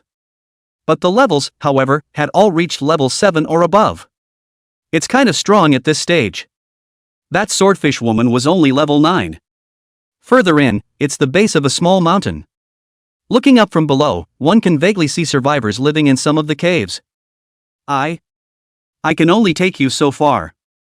Lisa spoke timidly. Further up, I can pay points to keep going up, but you guys have only just gotten to the island, so you can't go up even if you have points. Not a big problem. Huli looked up at the hill. Is not high, only a few dozen meters. Like, shouting, the top of the hill should also be able to hear. But shouting about mountains and stuff is a bit too low and doesn't quite fit Huli's style. Snap. He raised his hand and snapped his fingers, and a fire phoenix instantly appeared on his fingertips. Go. One word falls. The fire phoenix immediately flew towards that small mountain, and the original palm-sized fire phoenix had swelled in size to be as tall as a small mountain by the time it arrived in front of that small mountain. This, then, is an increase in a level intelligence. It's just a shame that the gift hasn't reached the forbidden spell effect yet. A true fire forbidden spell, it was an existence that could burn mountains and boil the sea. Right now it was just a small hill, and it was estimated that it would only be possible to have that kind of power when Huli's intelligence attribute reached the SSS level, and his talents similarly reached the SSS level. But for now, is enough. Clank. Fire Phoenix, came a buzzing sound. With a wave of his wings, the entire small mountain was instantly wrapped in flames. If Huli was willing, this move could turn all the carbon-based creatures on the mountain into standard black charcoal. But he still wanted to see what the guy disguising himself was up to. So the power of this Fire Phoenix's flame cuts down at least 99% of its power, and as long as the physical strength attribute is higher than 20, all of them will be able to come out of the flame alive, and at most, they will be burned. Enemy attack. Enemy attack. Quickly. Protect Lord Huli. What enemy attack? This is clearly a natural disaster. It's the second plague. Help. Somebody help me. The whole island was in chaos. Huli also did not forget to take advantage of the mess to take a sip. He turned his head to look at Lisa next to him and spoke softly. By the way, I have not asked you to come. What does this lord of your Huli look like to come? Lisa didn't answer Huli's question, her pupils staring blankly ahead, her mind having completely lost its grip. Hey! Huli raised his hand and waved it in front of her eyes, but in the end, he can only get a dumbfounded puppet. Forget it. This guy can never be trusted. Or you have to find out for yourself. Although I don't know what that person looks like, but that guy should be on the mountain. Just get everyone on the mountain in front of you, won't you? Huli had also sort of figured out the exact strength of the people in this mountain, so naturally there was no need to hide. His mind moved. The 9 pseudo-dragon phoenixes immediately rose up from below the surface of the water and flew towards the top of the mountain on the island from different directions, controlling the survivors who jumped down from the mountain or utilized parachutes or flying abilities one by one. Bring as much as you can to Huli. Soon. Before the mountain fire burned the hill, there were already hundreds of people standing in front of Huli. When an organization's crowd comes together, it's easy to tell who the leaders are. Just when Huli saw who was in front of him, he couldn't help but frown. A woman. A woman he once never thought he'd see again. Chapter 84 Loki, a grateful heart. Thank you for being there. Sky ranking number 9 Carlos Meyer. It was also the only top 10 on the heavenly ranking that Huli had seen in his previous life. One of the members of the Salvation Society, Suyao's deputy, and one of the members who had participated in the siege of the B-ranked regional alien beasts in the first place. When this one fell, Lu Yun'er even made an exception and drank a pot of wine with him. If it hadn't been for this one in the first place, they would have died in one of the copies. This world is so big, Huli thought he would not meet her again, just why would it be in this situation? You are. Meyer seemed to sense something and looked at Huli with excitement in his eyes. You are who? Stop. Huli forcefully interrupted the other party. He turned his head to Xie Qingwan. Take the others away, I'll talk to her alone. Yes, master. Xie Qingwan returned, not saying much, only silently dropping her gaze on the 100 people behind Meyer. Some of them tried to step forward to resist, but they saw Meyer turn his head and shake it towards them. The group of people did not make a sound and silently followed Xie Qingwan towards the distance. Huli then looked behind him at dear Xiener and the others. Before she could open her mouth, dear Xiener took the first step away. I know, Captain Sir, your personal matters, we promise not to listen. By the way, do you want us to exchange some birth control supplies for you? It wouldn't be good to mess up a person's life. Huli couldn't help but roll his eyes. Alright, stay here you guys, there's nothing to see. Even if he banished Kagome from this island, this guy would still hear his conversation with Mir if he wanted to. There was no need to be redundant. This guy's mouth is leaky, and as long as she knows, most of the rest of them do too. Well. Su Yao also couldn't stop snickering, but there are still minors present. It's okay. With that, Wei Xiaoqing separated her ring and middle fingers and covered her cheeks with both hands, but revealed a pair of big eyes. I can cover my face. Gotta. Even Green has followed these guys' lead. Huli sighed helplessly and looked at the mirror in front of him, and to make sure that this was the mirror he knew, he didn't forget to throw a true side-eye over. A panel pops up. Survivor, Carlos Meyer. Survival level, 10. Physical, 20D. Power, 11F. Intelligence, 149C. Agility, 11F. Mastery talent, Phantom Life SSS. It was indeed her alright. In her last life, she was able to ascend the heavenly ranking because of this SSS rank talent as well. Phantasmagoria can manipulate her image in the eyes of others, as long as the more people who believe she is powerful, the more powerful she becomes. Like when she imitates herself. All she had to do was say that she was Huli, and those whose intellectual attributes were not higher than hers would overlap her image with the Huli in their own minds and visualize how powerful Huli should be. As long as she was around these people, she could be the Huli of their hearts. This range of capabilities is supplemented as numbers increase. This gift is the closest thing to a god's gift. If her intelligence attribute exceeds that of the survivors above the entire blue planet, and she makes all the survivors believe that she is a god, then she will be comparable to the gods. It was only a pity that she later fell during the siege of the regional alien beasts. So there's no one to know what the final effect of her gift looks like. If you can deprive yourself of this gift. A flash of thought passed through Huli's eyes, and Nameyer immediately bowed. I'm sorry Mr. Huli, I didn't mean to impersonate you, it's just that I want to live. This is the only way I can think of. If you have any punishment for this, I'm willing to take it all. Oh?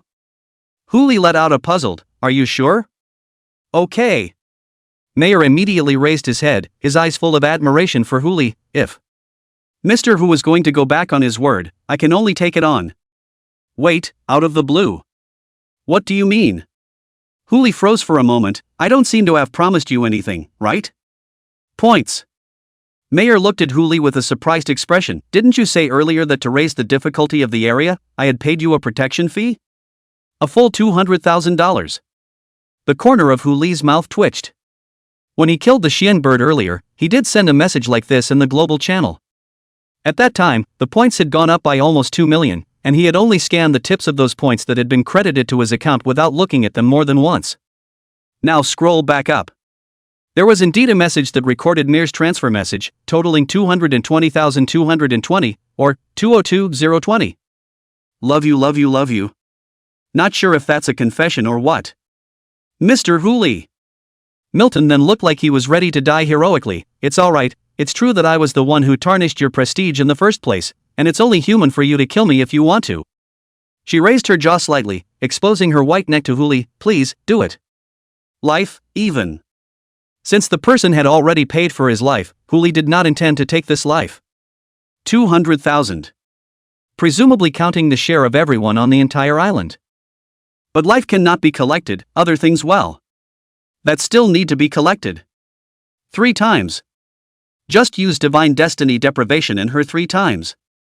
If the phantom life was stripped from her, it would be her life, and if it wasn't, then so be it. Think of it as repaying a favor from a previous life. Huli made a decision, but before he could raise his hand, the No Shanghai Kingdom that was in the warehouse popped out violently. Look out! Huli frowned and spat out 2 words, immediately shielding the crowd behind him. He didn't know why this was happening, but it was always good to be careful. The next instant, a side of wooden crate then flew out from deep within the hull, and 13 dead fish just jumped out of it. Rocky? Huli took a step back and turned his head to give Dear Sienna a look. The latter nodded slightly and was ready to lead the crowd to evacuate. Immediately afterward, the 13 godhead fragments immediately jumped out of the fish's belly and turned into a black charcoal. The godhead. No more. No, it's not right. Something must have gone wrong, and that's why these 13 godhead bearers lost their effect. Brother Huli. Wei Xiaoqing snapped his mouth, his pupils staring tightly at the mirror in front of him. She is a little bit not quite right. Huli frowned slightly as he looked at the mirror in front of him, and even if he used the eye of true vision to sweep again, he did not find anything wrong. Mr. Huli, what's wrong? Mayer's voice came again, still respectful in tone, but with just a hint of panic in his demeanor.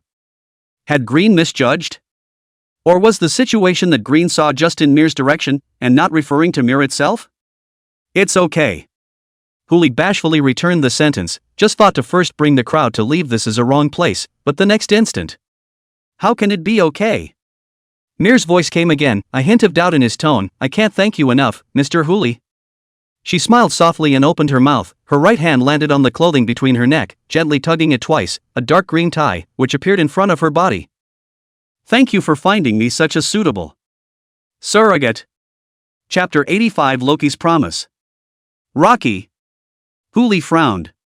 Isn't this guy not getting out for a month? Hoping that this statement is also a lie. My dear collaborator, fraud is a precious gift to me to bestow upon you, like some fellows I have not cared to deceive. Luo Meyer G laughed lightly and opened his mouth, as if he could see what Huli was thinking in his heart, and spoke blandly, Are you right? Huli's eyebrows lowered as he looked at Lo Mir Ki in front of him. So, our cooperation collapsed?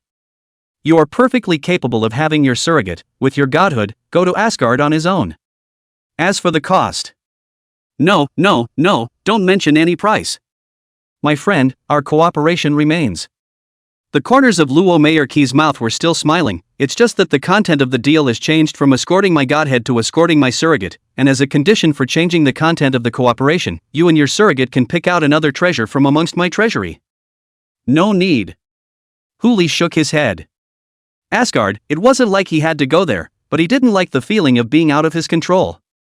A Loki who is just a fragment of the godhead, and a Loki who can possess a surrogate, these two completely different existences. He would not allow such instability in his ranks. This is the end of our partnership, and to hell with your surrogates and godmodels. Huli turned around with the intention of leaving.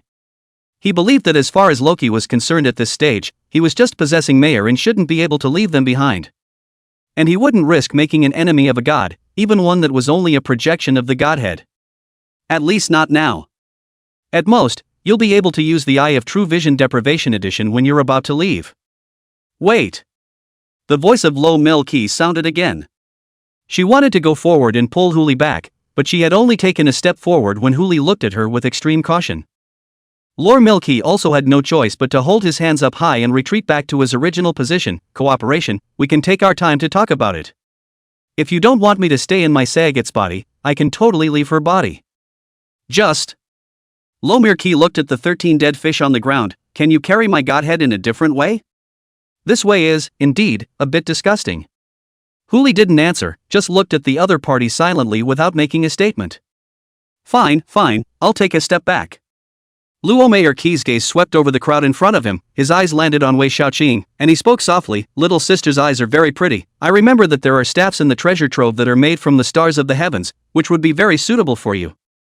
Wei Xiaoqing's double pupils are representative of the sun, a representative of the Taiyin, in the auxiliary aspect is good, but the lack of means of attack, if it is supplemented with the staff made of the stars of the heavens and the supporting skills, is indeed a great enhancement. And the young lady. Lo Mir Ki's gaze fell on Xie Qingwan again. Like some of the crystals of ancient beasts, there seems to be many of them in my treasure trove, so you can take any 5 of them. Counting these 5 pieces, the materials for Xie Qingwan's transformation are also considered complete. And this one. Lo Mir Ki dropped his eyes on Su Yao. What a pure breath of life. I remember Baldur had a ring that landed in my treasure trove. If light and life can intermingle, perhaps it can be sublimated. Baldur, one of the 12 main Norse gods, rules the light. To Su Yao, the bright type of props were indeed the most suitable for her existence. As for this, Lord Milky eventually looked to Kagome. I can let you kill the gods yourself. This guy, he's really good at reading people's minds. It was not known whether he had seen through Dear Fairy's disguise, or whether he had overheard the conversation between the two on the ship. Each of the conditions that this proposes is the one that best suits the congregation. But the offer was tempting, but it was an offer made by Loki. What's this guy going to do when he backs out? Of course, I haven't forgotten about you, mysterious surrogate. Lo Milky circled around and returned his gaze to Huli. In addition to the 2 treasures I promised earlier, a Chinese Lord God's godhead, I myself will gift you an additional promise. As long as it is something I, Loki, can do, I will oblige any time you ask. As long as you can escort my surrogate and my godhood back to Asgard. Above. I am willing to make an oath of the gods. If I violate it, the gods will be destroyed and fall into eternal slumber. If there wasn't that latter sentence, Huli would have just assumed the guy was farting. But now there is an additional oath. Huli also did go into thought. It would indeed be a good deal to confirm that this guy's oath stands and is valid. The people present also couldn't help but turn their gazes towards Huli. Not urging him to work with Loki, of course, but simply asking. The things Loki had promised were not clear to them in terms of their exact value, but they were aware of how important their little lives were. At least it's far beyond these external things. I can't trust your oath. Huli pondered for a few breaths and spoke slowly. If you want, we can change the insurance method. Good. You say it. There was excitement in Lord Mayor Key's eyes. Anything to talk. It's a surrogate walker. He had searched for so long without finding a suitable surrogate for him, and now that he had managed to find one, he was willing to pay whatever it took. It's simple. Huli's left hand shimmered with pure white light, holding a dark purple mass in the center of his palm. You go back to the godhead, I seal you, and when your surrogate brings all that you promised out of Asgard, I'll retrieve the seal. This is my only condition. If you don't agree, the cooperation is cancelled. Eternal seal. Compared to Loki's oath, Huli trusted this contraption stripped from Hao Tian more. Just in these few days, apart from the perpetual armor breaking in the first day, it also provided Huli with 2 perpetual debuffs in the next 2 days. A perpetual silence, a perpetual retardation. Status, perpetual silent. Type, debuff. Rank, 9. Effects, 90% reduction of active and passive effects on all talents, skills, and props. Duration, permanent. Remarks, shoo. Small mouth, no talking. Status, perpetual retarded. Type, debuff. Rank, 9. Effects, agility attributes and acceleration effects attached to talents, skills, and props are permanently reduced by 90%. Duration, permanent. Remarks, go, turtle, you're the best. Huli still followed his previous actions and turned these 2 debuffs into passive effects, granting them to the Black Gold Ancient Blade. Now that a slash fell, it directly came with 3 stackable permanent debuffs, which was why he would hide the Black Gold Ancient Blade and not use it, only using his other talents against the enemy. This thing, the win, is a surprise. As long as Loki agreed to put the Eternal Seal on top of his godhead, Huli would also agree to his conditions. The big deal is to make 2 more detours on the way, wait a few more days for the effects of the Eternal Seal to stack up completely, and then go to Asgard. Everything will be under control by then. Of course, if Loki really agrees, after the cooperation is completed, will he himself backtrack? That depends on how Huli's mood is at that time. It was Lo Mayor Key's turn to be in deep thought. He thought for a long time, but finally looked up. Good. I promise. Chapter 86, still eating? You're here. 3 more requests for votes. Loki couldn't hold out in this state for long, and he quickly rejoined those 13 Godhead fragments. Just this once. Of these 13 Godhead fragments, only 1 had recovered its original appearance, and the remaining 12 were as if they had been drained of their energy, shattering into ashes like withered branches. Only the 1 dark green tie remained normal. Huli stepped forward and bestowed the Eternal Seal on the dark green tie, which was then stuffed back into the belly of the dead fish and tucked back into the wooden crate for good measure. If Loki has a problem with it, he can totally come back out and comment on it. Of course, when the time comes, this cooperation is no longer necessary to continue. Even the Eternal Seal cannot seal you run out, then we still play a pimp-ah. But that's not enough insurance. Huli stared at the 12 pieces of soil scattered into ashes on the ground as he took out his shovel and dug them all out with his own hands, placing them together into the wooden box. In case this Loki is openly and secretly working in the dark, won't he lose his ass? With everything taken care of, Huli was relieved. He turned his head to Mayor, who was on the sidelines. Now, can you figure out what the situation is? Mayor nodded slowly. Although she had just been occupied by Loki, she still possessed the most basic consciousness, so she was also clear about what had happened earlier.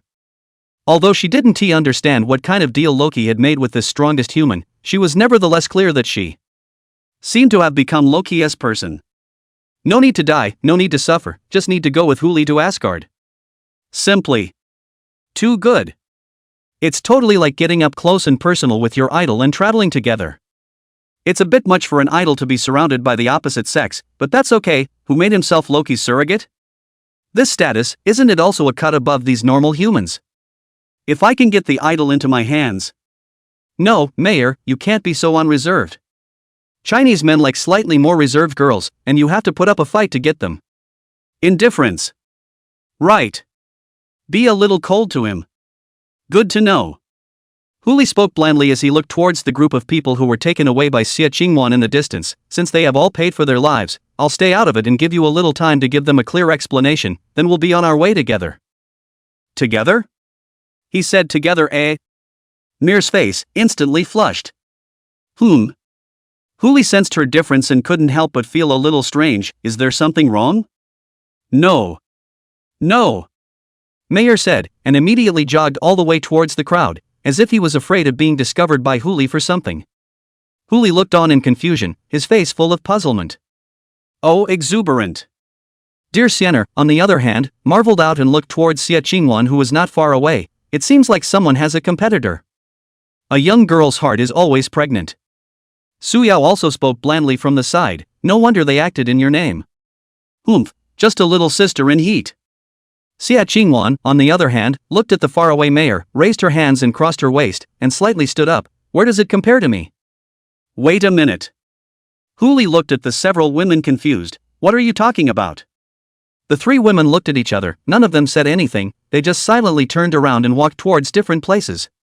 Suya walked towards the crowd and began to treat the people who had been burned and choked earlier, while dear Xiener dove headfirst into the seawater and continued to start practicing, and Xie Qingwan silently followed Huli's side, while her eyes were dead set on Mir, who was not far in front of her. As for Huli, he also walked slowly towards the crowd, his pupils flashing black and gold. The money to buy a life is only to buy a life, and this should be wool gathering, or a bit of wool gathering. After all, there are thousands of people converted into attributes. At least have a 30 or 50 points of attributes, right? 1 hour later. The Gnosi Kingdom reappeared on the edge of the island and continued on its way towards the Fair Islands, the only difference being that there was one more person on board. Right. After the people boarded the ship, Huli also took out the colorful beaded clam and handed it to Mayor. This thing, you told them to look for it? Yes. Mayor recognized the item at a glance and was shocked. I've been searching for this for a long time, but I didn't expect it to end up in Mr. Hu's hands. Know what this is? Copy pass. Mayor spoke softly, a bitter smile at the corner of his mouth. There is a man on the island who possesses the gift of discernment, and he told me about it, and he is also the one who told me that I need to release this beaded muscle in order to be able to find the correct location to open the copy. I just didn't expect this release, not to mention the location to open the copy, but the bead clam is also gone. This guy, he's kind of honest. Mr. Hu, have you found the copy location? Nope. Huli helplessly spat out a sentence. I originally thought that if I caught you, I would know where to open it, but isn't this a rip-off? Actually, there is another way out of this. Mayor spoke softly. That appraisal guy said that there's actually a being in the colorful beaded muscle, so if we can get it to guide us, we'll be able to find the location of the replica as well. It's just that no matter how we talked to the colorful bead clam, the living spirit inside didn't respond half-heartedly, so we had to release it and search for the copy trail along the way. A living soul? Huli froze. Earlier, when he used his eye of true vision to check it out, he had paid attention only to the beaded clam, not to its interior. He took out the colorful beads and clams again at this moment, and when he tried to break them open, he froze and couldn't break them open. Knowing that his current power was close to the fact that he couldn't break a beaded muscle just like that did serve as side evidence that there was indeed something in there. Huli simply didn't need to use brute force, he just raised his hand and knocked on the beaded clamshell. Is anyone home? No movement. I'm the good guy, here to take you home. Still no movement. Huli couldn't help but lower his eyebrows. Well. You made me do it. I'll Kagome. Here. Dear Fairy immediately stepped forward, although she didn't know what he wanted to do, her aura was still given. Start the pot and boil the water. Huli looked at the colorful beaded mussels in front of him. Today's afternoon tea, raw rolled mussels. Okay. When it came to the matter of eating, that dear fairy simply couldn't be more positive. Don't even need to go to the kitchen, just a ball of water in the left hand, a fire in the right hand, hands together. Boiling water is there. Huli also threw in the colorful beaded clam. All sorts of ginger, wine, and spices were added to it to start deodorizing it. It didn't take long for the beaded clam to actually crack a seam. But the thing also just opened up a crack and swallowed the ginger in passing. In 3 clicks, a chunk of ginger was gone. Hey! Huli sucked in a breath of cold air. This stuff as an ingredient, this is provoking the dignity of being a chef. He gathers up his sleeves straight away and reslices the ginger. As a slice of ginger fell into the water, the beaded mussel gleaned into it again and again. Until one time, that beaded mussel finished gleaning ginger and forgot to close the door. Huli was quick on his feet and raised his hand directly against the beaded clam, utilizing the power of the yellow spring to lift the shell of the beaded clam with water pressure. Only to see a thumb-sized mermaid perched inside a pearl clam, her hands clasping ginger slices, nibbling on them one bite at a time, with tiny pearls constantly slipping from the corners of her eyes. It's real pearls. Not teardrops. Huli lifted his hand and jerked the ginger away, lifting his hand to poke her little head. Still eating? I'm taking you in. In the meantime. Previously on top of that island. Among the 12 small pits that were originally removed by Huli with a shovel, 12 items suddenly appeared. None of those things looked like they could be on the island, so they were quickly spotted by the island's survivors. But the moment those survivors came into contact with them, a flash of ghostly green flashed through their pupils as they looked into the distance. That direction, it happens to be the direction that No Shanghai Kingdom is traveling. Chapter 87 Word of Blood. Aha! Aha! The little mermaid in the beaded mussel was so frightened that it immediately buried its head, grabbed the edge of the mussel shell with one hand, and pulled it down dead center. Unfortunately, no matter how hard he tried, the clam shell did not move. If the shell hadn't been lifted yet, Huli naturally couldn't do much about it, but since it had already been lifted, the shell was filled with the liquid created by Dear Sienner, and he was able to use the yellow springs to turn this liquid into pressure against the clam shell. Bad people. The little mermaid looked up, teardrops spilling from the corners of her eyes, and a steady spray of grated ginger from her mouth. Things can be eaten indiscriminately, but words can't be spoken indiscriminately. Ow. Huli poked the guy's little head. But I gave you food. How come I'm the bad guy? Are you human? The little mermaid spoke in confusion. Isn't it obvious? Huli took a slight step back, exposing his entire body to her. The little mermaid looked him up and down for a while, then growled again.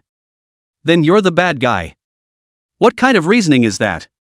That is, we still have to rely on her to open the copy, or else Huli would have carried this guy out to talks with Dao Bang Reason Ro. Master, it's better to let me do it. Xia Qingwan spat out a sentence, then transformed into a predator. She looked at the little mermaid in the water globe and spoke softly. I'm not a bad guy now, am I? What are you? You? The little mermaid looked at Xia Qingwan curiously. It was obvious that she hadn't seen this kind of molded existence before. A pair of azure blues stared at the 5 leopard tails behind Xia Qingwan, and after pondering for several breaths, he took a step back. Ha! So ugly. Master. Don't you stop me. I'm going to tear her apart. Ah! Xia Qingwan made a direct lunge up. If it wasn't for Huli's quick eyes and hands, holding her waist first and stopping her aside, the mermaid should have become a dead mermaid by now. Originally, this Xia Qingwan was slightly terrifying after transforming into a hideous person, and for a girl who loved beauty, it was already considered a psychological trauma. Even Huli didn't dare to comment on Pred's appearance in front of her. But this little thing's mouth is like quenched poison, and it is directly to the point. It was no wonder that Xia Qingwan stormed out. Now she froze and pressed harder than a New Year's pig. I just don't know why, but I always feel like this guy's head is rubbing up against me. Huli looked helplessly at Wei Shaoqing on the side. Shaoqing, you try? Aha! Wei Shaoqing answered softly. She stepped forward slowly and locked eyes with the little mermaid, her pupils glowing slightly.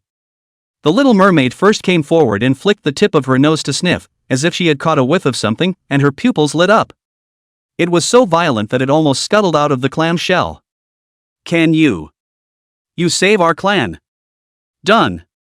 Hu Li immediately let go of Xie Qingwan Yearly Pig Limited Edition and took a step to Wei Xiaoqing's side. He looked at the little mermaid and rubbed Wei Xiaoqing's head in passing. What do you mean? She wouldn't be human? It's human. The expression on the little mermaid's face was extremely serious, far from the pitiful look from earlier, and instead there was a touch of toughness in her eyes. But she has a smell on her that none of you have, and I'm sure that she will be able to save us. You. The little mermaid looked at Wei Xiaoqing and put her hands together, placing them in her jaws and praying, "Can you help us? Brother Hu Li." Wei Xiaoqing didn't answer the mermaid immediately as she tugged on Hu Li's coat. I triggered an S-rank main quest. Single player mainline? It should be a copy of the quest that opens. As long as it is completed, Xiaoqing will be able to take them into the copy together, if it is a purely single copy. Hu Li does not intend to let Wei Xiaoqing take the risk. At least not right now. The difficulty of an S-rank copy was by no means something that Wei Xiaoqing at this stage could clear. What is it? Tell me. S-rank main quest, like Abyss-like song. At this stage it's for me to follow the little mermaid and find the mermaid kingdom. The quest punishment is none, the quest rewards are stacked, and the time is 7 days or less. Wei Xiaoqing immediately described the mission, looking at the little mermaid with her afterglow. Honestly, she wanted to help the little mermaid. Just thinking of the words her brother said before he left, she also had no choice but to ask Brother Hu Li first. No matter how big or small the matter is, it is best to ask Brother Hu Li first before saying anything, only then can she live to see her brother. Well, Hu Li didn't make an immediate decision either. He just looked at the little mermaid and inquired once again, "Just now you said that she smelled like something, what was that smell?" The little mermaid's head bobbed. "Bad man, it's not that I won't tell you, it's just that I don't know what that smell is. I just thought it would put my mind at ease, and maybe the matriarch's grandmother would know what it is." Go. Hu Li nodded and spat out a word. Although it is not yet possible to determine whether this is a single copy or a team copy, but things have come to this point, if you do not go, it should be hard on Green's heart. He raised his hand and rubbed that Wei Xiaoqing's head. "Accept the mission, take her to the bow and lead the way." Yeah. Wei Xiaoqing let out a cry of joy and immediately held the colorful beads and clams and headed towards the bow of the ship, and after slightly reversing the direction, she started sailing in a straight line. Right. Hu Li also didn't forget to look at Mayer, who had just boarded the ship. "Miss Mayer, it's best for you, as cargo, to stay put and not use your powers indiscriminately, otherwise I don't mind tearing up the deal with Loki. You should understand what I'm talking about, right?" Aha! Mayer nodded repeatedly, then immediately folded his wrists together and pulled out a pair of pink leather handcuffs from somewhere, skillfully binding his hands and sending the other end of the handcuffs chains to Hu Li. "Mr. Hu Li, if you're not sure, you can always hold me." Hu Li's head tilted and he didn't say anything, just walked towards the bow of the ship. "You might as well save it." Xie Qingwan's voice rang out from the side. She swept a sideways glance at Mayer, not hiding the malice in her eyes, and just about showed her teeth. "Master is not going to like you." "But I didn't ask him to like me." Mayer smiled slightly, as if he didn't care about Hu Li's indifference, and just took the handcuffs back to the warehouse, hopping around to follow Hu Li. Seeing this, Xie Qingwan also hurriedly followed. Only Su Yao and Dear Siener were standing in the middle of the cabin. Amidst the gloom came the sound of stoned people. Dear Siener looked at Su Yao, who was on the side. "Aren't you going to follow them over to take a look?" "See what?" Su Yao made a puzzled sound and reached out to Dear Siener, watching the two of them fight over their jealousy. Kagome passed some melon her. "Maybe it's me looking at you three? Do you think I will be like the two of them?" Su Yao was speechless for a while and silently kowtowed to his melon. "Maybe it won't follow the ass." Dear Siener's voice drifted, and when she came back to her senses, her head had already come up to Su Yao's ear. "But you're just like the two of them. You like Hu Li, right?" "Nonsense." Su Yao immediately frowned. Who would? No need to deny it. Dear Fairy turned towards the bow of the ship. "That guy may not have noticed, but I can sense that deep within that floor, someone wrote their name in blood over and over again, and the joy on someone's face when the door opened, I could see it clearly." "Oh. You?" Su Yao was instantly flustered. "Don't worry." Dear Siener head did not return, just blandly responded, "We this person, the mouth is the most strict. Go bask in the sun." Su Yao looked at her back and frowned slightly with a bitter expression. "Do you like it? Who likes people and writes in blood?" Chapter 88. Dead. Are dead. 12 hours. 12 whole hours. No Shanghai Guahia's full-speed voyage has gone almost 2,000 kilometers. From dawn, turn to darkness, which will soon be the next day, the little mermaid on the bow of the boat is still showing the way with Wei Xiaoqing. They say it's directions, but it's really no different than wandering around. From the very beginning to the west, then to the south, then to the east and back again to the north. Huli was numb. This little mermaid was like a roadrunner with no sense of direction at all, leading the way, but froze without the intention of not leading towards the destination. I said. Huli sat on the bow of the boat and looked at the little mermaid on the side. Big sister, do you recognize your way home or not? With this spinning method of yours, the entire Arctic Ocean is going to be spun all over by you? It's obviously in this neighborhood. The little mermaid was also unconvinced, pouting as if thinking with her face muscles, I can't possibly misremember. The coral reef below my house is exactly the same as the one below here. Gotta. You're relying on coral reefs in the Arctic Ocean to know your way around? There are coral reefs in the Arctic Ocean. That thing is a submarine reef, okay? Huli was speechless for a while. No wonder the mission would give 7 days, which but 1 day less. It was estimated that he could not find the home of the little mermaid. He was even already thinking about giving up on the mission. Although it was originally for the purpose of killing time, if it drags on like this, it's not a good thing, so it's better to go and brush the beast tide a few times to raise the attribute value. One more chance, ow. Huli could only speak helplessly. You sense it well and pick a direction, and what if you don't find it? You can say goodbye to your hometown. Who cares? The little mermaid clasped her hands to her chest and turned her head with an exasperated look on her face. But she still wanted to go home. Wei Xiaoqing just coaxed her gently for a couple of sentences, and she continued to start guiding the direction as well. Left? Yes, try walking further to the left. Huli had no choice but to maneuver the no-sea kingdom to continue sailing. Another hour or so passed. The early hours of the morning have passed. But then, at roughly 3 in the morning, a ghostly blue suddenly lit up in the distance. Brother Huli! Wei Xiaoqing immediately exclaimed in shock. She dragged the colorful beaded clam up and pointed in the direction of the distance. The scent there is very similar to that on the little mermaid. Right. The little mermaid also stood up from the colorful beaded mussel, her eyes full of joy. That's my home right there. I told you I could find it. Bad people, to not believe me.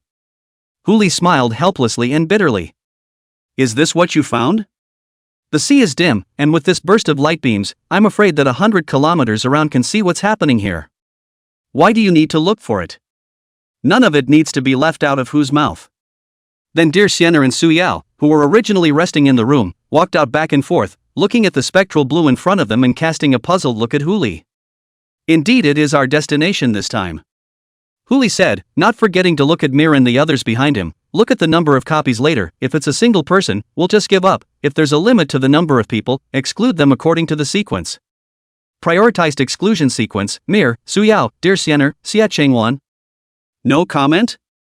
The task was triggered by Wei Xiaoqing, so Wei Xiaoqing was bound to enter. If this copy could only be limited to 2 people entering, it would inevitably be Huli and Wei Xiaoqing entering together. With 3 people, there will be another Xia Qingwan added. And so on. Unless it's a 6-person copy, there's bound to be 1 person left on board. No comment. The people all spoke in succession. Even dear Xianer, who was padding behind Xia Qingwan, was fine with it. After all, the two were only in a cooperative relationship, and each copy was a big source of gain and strength enhancement, so there was no reason for Huli to take her and brush her over for nothing. Then let's go. No Shanghai Kingdom, traveling at full speed in the direction of that ghostly blue presence. After this period of sailing, the level of the No Sea Kingdom had also risen all the way up to level 5, and its speed had also been increased quite a bit. That is, the area is still the same, the ship is still the same, and I don't know if it will change when I get to level 10. About 10 minutes later. The crowd was finally able to see what that shade of blue was. Door. A giant archway that was nearly 100 meters tall and constructed from ghostly blue crystals. There were countless marine beasts at the entrance trying to get in, but they were blocked by a layer of something that looked like a curtain of light, so they could only hover anxiously at the entrance. Brother Huli, the mission is complete. Wei Xiaoqing immediately looked at Huli. It says that you can carry up to 5 teammates with you and enter the land of mermaids together to find the cause of the mermaid's silence. 5? That's just right. Huli nodded and looked at the little mermaid. By the way, is there a limit to the time you can open this door in your house? It seems. Like you can get in before dawn. The Little Mermaid wasn't sure. Huli, a burst of helplessness. There is no exact time, then you cannot rest assured. Bold gathers, in case the door is closed, there is no telling how long you have to wait, also do not know whether the door will still be refreshed again in the original position. Only gripped once gripped. He utilized the Eye of True Sight Deprivation Edition to sweep over the group of oceanic beasts. He didn't know if it was because the luck value was locked to 9 points, but the thousands of marine alien beasts actually provided him with close to 500 attribute points. This is a value that was previously unthinkable. Today, all of Huli's attribute values exceeded 900, and the highest one, physical strength, had reached 1025 points, reaching a class. Of course, these little guys can't go to waste. Those 9 heads for the pseudo-dragon phoenix got the order and immediately devoured those oceanic beasts in the doorway. Waiting until they were almost devoured, Huli drove the No-Sea Kingdom into the archway. Seemingly sensing something, the archway that originally stood on the surface of the sea instantly fell down, turning into a cloud of ghostly blue, wrapping Huli and the others towards diving deeper underwater. Ding! At the same time, a crisp echoed in the ears of the crowd. Is it confirmed to join Survivor Wei Xiaoqing's team and enter the copy? All acknowledged at the same time. As an ethereal blue flashed by, the scene in front of the crowd changed instantly. It was a city, an undersea city constructed of ghostly blue crystals throughout, only this city was a little bit not quite right. Wow! That's the voice of the Little Mermaid. Only a scarlet red mixed with ghastly white, tattered scales, broken fishtails, scattered limbs and heads could be seen before his eyes. And that ghastly whiteness is a pearl spilled in a pool of blood. Dead. Dead. All dead. The Little Mermaid growled, her pupils growing redder and redder. She fled the multicolored beaded clam at an extremely fast speed. Huli and Dear Xiener moved at the same time, wanting to stop it, but the Little Mermaid froze and broke through the blockade of the two of them, swimming towards the depths of the sea country and disappearing from the view of the crowd. Chapter 89 Hidden Clues. Ding! An echo came from the ears of the crowd at the same time. Congratulations to Survivor Wei Xiaoqing's squad for triggering the A-rank mainline quest. Grade A main quest, Exploration. Quest description: you who have entered the land of mermaids have lost track of your only guide, so please find her as soon as possible and pay attention to the details around you to find out exactly what happened in the once land of mermaids. Task time, 59 minutes and 59 seconds. Task rewards, cumulative calculation. Mission failure, expulsion from the land of mermaids. Here we go. The main quest was successfully triggered, which meant that the copy started from this moment. Unlike the Earth Kingdom copy, Huli never paid attention to any news about this copy in his previous life, and he didn't even know that there was such a S-class copy, so this time, the experience they once had no longer worked, and the only way to get through the copy was to rely on themselves. However, looking at the frame of this copy, it should be some kind of exploration type copy, and the key to this kind of copy is to look for traces and clues that are not easily visible in the details. In the first stage, you shouldn't be able to trigger any open door kills. Soldiers in 3 groups. Huli looked at the huge mermaid country in front of him. In order to save time, there was only this option: Meyer, Dear Xiener, 1 group of you, Xie Qingwan, Su Yao, 1 group of you. I'll be exploring with Xiaoqing from 3 directions, and we'll report our progress once in the chat channel for every 100 meters we explore. Remember, pay attention to the easily overlooked details around you, and if you don't find the Little Mermaid in the last 10 minutes, rendezvous immediately towards the center area. Understood. The crowd spoke at the same time. Even Mayer, who had never placed a copy with Huli, responded seriously at this moment. S-rank copy, anyone knows what that means. If you can successfully complete the task and pass the copy, it is bound to obtain a large number of rewards, but if one is not careful, the line is wrong. Then it will also fall into the abyss, and it is difficult to climb up again. The 6 acted immediately. Dear Xiener's group searched along the left side of the street, Xie Qingwan's group searched along the right side of the street, and Huli and Wei Xiaoqing naturally walked in the middle of the avenue. The architecture of this land of mermaids is similar to that of humans, yet somewhat different. They have the same high-rise buildings. The highest floor is but 6 floors, in which the rooms are separated from each other. The only difference is that there are no windows. All the houses, the buildings, are like a complete piece of azure crystal. There was no sign of carving anywhere except for a hollow cutout in the very center. It looked like one big creepy coffin. Those mermaid corpses were just scattered on the ground, and although the deaths were all different, Huli found some of the same details after rummaging through a few corpses. Blood. All of the human fish stayed septuagenarian. Beyond that, there are other features, such as the disappearance of the eyes without any signs of buckling, and the disappearance of the heart without any trauma. There were also some mermaids with broken arms and tails, as well. The whole cut was hideous, not as if it had been cut open with something, but as if it had been ripped raw from his body in the midst of a struggle. Abuse? What being, or species, could accomplish the scale of abuse in a mermaid's lair? From the eye of true vision, the average strength of these mermaids, at least all of them were above D level, and there was no lack of sea level among them. According to the pyramid structure as well as the replica level to project, the top fighting strength of the mermaid should be around a level, and the number of people was more than 10,000. To be able to accomplish a massacre of this magnitude was at least an S-class existence. Ding!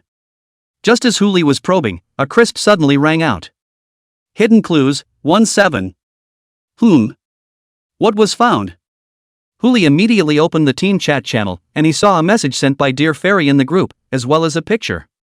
The picture shows a blood-colored hexagram carved into the ground, with mermaid eyes hanging around it, like a fruit hanging high on a branch, swaying and staring deathly at the people in front of them. Dear Fairy, we found an altar. It should be related to sacrificing to some kind of existence, and we haven't found any little mermaids yet. Huli, in addition to the eyes, there should be another altar, about the heart. You guys look carefully, pay attention to the altar surrounding any text or picture records, remember to take pictures to keep. Dear Fairy, good. Xia Qingwan, yes, master. Huli got up and looked at Wei Xiaoqing who was on the side. Xiaoqing, can you still see the little mermaid's chi? No. Wei Xiaoqing frowned slightly and gently shook her head. Since she left the clamshell just now, the chi has disappeared. I guess it's changed, or it's either run away to a faraway place. I can't find her. There's no rush, take your time finding it.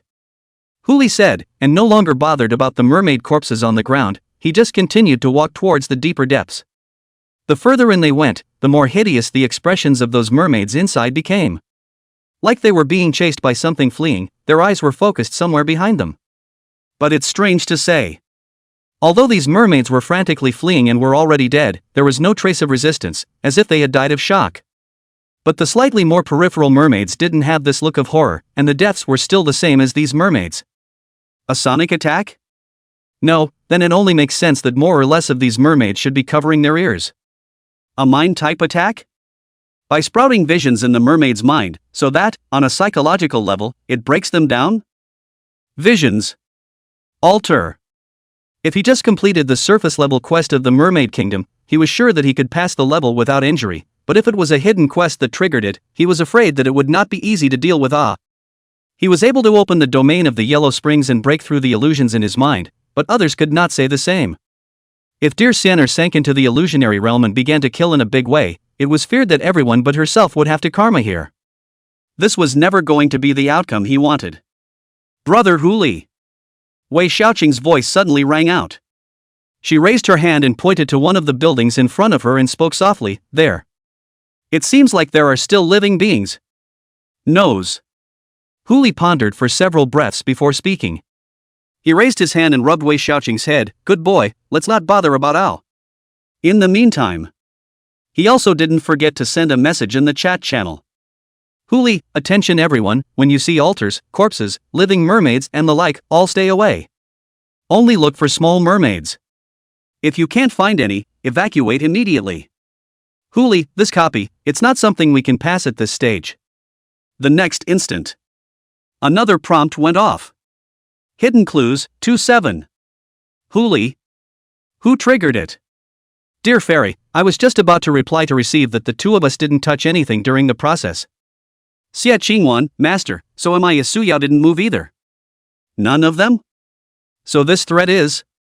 Brother. Brother. Wei Xiaoqing raised her hand and pointed ahead, look there. Chapter 90 Xiao Wan trusts her master the most.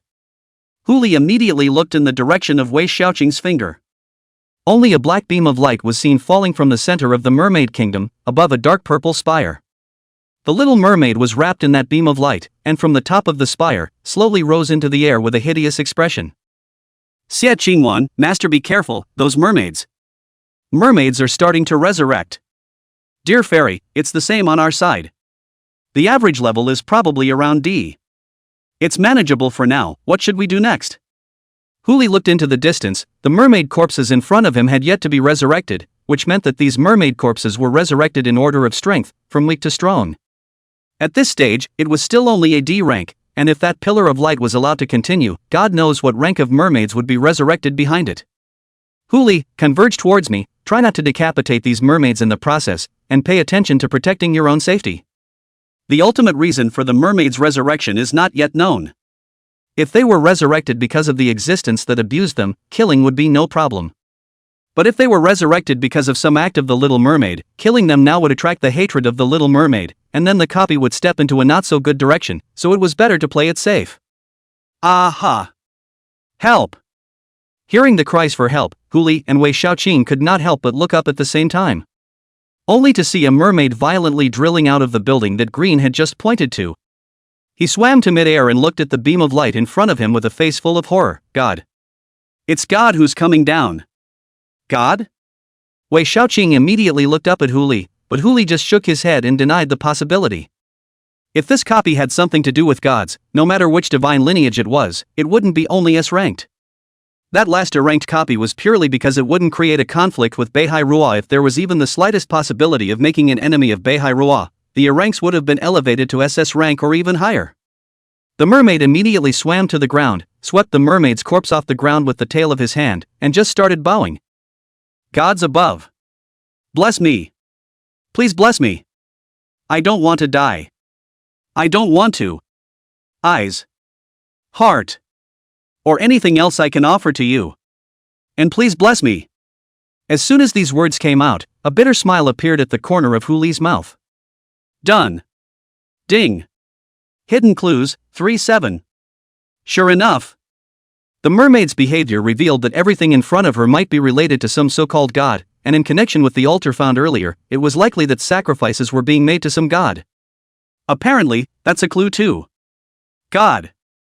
It's God. The mermaid raised her head again and looked at the black pillar of light, her eyes full of excitement. God has come to fetch me. Blood, gradually flowing from the corner of his eye. Followed by nostrils, ears, and corners of the mouth. Crimson, hanging over the entire head. Gods! Gods! The mermaid cheered, and with her own hands she snapped her own eyes out of their sockets and placed them in the middle of her palms, offering them with both hands. Most faithful servant, willing to dedicate everything to you.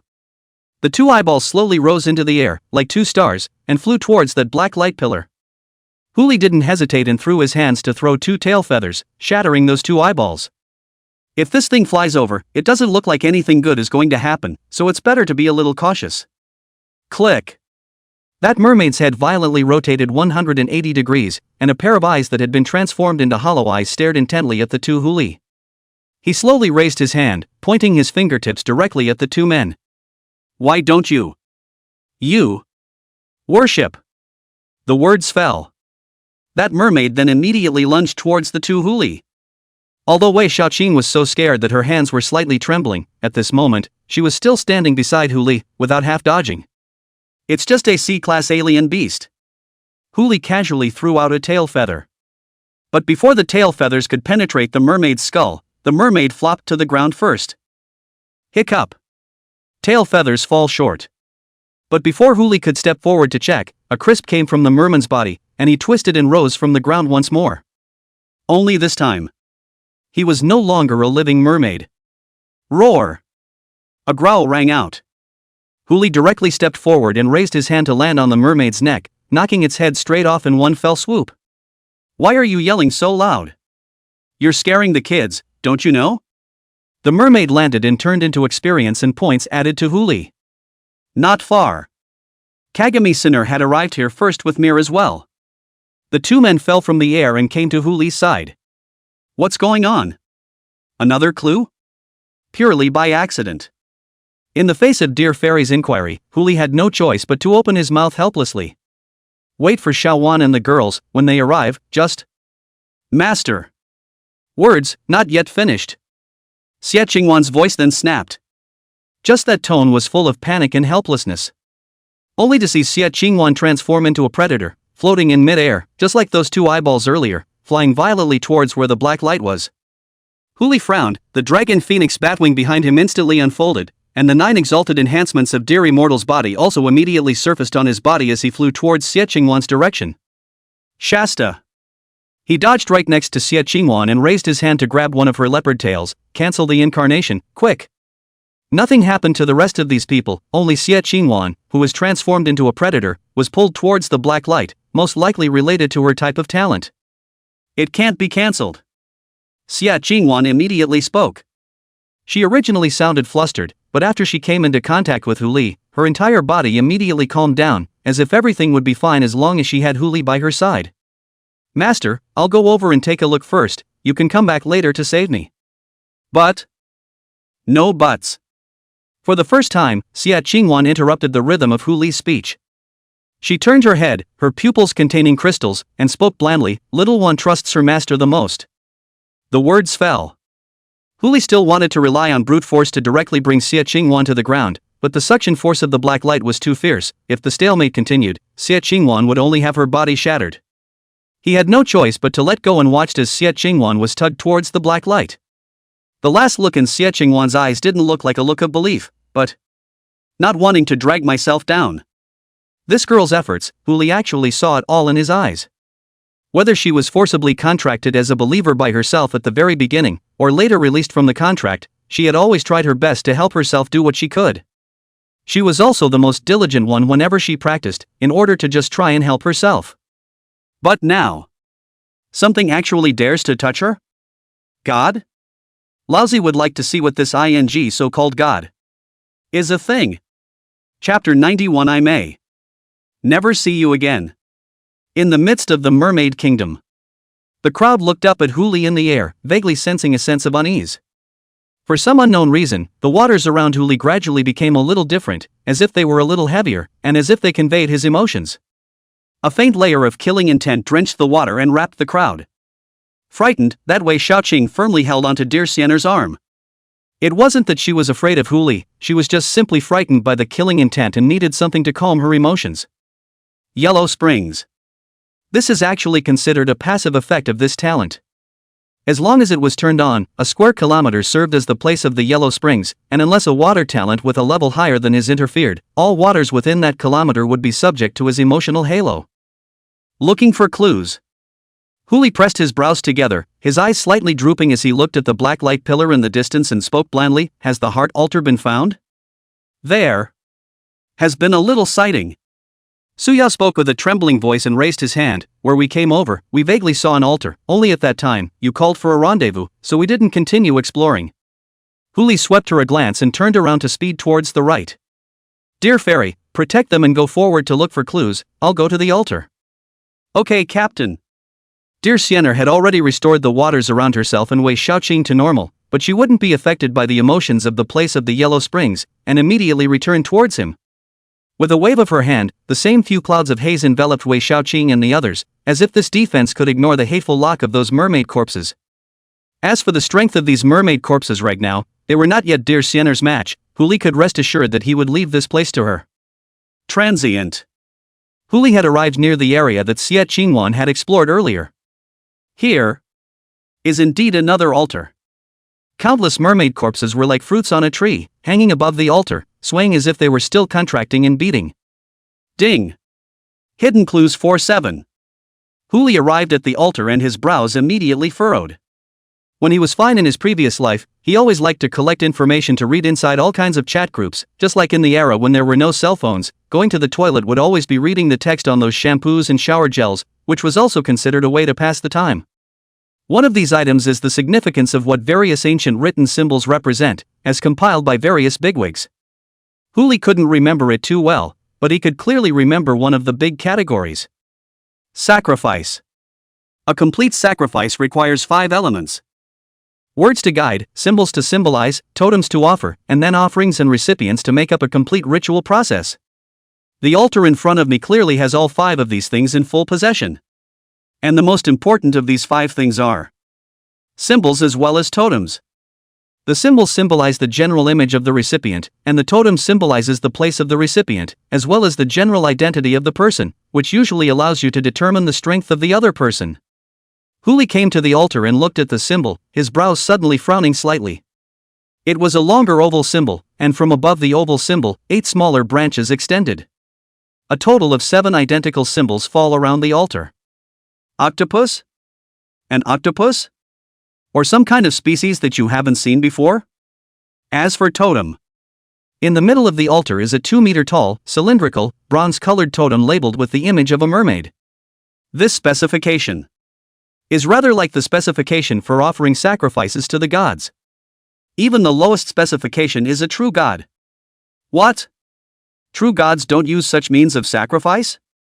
According to Hokkaido and Loki, the gods are in a state of silence at this stage.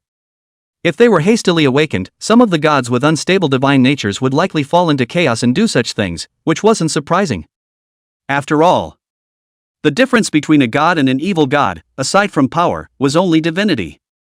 In case this mermaid was trying to awaken some true god, but because of their rash actions, the true god's divinity had not fully awakened, causing it to see numerous mermaids when it was thrown into chaos. What will happen then? Can be really hard to say. Ding! Hidden clues 5-7. There it is. Huli did not stay longer, directly kicked this altar over, the totem incinerated with Phoenix Fury, and turned to leave. He rushed all the way towards the location of Dear Fairy and the others, but he couldn't help but think more in his heart. Strange. They were not found in that earlier altar. The sacrifices are there, the recipients are there, but there are no symbols to symbolize them, and no totems to offer. There might be a clue hidden in that altar. Huli once again opened the picture that Dear Sienner had sent in the chat interface. You can't tell from the pictures, and there's no way to go deeper into some of the details, so you still have to go over the place. Huli, I'll go to the left altar again, you guys pay attention to safety, and if you find that you can't be defeated, wait for me at the same place. Dear Fairy, Roger. Huli once again increased his speed. Who knew what the black light was taking Xia Qingwan, who had transformed into a predator, for, and he had to seize all the time he could. If by then when he finds Xia Qingwan, but can only see a corpse on the ground when he might really not know how to face the little one in his head, the one who said that he believed in himself the most. Altar on the left, in a flash. Huli came to the altar on the picture, and with just one glance, he realized that something was wrong. These are two objects of sacrifice altogether. Trying to complete the sacrifice was demanding in every way, and any hint of a clue could lead to failure. For example, in the materials used to construct the altar. The heart altar is made of copper, as well as some underwater reefs.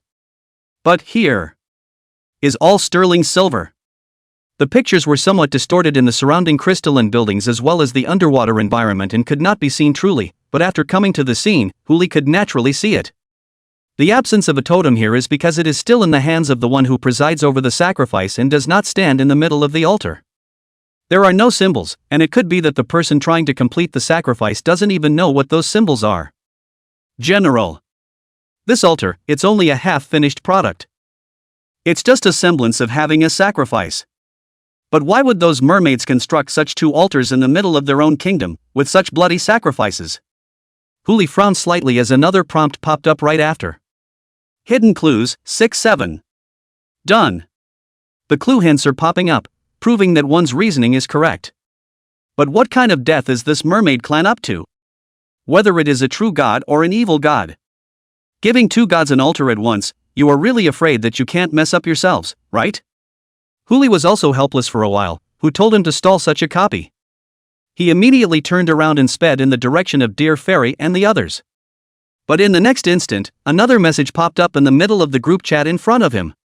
Xia Qingwan, Master, I may never see you again. Chapter 92. May God hear my song. Huli's pupils trembled. This is actually good news. At least it proved that the current Xia Qingwan hadn't lost her mind and even possessed the ability to communicate with them. Huli, don't worry, where are you now? What's the situation around you? Describe it all in detail and put the pictures in the chat group if you can. We've already found 6 clues and there's still one last one to go. Xia Qingwan, Don. Look for it anymore. I can't come back. Master, you guys give up the mission and just leave. This girl, I guess she saw some great terror and that's why she sent such a message. But the higher the level, the more excited Huli actually became. From the perspective of copy level, this copy is no more difficult than Bai Chi at his peak. But now, he could already one-on-one single-handedly challenge Bai Chi in his peak state. It was just an S-ranked copy, and the higher the enemy bits that appeared, the more favorable it would be for him instead.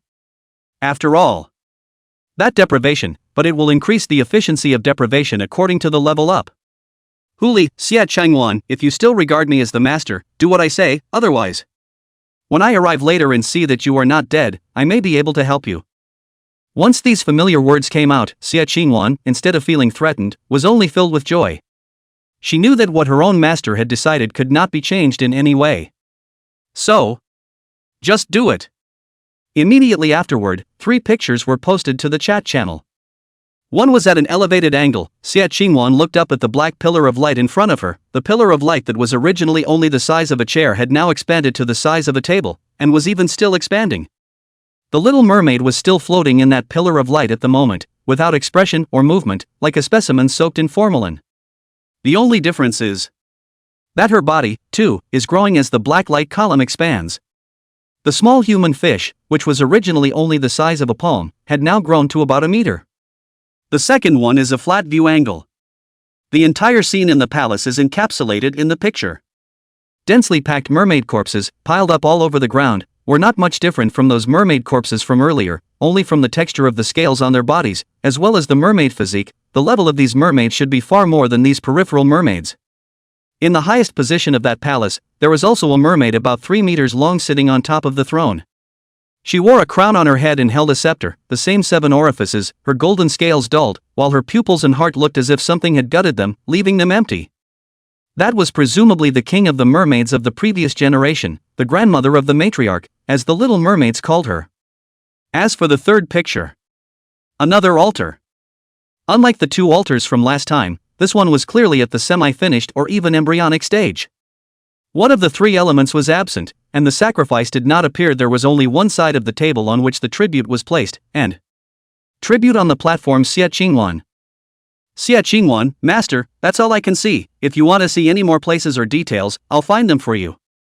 Huli, is there a second living being around you besides the little mermaid that can come down from the platform, and other than that, do you feel anything different? 3 questions in a row were sent out. That Xia Qingwan slightly hesitated for a few breaths before immediately responding. Xia Qingwan, there is no second living being around. There seems to be an inexplicable suction force present on this platform, causing me to be unable to get down from the platform. Dissimilar words. My 4-dimensional attributes are decreasing at a rate of 1 point per second. A little bit every second. Now Xia Qingwan's attributes are around 300 points, which means that she can still hold on for 300 seconds, which translates into minutes as only 5 minutes left. No wonder this guy is posting last words in the chat channel. Huli also came to the sky above those clusters of gloom at this moment. He immediately landed on the ground and turned his head to Dear Sienna and the others. Everyone, check the system mall for things that increase attributes, especially in terms of physical strength, and quote them to me. Dear Sienna and Mir both slowly shook their heads, and only Su Yao and Wei Xiaoqing raised their hands. A C-grade prop strengthening elixir, increasing physical strength by 10 points, priced at $1,200,000. Su Yao immediately opened his mouth. Wei Xiaoqing was helpless for a while. Grade A prop, amulet, wearing it can increase physical strength by 150 points, priced at 23 million. Huli immediately transferred 1,200,000 points over to Su Yao. Exchange, trade to Xia Qingwan. Good. Su Yao responded. At the moment everyone didn't know what to say. 1,200,000 points, equivalent to all the points for killing an A-class alien beast and 2 B-class alien beasts, used to exchange for Xia Qingwan to live for 10 more seconds. From a business standpoint, it's obviously a loss. But this is a human life, not a life.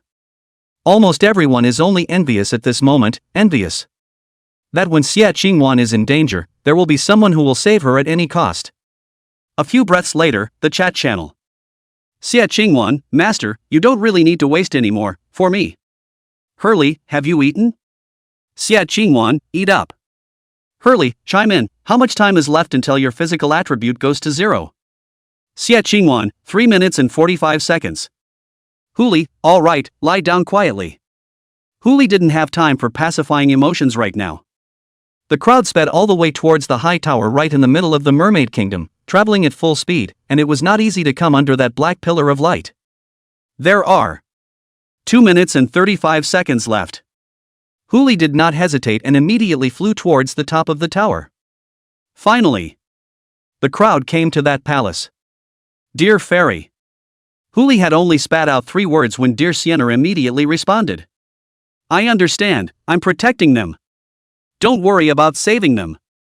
Huli didn't say much, just rushed to Xia Qingwan with an arrow step. The full picture of that altar appeared in front of his eyes, and there was no difference between it and what he had seen earlier after going through the picture analysis. But how could this altar already have a sacrificial function when it clearly hadn't taken shape? It doesn't fit the metaphysical foundationalism and the 108 details and conditions of the sacrifice, Unless.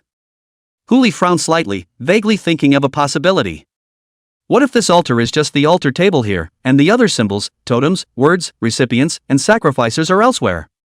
For example, Mermaid Country Beyond. There can never be a limit to the size of an altar, and assuming that the entire land of mermaids has become an altar, it is indeed possible to do so. Thinking of this, Huli couldn't help but sweat, wishing for the millionth time that this assumption of his was just an assumption. But the next moment. Ding! Hidden Clues, 7-7. Congratulations to Survivor Squad Wei Xiaoqing for opening the hidden mission, May God hear my song. Chapter 93 Awakening from a Beautiful Dream. Congratulations to the Survivor Squad for triggering the S-rank hidden mission, May God hear my song. S-rank hidden quest, May God hear my song. Mission description, Oh God, send down your compassionate gaze and listen to our most devotional songs. Please open the altar and choose at least one of the deities to sacrifice. A successful sacrifice will trigger the hidden subplot. Duration of the mission, unlimited. Quest reward, permanent buff divine favors. Quest failure, permanent debuff divine wrath. Remarks, quick. Quick listen. God. Seems to be echoing our song. Congratulations, Survivor Team has completed the A-rank mainline quest, rewards are stacking. Main quest refreshed. Great a main mission, rescue. Quest description, you have found the Little Mermaid, unfortunately, the land of mermaids is in complete disrepair, please take the Little Mermaid out of here immediately. Duration of mandate, none. Task rewards, cumulative calculation. Mission failure, erase. 2 quest prompts popped up one after another. With the main quest at this point, there was no turning back, the Little Mermaid had to be taken away. This ring also had to do with the fact that they were about to go on a hidden quest. According to the present placement of the altar, at least 3 sacrificial ceremonies had been held earlier in the land of the mermaids. If they wanted to complete the hidden quest, they had to choose one of these 3 sacrificial rituals to complete it. The pupil altar on the left side has offerings, likes pointing symbols, and totems, and it should be possible to find the appropriate materials on one of the mermaids and complete the sacrifice. The heart altar on the right goes without saying. That was the most complete altar though, it should be related to the black light that enveloped the Little Mermaid in front of him, it would be most convenient to choose it. However, Huli had already damaged the altar by kicking it over earlier, and trying to recover it would be no less difficult than finding the materials. As for the third altar, it's the one underneath Xia Qingwan. The symbols were unknown, the totem was unknown, but since it was possible to directly tie Xia Qingwan to this altar and make a sacrifice, it proved that this altar should also be complete, and that one only needed to pay a sacrifice to make a sacrifice. The only thing wrong is that the one who is currently in the position of an offering is Xia Qingwan. When it was too late, Huli analyzed all the pros and cons in less than 10 seconds and immediately raised his hand to land on Xia Qingwan. A white light flashed in his left hand. Giving. 10% of Huli's whole body attributes were attached to Xia Qingwan, and her attributes immediately rose by nearly 100 points. Stamina, in particular, went straight up by 110 points, renewed for another 110 seconds. Master. Don't talk. Huli frowned and spat out a sentence. At the current rate of progress, it is obviously too late to find a totem on a particular mermaid, there is only one other way left at the moment. Replacement of offerings. Since this altar was able to suck Xia Qingwan over from the city, it was enough to show his thirst for sacrifices. As long as a replacement could be found for Xia Qingwan's existence, then she could be replaced. Just in time. It's an animalistic being. It wasn't as if there wasn't a second one on Huli. Divine Fate Fire Phoenix Egg. Previously, this thing was placed in the No Sea Country, because of the reason of entering the copy of the No Sea Country was put away, that egg was also put in together. Huli casually waved his hand and took out the No Shanghai Kingdom. The moment this ship appeared, vibrations immediately came from within its hull, along with bursts of fire elemental fluctuations. There's drama. Amidst the shocked eyes of the crowd, Huli rushed onto the ship with an arrow step and came into the room. At this moment, that heavenly fate fire phoenix egg was floating in the air, constantly trembling as if it was fighting against a certain force. Huli didn't hesitate to hold out this heavenly fate fire phoenix egg and slammed it onto that altar. Buzz! The entire altar buzzed and trembled. Shocked Xie Qingwan, who was originally on the altar, and the altar was fighting against that fire phoenix egg with all its might, one wanting to absorb the power of the other, while the other was dead set on not letting the other absorb it. Look at the joke. This is, after all, a prop of unknown grade. Items that were at least SSS ranked for the second cataclysm, and possibly even SSS ranked for the third cataclysm. How could this one god that could be touched right in the S-ranked copy suck up to the other? Don't you like sacrifices? Depends on how much you can suck. Master, this. Xie Qingwan immediately came to Huli's side, her voice was weak, this. Just watch from the sidelines. Huli wasn't in the mood to listen to these things right now. He eyed the altar in front of him while staring at the progress bar on the quest panel. Originally rising at a progress of 1% every 5 seconds, it directly doubled 25 times at this moment, soaring madly at a progress of 5% per second. In other words, the other party was indeed absorbing the power of the heavenly fate fire phoenix egg as a sacrifice, and the quality of this sacrifice was still far beyond Xie Qingwan. 15 seconds to go. Be careful. The same progress bar is naturally visible to others. At this moment, dear Fairy's heart was sort of in her throat. After triggering the hidden mission, she had originally wanted to discuss with Huli to see how it was possible to complete this mission while saving Xie Qingwan. Who knows? This reckless man. Directly an egg to the top, opening the speed pass mode. That's an egg that fell out of the body of an A-ranked regional alien beast.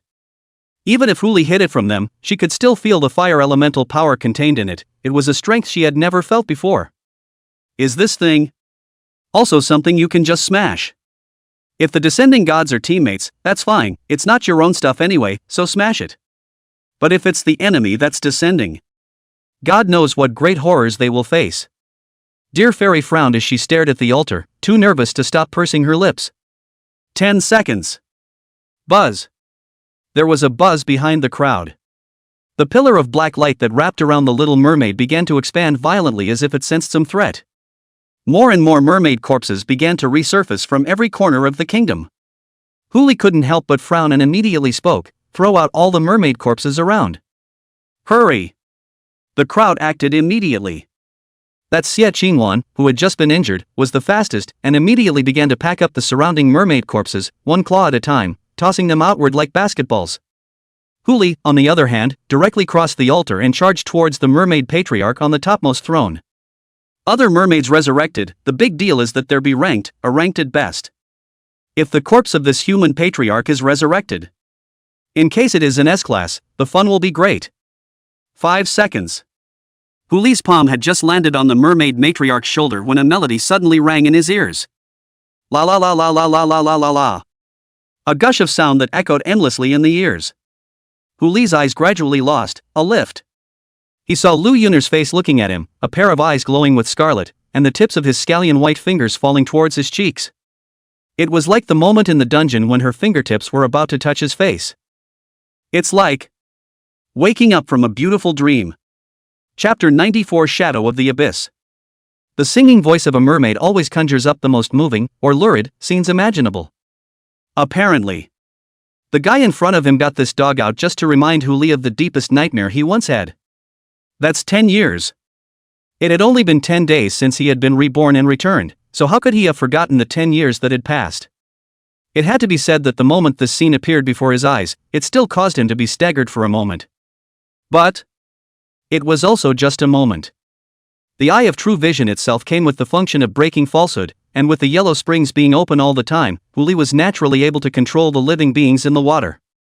Even though the mermaid in front of him was not a living being but an undead soul, Huli was able to sense the other party's movements in an instant. A punch. Huli directly penetrated the head of Lu Yun'er, scarlet red spilled all over his body, but it gave him a different kind of pleasure. It was like killing someone again and getting revenge, and it was soothing indeed. The illusion shattered. Okay.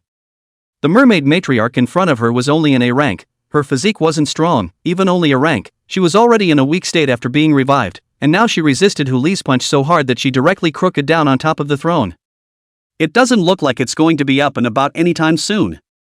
As for the altar, Hu Li turned his head, and the quest progress bar in front of him had already reached 99% and was stuck on the last percentage point. Just waiting for God to descend. Of course, that fire phoenix egg was still a fire phoenix egg, as if it didn't make a bit of difference, still shaking above the altar. Hu Li threw out the mermaid patriarch, who was paralyzed on top of the throne, and cleared the last one or two mermaids that were relying on the palace, and slowly walked to the altar. He tried to take down the fire phoenix egg, but he faced the same problem as the previous Xie Qing one. This thing, it is not possible to take it down at all. But it's okay. That so-called god should be coming down soon. Windows. The radius of the black pillar of light had exceeded 10 meters, and that original little mermaid had grown to nearly 3 meters in length. Beyond the pillar of light was a scarlet canopy. A mournful sound echoed through the canopy, like a hymn. Hu Li took a step forward and came to stand outside the window. The day-defying bow surfaced in his left hand and his right hand was held in a false grip, but he had yet to summon the black gold ancient sword. Hidden spin-offs, this is going to be split into two situations. Either that, or this god is here to help the merfolk with their woes. Either this god. It is the scourge itself. No matter which. Hu Li wants to try, this so-called god, whether it is worthy of this word.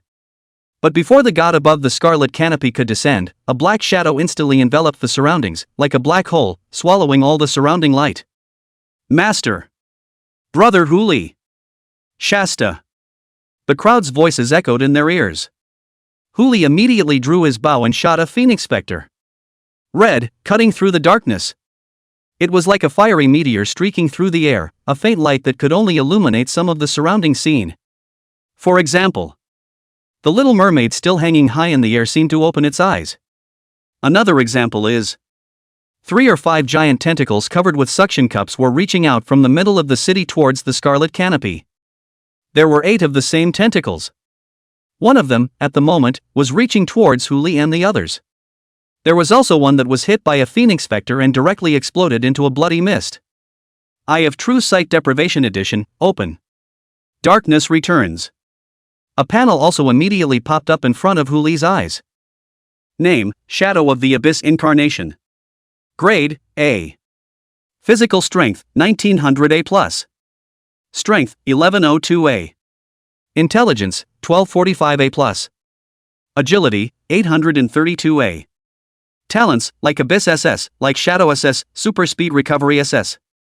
Mastery skills, like the Abyss S, Abyssal Whisper S. Note, when you gaze into the abyss has wrapped around you. Intelligence +9. God, indeed, is a god, yes, but an evil one. Among the information that Hu Li had idly loaded into his brain, there was indeed the name of such an evil god, and this thing in front of him was just its incarnation. But is just a grade. Hu Li looked at the panel in front of him and couldn't help but stare. As a matter of fact, since they had already triggered the S-rank hidden quest, it was very likely that this next thing they met would be an S-rank opponent.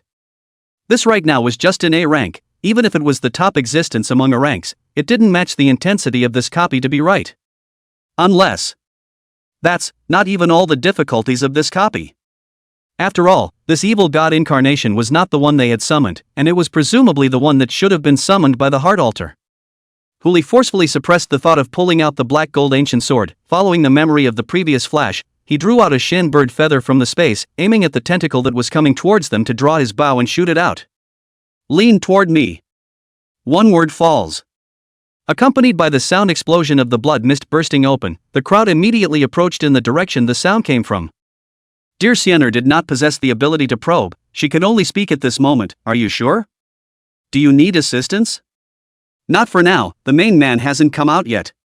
Hu Li spat out a sentence blandly, and with his true vision eyes fully open, he could vaguely see something.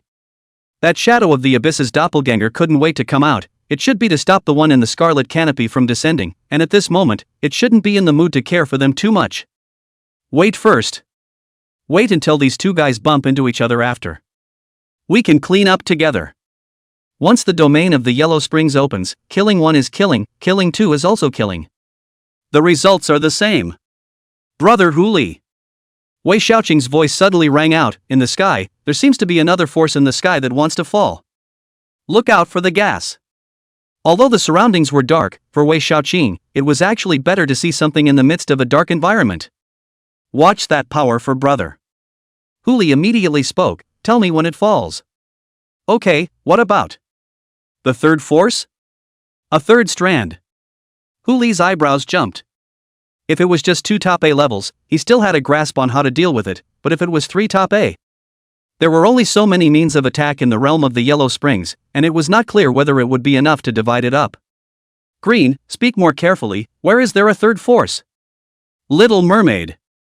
Wei Xiaoqing softly explained, that third force is in her. Shoo. A coquettish voice suddenly rang in the ears of the crowd. Not like a murmur close to the ear, but like an echo with headphones, surrounded by 360 degrees of no dead space. The coquettish voice drifted down. There are some things that it's not good to say now. Especially. A pair of scarlet eyes lit up in the darkness, looking straight at Hu Li in front of the crowd. In the pupil, it seems to be sprinkled with stars, flashing with bright light, like a group of stars twinkling, and like countless pairs of eyes gazing at the same time. A hint of scarlet leaked from the air, cutting through the pitch blackness. Only the 3-meter-tall little mermaid bent over and bent down, her body outlined in an S shape, and the fingertips of her left hand were erected on her lips, revealing 2 sharp teeth. The other hand nudged at Hu Li's chest and softly spat out a word. You. Chapter 95 Submission, or Death? The moment Hu Li and the little mermaid looked at each other, a panel immediately popped up in front of their eyes. Name Manchu Mermaid. Grade, A. Physical Strength, 1254A+. Strength, 1108A. Intelligence, 1923A+. Agility, 1492A+. Talent, 10,000 pupils SS, gaze SS, one thought to God SS. Mastery skills, as seen S, hidden hard S. Note, would you rather have one glance for 10,000 years, or would you rather have 10,000 eyes for one moment? Due to the fact that he was too close, Hu Li didn't dare to directly use the deprived version of the Eye of True Vision on this adult version of the Little Mermaid, but just swept over an ordinary version of the Eye of True Vision. The information obtained, however, could also prove his conjecture side by side. Indeed, another A grade. It was just that the intensity of this A rank was clearly a shade stronger than the previous Shadow of the Abyss.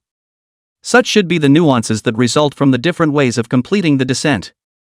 One was the evil god who had already completed the sacrifice earlier and subsequently hid in the Mermaid Kingdom, while the other was the evil god who had used the last mermaid to make a sacrifice with his body, completing the altar, and even consecrating himself in exchange for his descent. Obviously, it was the latter's power that was slightly stronger.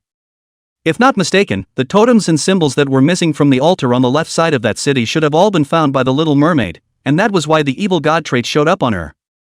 Following this logic down the plate, the enemy of this 10,000 pupil mermaid should be the incarnation of that Shadow of the Abyss, or even the third evil god outside of Scarlet.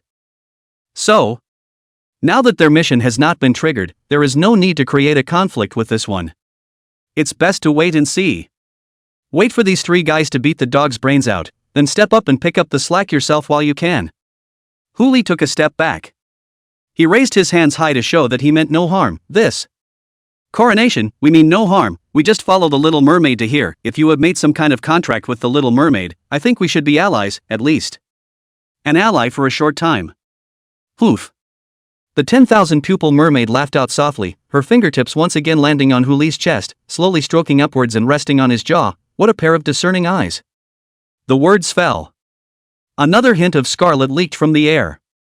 The palace was illuminated, only to see a tentacle sweeping through the air once again. Only this time, the target wasn't Hu Li and the others, but that 10,000 pupil mermaid.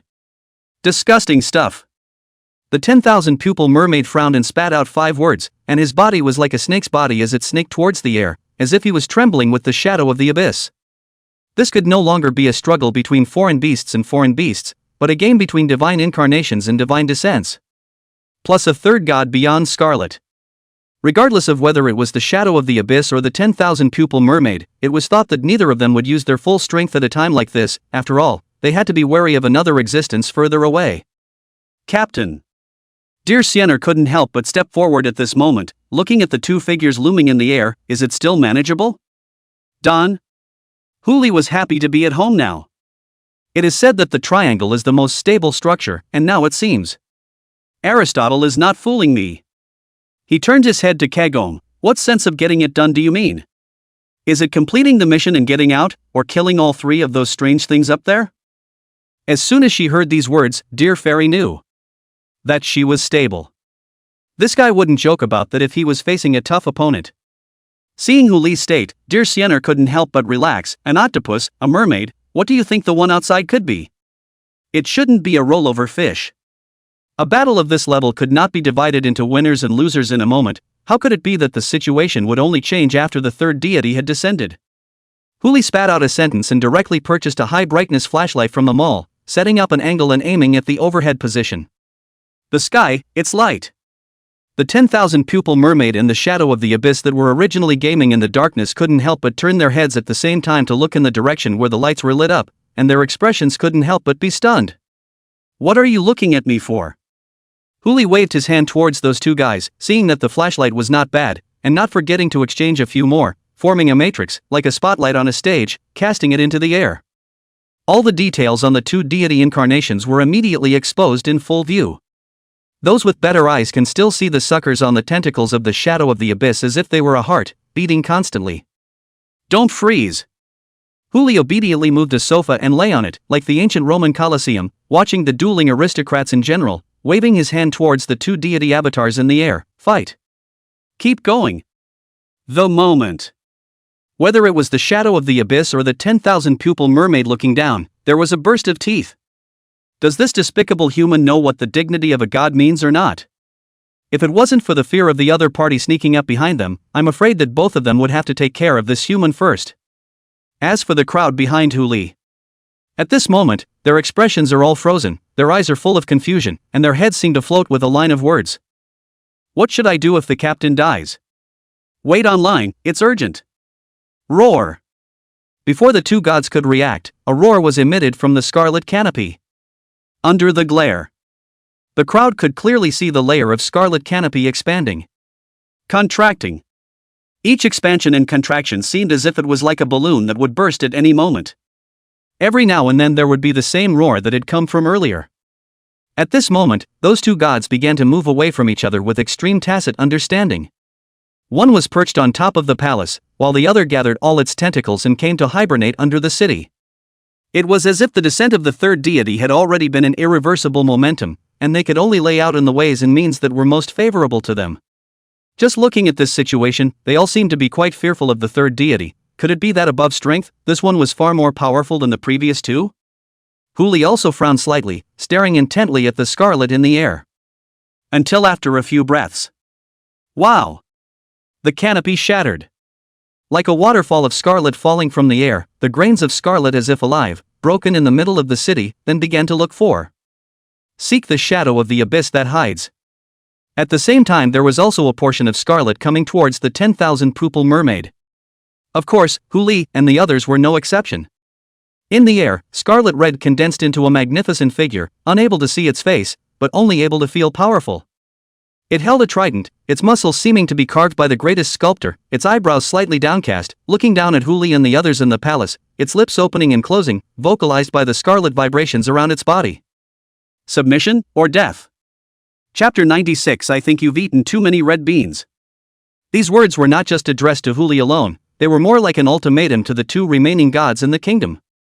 Meanwhile, after this third deity descended, the crowd's quest was finally refreshed. Hidden quests refreshed. S-Class Hidden Mission, Choice. Mission Description. Route 1, the Great Spirit hears your prayers, offer your worship in exchange for the Spirit's gaze upon you. Route 2, Gods? Nothing more than foreign beasts masquerading as gods. And kill it to see how different it is from those. Duration of mandate, none. Mission rewards. Route 1, permanent buff divine favors, and become a faithful follower of the deity Scarlet Sea. Route 2, S-rank achievement Godslayer pseudo, +1 random S-rank prop, +1 random S-rank talent. Mission failure, erasure. Immediately after that, the eye of true vision swept across the Scarlet Sea. A panel popped up at once. Name, Scarlet Sea. Grade, S. Physical strength, 2420 S. Strength, 1908 A+. Intelligence, 1923A+. Agility, 1922A+. Talents, Indestructible SSS, Diffractive SS, Group Thought SS. Skills mastered, Blood C Mizuno SS, Dusty Inborn S. Note, the community is me and I am the community. Ooh. It's rare. Huli looked at the mission rewards in front of him, the smile at the corner of his mouth, finally suppressed. The rare choice type quests are usually given a relatively reasonable quest completion condition because the quest difficulty is slightly higher than the copy difficulty. If they chose Route 1, the crowd would be in almost no danger, and with the suppression that this Scarlet Sea had on the Shadow of the Abyss as well as the 10,000 pupil mermaid, as long as they paid a little attention and didn't make a big mistake, they wouldn't be in trouble. But if it's a choice of Route 2, I'm afraid what I'm facing is not as simple as just a Scarlet Sea.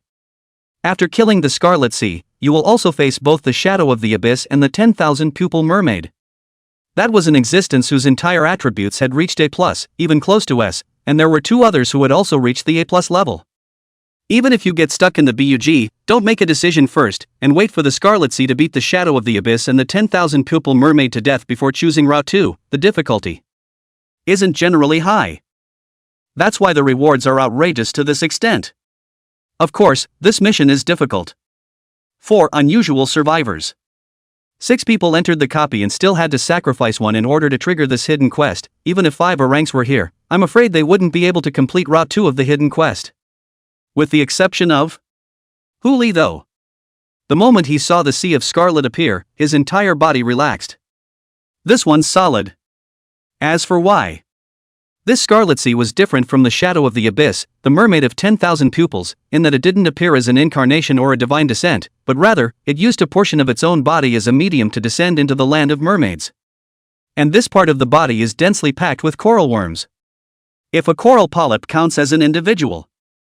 Huli pulled all 3 so-called gods into the domain of the Yellow Springs, and that scene could only be described in 3 words. Beautiful drops. Huli now kind of knew why that little mermaid said she had seen coral here. It was presumably a part of the Scarlet Sea incarnation that had revealed itself nearby and accidentally shown the little mermaid, which was why she said that there was a home for her near the coral. Just the little mermaid now. Huli couldn't help but look at the 10,000 pupil mermaid perched on top of the palace. The hidden quests could be solved now, but among the main quests could be the requirement to take the little mermaid out of here. I'm afraid it's going to take some maneuvering to satisfy that. Meanwhile, Dear Sienna and the others looked at Huli, asking for his opinion. Should I choose Path 1? Or Path 2? Only Huli stepped forward, and under the gaze of the crowd and even the Scarlet Sea, he did not make any unnecessary movements, but only looked up at the Scarlet Sea. With all that red on you, I think you've been eating too many red beans. There was a moment of silence in the Mermaid Kingdom. Even though all of these beings possessed the ability to perceive the meaning of language without relying on it, they did not understand the meaning of Huli's words. Until the next instant, Huli made the classic expression of Brother Wu Fei and softly spat out 4 words. I'm thinking about you. Ding. Due to Survivor Huli choosing Path 2 and angering the Scarlet Sea, Survivor Wei Xiaoqing's team enters the hidden quest Wish God, hear my song Path 2. Moment. As if the Scarlet Sea had been greatly insulted, it instantly fell into a berserk state. The redness of the sky swept across the Mermaid Kingdom. Not only the 10,000 pupil mermaid perched on top of the Mermaid Palace, or the Shadow of the Abyss hibernating beneath the kingdom, all of them were fighting with that Scarlet Sea at this moment. The first 2 were at most small fights that didn't make too much noise, and each hadn't lifted their bottom cards yet. But now, facing the Scarlet Sea that was strong enough to crush them, they all knew that if they didn't use their full strength at this moment, then this split body, or this divine idea would fall and dissipate as a result. It would have been a huge loss for them, which had not yet recovered. Of course, also under attack were Huli and the others. It was not known if it was because the Scarlet Sea looked down on them, the piece of sea that wrapped around them was the smallest part of all the groups. Countless red-colored coral insects combined into different shapes and attacked towards Huli and the others. Huli didn't use his full strength, he just cooperated with Dear Sienna to tangle with those coral bugs, and from time to time, he could still take a look at the situation outside through the cracks that the coral bugs leaked out.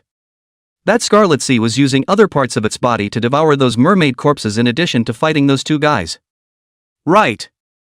Until now, Huli didn't even know what the purpose of these guys staring at the land of mermaids was? Just for the sacrifice?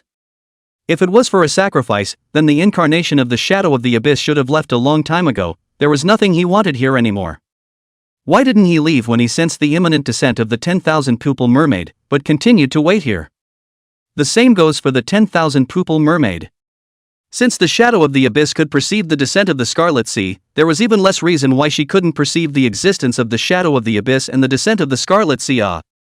Unless there's something else here in the land of mermaids that attracts these three guys.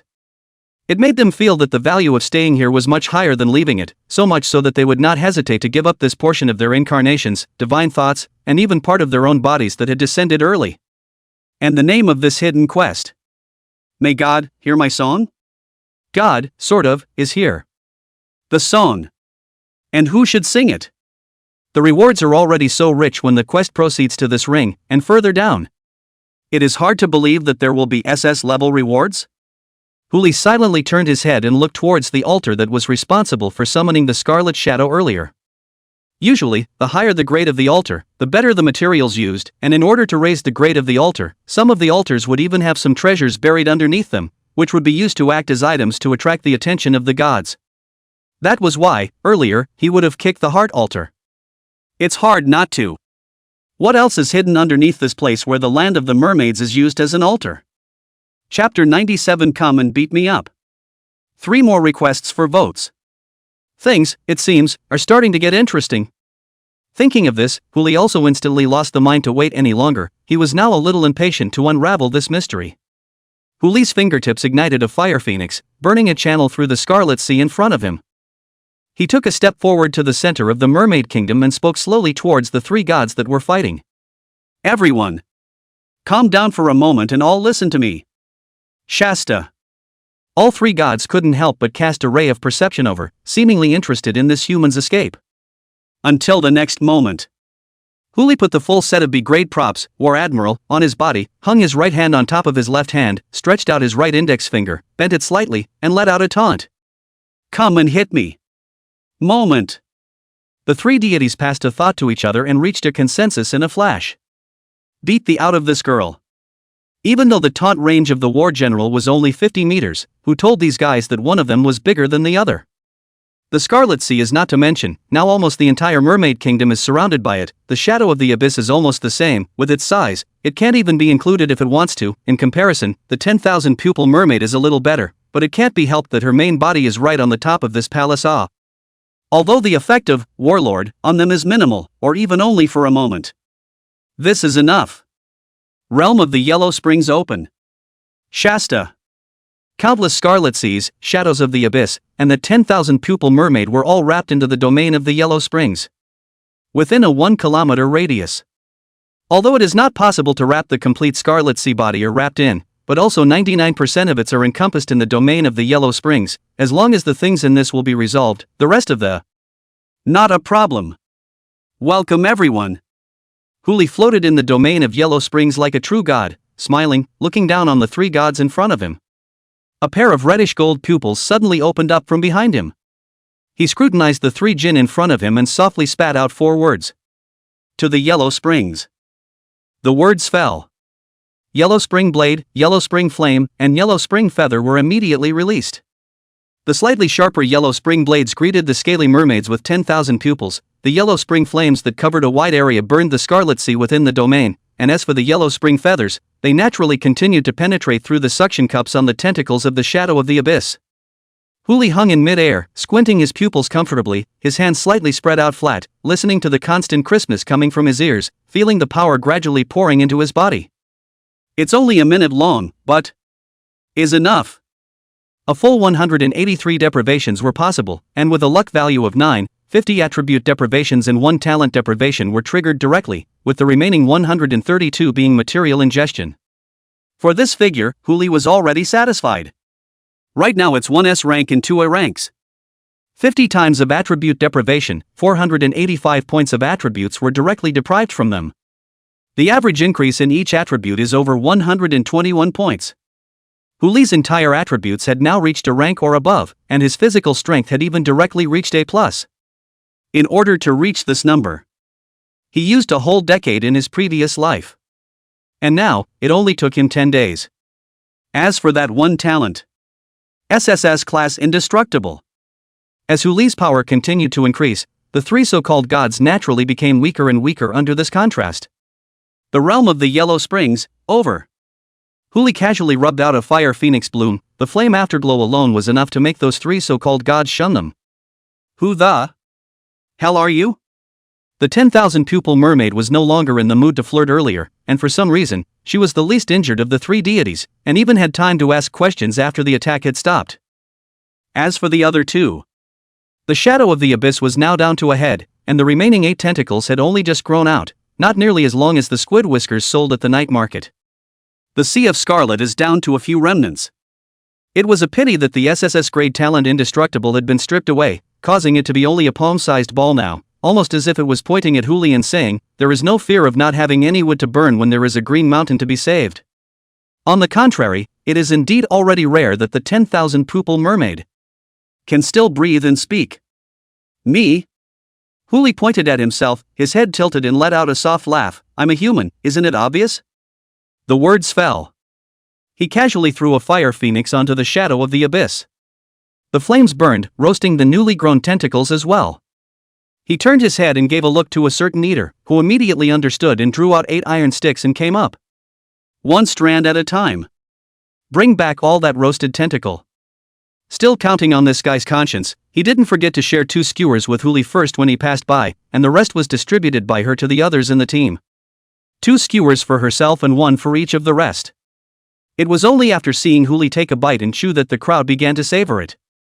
After all, it was the flesh of an incarnation of an A-class deity, and that taste wasn't necessarily delicious, but the benefits were many. 1 bite alone is 2 stamina points, and 1 string is 10. Huli chewed prettily, his gaze still glancing towards the shadow of the abyss from time to time, as if he was waiting for fresh tentacles to grow. The shadow of the abyss had a mouthful of old blood clogged in its throat, and had no choice but to continue to utilize super speed regeneration to grow its tentacles. The 10,000 pupil mermaid and Scarlet Sea beside them saw this. Everyone's bits are similar. The shadow of the abyss is so miserable, God knows if they will be even worse. Good. Humans. The 10,000 pupil mermaid hesitated for a few breaths and looked at Huli. "What do you want? What do you want to do? We can talk." "Chat, of course. Didn't Huli leave their lives down just to chat?" "I ask, you answer, wrong answer, you die, someone else answers again. Is this rule simple enough?" "Enough. What's underneath this mermaid land that makes you guys so nervous?" Huli directly opened the door and asked what he wanted to know the most. The 10,000 pupil mermaid frowned, then answered anyway.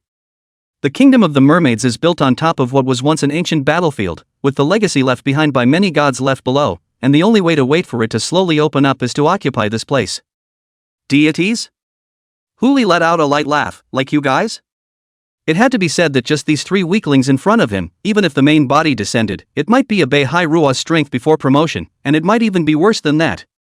"Deities? Counting an evil god is a compliment to them."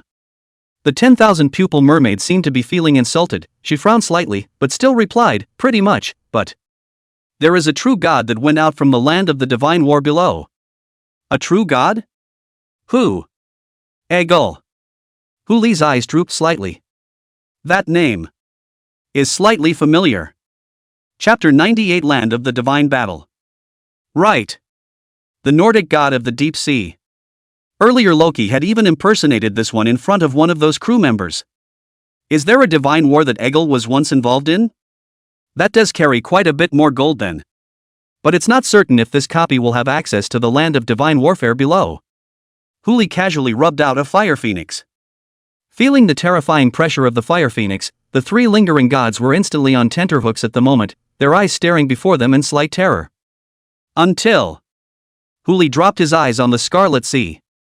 "Come here." The 2 words fell lightly, but they were like thunderbolts. The Sea of Scarlet could only tentatively approach towards Huli, cowering in a way that contrasted sharply with the previous sky-white scarlet. Huli didn't say much, but just casually handed the fire phoenix to Xia Qingwan. "Come on, avenge yourself." Earlier, Xia Qingwan was the reason why the Sea of Scarlet caused her to be pulled above the altar, and now the Sea of Scarlet was only such a small mass left. If she wasn't given the chance to take revenge, she was afraid that she would have to go to this guy's body to take revenge. "Aha!" Xia Qingwan nodded her head obediently and took the fire phoenix. "Thank you, master." "Don't. Wait. Wait. The Scarlet Sea's voice immediately rang out, "Humans, we can cooperate. As long as you kill the remaining 2 guys?" Words, before it was finished. As a fire phoenix flew out, the last few remnants of the Sea of Scarlet instantly annihilated. If it still possessed the SSS rank talent Indestructible, it wouldn't have died so miserably. However, the current one was no different from an ordinary and in a state of near-death S-class alien beast. As the kill prompt rang out, millions of experience and 10 million points were divided equally among the 6. This hidden quest, however, did not ring with a completion tone. Huli couldn't help but frown. It was clear that they had already killed the mission target, unless there was a possibility that this mission would continue to the next level. If you analyze it from the name of the mission. Song? Deities? Could it be that this quest really had something to do with the divine battleground below? Huli couldn't help but drop his gaze on the 2 remaining so-called gods. Shasta. The avatar of that abyssal shadow immediately spoke. "Don't kill me. I can give you guys an unlimited supply of tentacles. It's a great tonic for you guys. As long as you don't kill me. I'm willing to serve you." It looked flustered, obviously in a real hurry. Pity. Huli didn't like to keep some unstable factors on his side, especially this kind of unstable factor that could turn against him at any time and couldn't be completely controlled by himself. This was, after all, just an incarnation of the shadow of the abyss. In case its main body descends on the incarnation through some way and bursts out with a power more powerful than the Scarlet Sea, then Huli can't stand it. Another fire phoenix bloomed. Only this time the burning wasn't just the tentacles of the shadow of the abyss, but directly encompassed its entire body, turning it into a fragrant skewer of grilled octopus in the blink of an eye. Another 100,000 experience and 1,000,000 points were split evenly. This time, Huli didn't give the corpse of the shadow of the abyss incarnation to anyone, but instead summoned the 9-headed pseudo-dragon phoenix to partake of this fellow. In the end, it is also an evil god, eat tentacles and so on, even if the corpse is safe, it is better not to eat it. While the cubs were feasting, Huli turned his head and dropped his gaze on the 10,000 pupil mermaid. "That fish, take us to the land of divine battle. Now." The 10,000 pupil mermaid made a puzzled sound. Although her heart was also filled with fear of Huli, she could not help but fall into hesitation when faced with this matter. Huli didn't ask any more questions and just let out a soft hum. "Even if you kill me, there's no way for me to bring you guys into the divine battle land right now." The 10,000 pupil mermaid helplessly explained. Ever since Egil left, he used the mermaid kingdom to seal the place, and unless he personally unseals it, or a power higher than his realm intervenes, it's impossible for the place to be opened. Meh. Huli sneered. "Then what are you guys fighting about? Don't tell me you all want to compete to be that Egil's watchdog. We are competing for that chance to be stationed here."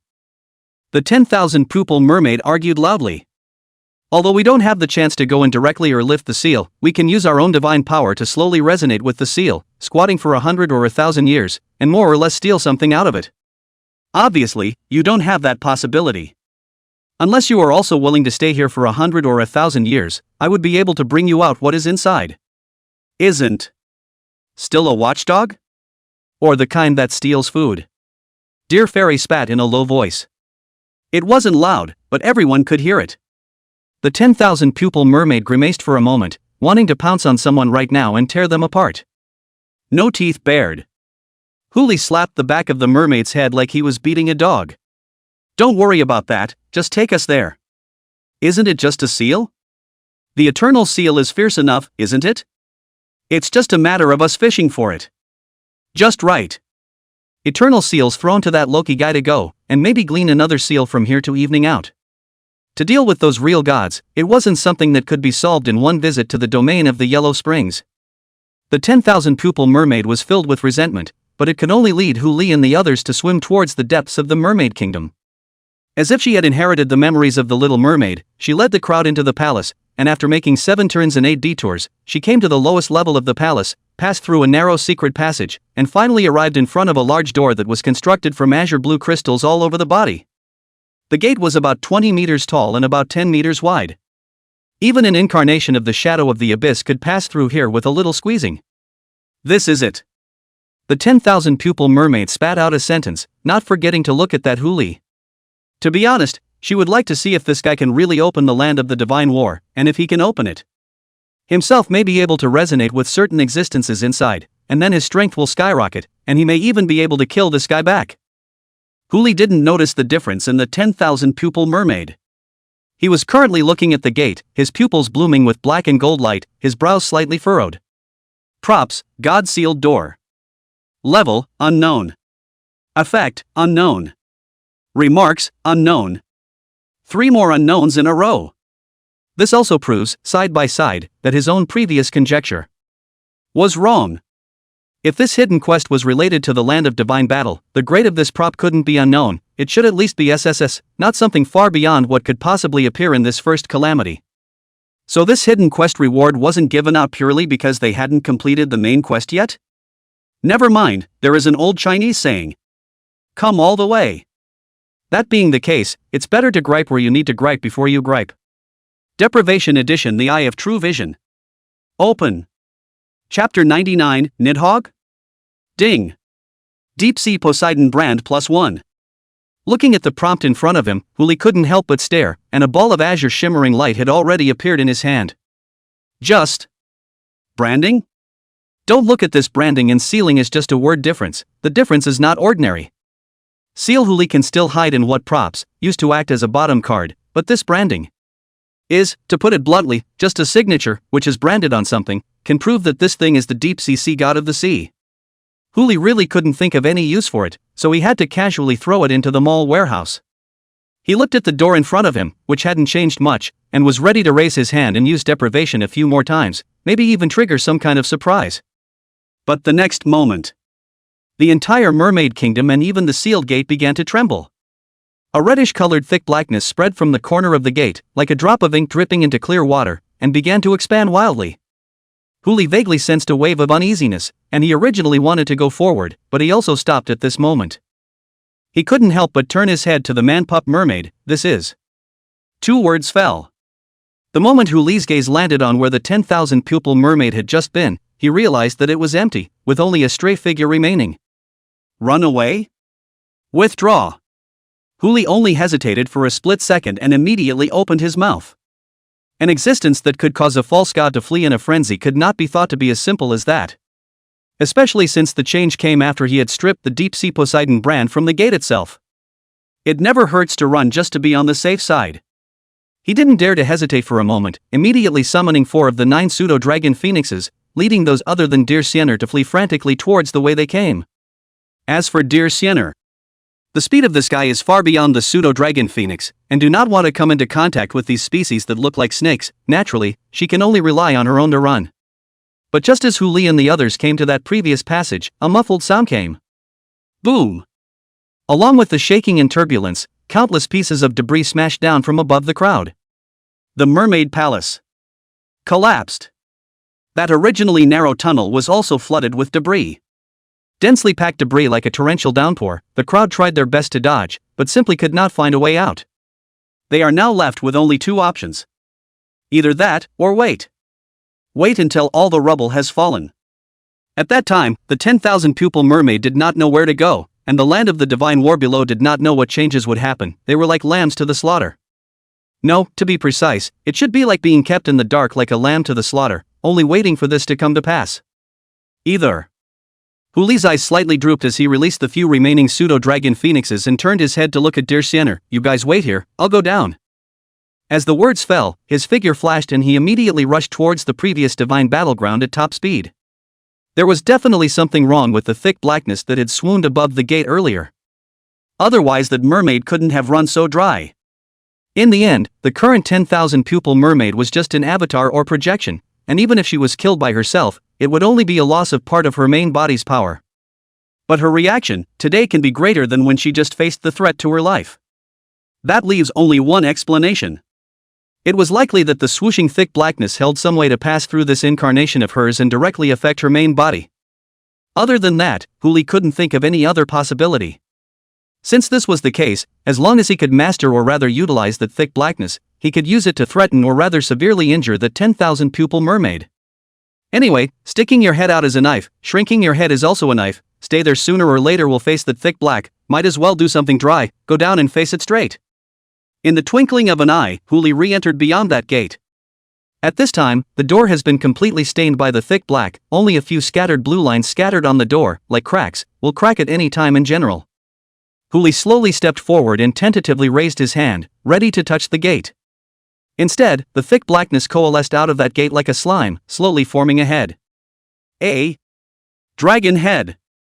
Unlike the dragon head of the Eastern divine dragon, this dragon head was of the type that looked like a large western lizard. There were no antlers on the black as ink dragon's head, but only a pair of sharp horns as well as a face full of fierceness, with a pair of crimson vertical pupils staring at Huli, roaring continuously.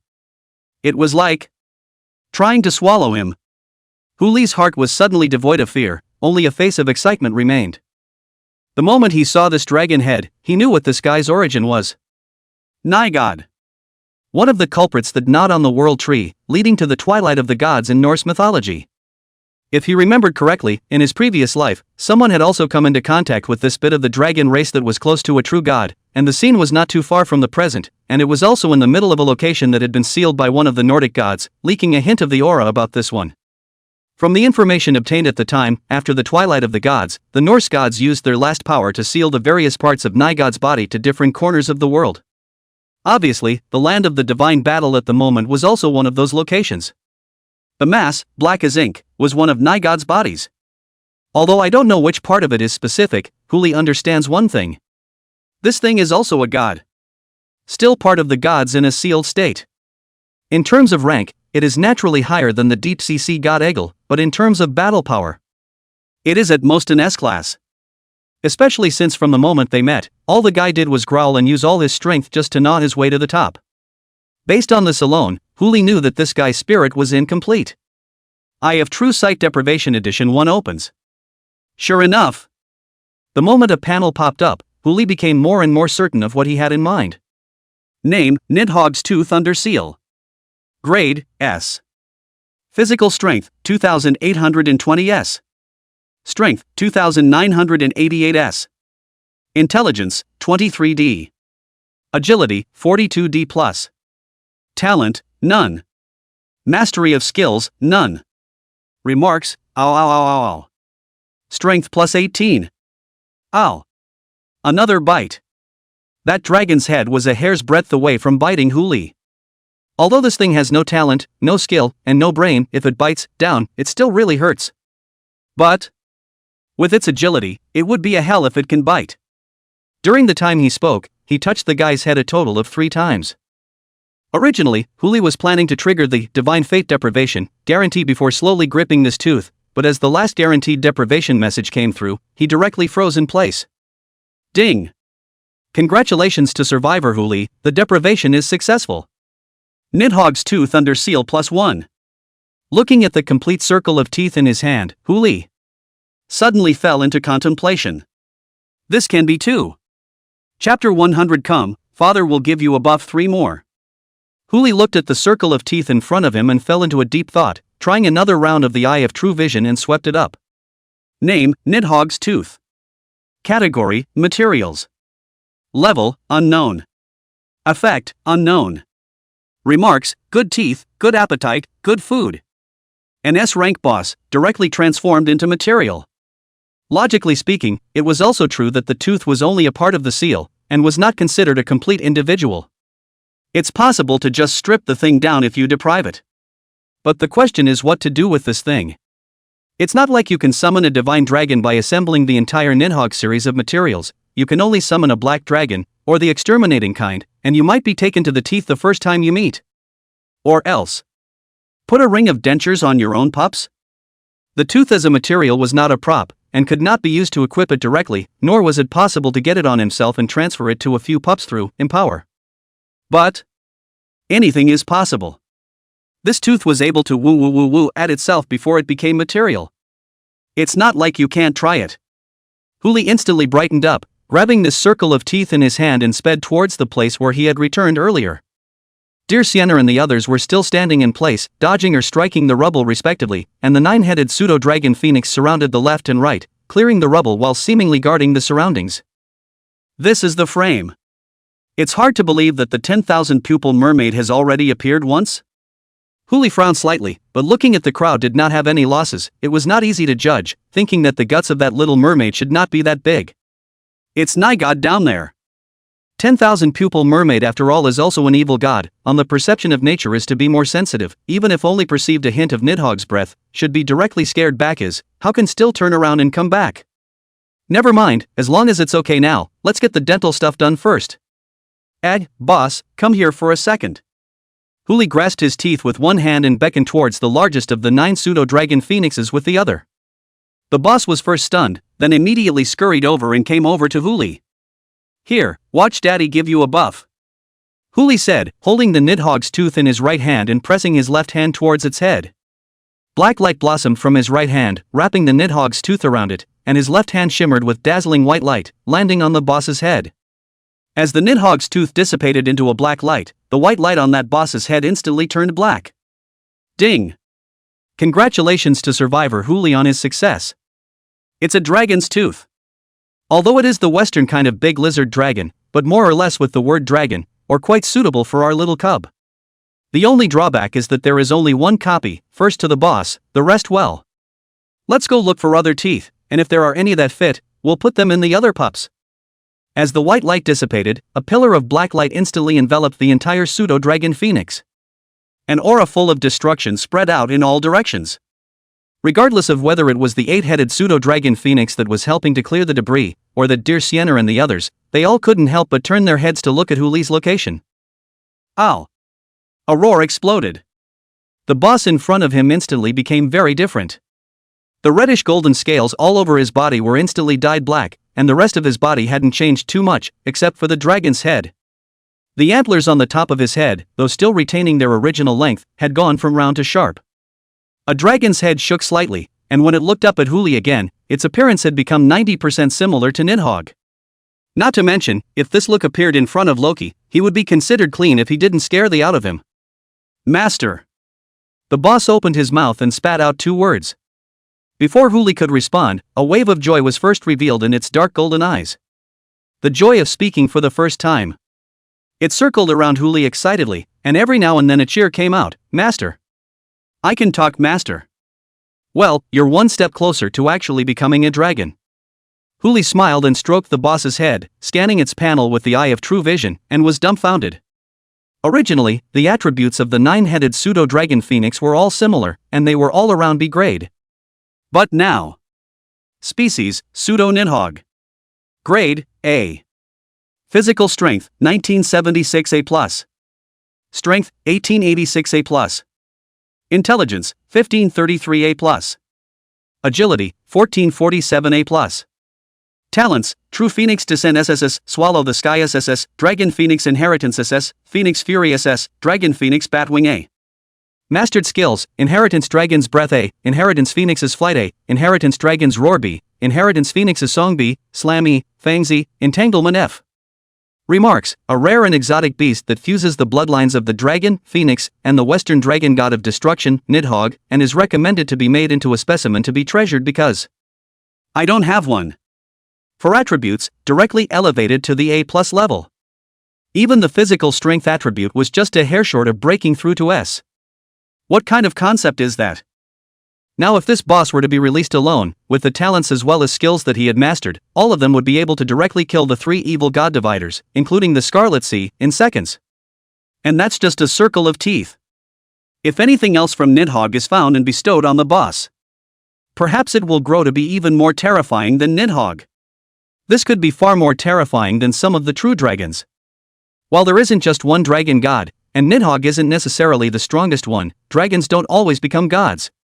If it's a choice between becoming a true dragon and becoming a stronger being than Nidhogg, Huli would naturally choose the latter without hesitation. Of course, it is naturally much more difficult to become the latter. Other than this place, Huli only knew of one place where Nidhogg's body was sealed, and at most, the boss was allowed to go one step further. Further up, it's a matter of luck. Or Loki might know a few places too maybe, when it comes time to set a set. Of course, all of this is an afterthought. Now there's another matter that needs to be dealt with. Huli raised his hand and rubbed the little boss's head. Come on, let's find Sister Mermaid to play with. Yes, master. The little boss threw his tail and took his 8 brothers and immediately swam towards the top of the rubble. As one of the copy quests, it was impossible for this little mermaid to leave the mermaid kingdom before the end of the copy in any case. That guy, he must still be out there. The crowd watched as Huli came up from below and brought back a braces, and each of their eyes stared as if they were curious babies, as if they had endless questions they wanted to ask. Huli just smiled helplessly and bitterly when he saw this. I know you guys are in a hurry, but don't be in a hurry yet. Let's get through the copy first, and then we'll take our time asking about the rest. With words like that, the crowd naturally couldn't ask anything more. Only dear fairy. Her teeth itched. Save me a breath when you find that mermaid later. Let me do it. What do I need in exchange? You name it. Chapter 101, Mission Failure. What's going on? Huli looked at her with a puzzled face, but he could still only see a cloud of gloom, so he didn't know what had happened to her. It is just that it is not difficult to judge from the tone and state of dear Sienna now that she should be extremely angry now. Nothing. Kagome didn't really want to say anything, just clasped her hands and turned her head away. But just from that tone of voice it was easy to hear just how angry she was. Huli couldn't help but drop his gaze on Wei Xiaoqing, who was on the side. The latter immediately came over and murmured softly, just now, after brother Huli left, that mermaid made a trip. She originally wanted to kill us first. It was Sister Sienna who took the top spot. And then what? Huli couldn't help but stare. He was still clear about what level dear fairy was at. Among the survivors, she was naturally one of the best, and even now it was no problem to be the second on the heavenly ranking list, but in the end, she was at most a B-ranked combatant nowadays. I'm afraid I'm not a match against an A rank. When seriously injured, right? Then Sister Sienna was seriously injured and almost died, and Sister Su Yao had just recovered her state when you rushed over and the mermaid ran away. Wei Xiaoqing couldn't help but turn her head to look at dear Sienna as she said, her tone full of helplessness, that's why Sister Sienna is so angry. It's no wonder. With the strength of that 10,000 pupil mermaid, the so-called heavy injury was afraid that it would not directly hammer dear Sienna half to death, if not for Su Yao being there. Perhaps she really hiccuped. Just a shame. By that time, the haze should have dissipated from her, and if he had been there, he might have been able to see what she looked like. This is one of the top 10 unsolved mysteries of the world in the previous life. It's a shame, it's just missed. You seem to think it's a pity. Dear Fairy's sultry voice drifted in. Huli didn't dare to mess with her in this state, and quickly waved his hands to explain, I'm not. Don't talk nonsense. Usually a double negative indicates an affirmative, and a triple has much the same effect. Seeing that dear Sienna was about to storm out, Huli also immediately changed the topic. I seem to sense that guy somewhere. Quickly. Don't let that guy get away.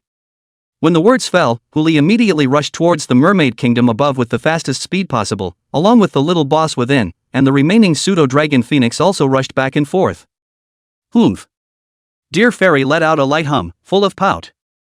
She turned her head to look at the crowd behind her, just in case that guy kills back. You guys better follow me up slowly, there's no rush. That being said, she still put a speed boost on everyone. This so-called not in a hurry naturally meant that he didn't have to keep up with Huli's speed, but he should still be faster. With Huli and the others opening the way, those debris naturally ceased to be a problem, and the crowd traveled unhindered all the way back into the mermaid kingdom. Corpses, still sprinkled all over the place. That 10,000 pupil mermaid seemed to have recognized its end, and after knowing that it couldn't escape from here, it didn't flee any further, but instead sat on the throne that originally belonged to the Lord of the Mermaids, coiled its body, and gazed at the crowd. As if she had already prepared to face everything, just. The moment she saw that head of pseudo-Nidhogg, her expression still could not stop changing. In an instant, the scales on her body were like cold hairs that poured up, emitting a gust of trembling. This breath is. N.I. The 10,000 pupil mermaid didn't even dare to pronounce that one's complete name, immediately rolling off his throne and prostrating himself in front of the little boss. 10,000 million pupil mermaids worshipped the god of destruction. As it happened, dear Fairy and the others also swam up at this moment. They looked at the 10,000 pupil mermaid that was very different from the previous one, and their eyes were filled with dismay and curiosity. But the moment they laid their eyes on Huli, their curiosity instantly ceased to exist and only dismay remained. After all, there were a little too many bizarre things happening to this guy, as if whatever happened to him was supposed to happen. What kind of a god of destruction is that? Even if this guy invited out Mother Nuwa now, the crowd would not be surprised. Huli ignored the 10,000 pupil mermaid as he turned his head to look at dear Siener. Should you do it yourself, or should I help you get a head start? You start. As much as it hated to admit it, even the current stage of the 10,000 pupil mermaid was not something dear Fairy could deal with. It wouldn't be good to have some guy looking at the joke in case there was another accident. Son. Without saying a word, Huli drew out the black and gold ancient sword that had been backlogged for an entire copy, and backhanded the 10,000 pupil mermaid's brain and lifted it off. True beginning.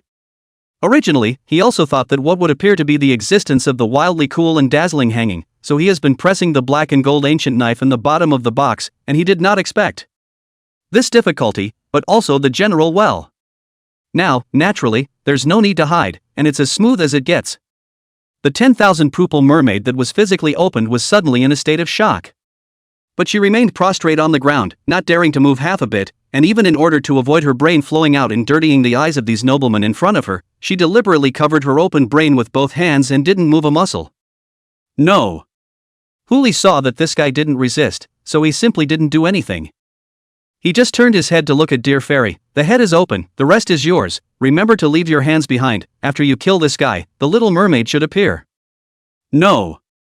Kagome spat out his sentence. The prostrate 10,000 pupil mermaid's head snapped up as soon as he heard that he was trying to kill himself. A pair of star-filled eyes were looking at her. Instead, there was a rush of anxiety under the eyes that seemed to say, "Quickly! Kill me! Come on!" Now dead is only a loss of part of the power, and can be made up after the body awakens, but if it is targeted by Nidhogg, I'm afraid that the main body will only die. Dear Fairy didn't hesitate too much, and directly flung her hand to spill out a burst of black mist. The seawater affected by the black fog was quickly frozen, forming ice slag, and the dense ice slag seemed to be more numerous than the stars in the eyes of the 10,000 pupil mermaid, and all of it was lost into its lifted brain. The 10,000 pupil mermaid's body began to shrink rapidly. Within a few short breaths of time, the 3-meter-long 10,000 pupil mermaid retransformed into a small human mermaid that was only the size of a palm. As a kill prompt popped up, several prompts popped up in front of the crowd. Ding! Congratulations to Survivor Squad Huli for completing the A-rank mainline mission save. All rewards are calculated based on score stacking. Rating in progress? Rating terminated. Ding! Detected Survivor Squad Wei Xiaoqing has not completed the hidden mission. May God hear my song. Please complete the task within 10 minutes to continue grading, or the task will be judged a failure. Looking at the prompt in front of him, Huli frowned. Sure enough, there was a real problem with not receiving a mission alert earlier. But Huli frowned and scanned the area in front of him. And where on earth did the Scarlet Sea go?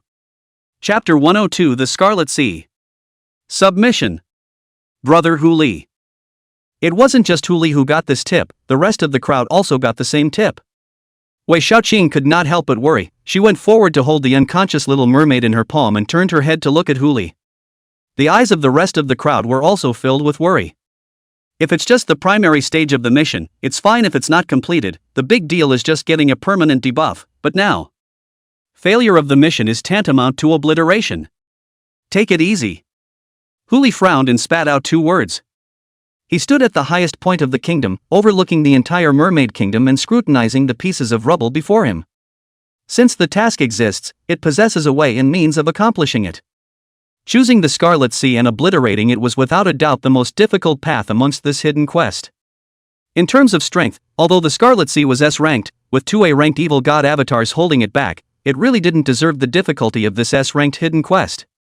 Perhaps the eye is the hard part of this task. Looking for the Sea of Scarlet not only consisted of countless individuals, but it even possessed the SSS-ranked talent Indestructible. Only by completely obliterating the opponent in this situation would it fulfill the conditions of S-rank hidden difficulty. 2 options sprang up in Huli's mind. The first, by stripping Dear Fairy of her 9 Zune and combining it with Fire Phoenix, she might be able to get a forbidden spell level ranged kill talent.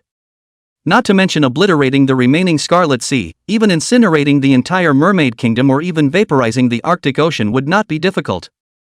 As for the second, Scarlet. Huli stepped out and stepped on Little Boss's head, his voice resounding throughout the entire Mermaid Kingdom. you're different from those two guys, they're just avatars and projections, while you're a bilocation. If I'm not mistaken, your main body should be around here, right? I'm giving you two choices now. Either come out obediently and submit, I'll give you a satisfactory offer and just kill you as a doppelganger, I won't make a move against your main body. But if you don't come out.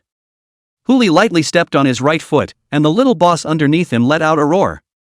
2 rows of fangs were revealed, and Nidhogg's aura instantly swept across the mermaid kingdom. Believe it or not, I'll kill your original body together. One way to live, one way to die. You know what to choose, right? Silence that echoed throughout the mermaid kingdom. The crowd was silent, and at the moment, they could only stand behind Huli and watch in silence. 10 seconds. Huli frowned slightly, holding the black and gold ancient sword in his hand diagonally. If you don't choose, I'll choose for you. 9 seconds. The crowd counted silently in their minds, and still there was not the slightest reaction in the mermaid kingdom. 8 seconds, 7 seconds. The minutes ticked by. Huli also couldn't help but tighten his grip on the black and gold ancient sword in his hand. In fact, he had no idea in his heart if he could find all the scarlet seas hidden in the mermaid kingdom if he really flipped out. Last 3 seconds. 3. As Huli spat out a word, the sea of scarlet that was scattered throughout the mermaid kingdom immediately converged, like cows and horses rushing to work and school in the morning rush hour for fear of not being able to catch the first bus. Don't! A childish sound rang out. The scarlet sea, which was only the size of an egg, coalesced into a small seahorse that stretched out in front of Huli. Can we talk about terms again? There's nothing to talk about. Although the words were said, Huli did not make a rash move. After all, who knows if this guy still has other doppelgangers hidden away. In case this little seahorse is killed and the rest don't come out, it will be even more difficult to find. Huli also just lifted the black and gold ancient sword slightly, the tip of the blade pointing straight at the little seahorse. Your doppelganger must die. Submission. My lord, I can submit to you. The little seahorse's body twisted and arched onto the back of the black gold ancient blade with anticipation in its eyes. As long as you nod your head, my lord, this part of my doppelganger can be disconnected from the main body with all ties. No. It took Huli a moment to spit out a word. Before he could finish his sentence, another prompt popped up. Ding. Hidden quest wishing God, listening to my song has changed detected. Successfully taken the Scarlet Sea Divergent and receive a random extra reward. Looking at the hints in front of him, Huli suddenly brightened up. He instantly put away the black and gold ancient sword, but his raised right hand did not drop, but hung over the Scarlet Sea Hippocampus version's head and rubbed it. Not bad. Young man. There's an old Chinese saying that those who know what's good for them are good at what they do, and I think you're very good at what you do. Tell me, what does it take to recognize a master? Simple. The Scarlet Sea was instantly excited, its body squirmed and poked Huli in the direction of his heart. The first thing requires you, master, to open your heart to me, just leave the rest to me. See you soon. Huli hesitated for a split second, and the black and gold ancient sword reappeared in his hand, and he immediately prepared to lift the sword in order to chop. Open heart? What a joke. He had been too trusting of sidekicks in his previous life, and that's how he ended up in this situation. In this life. Even if it is that Xie Qingwan who calls himself master in one mouth, he will not completely believe it, let alone this Scarlet Sea in front of him. Don't. Take it easy. As the blade fell, the sea of scarlet split down the middle, barely dodging the slash of the black and gold ancient blade. The Scarlet Sea looked at the 8 pseudo-dragon phoenixes hovering behind it. They have a master and servant contract with you. I can also choose one of them to integrate into its bloodline, and then I will also be your servant. That's a good offer. Now the little boss among the 9-headed pseudo-dragon phoenixes already possessed a brand new evolutionary path that could reach a higher level. There's 8 left to go. If it could be combined with this Scarlet Sea, even though it was far inferior to the little boss's combined Nigod in terms of bitness, it would still be a considerable upgrade. Big deal. Just change it afterward. Yes. Huli immediately nodded his head, but did not withdraw his sword this time. He just turned his head to the second at his side. That's it, you've got 5 minutes. No, 10 seconds is enough. The Scarlet Sea immediately scurried towards Lauer, and under Huli's authorization, Lauer didn't dodge or avoid, allowing the Scarlet Sea to drill into its heart. In just a few breaths, the red golden dragon scales on Lauer's body began to metamorphose towards scarlet. In the blink of an eye, a brilliant scarlet blossomed before his eyes. Ding! Congratulations to survivor Huli for gaining the subjugation of the Scarlet Sea. Congratulations to survivor squad Wei Xiaoqing for completing the hidden mission. May God hear my song. Reward: S-rank achievement Godslayer pseudo, random S-rank props +1, random S-rank talent +1. Random reward: S-class props Scarlet Ring. Chapter 103 SSS grade talent indestructible third shift. Ratings in progress? You will receive 500% of the final reward for your SSS Plus rating. Final reward: random S-class props +1, random S-class materials +1, experience value +500,000, points +5 million. The copy ends and will be forcibly teleported away after 60 seconds. Watching the previously stuck prompt continue to scroll, the big stone in Huli's heart finally fell. It's finally over. Huli took a long breath of turbid air, but he was in no hurry to leave the place or check his harvest. He returned to the crowd and looked at the small human mermaid in Wei Xiaoqing's hand. Do you like it? Want to try to see if you can contract it? Judging by the size of this copy, this is most likely a one-time copy that won't be refreshed again and again once it's cleared. As for this little mermaid, if she wasn't taken away, she might just have to be left here to fend for herself. With some luck, it becomes a future Class A, or higher level Fae. If you were unlucky, you might be eaten as a tonic by one of the Fae beasts the next day. May I? Wei Xiaoqing let out a puzzled sound and looked at the little mermaid in his hand, but his eyes were full of compassion. It's just, I'm not too sure if she wants to go with me, eh? Let's just take it with us for now, and when she wakes up, it's just as well you let her go if she doesn't want to. Huli was full of indifference. Anyway, we should stay here for a while longer. Aha! Wei Xiaoqing nodded her head heavily, which was considered to be an approval of Huli's proposal. The countdown ends in the blink of an eye. With a flash of azure light, Huli and the others left the copy and reappeared on the surface of the sea. He released "No Sea Kingdom" at the first time and brought the crowd to the deck, then immediately opened the chat channel to check the exact time. Some special copies have a different flow of time than the normal world, and a day after entering a copy, several days may have passed outside, and there are also some copies where time will cause years to pass inside before a day passes outside. Looking at the time in front of him, Huli frowned slightly. March 1st, 1 p.m. There are 39 days left until the second catastrophe descends. That's about the right time. I just don't know how the eternal seal on the Loki Godhead shard is doing. Was he given 1 seal, or 3? How come it's March? Kagome found this as well. She couldn't help but frown at Huli. The flow of time in the copy is different from outside? There are very few copies that do.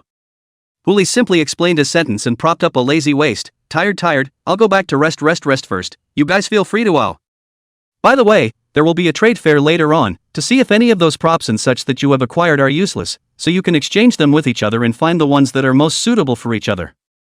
Okay, Captain. Dear Fairy's mood was much better after she had handily slain the 10,000 pupil mermaid, and she didn't pay too much attention to the matter of time. She moved forward and looked at Huli. Captain, what's for dinner today? Is there a menu? Fried eel, cauliflower snake sashimi, or crispy fried loach, your choice?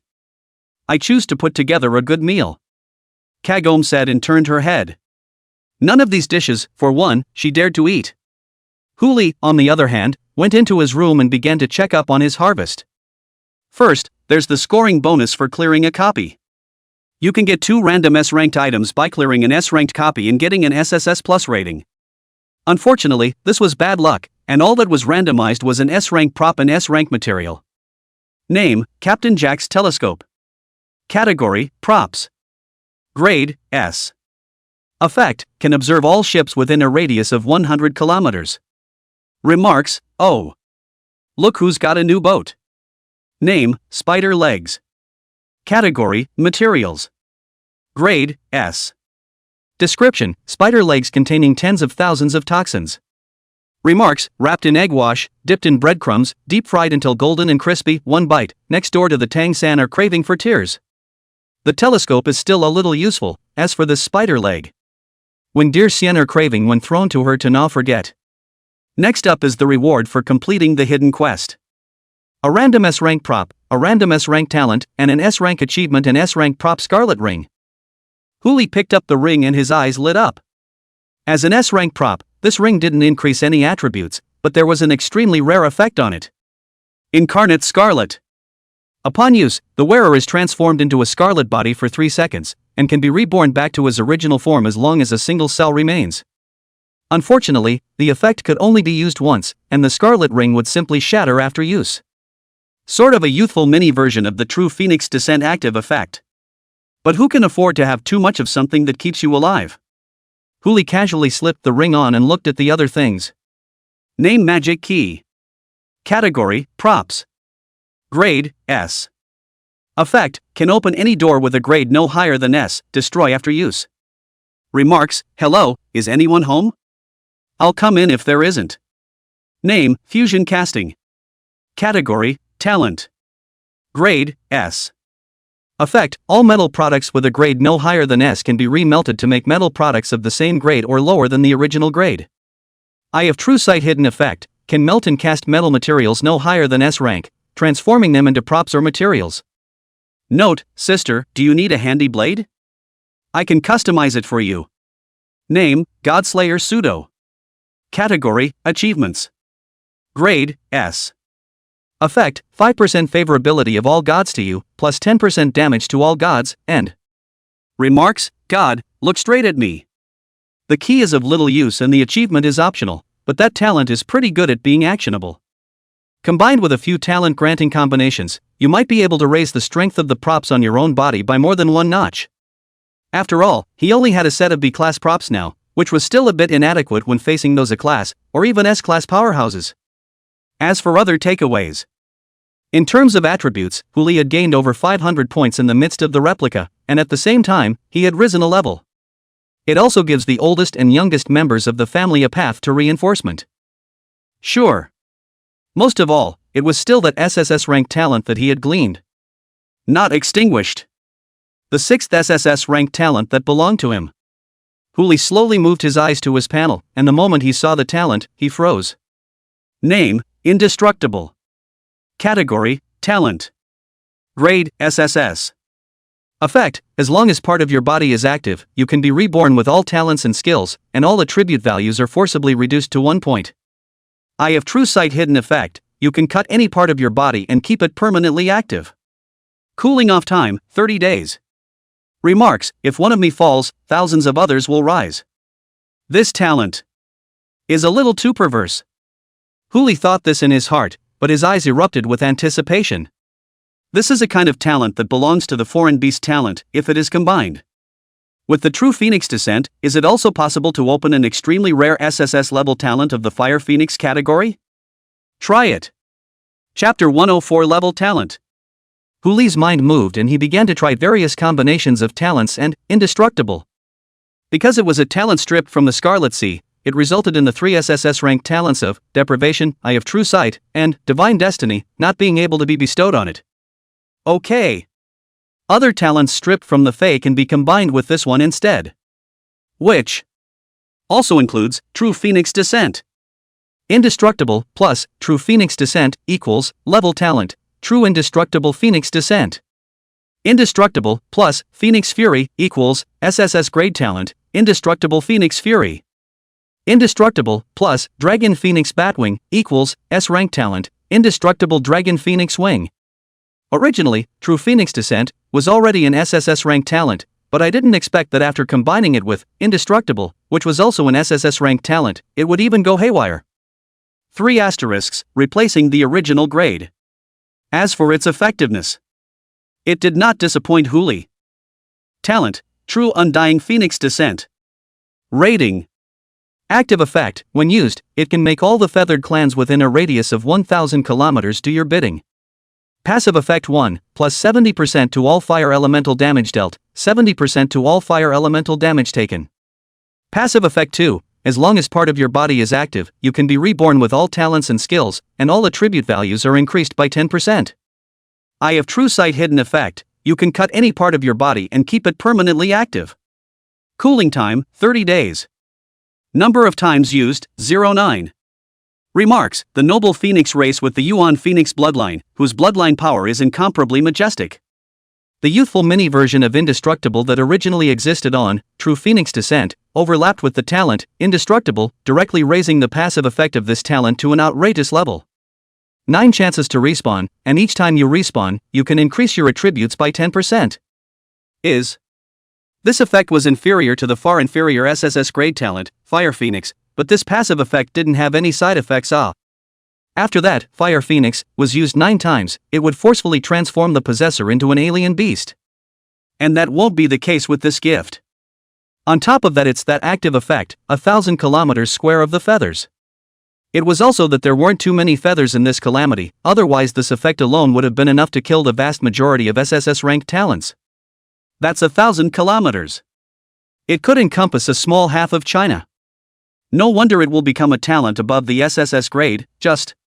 If the talent all still has a grade above the SSS grade, then props, materials, and even said NPCs, does this grade also exist? The thought flickered from Hu Li's mind. He didn't think much on this matter, only checking out that evolved, Undying Phoenix Fury, and Undying Dragon Phoenix Wings, in passing. The strength and speed of that dragon's wings had all simultaneously increased by a notch. Phoenix Fury adds the word indestructible, and the duration gets another boost. As long as Hu Li was willing, he could even make the released Fire Phoenix last for a whole day.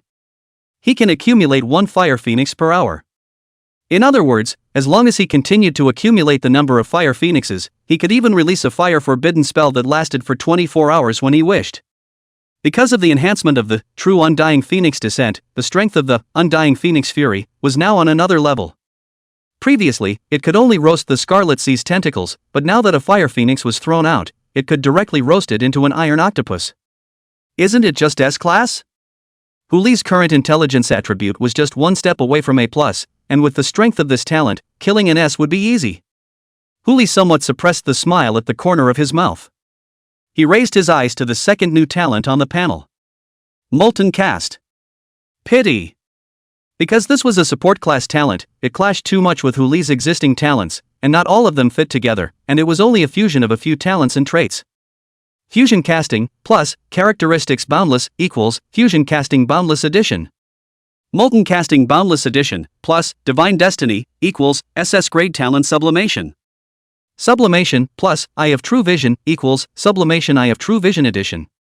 Looking at the effect of the Sublimation Eye of True Vision Edition in front of him, the smile on Hu Li's face instantly froze. Not because it's too bad, but because the effect is to the extent that even he would be jaw-dropping if he looked at it. In addition to the level of fusible metal products being raised to SS rank, 1 word was changed in the description of the talent. From the original below, it has been changed to above. This meant that Hu Li could resublimate an SS grade metal prop and would only sublimate it to the original SS grade, or a higher SSS grade. Although this is a very low probability, the original upper limit has directly become the lower limit of this talent now. The intensity of this enhancement is naturally self-evident. Even because of the addition of the Eye of True Vision, Hu Li was even able to see what the possible props would look like, as well as their specific attributes, before the sublimation was completed. And you can also make changes or other operations during the sublimation process in order to make the sublimated props more perfect. Phew! Hu Li exhaled a mouthful of turbid air and removed the scarlet ring, and wondered what the S-rank props the others got would be. It's just that this really isn't working for him anymore, so he can choose to trade with them tonight, and there might be some surprises. Hu Li headed to the bed and also began to check out his brand new panel. Survivor, Hu Li. Survival level, 15. Until next upgrade 784,283 10 million. Physical, 1246A+. Power, 1102A. Intelligence, 1145A. Agility, 1124A. Luck, 9SS. Profession, Skyhunter SSS unlocked. Mastery talents, True Indestructible Phoenix Descent, Empowerment SSS, Deprivation SSS, Eye of True Sight SSS, Divine Fate SSS, Indestructible SSS, Realm of the Yellow Springs SS, Poem of Soldiers SS, Indestructible Phoenix Rage SSS, Dragon Phoenix Inheritance SS, Sunrise by Sunrise SS, Yellow Springs SS, Ascension SS, Ancient Sword of Black Gold S, Indestructible Dragon Phoenix Wings S. Skills, Inheritance Phoenix Feather A, Inheritance Dragon Scale Armor A, Soul Chopper S, Founder Sky A, Repulsion A, Spirit Summoning B. Backpack, SSS Grade Props Ancestral Dragon Robe, SSS Grade Props Husher by, SSS Grade Props Jade Seal of the Passing State. S-grade item Abyss, S-grade item TNZ Sword, S-grade item Tiger Amulet, S-grade item Thousand Faces, S-grade item Taigong Fishing Rod, S-grade item Shin Bird Beast Dan, S-grade item Scarlet Ring, S-grade item Captain Jack's Binoculars, S-grade material 10,000 Poisonous Spider Legs. Grade A props Breaking Army Halberd, Grade A props Jiao Snake Beast Dan, Grade A props Frostbear Beast Dan, Grade A props Mermaid Beast Dan. B grade props Boots of the Heavenly Army, B grade set War Generals. C grade material Mermaid Song. Remaining points, 13,782,358. He lay down on the bed, pressed his left hand behind his head, raised his right hand in front of his eyes, and slowly opened his 5 fingers. Already full attribute or rank, following this progress, perhaps by the time the first catastrophe was over, one would be able to reach full attribute SS rank, or even a higher level.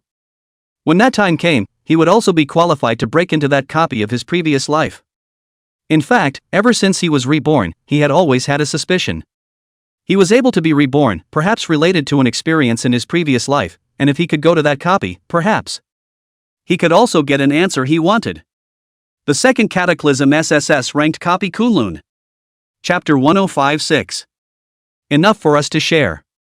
Before resting, Huli didn't forget to check out the current stage of Loki's godhead. Just like what he had thought earlier, the eternal seal attached to the godhead had stacked up 3 layers. Silence, armor break, and retardation, the triple perpetual debuff had all reached LV9. Of course, Loki in this state is still a god.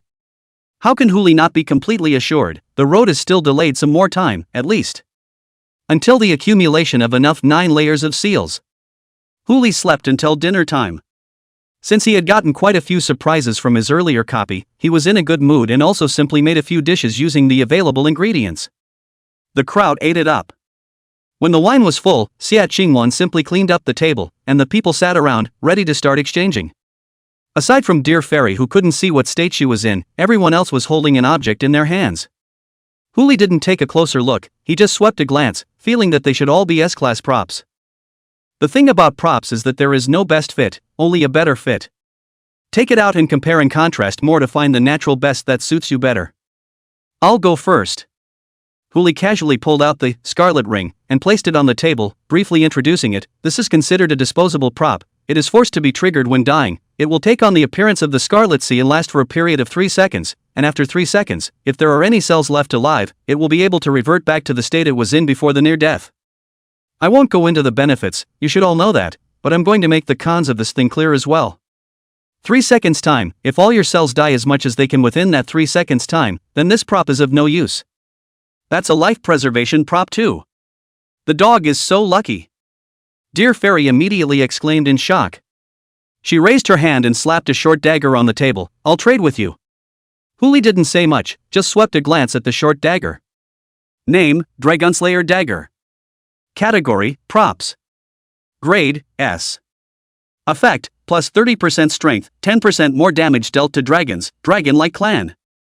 Remarks, the dragon's roar is very pleasing to the ear. A moderate S-rank prop that wanted to be exchanged for the Scarlet Ring was obviously somewhat insufficient. Yet there was another layer to this thing, the kindness handed to her by Dear Fairy. There were quite a few dragons and dragon-like clans under the sky, but Huli had 9 of them by his side. If Dear Sienner didn't take this out, it could completely act as a card against Huli, but since she was willing to take it out now, it meant that she didn't hide it from Huli. It was just a matter of exchanging the Scarlet Ring, which Huli was perfectly fine with. Just as Huli wanted to open his mouth to agree, another clear sound rang out. Wait. I want to trade for this ring too. The voice is Mir. Huli couldn't help but turn his head to look at this guy. Only a fist-sized sphere had been placed in front of her. It's Beast Pills. S-Class Beast Dan. Judging by Mir's earlier performance in the copy, this reward should have been obtained from the random rewards of the Scarlet Sea. That's quite a bit of luck. Please sis. Dear Fairy was also helpless for a while. That's an S-rank prop for me. What are you doing with an S-rank material to make a scene? I'll just add another prop. Mir pouted and spat out, casually tapping her hand on the table, a card appearing straight away. Name, Oceanus Ship Card. Category, Props. Grade, S. Effect, after using it, you can summon an S-class ship Oceanus and bind yourself to it. Remarks, it's too late to explain. Get in the boat. Carry your props. Or ships. I have to say, this mirror is really lucky. Casually paddling around and getting the highest value S-rated rewards. Among rewards of the same level, there is no doubt that talent is of the highest value. But further back it's ship carriers. An S-ranked ship carrier can be exchanged for at least 3 or so S-ranked props. Captain, is that okay? Huli didn't say anything. In terms of value, it was true that Mir was better, but if it was in terms of demand, Huli was actually more inclined to choose Dear Siener's Dragonslayer dagger. With his nature, he'd just go straight for whatever he wanted to choose, but this time was different, he didn't make a decision straight away. The reason is simple. A few of the little guys cruising around outside had just given him a report that a medium-sized cruise ship had broken into the cordoned-off area and was headed straight for them. They should have found them by some means, as for the purpose. The people have not even arrived yet, and I do not know what the specific purpose is. It is that raging look, I guess it will not be good. Facing these little caramels, Huli was too lazy to do anything. He'd like to see if any of those sitting at the table had changed for the better after a copy or 2, or even 3. It also determines just how many people will be involved in the trip to Asgard. When strength is enough, some reliable teammates are far more important than strong ones. There's no rush. Huli laughed lightly and returned Mayer's comment, then looked at the others. What rewards did you guys get? Why don't you take it out and let's all take a look? Mine is this. Wei Xiaoqing placed a gold bracelet encrusted with sapphires on the table as she spoke. This bracelet can strengthen the manipulation of the water element. It's a good fit with Wanchuan. Well, good. Huli smiled and nodded his head, rubbing Wei Xiaoqing's head. This is something that suits you very well, you don't need to take it out in exchange. There was more than just Wei Xiaoqing who had the talent, Wanchuan, but the one who only had Wanchuan as a means of attack. Besides Wei Xiaoqing there was also a Su Yao. Compared to the latter, Huli preferred Wei Xiaoqing to wear this bracelet. Master, look at mine. With that, Xia Qingwan slapped the iron pellet held in her hand towards her body. A suit of armor appeared on her. It's not a suit, but a rare portable armor, and it's also rare to find bracelets, rings, necklaces, and the like present in addition to the Tetsamara stance. Just as Huli was about to comment, a scornful sound suddenly came from outside of No Shanghai country. Ooh. So many goodies. The sound, it came from above the No Shanghai kingdom. As the crowd turned their heads to look out of the ship, a silhouette landed on the deck of the No Shanghai kingdom. Followed by the second and third course. A whole dozen silhouettes appeared on the deck. Leading the way was a burly man with a full beard, the muscles bulging in his arms bordering on the hideous. He surveyed the few people in the cabin and almost didn't laugh. I thought it was some people, but it turns out they're all pussies. Brothers. Tonight, it's time to have a good time. 6. Enough for us to share. Chapter 106. Do you want to take revenge for them? 6. The crowd was not scared of the appearance of these guys, but when they heard this number, they couldn't help but turn their heads to look at Huli. That number, obviously, includes a certain departure. Come on. The bearded man laughed maniacally, but he didn't enter the cabin rashly. He just carried a large sword on his shoulder and waved towards the several people inside the cabin. And don't say Moncler Outlet Store don't give you a chance. Who first come over to kneel in front of the master let who live a few more days. If you don't obey, when the master's brothers finish enjoying. Can be useless. Master. Xia Qingwan didn't say much, only turning her head to look at Huli to spit out 2 words, asking for his opinion. Huli sat in place and patted the spot beside him. Sit. 1 word falls. Although Xia Qingwan didn't understand what kind of medicine her own master was selling in his gourd, she still forced down the gusts of murderous intent in her heart and unconditionally sat beside him. The few people next to him saw this. Only Kagome was lost in thought. Those pesky guys were cruising around outside, and it was only logical that no such thing would come near the No Shanghai Kingdom, land. But the guys just came up. She also did not see any surprised expression from Huli's face, which means that he knew in advance, and even deliberately let these guys on board. What about his purpose? Kill Mir by the hands of these guys? No, it can't be. He must have something else in mind. Hey! The crowd in the cabin wasn't in a hurry, but the guys outside were. One of them came straight up with his hand raised, the blade knocking against the hull one at a time, as if urging. Did you hear what our boss said? You'd better not know what's good for you. Eh? The bearded man laughed softly and stopped his own little brother, Beauty. It's only right to be more reserved. But With a long trailing sound falling, the burly man's body swelled violently. In the blink of an eye, it transformed into a giant bear with blue-white fur, with a figure nearly 5 meters tall, like it could hammer the Gnosi kingdom through with one punch. If it's too reserved, the master will not be pleased. Huli, who hadn't said anything, saw this and suddenly made a turn of the head. Wait a moment. Are you? Called Vasilatov. Boss, you recognize it. The little brother tilted his head to look at the giant bear behind him. The giant bear scratched its head, and its pair of azure eyes looked at Huli several times before finally shaking its head. Hey! How do you know my name? Meh. Huli let out a cold laugh. I was just looking for some outside factor to see how these guys would react, but I didn't think I'd put this guy in.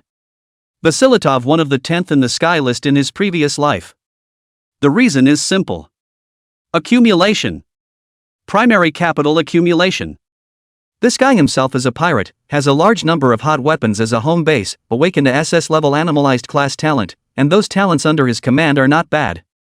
After the rainstorm calamity fell, he formed a maritime regime as fast as possible, sweeping up almost all the oceanic resources of the 4 major oceans. Under the accumulation of various resources, he became the leader of the former top 10 organization, the Deep Sea, and managed to be ranked 10th on the heavenly ranking during the first catastrophe. Standing on the wind, a pig can fly. It's just a shame. There are too many windfalls for this pig to be on top every time. As the second calamity, the third calamity descended, this 10th in the heavenly ranking also fell. But his business at sea has been good. For example, maritime security. All the security on the ship that held Huli in the first place could have been provided by the Deep Sea. There were even times when Huli had seen Vasilatov in a comatose state. That was when Lu Yuner personally brought him here in order to get Huli to provide him with an attribute increase as a trade condition. It was like a lifetime ago to see each other again. Huli didn't get up, he just raised his hand and hooked his finger towards the door. Come here, have a chat. Hey! Vasilatov saw how arrogant some guy was and sucked in his breath, ready to crack. I'm on the morning. Boom!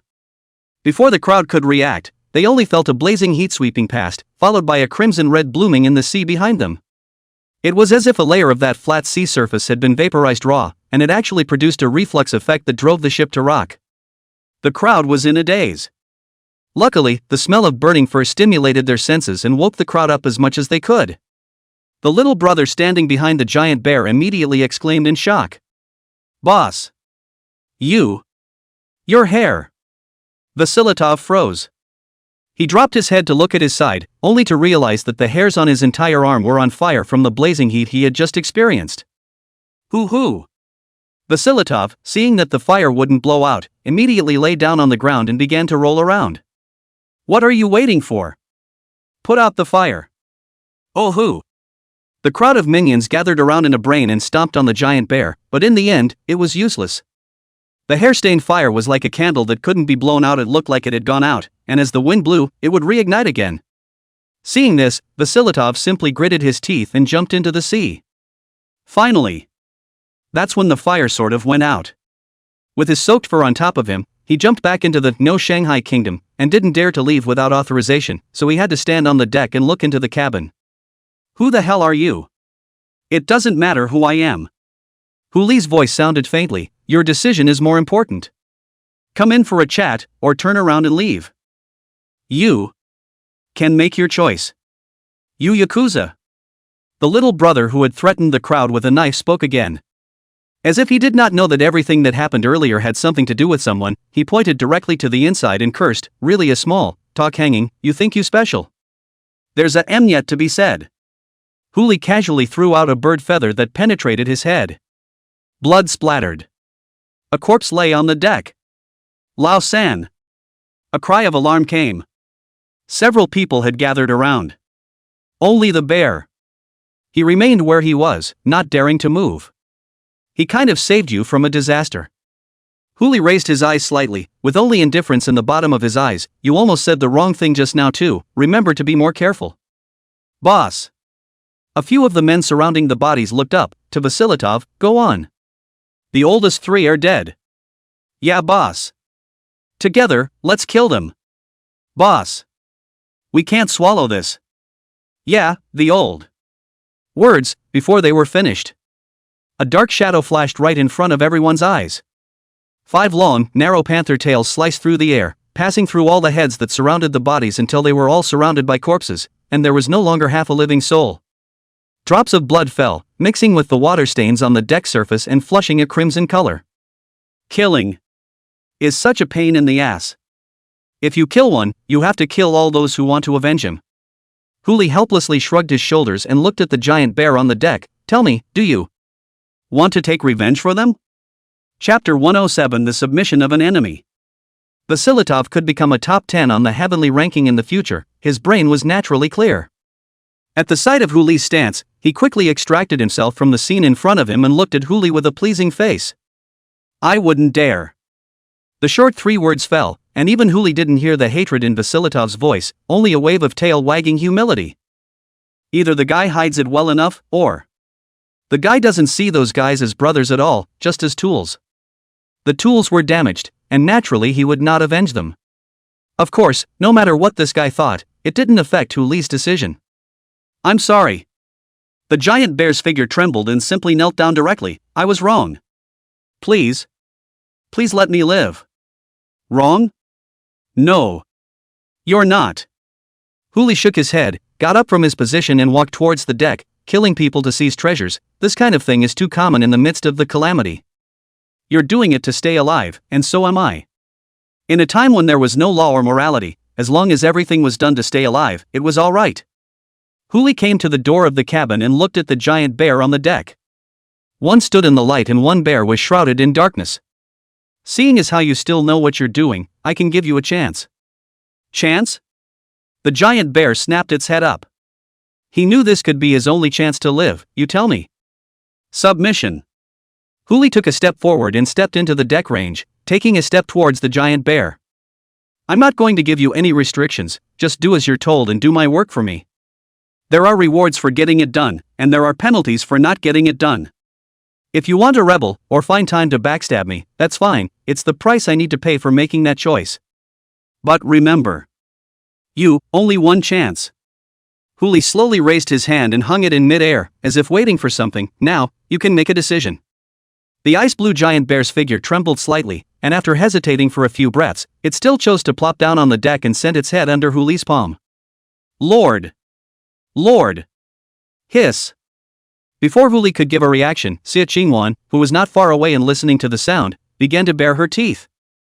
How is that exclusive appellation that belongs to you being shared away? Good boy. Huli laughed lightly and rubbed his head, but you'd better change your title, just call me Sir. Sir. The giant bear immediately hung its head in response, not daring to hesitate. Aha! Huli answered and casually pulled out the S-Class prop Captain Jack's binoculars on his body. Obedient children are always rewarded, and so are you. This is for you, use it well. Vasilitov immediately assumed human form and took the telescope in both hands. The moment the telescope was in his hand, he also got a detailed panel of the thing, and his pupils could not help but tremble. S-Class props. It's still the observation category. This thing is simply rarer than an SSS grade prop for someone like him who is robbing. No, traveling at sea. Thank you, sir. Vasilitov immediately cheered out. Other than that, this alone had earned an S-Class prop, and even if so many brothers had died, it was still worth it. Don't be in a hurry, there are conditions. Huli's mouth with a light smile, raised his hand and patted Vasilitov's shoulder. In the future, once every 3 days, look for me to report. In addition to the points you use for your operation, the points harvested I want to draw 1/3, all the captured props, materials I want to prioritize over the eyes. If you need it, you directly give me is. Yes, sir. Vasilitov said not to bow his head. He looked at the corpses in the direction of that cabin, but our present strength does not seem to be sufficient to carry out much of an operation. That's your problem, not mine. Huli looked at him with cold eyes and did not bestow anything on him.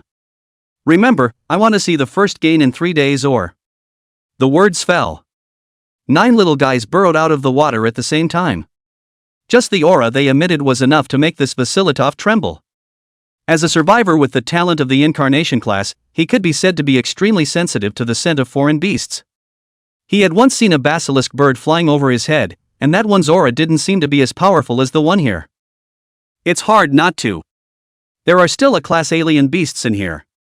Huli laughed softly and spoke, but it will come back for you, yo. Yes. Yes, Mr. Who. Vasilitov had guessed the identity of the one in front of him. There had once been news of this one in the World Chat channel, and it was said that he carried 9 dragon-like exotic beasts around him from time to time, and the number of these exotic beasts in front of him wasn't exactly 9. I don't know if I'm lucky or not. It was just a daily hunt. Who knew that he had hunted a big dragon? Luckily, this big dragon is not going to open meat, otherwise he probably can't go away. Alright, take what you brought up with you and leave. Huli faintly spat out a sentence and turned to walk into the cabin. Vasilitov, on the other hand, immediately came over to the side of the cabin and began to sweep up the corpses, not placing any of them in the mall storehouse, but simply tossing them overboard and forgetting about them. Just kidding. If he really took these corpses away, I'm afraid he'd have to become a corpse too. Huli walked into the cabin, and Wei Shaoqing next to him immediately leaned over and spoke in a low voice. Brother Huli, that guy doesn't seem to be sincere, be careful. Well, thanks for the reminder, Green. I knew this guy couldn't submit that easily, but that's okay. Huli laughed softly and rubbed Wei Shaoqing's head. There are many people in this world itself who have one thing on their face and another behind their back.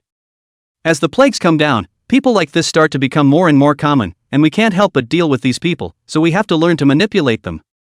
It doesn't matter how they change, we just need to make them work for us, and if it doesn't work, well then we'll change them.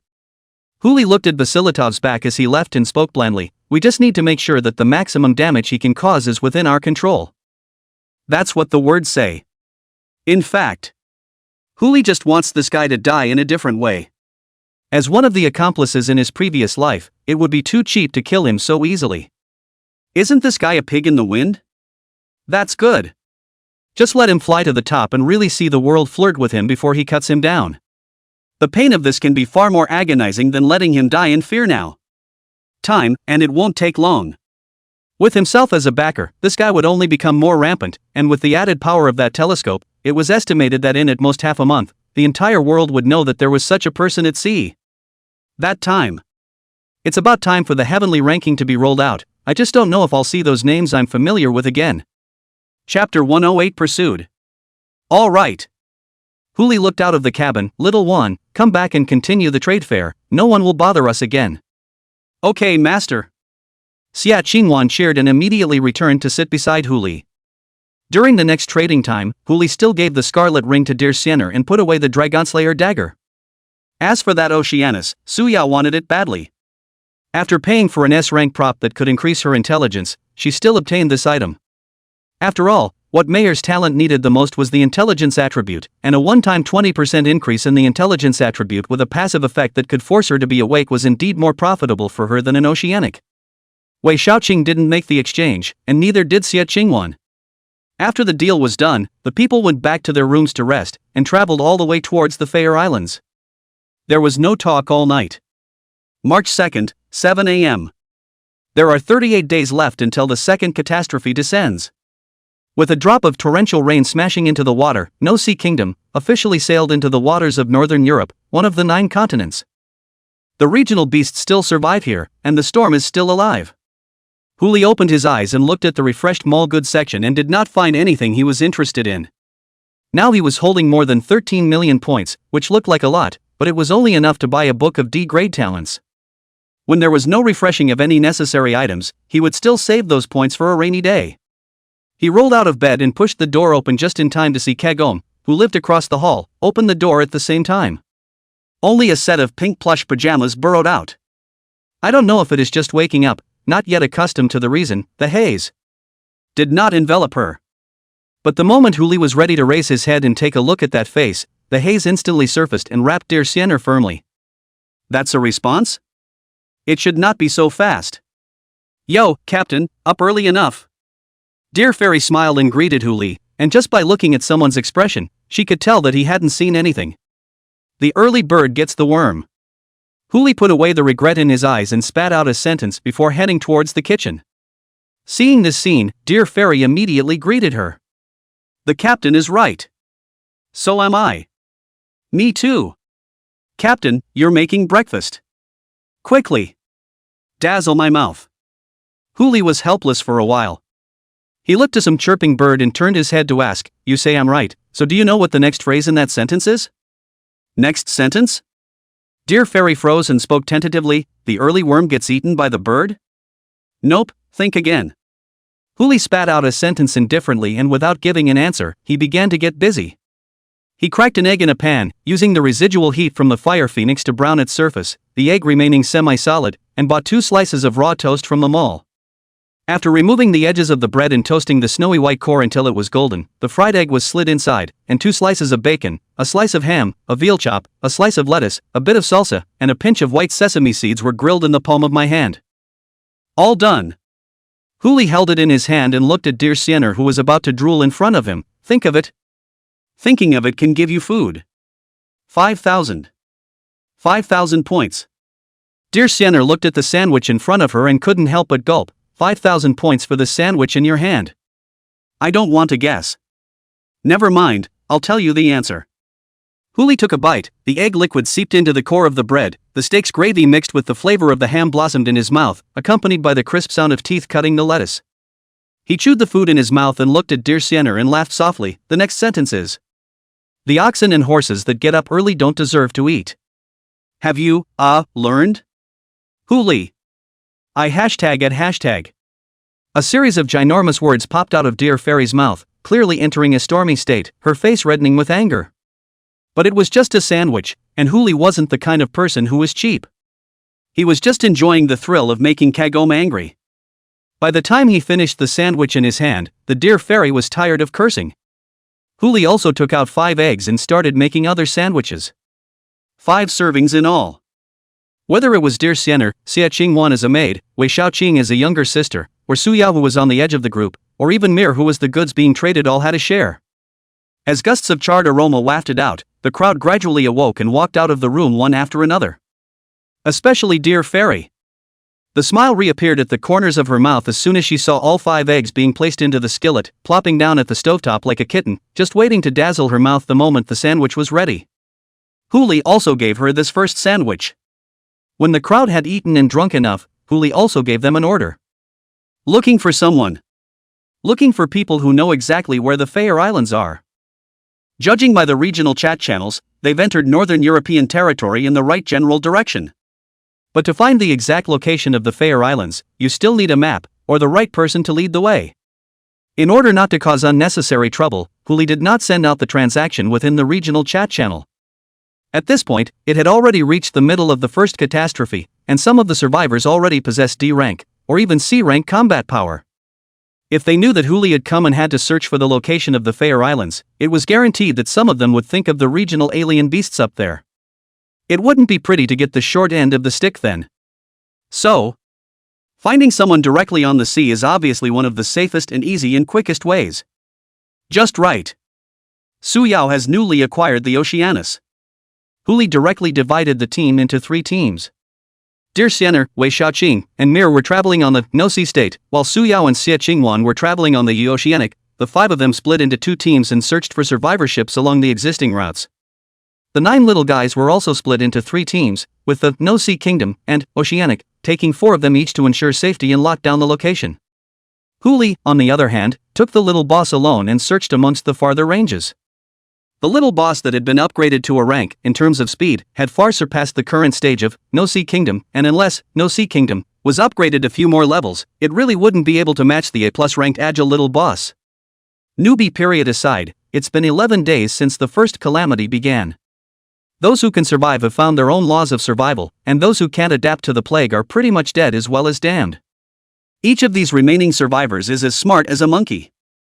If the strength displayed was too strong, anyone would be too skeptical to show up. If you want to find someone, you have to do it in a more low-key way. For example, Hunted. Chapter 109, Get the hell out of my way. 3 more requests for votes. Help. Huli took the form of a waterman and fled towards the front like a madman, followed by a C-rank sailfish that kept chasing after him. Just a little deeper underwater, it was the little boss following closely behind the C-class sailfish, driving it forward in pursuit. A man and a beast weaved between the high-rise buildings, making quite a commotion, and people in a 100-meter radius could even hear Huli's wailing. Okay. Huli went ahead and put the S-rank prop 1000 faces on his face and disguised himself as someone he had met earlier in the Chuhongyu shelter. Even if it was photographed and posted in the chat channel by some good people, it wasn't their own face that was lost. Just a shame. Huli had been chased like this for almost 10 minutes, and still hadn't encountered even one survivor to lend a hand. It's a big city. Even if the Nordic realm was sparsely populated, it wasn't as if there weren't even any survivors to lend a helping hand. Forget it, it's not a good idea to howl like that. It's better to bait them a little and see if any fish take the bait. Huli slowed down slightly and waited until that C-class sailfish caught up, lifted his leg and said angrily through gritted teeth, "I'll fight you." He purposely controlled the force, not so much as to kill the guy, but to cause him to be injured while maintaining a minimum of mobility. Simply put, crippled, only a trace of blood skin left. At this stage, no survivor could maintain their sanity in front of such a silk-blooded C-class alien beast. The experience value brought by a C-class beast might not be much, but as long as it reached C-class or above, the beast would more or less burst out some materials or props, and these materials or props used to sell. It was a considerable amount of income. No one turns down a piece of pie from the sky. Especially those who are starving in the plague. Sure enough, as that C-class sailfish moved slower and slower, someone finally moved. "Hey! That kid over there. If you want me to save you, you'll lure this fish over here. Hurry!" The sound was coming from one of the floors down the street. Huli accurately captured the location where the sound came from, but instead of looking directly over, he looked around a bit, disguised as looking for a lifesaver. "Here! Quick! Right here in this building! Hurry up! I can't help you if you dawdle any longer." The voice sounded again. Only then did Huli look in the direction the voice came from. Only to see a man in a suit on a 20 or so story high building was pushing open a window and looking down on a man and a fish below. Right in the same building, there seemed to be figures scurrying around a few floors below. These people should have formed a small organization, and the man in the suit was the leader of it. Earlier when they were chased and shouted, they should have already paid attention to them, only that they still purposely hid themselves from the building because they didn't want to cause trouble. It's also a means of self-preservation. When certain people are in danger and cornered, it's hard to find someone who can help. If those people, however, refuse to help, in that case, the person in danger may well choose to die with them. Now it's different. When a new interest comes along, it's only natural that someone willing to take a risk will step forward. Good. Yes. Huli acted extremely flustered. However, looking at this guy's behavior, he should not be the only power in this vicinity, otherwise he wouldn't be in such a hurry. It just didn't matter who it was for Huli, he just needed someone to lead the way. Sure enough. Just as Huli swam towards the front with the C-class sailfish, an engine roar suddenly came from behind him. "There's a speedboat coming. Kid. Come this way. I'll save you." A bellowing female voice accompanied the roar of the engine. Huli turned his head to look behind him. Only a woman in D-rank armor was seen holding a spear with one foot on the edge of the speedboat, aiming at the sailfish, ready to throw it at a moment's notice. This armor looks slightly familiar. That's right. The land of Earth. Huli swept another glance and determined that the armor on this man was one of the several hundred sets that he had gleaned from the Earth Kingdom back then, and the spear in the woman's hand was likewise from the Earth Kingdom. I just didn't expect to see the big full set here. He originally wanted to go to that building, but when he saw that his old patron was there, he naturally chose the old patron. Huli made a turn and swam towards that old patron. The man in the suit upstairs was furious when he saw this. "Sophie! You're even trying to steal from me here, aren't you? How?" Seeing this, that old patron immediately looked upstairs. "Come down and fight me one-on-one if you're capable. Don't just scream upstairs like a pussy." "Oh, I forgot, pussies scream better than you. Ha ha ha ha ha." There was a cheerful laugh from the speedboat. In addition to this regular customer, there was a driver in the speedboat as well as an empty seat. It looked like it was reserved for Huli, but whether it was or not, it was impossible to say. Buzz. The next instant. The moment that Huli entered the attack range with the sailfish behind him, the spear in the woman's hand flew over. She should have some sort of throwing type talent, and the spear accurately penetrated the head of the C-rank sailfish, haloing a stream of scarlet. It didn't take long for the sailfish carcass to rise to the surface from buoyancy, waiting for the hunter to arrive. In order to penetrate the head of a C-rank sailfish with a D-rank spear, even if it was a severely injured C-rank sailfish, the thrower's strength attribute had to be at least at the D+, or even C level. Not many people can do that at this stage. The speedboat came and stopped in front of Huli. The woman remained in the same position as earlier, the only difference was that she propped her hands on her legs and looked at Huli like a street hooligan. "Hey! That yellow-skinned kid, you bring up the corpse of that fish, and I'll count you in for dinner later." "Great! Great!" Huli remained in the scene. He turned and was ready to haul in the sailfish carcass, but the next instant. Click! With a crisp. The man in the suit directly leapt down from the top of the 20-story building, transforming into a road of ice mist blooming on the water. The blue-cold ice solidified the sailfish corpse. The man in the suit stepped over the body of the sailfish, lifted his hand to hold the spear, and looked at the woman in front of him with a smile on his lips. "Sophie, thank you for the gift you brought. I won't keep you for dinner, so get lost." Roll? Sophie sneered and looked at the man in the suit in front of her. "I really hope you're going to be able to say that with a smile on your face later." The words fell. A buzzing sound rang out around them.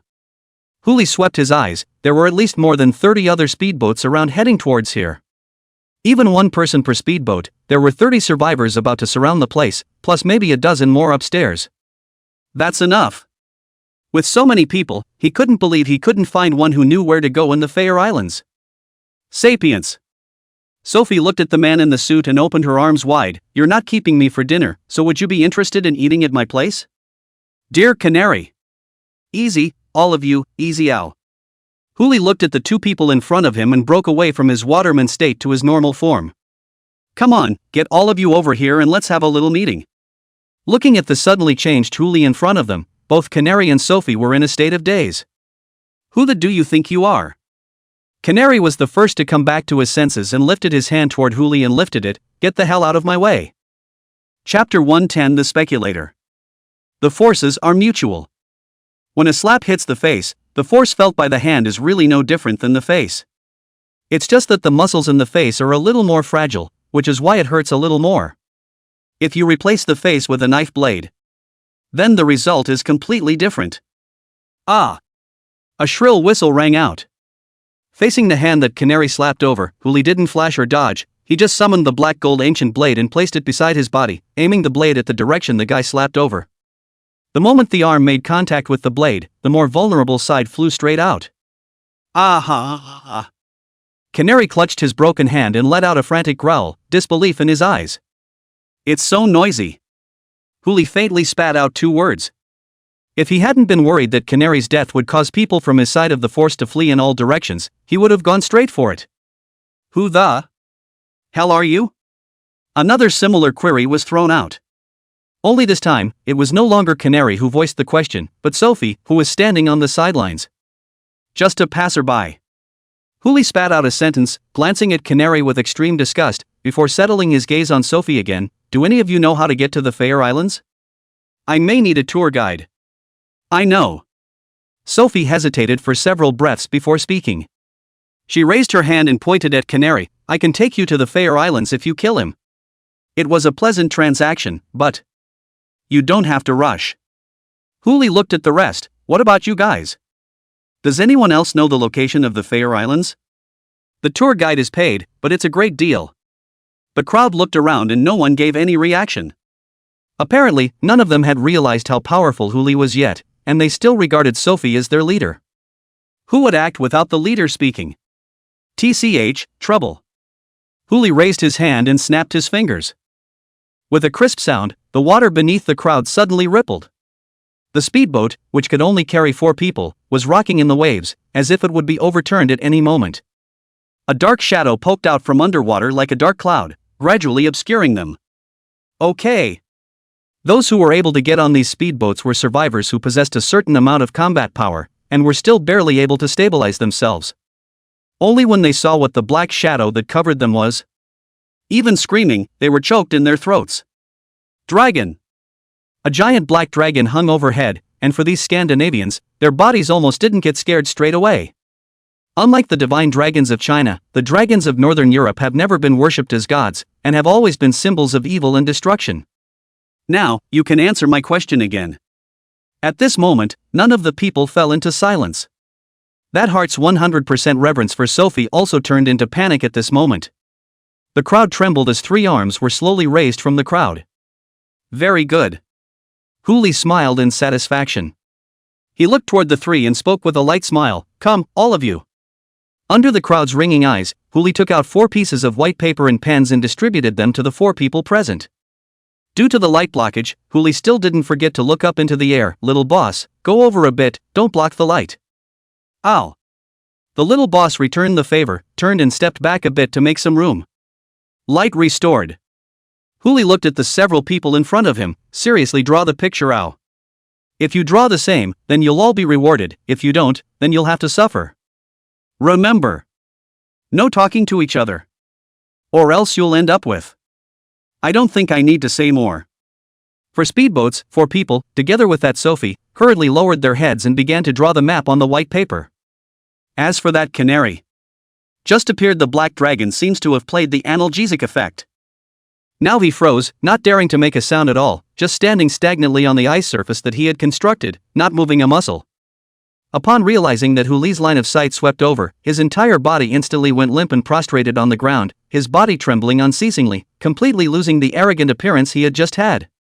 "Yo, it's the end of the year and you just realized to pay your respects?" Huli spat out a sentence with a light smile and raised his foot to land on his shoulder, stepping on it lightly. Canary's entire body was smashed into the ice, struggling to surface like a falling dog, but not even daring to hide. Huli saw this and smiled. "Want a chance to live?" "Want. I want to," Canary exclaimed. His eyes were filled with a thirst for life. "Get everyone under your command to come here." "This." Canary was hesitant for a moment. "Can I ask what it's for?" "Meh." Huli let out a sneer and bowed down to look down at the guy in front of him. "What do you think?" "Pout." Canary gulped and nodded in a hurry. "I understand. Sir, please wait a moment." As the words fell, the waters beneath him once again condensed into ice. Instead, he turned into a mist of ice and quickly rushed towards the tall building, as if he was looking for someone. Huli, on the other hand, stood still, his afterglow looking at Sophie, who was drawing beside him. "With your knowledge of him, will he obediently bring someone over?" "No way." Sophie, still looking down at her improvised map, spat out without lifting her head. "He'll just try to escape in any way he can, there's no way he'll come back." "Then why don't we make a bet?" Huli laughed softly and looked at Sophie. "Do you believe me when I say he'll be back?" Sophie hesitated for several breaths, completely disbelieving what Huli said. This guy was kind of her old rival, and right now, as soon as she mapped out the charts, this guy would help her kill him. He was never going to risk turning around and coming back. But she also didn't know where this mysterious strongman got his confidence from to actually propose such a bet. But it was impossible for her to refuse such a favor that was delivered to her door. "What's the bet?" Sophie pondered for a few moments before inquiring. "Just bet on these guys around you." Huli laughed softly and spoke. "If I win, I will take one thing from each of these people around you, and if I lose, you can make a condition you want." "What are you taking away?" Sophie was still a little nervous. "Don't worry, it won't be their lives." "Okay, I'll bet." Sophie stopped the paintbrush in her hand and looked up at Huli. "But our previous deal is still valid. It's talking about the map for Canary's life." "Sure." Huli spat out 2 words blandly, his gaze falling on a corner of the building in the distance, a smile hanging at the corner of his mouth. He had seen too many people like Canary in his previous life. Such speculators will not let go of any opportunity to make themselves powerful, even if it means gambling with your life. Chapter 111, You've been given a chance and you're not using it. 10 minutes later. Sophie and the others had just finished drawing the improvised map when Canary came towards the side with everyone under his command. Because of the limited ice-making ability of the Canary, it resulted in some other members even swimming over. "Look." Huli laughed softly and looked at Sophie. "There are times when what interferes with one's judgment is usually common sense in one's perception." Sophie didn't answer, but just looked at Canary in front of her with an ugly face. She doesn't understand. Couldn't understand why the guy would even turn around and come back. But after the first words out of the guy's mouth, she seemed to understand. "Sir." Canary looked at Huli, the resentment of having his arm chopped off earlier completely absent from his eyes, only an indescribable excitement. Some of us also know the location of the Fair Islands. I hope you will give us a chance to show it as well. Yeah. Huli responded with a smile, then took out a few more sets of paper and pen. Here, the conditions are still the same as earlier. Canary didn't say anything, just swept behind him. 5 people, as if they had long been prepared, directly from behind him out, from Huli hands to receive a pen and paper, no more, no less, just 5 copies. After receiving the paper and pen, the 5 people immediately split into 5 directions, came to different positions with their backs to each other, and started drawing. The corners of Canary's mouth couldn't stop rising as he watched such a wonderful start. This mysterious strongman's trading condition with Sophie was mapping, and that would also mean that this strongman didn't actually know the exact location of the Fair Islands. Now Sophie's side of the map is drawn by 4 people, as long as he can get 5 people mapping and plotting the location of a fictional Fair Islands and insisting that this is the correct one. Then, regardless of whether the map drawn on Sophie's side was true or not, it could make this mysterious powerhouse suspicious. As long as there's doubt, that's enough. At that time, one could present proof, and the big deal was that the 5 mapping people would follow this mysterious strongman towards the fictional location of the archipelago, and then find a chance to escape halfway through the journey. If he couldn't escape, then forget it, he had only lost 5 pawns, but he had gotten rid of a big problem. Big deal, he himself followed those 5 people to lead the way for this mysterious strong man, whatever he wanted to do as long as he was willing to trust them. Sophie, I can die, but you must be buried with me. Sophie was still frowning at the moment, looking at Canary's smile in front of her, still unsure of what was going to happen. Huli, on the other hand, glanced at the congregation that was drawing and did not interfere with them, but instead looked behind Canary. Are all the people here? All together. Canary responded immediately. That'll do. Huli nodded and raised his eyes to sweep over the crowd in front of him, a flash of black and gold blooming in his pupils. Eye of True Vision Deprivation Edition, open. A total of 35 prompts popped up one after another. 20 of the tips were attribute increases, 10 tips were from a variety of props, and 4 tips were different amounts of points. An ant's leg is me too. Attributes. How did my attributes drop? As a cry of alarm rang out. Someone has already found out what the problem is through the panel. Now that it was no longer the novice period, everyone could see their own panels, and this inexplicable reduction in attributes was naturally a big deal. My props are gone too. And my points.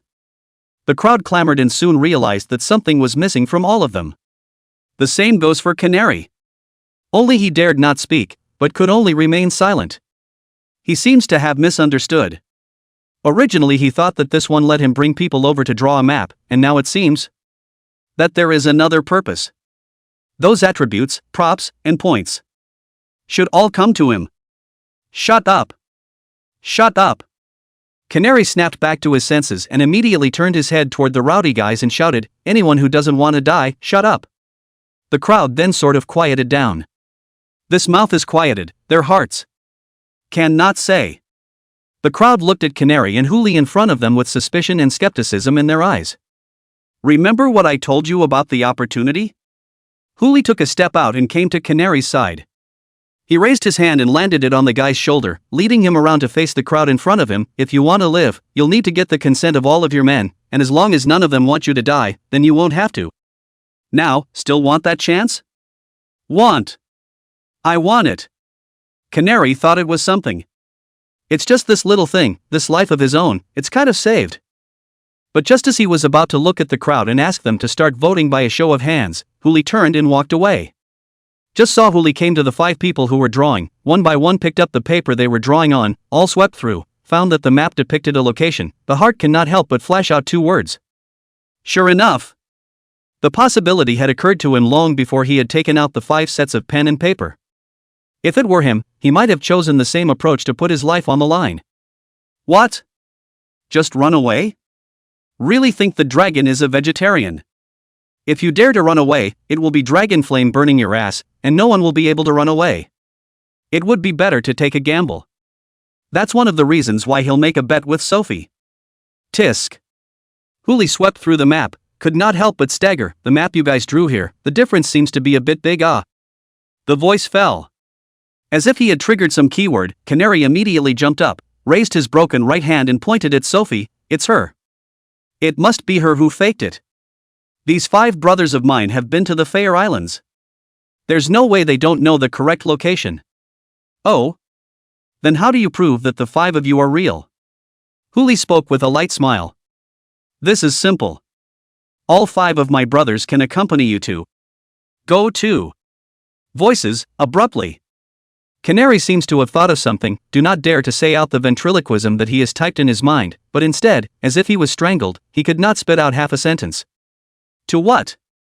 Tell me instead. In the face of Huli's pressing questions, Canary still only spoke with a hard head. They can accompany you to the Fair Islands and act as a tour guide for you. Oh. That's right.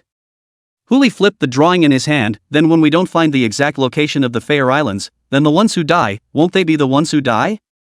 A word to the wise. Those 5 people involved in the drawing snapped out of it. They were too panicked earlier, and with the black dragon riding their faces, they couldn't think too much. They could only follow Canary's arrangement. But now that he heard Huli say this, he obviously understood what the truth was. This Canary is trying to push them to be scapegoats. Those 5 people came back to their senses and immediately looked at that Canary. Canary! You! Sir! Sir! I don't know where the real Fair Islands are. It was all him. He's the one who ordered us to do this. Yes, sir, and please kill him. He's the one responsible for everything. 5 people were talking up a storm, and Huli was really lazy to listen. He just waved his hand, looking a little impatient. All right, you can vote, and those who decide to kill Canary, raise your hands. Regardless of what the others thought, those 5 men immediately raised their right hands high.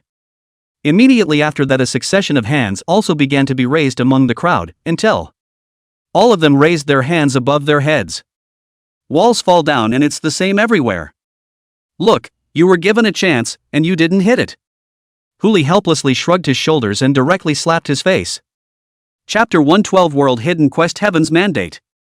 That Canary raised his hand to block, but with the double boost of a plus great agility and a plus great strength, there was no way he could block this slap. Again, a slap in the face. Canary fanned over and broke an arm. But Huli fanned over, and someone's head flew far away like a kite with broken strings. Done. Huli looked at the others. Congratulations.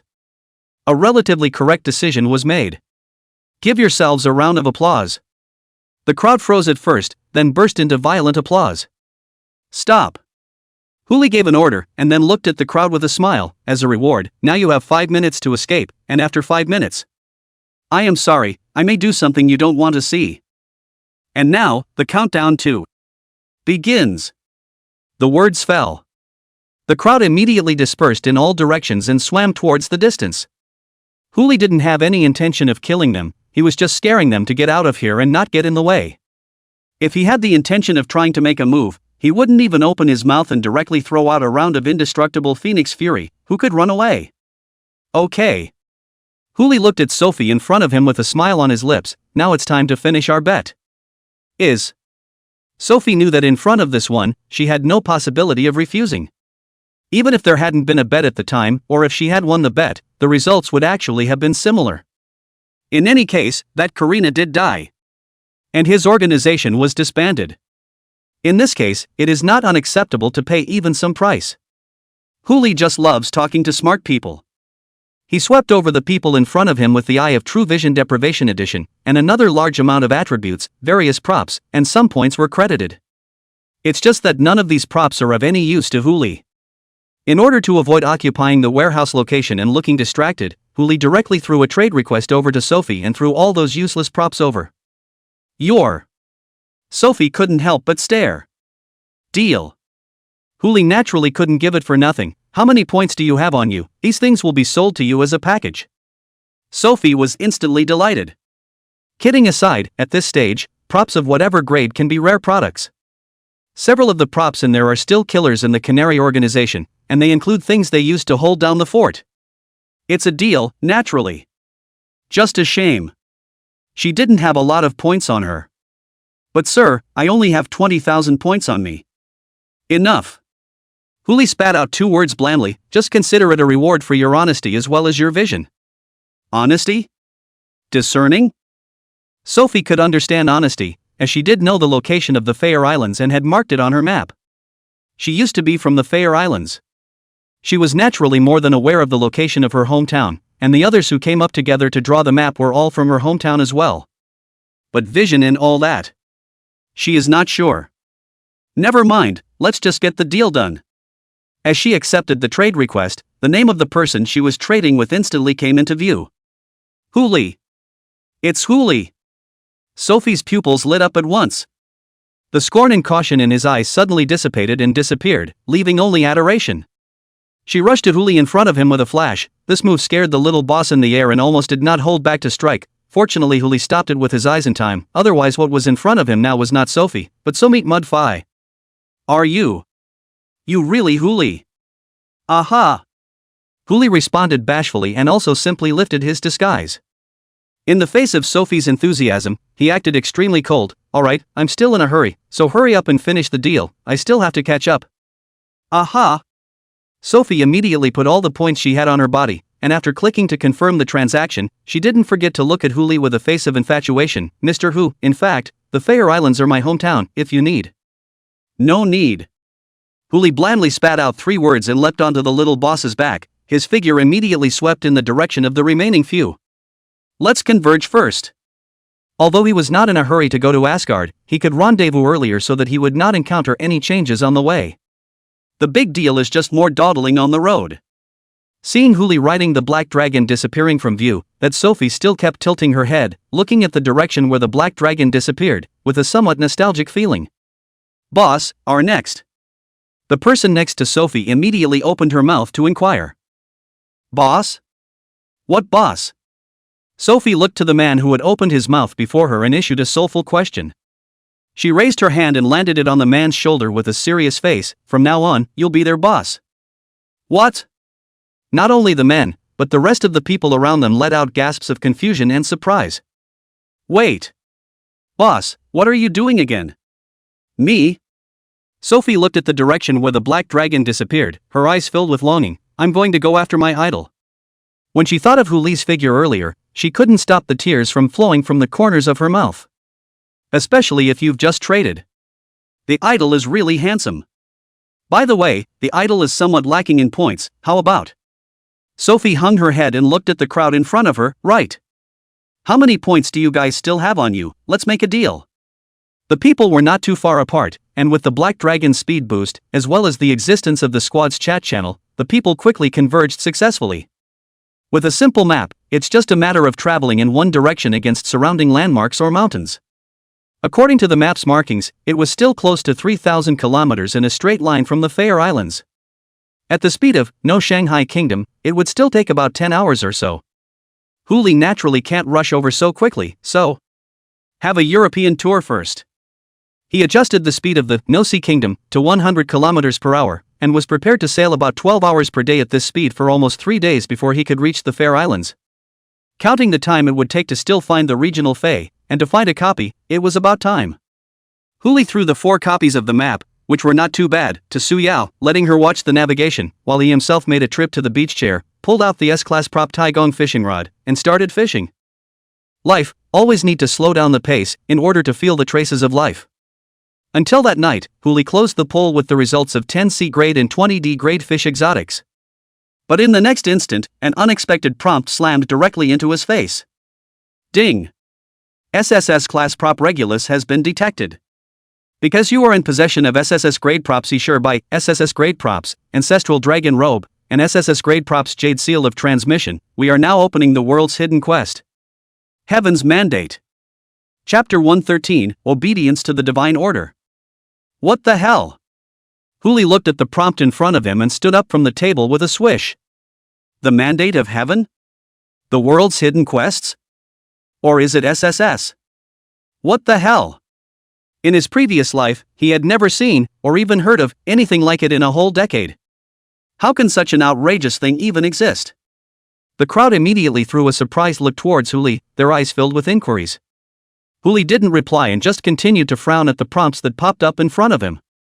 SSS level World Hidden Quest, Heaven's Destiny. Mission I, to be obedient to the Divine Order.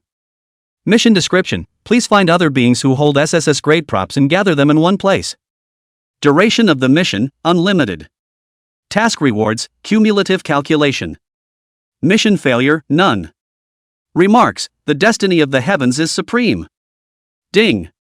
Detected survivor who leaving to start SSS level world hidden mission, opening special panel destiny map. Remarks, the map of destiny will show the approximate location of all destiny props, and will be refreshed every 24 hours, please pay attention to check. It's done. Huli looked at the description of the mission in front of him and his heart first went cold. There were a total of 5 SSS ranked props, and apart from the 3 of them that he possessed, the remaining 2 were scattered in different parts of the world. It was hard as hell to find 2 SSS ranked props in this huge range. But once he saw the map of destiny in the back, it was a completely different story. A smirk rose to the corners of his mouth. But as Huli opened the map and saw the markings inside, his entire body went numb. 5 points of light. 3 of these dots of light were clustered together in the middle of the map, symbolizing his position. The 2 remaining points of light were clustered together, to the southeast, at a distance of roughly 5,000 kilometers. That is to say, the holders of these 2 items are in the same location, or the same person who acquired these 2 SSS ranked props. If it's the former, that's fine, ergo it could just be a coincidental encounter. But if it's the latter, this person could obtain 2 SSS grade props in a short period of time, both of which were also from the Heaven's Destiny series. Either he was super strong, had unbelievable luck, entered some copier somewhere, and happened to obtain these 2 items. Either. Or he himself knows what these 2 SSS grade props mean and understands what these 2 props can unlock. It was like Huli who was trying to kill the regional Fey beast and get the first kill reward. Either way, it's tricky enough. What's wrong? Dear Sienna waited for a long time and saw Huli's face keep changing, but she still couldn't help but open her mouth to inquire, can it be that there's someone who sent you a trade request for an SSS ranked talent? Other than this possibility, dear Fairy really couldn't think of any other possibility that would cause this one's face to change so much. It's okay. That prompt to trigger the quest was received by Huli alone. He returned, shaking his head slowly, maybe. We'll have to change our plans. Originally, he had planned to take about 3 days to reach the Fair Islands, but now that this had happened, he was afraid that he would have to make some changes before he could do so. First of all, he and that other guy with the SSS rank prop were bound to meet. The only difference is whether the run-in is long or short. And who found each other first after meeting? He has the eye of true vision. Beside him there is also a Wei Xiaoqing who has profession, pupil artist, plus, looking at Qi, on the means of snooping, Huli does not think that the other side will be more comprehensive than their side. This is a good one to operate. The map of destiny was refreshed every 24 hours, and when one saw the other's position, the other also saw his. If this person's strength was superb, he would inevitably come over in a short period of time, and if he was not strong enough, he would naturally quickly find a place where he thought he was safe to hide. The best way to do this now is, etc. In place, wait 24 hours. After 24 hours, watch the landmarks on the other side change. If they approached towards them, it meant that the other party possessed enough confidence to not be afraid even in the face of them having 3 SSS class props at the same time. This could also prove sideways that that guy should have known that putting together 5 SSS ranked props from the Heaven's Destiny series could trigger the world's hidden quest. By then Huli can start running. It's not too late to sail to Asgard as fast as you can. If after 24 hours, the other party started to dodge, hide, or didn't move much, then Huli would be relieved. He could also continue with his plans to delay exploring Asgard, and could even go ahead and pick up those other 2 items before it was too late to go to Asgard. Stop the boat. Huli spat out 2 words. He didn't say much else about the reason, he just got up and headed towards the room, rest here for a day, and then set out tomorrow. I'll announce the exact changes to the program tomorrow, so in the meantime you guys just take a break. Even if it's the end of the world, we still have to enjoy life. There was no objection from the crowd, but their eyes were always full of doubt. But they had to watch Huli walk toward his own room, with no intention of telling the crowd what had happened. Only Xia Qingwan. She hesitated for several breaths and hurried to follow. Huli had only just closed herself into her room when she raised her hand to knock on the door. Master, can I come in? Of course, the door was unlocked. Xia Qingwan pushed the door in, and when she saw Huli, what caught her eyes was his familiar smile. What's wrong? Huli opened his mouth in doubt, sitting at the desk with those 4 maps in front of him. Just in case the worst came to the worst, he wanted to find a route that was less obvious in its purpose. In case this guy was a reborn like himself, then he should also know the general location of where the regional alien beasts were, and he couldn't act so obviously. I want to help you. Xia Qingwan stood in front of Huli and spoke in a low voice. Help me? Huli froze. Right. Xia Qingwan said, and her brows couldn't help but furrow into a frown. You must have come across something but felt tricky, that's why you didn't tell us and didn't want us to get involved. You can't trust anyone else, but you can always trust me. Even if some complicated things I can't do, some small things, I can still do. I'm just trying to help you, master, with your worries. Huli didn't say much, he was just scrutinizing the Xia Qingwan in front of him. Because of all the things he did in his previous life, he would not trust anyone lightly, not to mention the Xia Qingwan in front of him. Even if it was the Xia Qingwan who had been contracted, he would not fully trust her. But it's really not a bad idea to make small attempts within your acceptable limits. Huli made a decision and looked at Xia Qingwan in front of him. I do need someone to do something, but you have to keep it a secret and not tell anyone. Aha!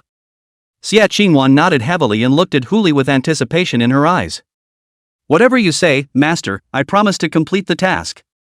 Without saying a word, Huli pulled out as many of those 3 SSS grade props as he could and placed them on the table. Starting today, and until this time tomorrow, these 3 items will be in your custody, as well as the command of No Shanghai Kingdom. Chapter 114, Excuse me, is anyone there? Ha! Xia Qingwan couldn't help but stare. She looked at the 3 items in front of her, and even if she didn't know the exact panel information, she knew that they weren't extraordinary. It was at least an S rank, and might even be an SSS rank prop obtained by its own owner. These things, she had never seen her master take them out before, and now they were all handed over to her for safekeeping? Master, are you serious? Xia Qingwan was a bit incredulous, her eyes immediately pulling away from those 3 items and looking at Huli. What about you? And where are you planning to go? You don't need to know that, just do what I tell you. Huli spat out a light laugh. He found a wooden crate and put the 3 items in it, stacked another layer of boards on top, then placed the sealed Loki sigil on top of it and closed the crate. You must remember, no matter what happens since I left, just pretend you didn't know these items were on the ship. But don't let anyone near here either. No one else needs to know I'm gone except you, and the rest is up to you. Yes, master. Xia Qingwan also understood that as long as Huli decided on something, most likely it would not change. Okay, that's it for now. Huli said, and with a flash, he transformed into a water elemental and leapt into the water from the balcony and disappeared. Only one side of the wooden box was left quiet in the middle of the room. Xia Qingwan looked at the wooden box in the room and stood still for a moment before turning to leave. Didn't even touch the box. As for Huli, he didn't go far. Just using the passive effect of the talent, Yellow Springs, he took on the form of a water elemental and kept following the vicinity of the No Shanghai Kingdom, land. It was a backhanded move on his part. Because the ownership of the SSS grade props had not been transferred, Huli was still able to see the opponent's location through the Divine Destiny map, but the opponent's refreshed location would obviously not be Huli's location, but the location where those 3 SSS grade props existed. Of course, the location refreshes after 24 hours. If the other party was strong enough to be able to come to this neighborhood in a short period of time, to the extent of 24 hours, then he could also make a cut between the location of the SSS class props and his own location through this. For example, at the next refresh of the location, he keeps his person and the SSS ranked prop in 2 different places, just to make sure that one of them is exposed to the other. Or these 3 SSS ranked props, or him, then the opponent could be lured into a misunderstanding. SSS rated props do not equal ho-yu-yu-yu-yu-yu-yu. There will be plenty of room to maneuver when the time comes. Of course, it's just an afterthought and doesn't always work. At this stage, Huli didn't think that anyone could possess the ability to cross more than 5,000 kilometers in 24 hours. Time, minute by minute, passes. Huli just floated underwater, away from the No Sea Kingdom, while at the same time making sure that the No Sea Kingdom was always in his field of vision to avoid some accidents. Until 10 hours later. March 3rd, midnight. A bright stream of light suddenly exploded above the sea. It was like a star breaking up, blossoming in front of everyone's eyes, and when the stream of light fell silent, only a purple dress could be vaguely seen floating in mid-air. What kind of tactic is this? Huli remained submerged underwater, looking at the silhouette above the sea in the distance, his pupils filled with surprise. Before that, he had been paying attention to his surroundings. There was no sign of the man, either in the air or in the water. It was as if she had turned on teleportation, and she appeared in this air with a swish. In his previous life, for a whole decade, he had never heard of anyone who possessed a talent or skill similar to this, and even props couldn't possibly exist with this kind of terrifying effect. Not to mention, looking at her, it was as if she was searching for something, most likely the owner of those 2 SSS-ranked props. This also meant that she had likely traveled a full 5,000 kilometers to get here. Thinking of this, Huli didn't even dare to use the Eye of True Vision on it for fear of being discovered by the other party in general.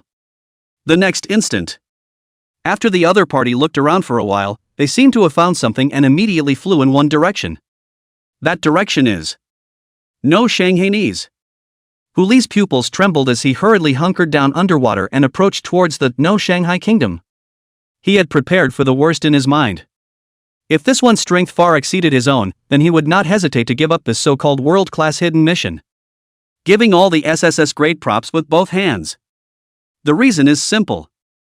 At this stage of the calamity, he would already be considered a bug-level existence, and there is only one possibility for a survivor who can be stronger than him. This group of people, most likely, knew what was about to happen to the world before the tribulation. For example, a born-again person like him. Another example is the surrogates chosen in advance by certain gods. The former was highly unlikely, and if there was truly a reborn person like him, he would inevitably go to great lengths to snatch this chance in the early stages of the calamity descent. But Huli didn't feel any competitors existed in the process.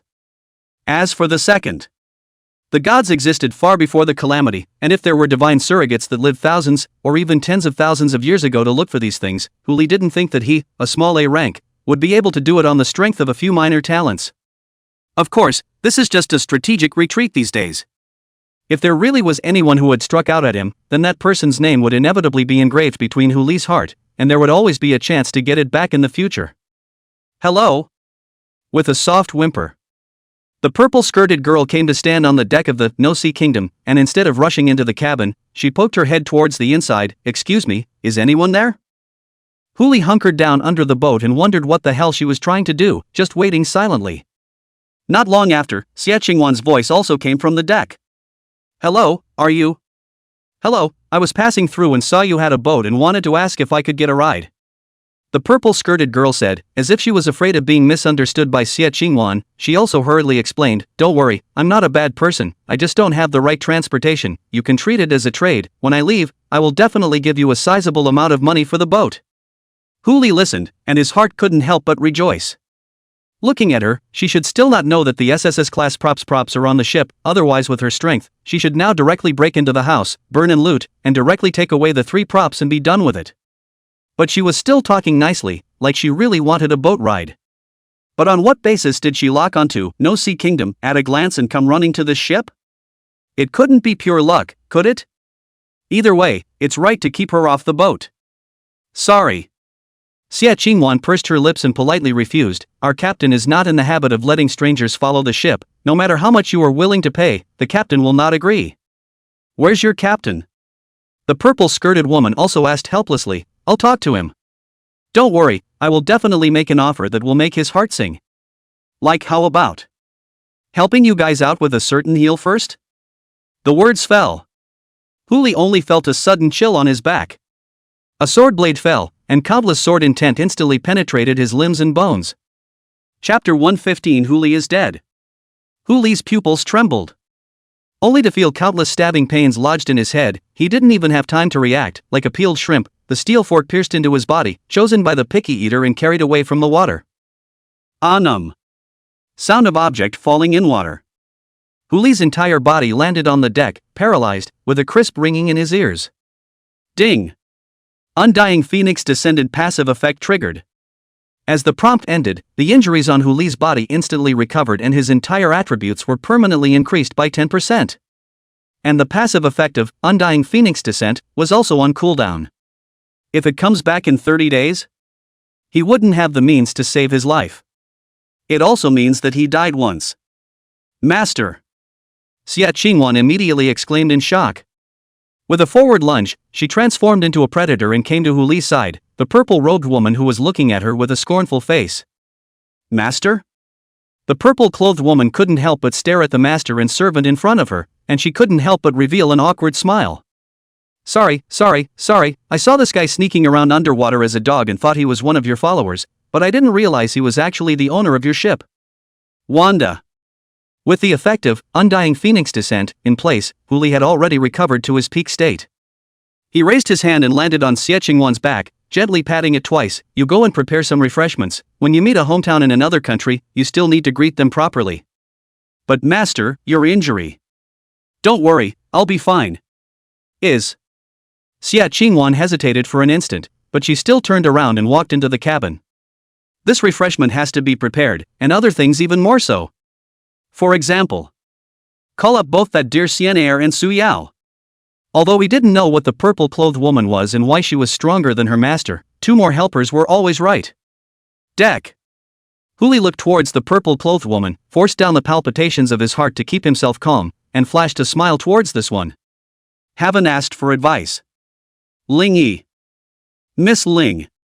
Huli let out a light laugh, as if it wasn't the person in front of him who had just worn himself into a hedgehog. Listening to what you just said, it seems like you want to dilly-dally with the boat.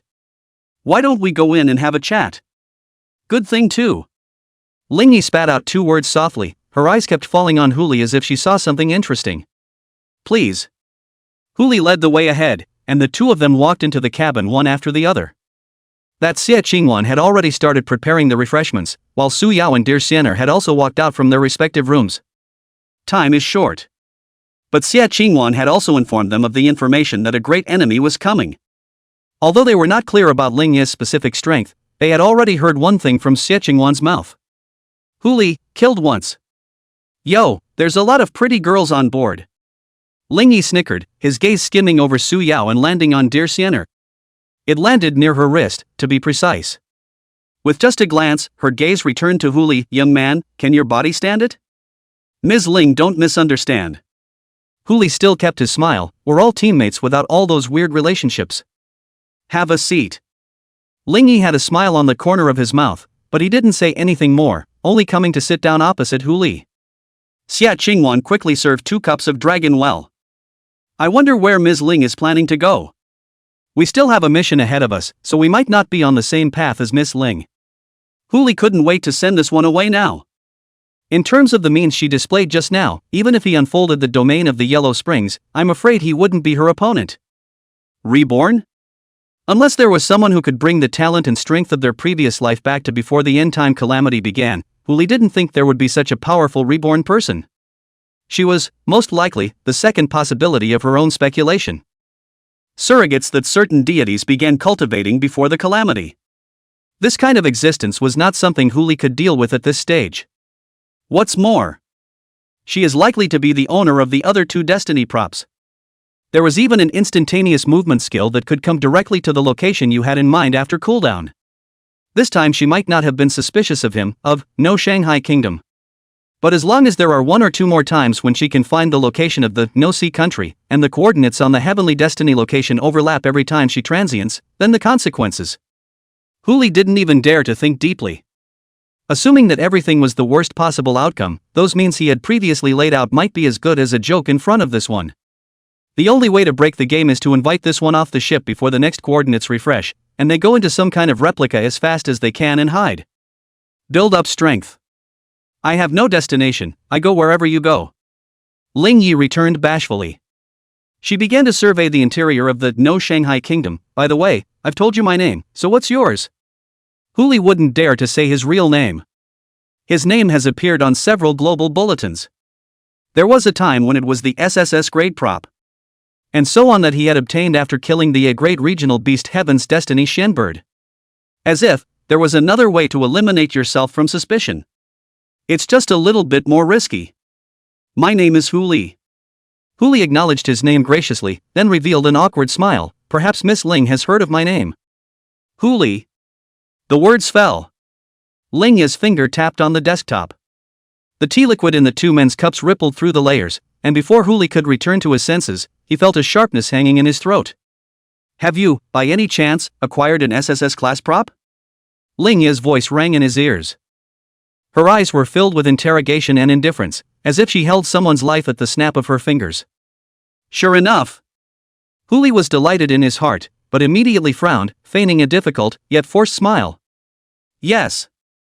But with your means, Ms. Ling, you shouldn't be able to take it by force, right? Cut the crap. Ling Yi's voice blandly sounded, something, take it out. Good. Huli displayed a forced and resigned expression. He looked up at dear Siener with a sour tone. Siener, it's me who's useless, take out that item. Isn't it an SSS grade prop? In addition to those 3 Heavenly Destiny props, although he didn't have a 4th one on him, dear Siener still had one on her. SSS grade props 9 spirits. Something previously rewarded by Manhwa herself. This is something that has not been on the globe. When dear Fairy heard these words, she first froze, then immediately reacted. This guy, trying to punk people. Ali. Dear Siener was also immediately into the scene, showing a struggle and hesitation. That was the token of love you sent me, our agreement. The onlookers couldn't understand what dear Siener meant, but Huli did. The guy owed himself an unconditional favor earlier, and this time he wanted to bring it to bear. An agreement is an agreement. But now. Ugh. You'd better take it out first. Huli sighed helplessly, sort of recognizing dear Fairy's request. Good. Dear Siener also stepped forward full of grief and anger, gripping the 9 spirits in her hand and slapping it on the table. She looked at Ling Yi in front of her and opened her mouth trembling. The stuff is for you. Just ask. Just ask you to let us live. Even if you want to kill. At most kill me is. Huli also got up immediately and stopped in front of dear Siener. I'm the only threat to you here, spare her and the others. Chapter 116. How did you get out? Ling Yi didn't say anything, she just frowned at the Jiuling in front of her. With her eyesight, she could naturally see the grade of this item. It was an SSS grade prop, yes. But obviously, this is not the SSS grade prop she wants. Looking at Ling Yi's expression in front of him, Huli knew that he had guessed correctly. This guy is the other person who has 2 SSS grade Heavenly Fate props. And she did wonder about herself. But she also knew that those other 3 SSS ranked props were in the same person's possession.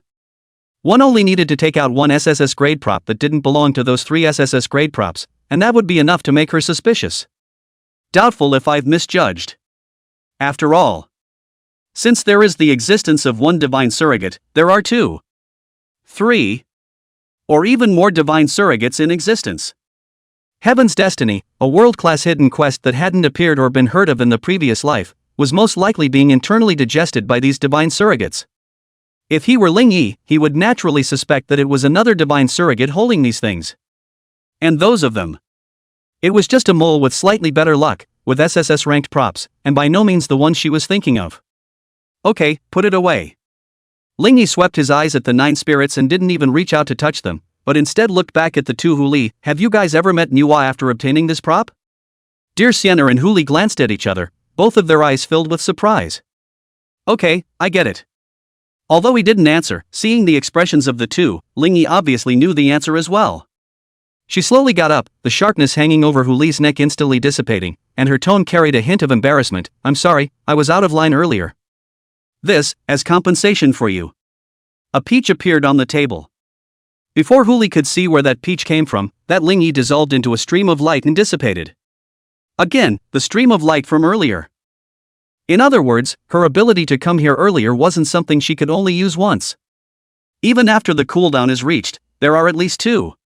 Or even 3 chances to use it. Then when the next coordinates were refreshed, she would most likely be on top of the No Shanghai Kingdom in an instant. Huli immediately sucked in a breath of cold air. Full speed ahead. Hurry! He couldn't get to the peaches on the table, he just ordered them immediately. No Shanghai Kingdom immediately traveled towards Asgard at the fastest speed possible, and at the current speed, it would take at least another 10 hours. Okay. The next refresh of the Heaven's Destiny map was in 20 hours. They had plenty of time to hide in the middle of Asgard. The scary thing was that Ling was waiting for him directly in the Fair Islands after sensing the location of the coordinates. Then even if he could dodge around, or even 2 refreshes, among the copies, he would still meet up with her sooner or later. Forget it, no matter what, let's go to Asgard first and raise our strength. Nice acting. Dear Fairy looked at Huli. Just now, I really almost thought that you were going to die with your body for me. You're not bad either. Huli spat out a sentence helplessly. Just now his heart was beating out of his throat. Okay. Luckily Lingyi had stopped in time, otherwise he would have had to fight her to the death. This peach looks delicious, eh? Dear Xiener picked up the peach on the table. It was only the size of a fist, but she didn't swallow it at first, but looked up at Huli. Obviously he was being asked for his opinion. Huli swept a glance at Peach, and the panel instantly came into view. Name, 300 Years of Peach. Category, Materials. Grade, S. Effect, Physical Strength plus 200, Strength plus 100, Intelligence plus 100 after consuming it, up to 3 pills. After 3 pills the effect will be lost if consumed again. Remarks, a spiritual fruit cultivated from the branch of the 3,000-year-old peach tree, blossoming once a century, bearing fruit once a century, ripening once a century, and a spiritual fruit of the heavens and the earth condensed in 300 years. Hiss. Huli couldn't help but suck in a breath of cold air. This peach alone was equivalent to 400 points of attribute value. And that Lingyi even threw it out casually? How's that? Dear Fairy looked at Huli, her eyes full of light. Can I eat it? Eat it, eat it. Huli waved his hand and didn't take the peach for himself. Just now, if it wasn't for dear Xiener's hand, he was afraid that he wouldn't be karma on the spot, so let's consider it as a payment to her. Anyway, Lingyi also gave the peaches to make amends for his sins because of the sight of the 9 spirits. Dear Fairy headed to the table, wiped the surface of the peach slightly, and immediately began to nibble on it. Huli, on the other hand, sat across from her, pondering the next plan. Judging from Lingyi's behavior just now, it seemed that she was still quite scornful of Manhwa, and it was unknown if she could use the 3 SSS-ranked props as a condition to exchange something from her. These 3 items were of little practical use to Huli anyway, and if they could be exchanged for a talent, or say a spirit fruit like the peach, it would obviously enhance him a bit more. As for that world-class hidden mission, I'm lucky to have it, but I'm not. As far as the current situation was concerned, Lingyi was clearly not in existence he could fight against, and stopping in time was the way to go. The only thing that is not secure is that I don't know if this one will choose to trade, or if he will kill and take the treasure. Huli raised his hand, pinched the bridge of his nose and frowned, constantly pondering the many possibilities of what would happen in his mind. Anyway, for the time being, it was better to keep those 3 SSS-ranked props around for now, and then take our time to observe them. 10 hours, in the blink of an eye. The crowd traveled from one rainstorm to another. According to the map, this place should be near the Fair Islands, only because of the continuous heavy rainfall and the fact that this place itself was coastal. The vast majority of the surrounding buildings had been submerged by seawater. Even some of the buildings that weren't flooded were destroyed in the fight between the survivors and the Fae. This resulted in No Sea Kingdom arriving near its destination and being unable to see any trace of the existence of the Fair Islands at all, only the ocean.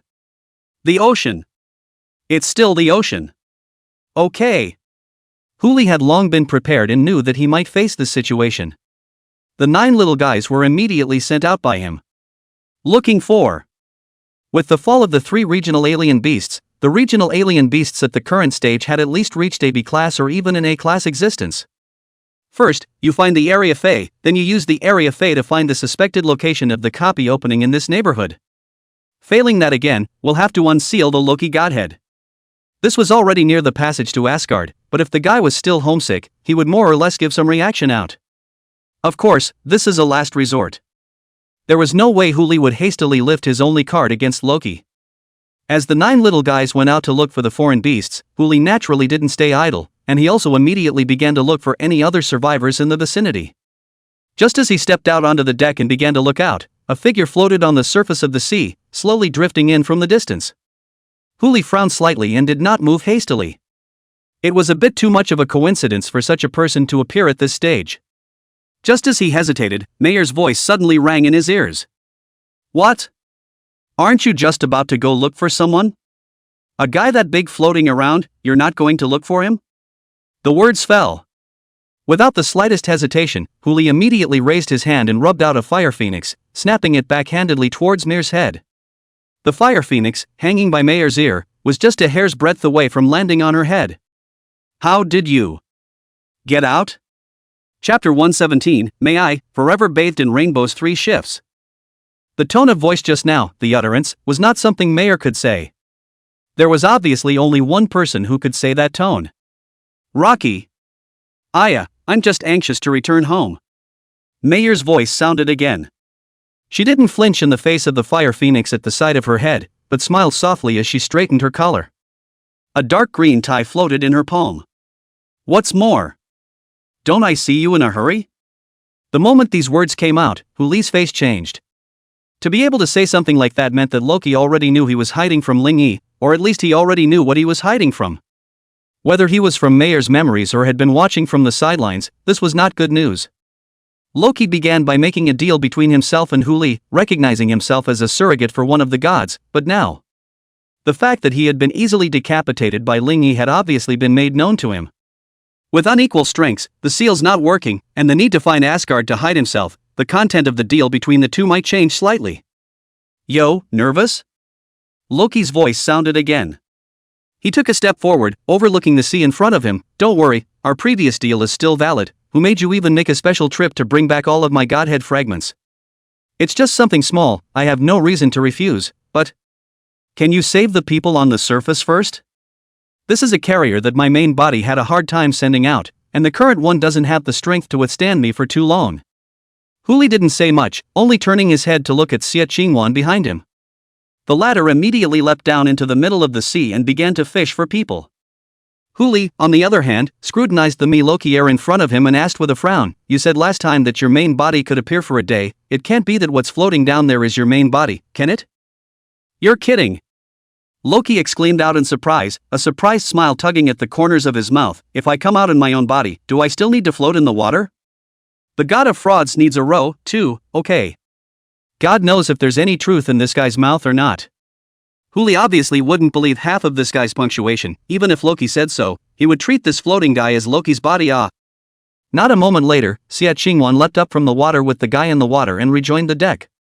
Talk about a deal. Huli scanned the guy and didn't find anything wrong. If this was really Loki Key, even if he swept over it with a glance, he wouldn't find anything wrong with it. Now that your godhood and your surrogate have been delivered to the door, what of what you promised me?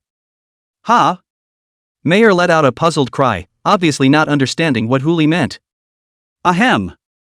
In the next instant, a soft cough came. The guy floating in the water got up slowly, a dark green tie already tied around his neck. He looked at Huli in front of him, an unhurried smile appearing at the corner of his mouth. Don't be in a hurry. Don't you still have to hide from that Chinese god surrogate? Why don't you enter the passage here first, and I'll take you to Asgard to hide for a while? With the relationship between the one behind you and our northern Europe, I think he shouldn't blame you. Aha! Huli froze when he heard Loki's description.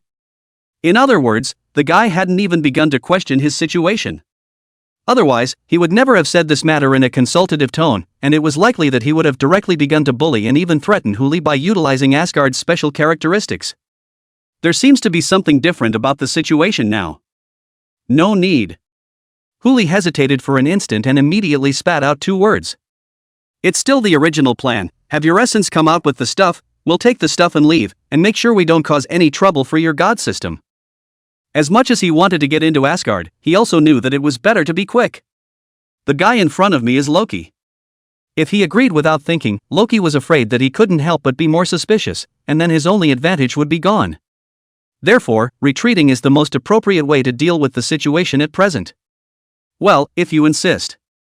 Loki spread his hands in indifference. It's just that it's still a bit of a distance from here to Asgard. I didn't think you'd be coming over so soon. That promise thing is probably just starting to make its way out of Asgard. We need to wait here for at least 3 days. In 3 days, we can open the deal. I can't wait.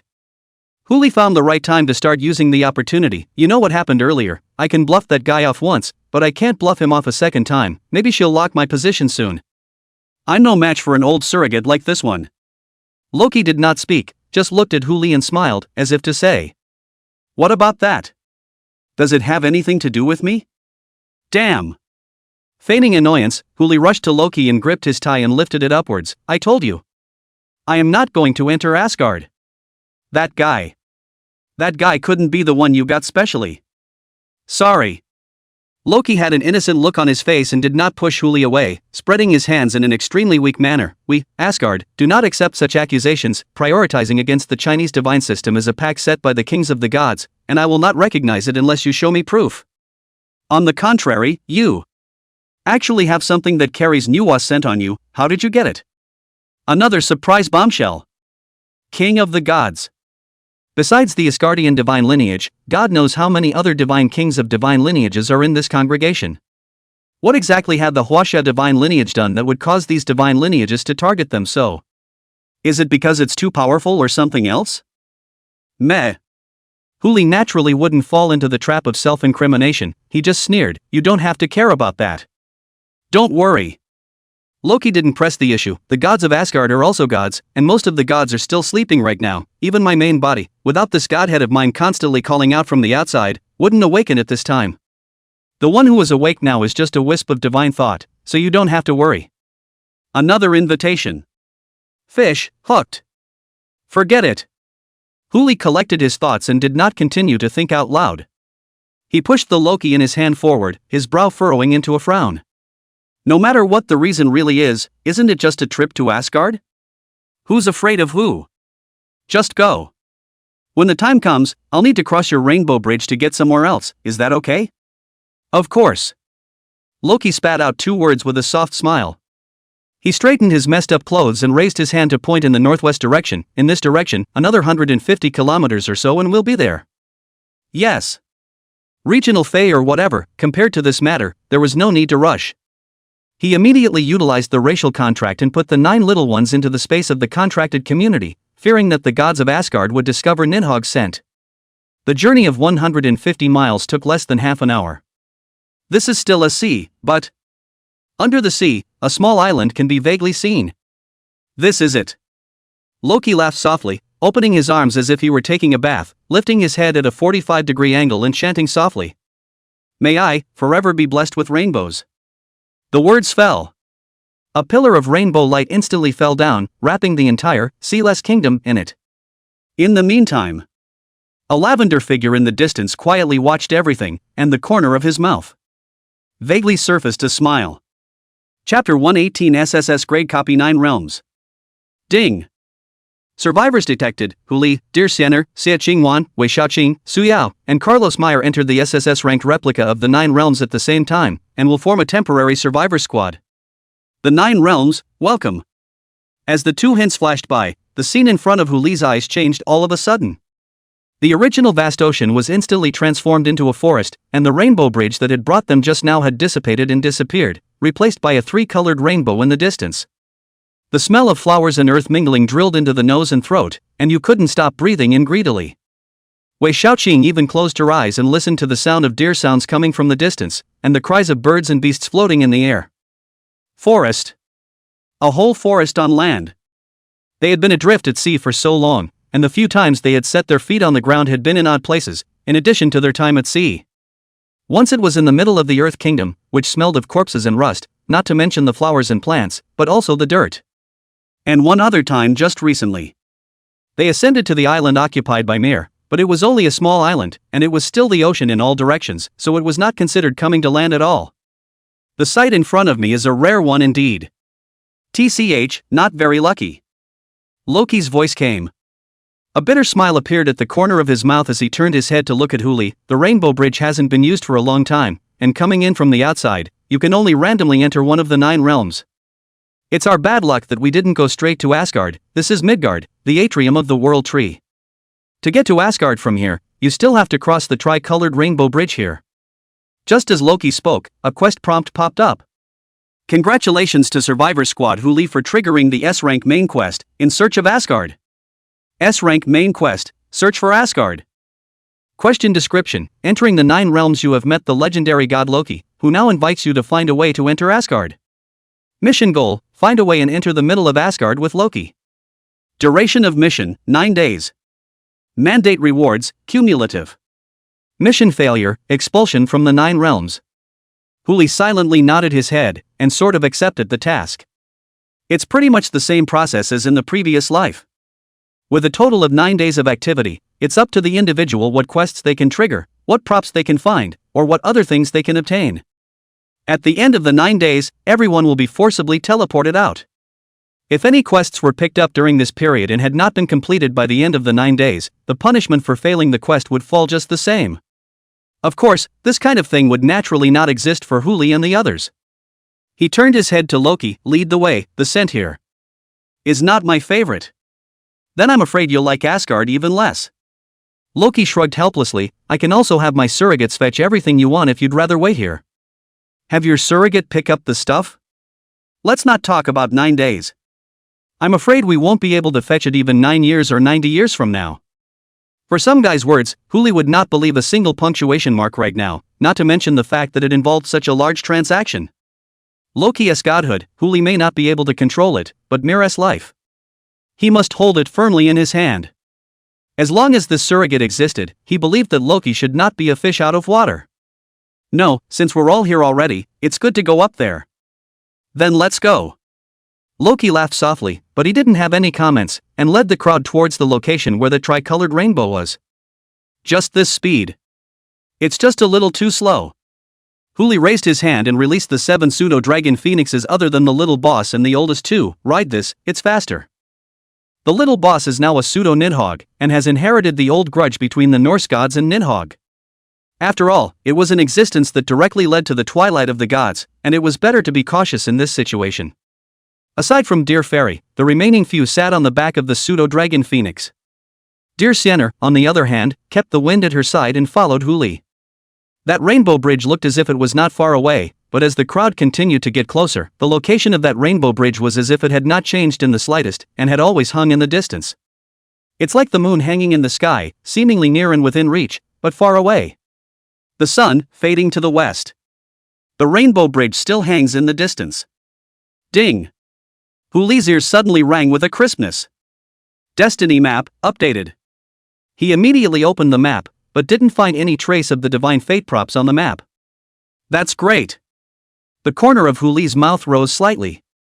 Sure enough, it was just like what he had previously envisioned as possible. This 9 realms was equivalent to being in another world, and after entering the 9 realms, the location of the heaven's destiny props wouldn't be refreshed in the vicinity of the Fair Islands, but rather, it would be refreshed to the 9 realms. He couldn't see where the other 2 SSS grade props were located, and Lingy naturally couldn't see his either. 9 days. Enough for that guy to take his time finding it. I said. A big stone in Huli's heart was temporarily put down. He also couldn't help but look at Loki. How much longer do we have to fly? Can't you just summon this rainbow bridge? Not today. Loki helplessly spat out 2 words. I'm also just a wisp of divine thought. I can only use the rainbow summoning technique once a day, and the next time I want to use it it'll be a while before I can do so. So can we get to the rainbow bridge in what you call a little while? It's a little difficult at the rate we're going. Then what the hell are we flying for? Huli rolled his eyes. He maneuvered the 7 cubs out of the air and down to the ground, build a fire, cook, eat, rest and relax, and wait until tomorrow to go to Asgard. Yeah. Dear Fairy was so excited when she heard the word dinner. She has long been eyeing the animals. No, the prey in this Midgard, but she has never had a chance to hunt because she was in a hurry. It's better now. She looked to Huli and directly inquired, I'm going hunting? As a veteran foodie, after spending not too much time with Huli, she naturally knew what kind of way to eat the dishes Huli made. This is naturally impossible without a little labor. It's better if I do it. Before Hu left his mouth, the Loki on the side said first. After all, this is my territory, how can I let you guys get your hands dirty? Why don't you try our specialties here? Featured? When Dear Fairy heard those 2 words, her foodie nature was exposed. She immediately looked in front of Loki. What's the specialty? Loki smiled without saying a word and raised his hand to snap his fingers. Moment. A palm-sized humanoid creature with wings on its back appeared in his palm. That's elemental elves.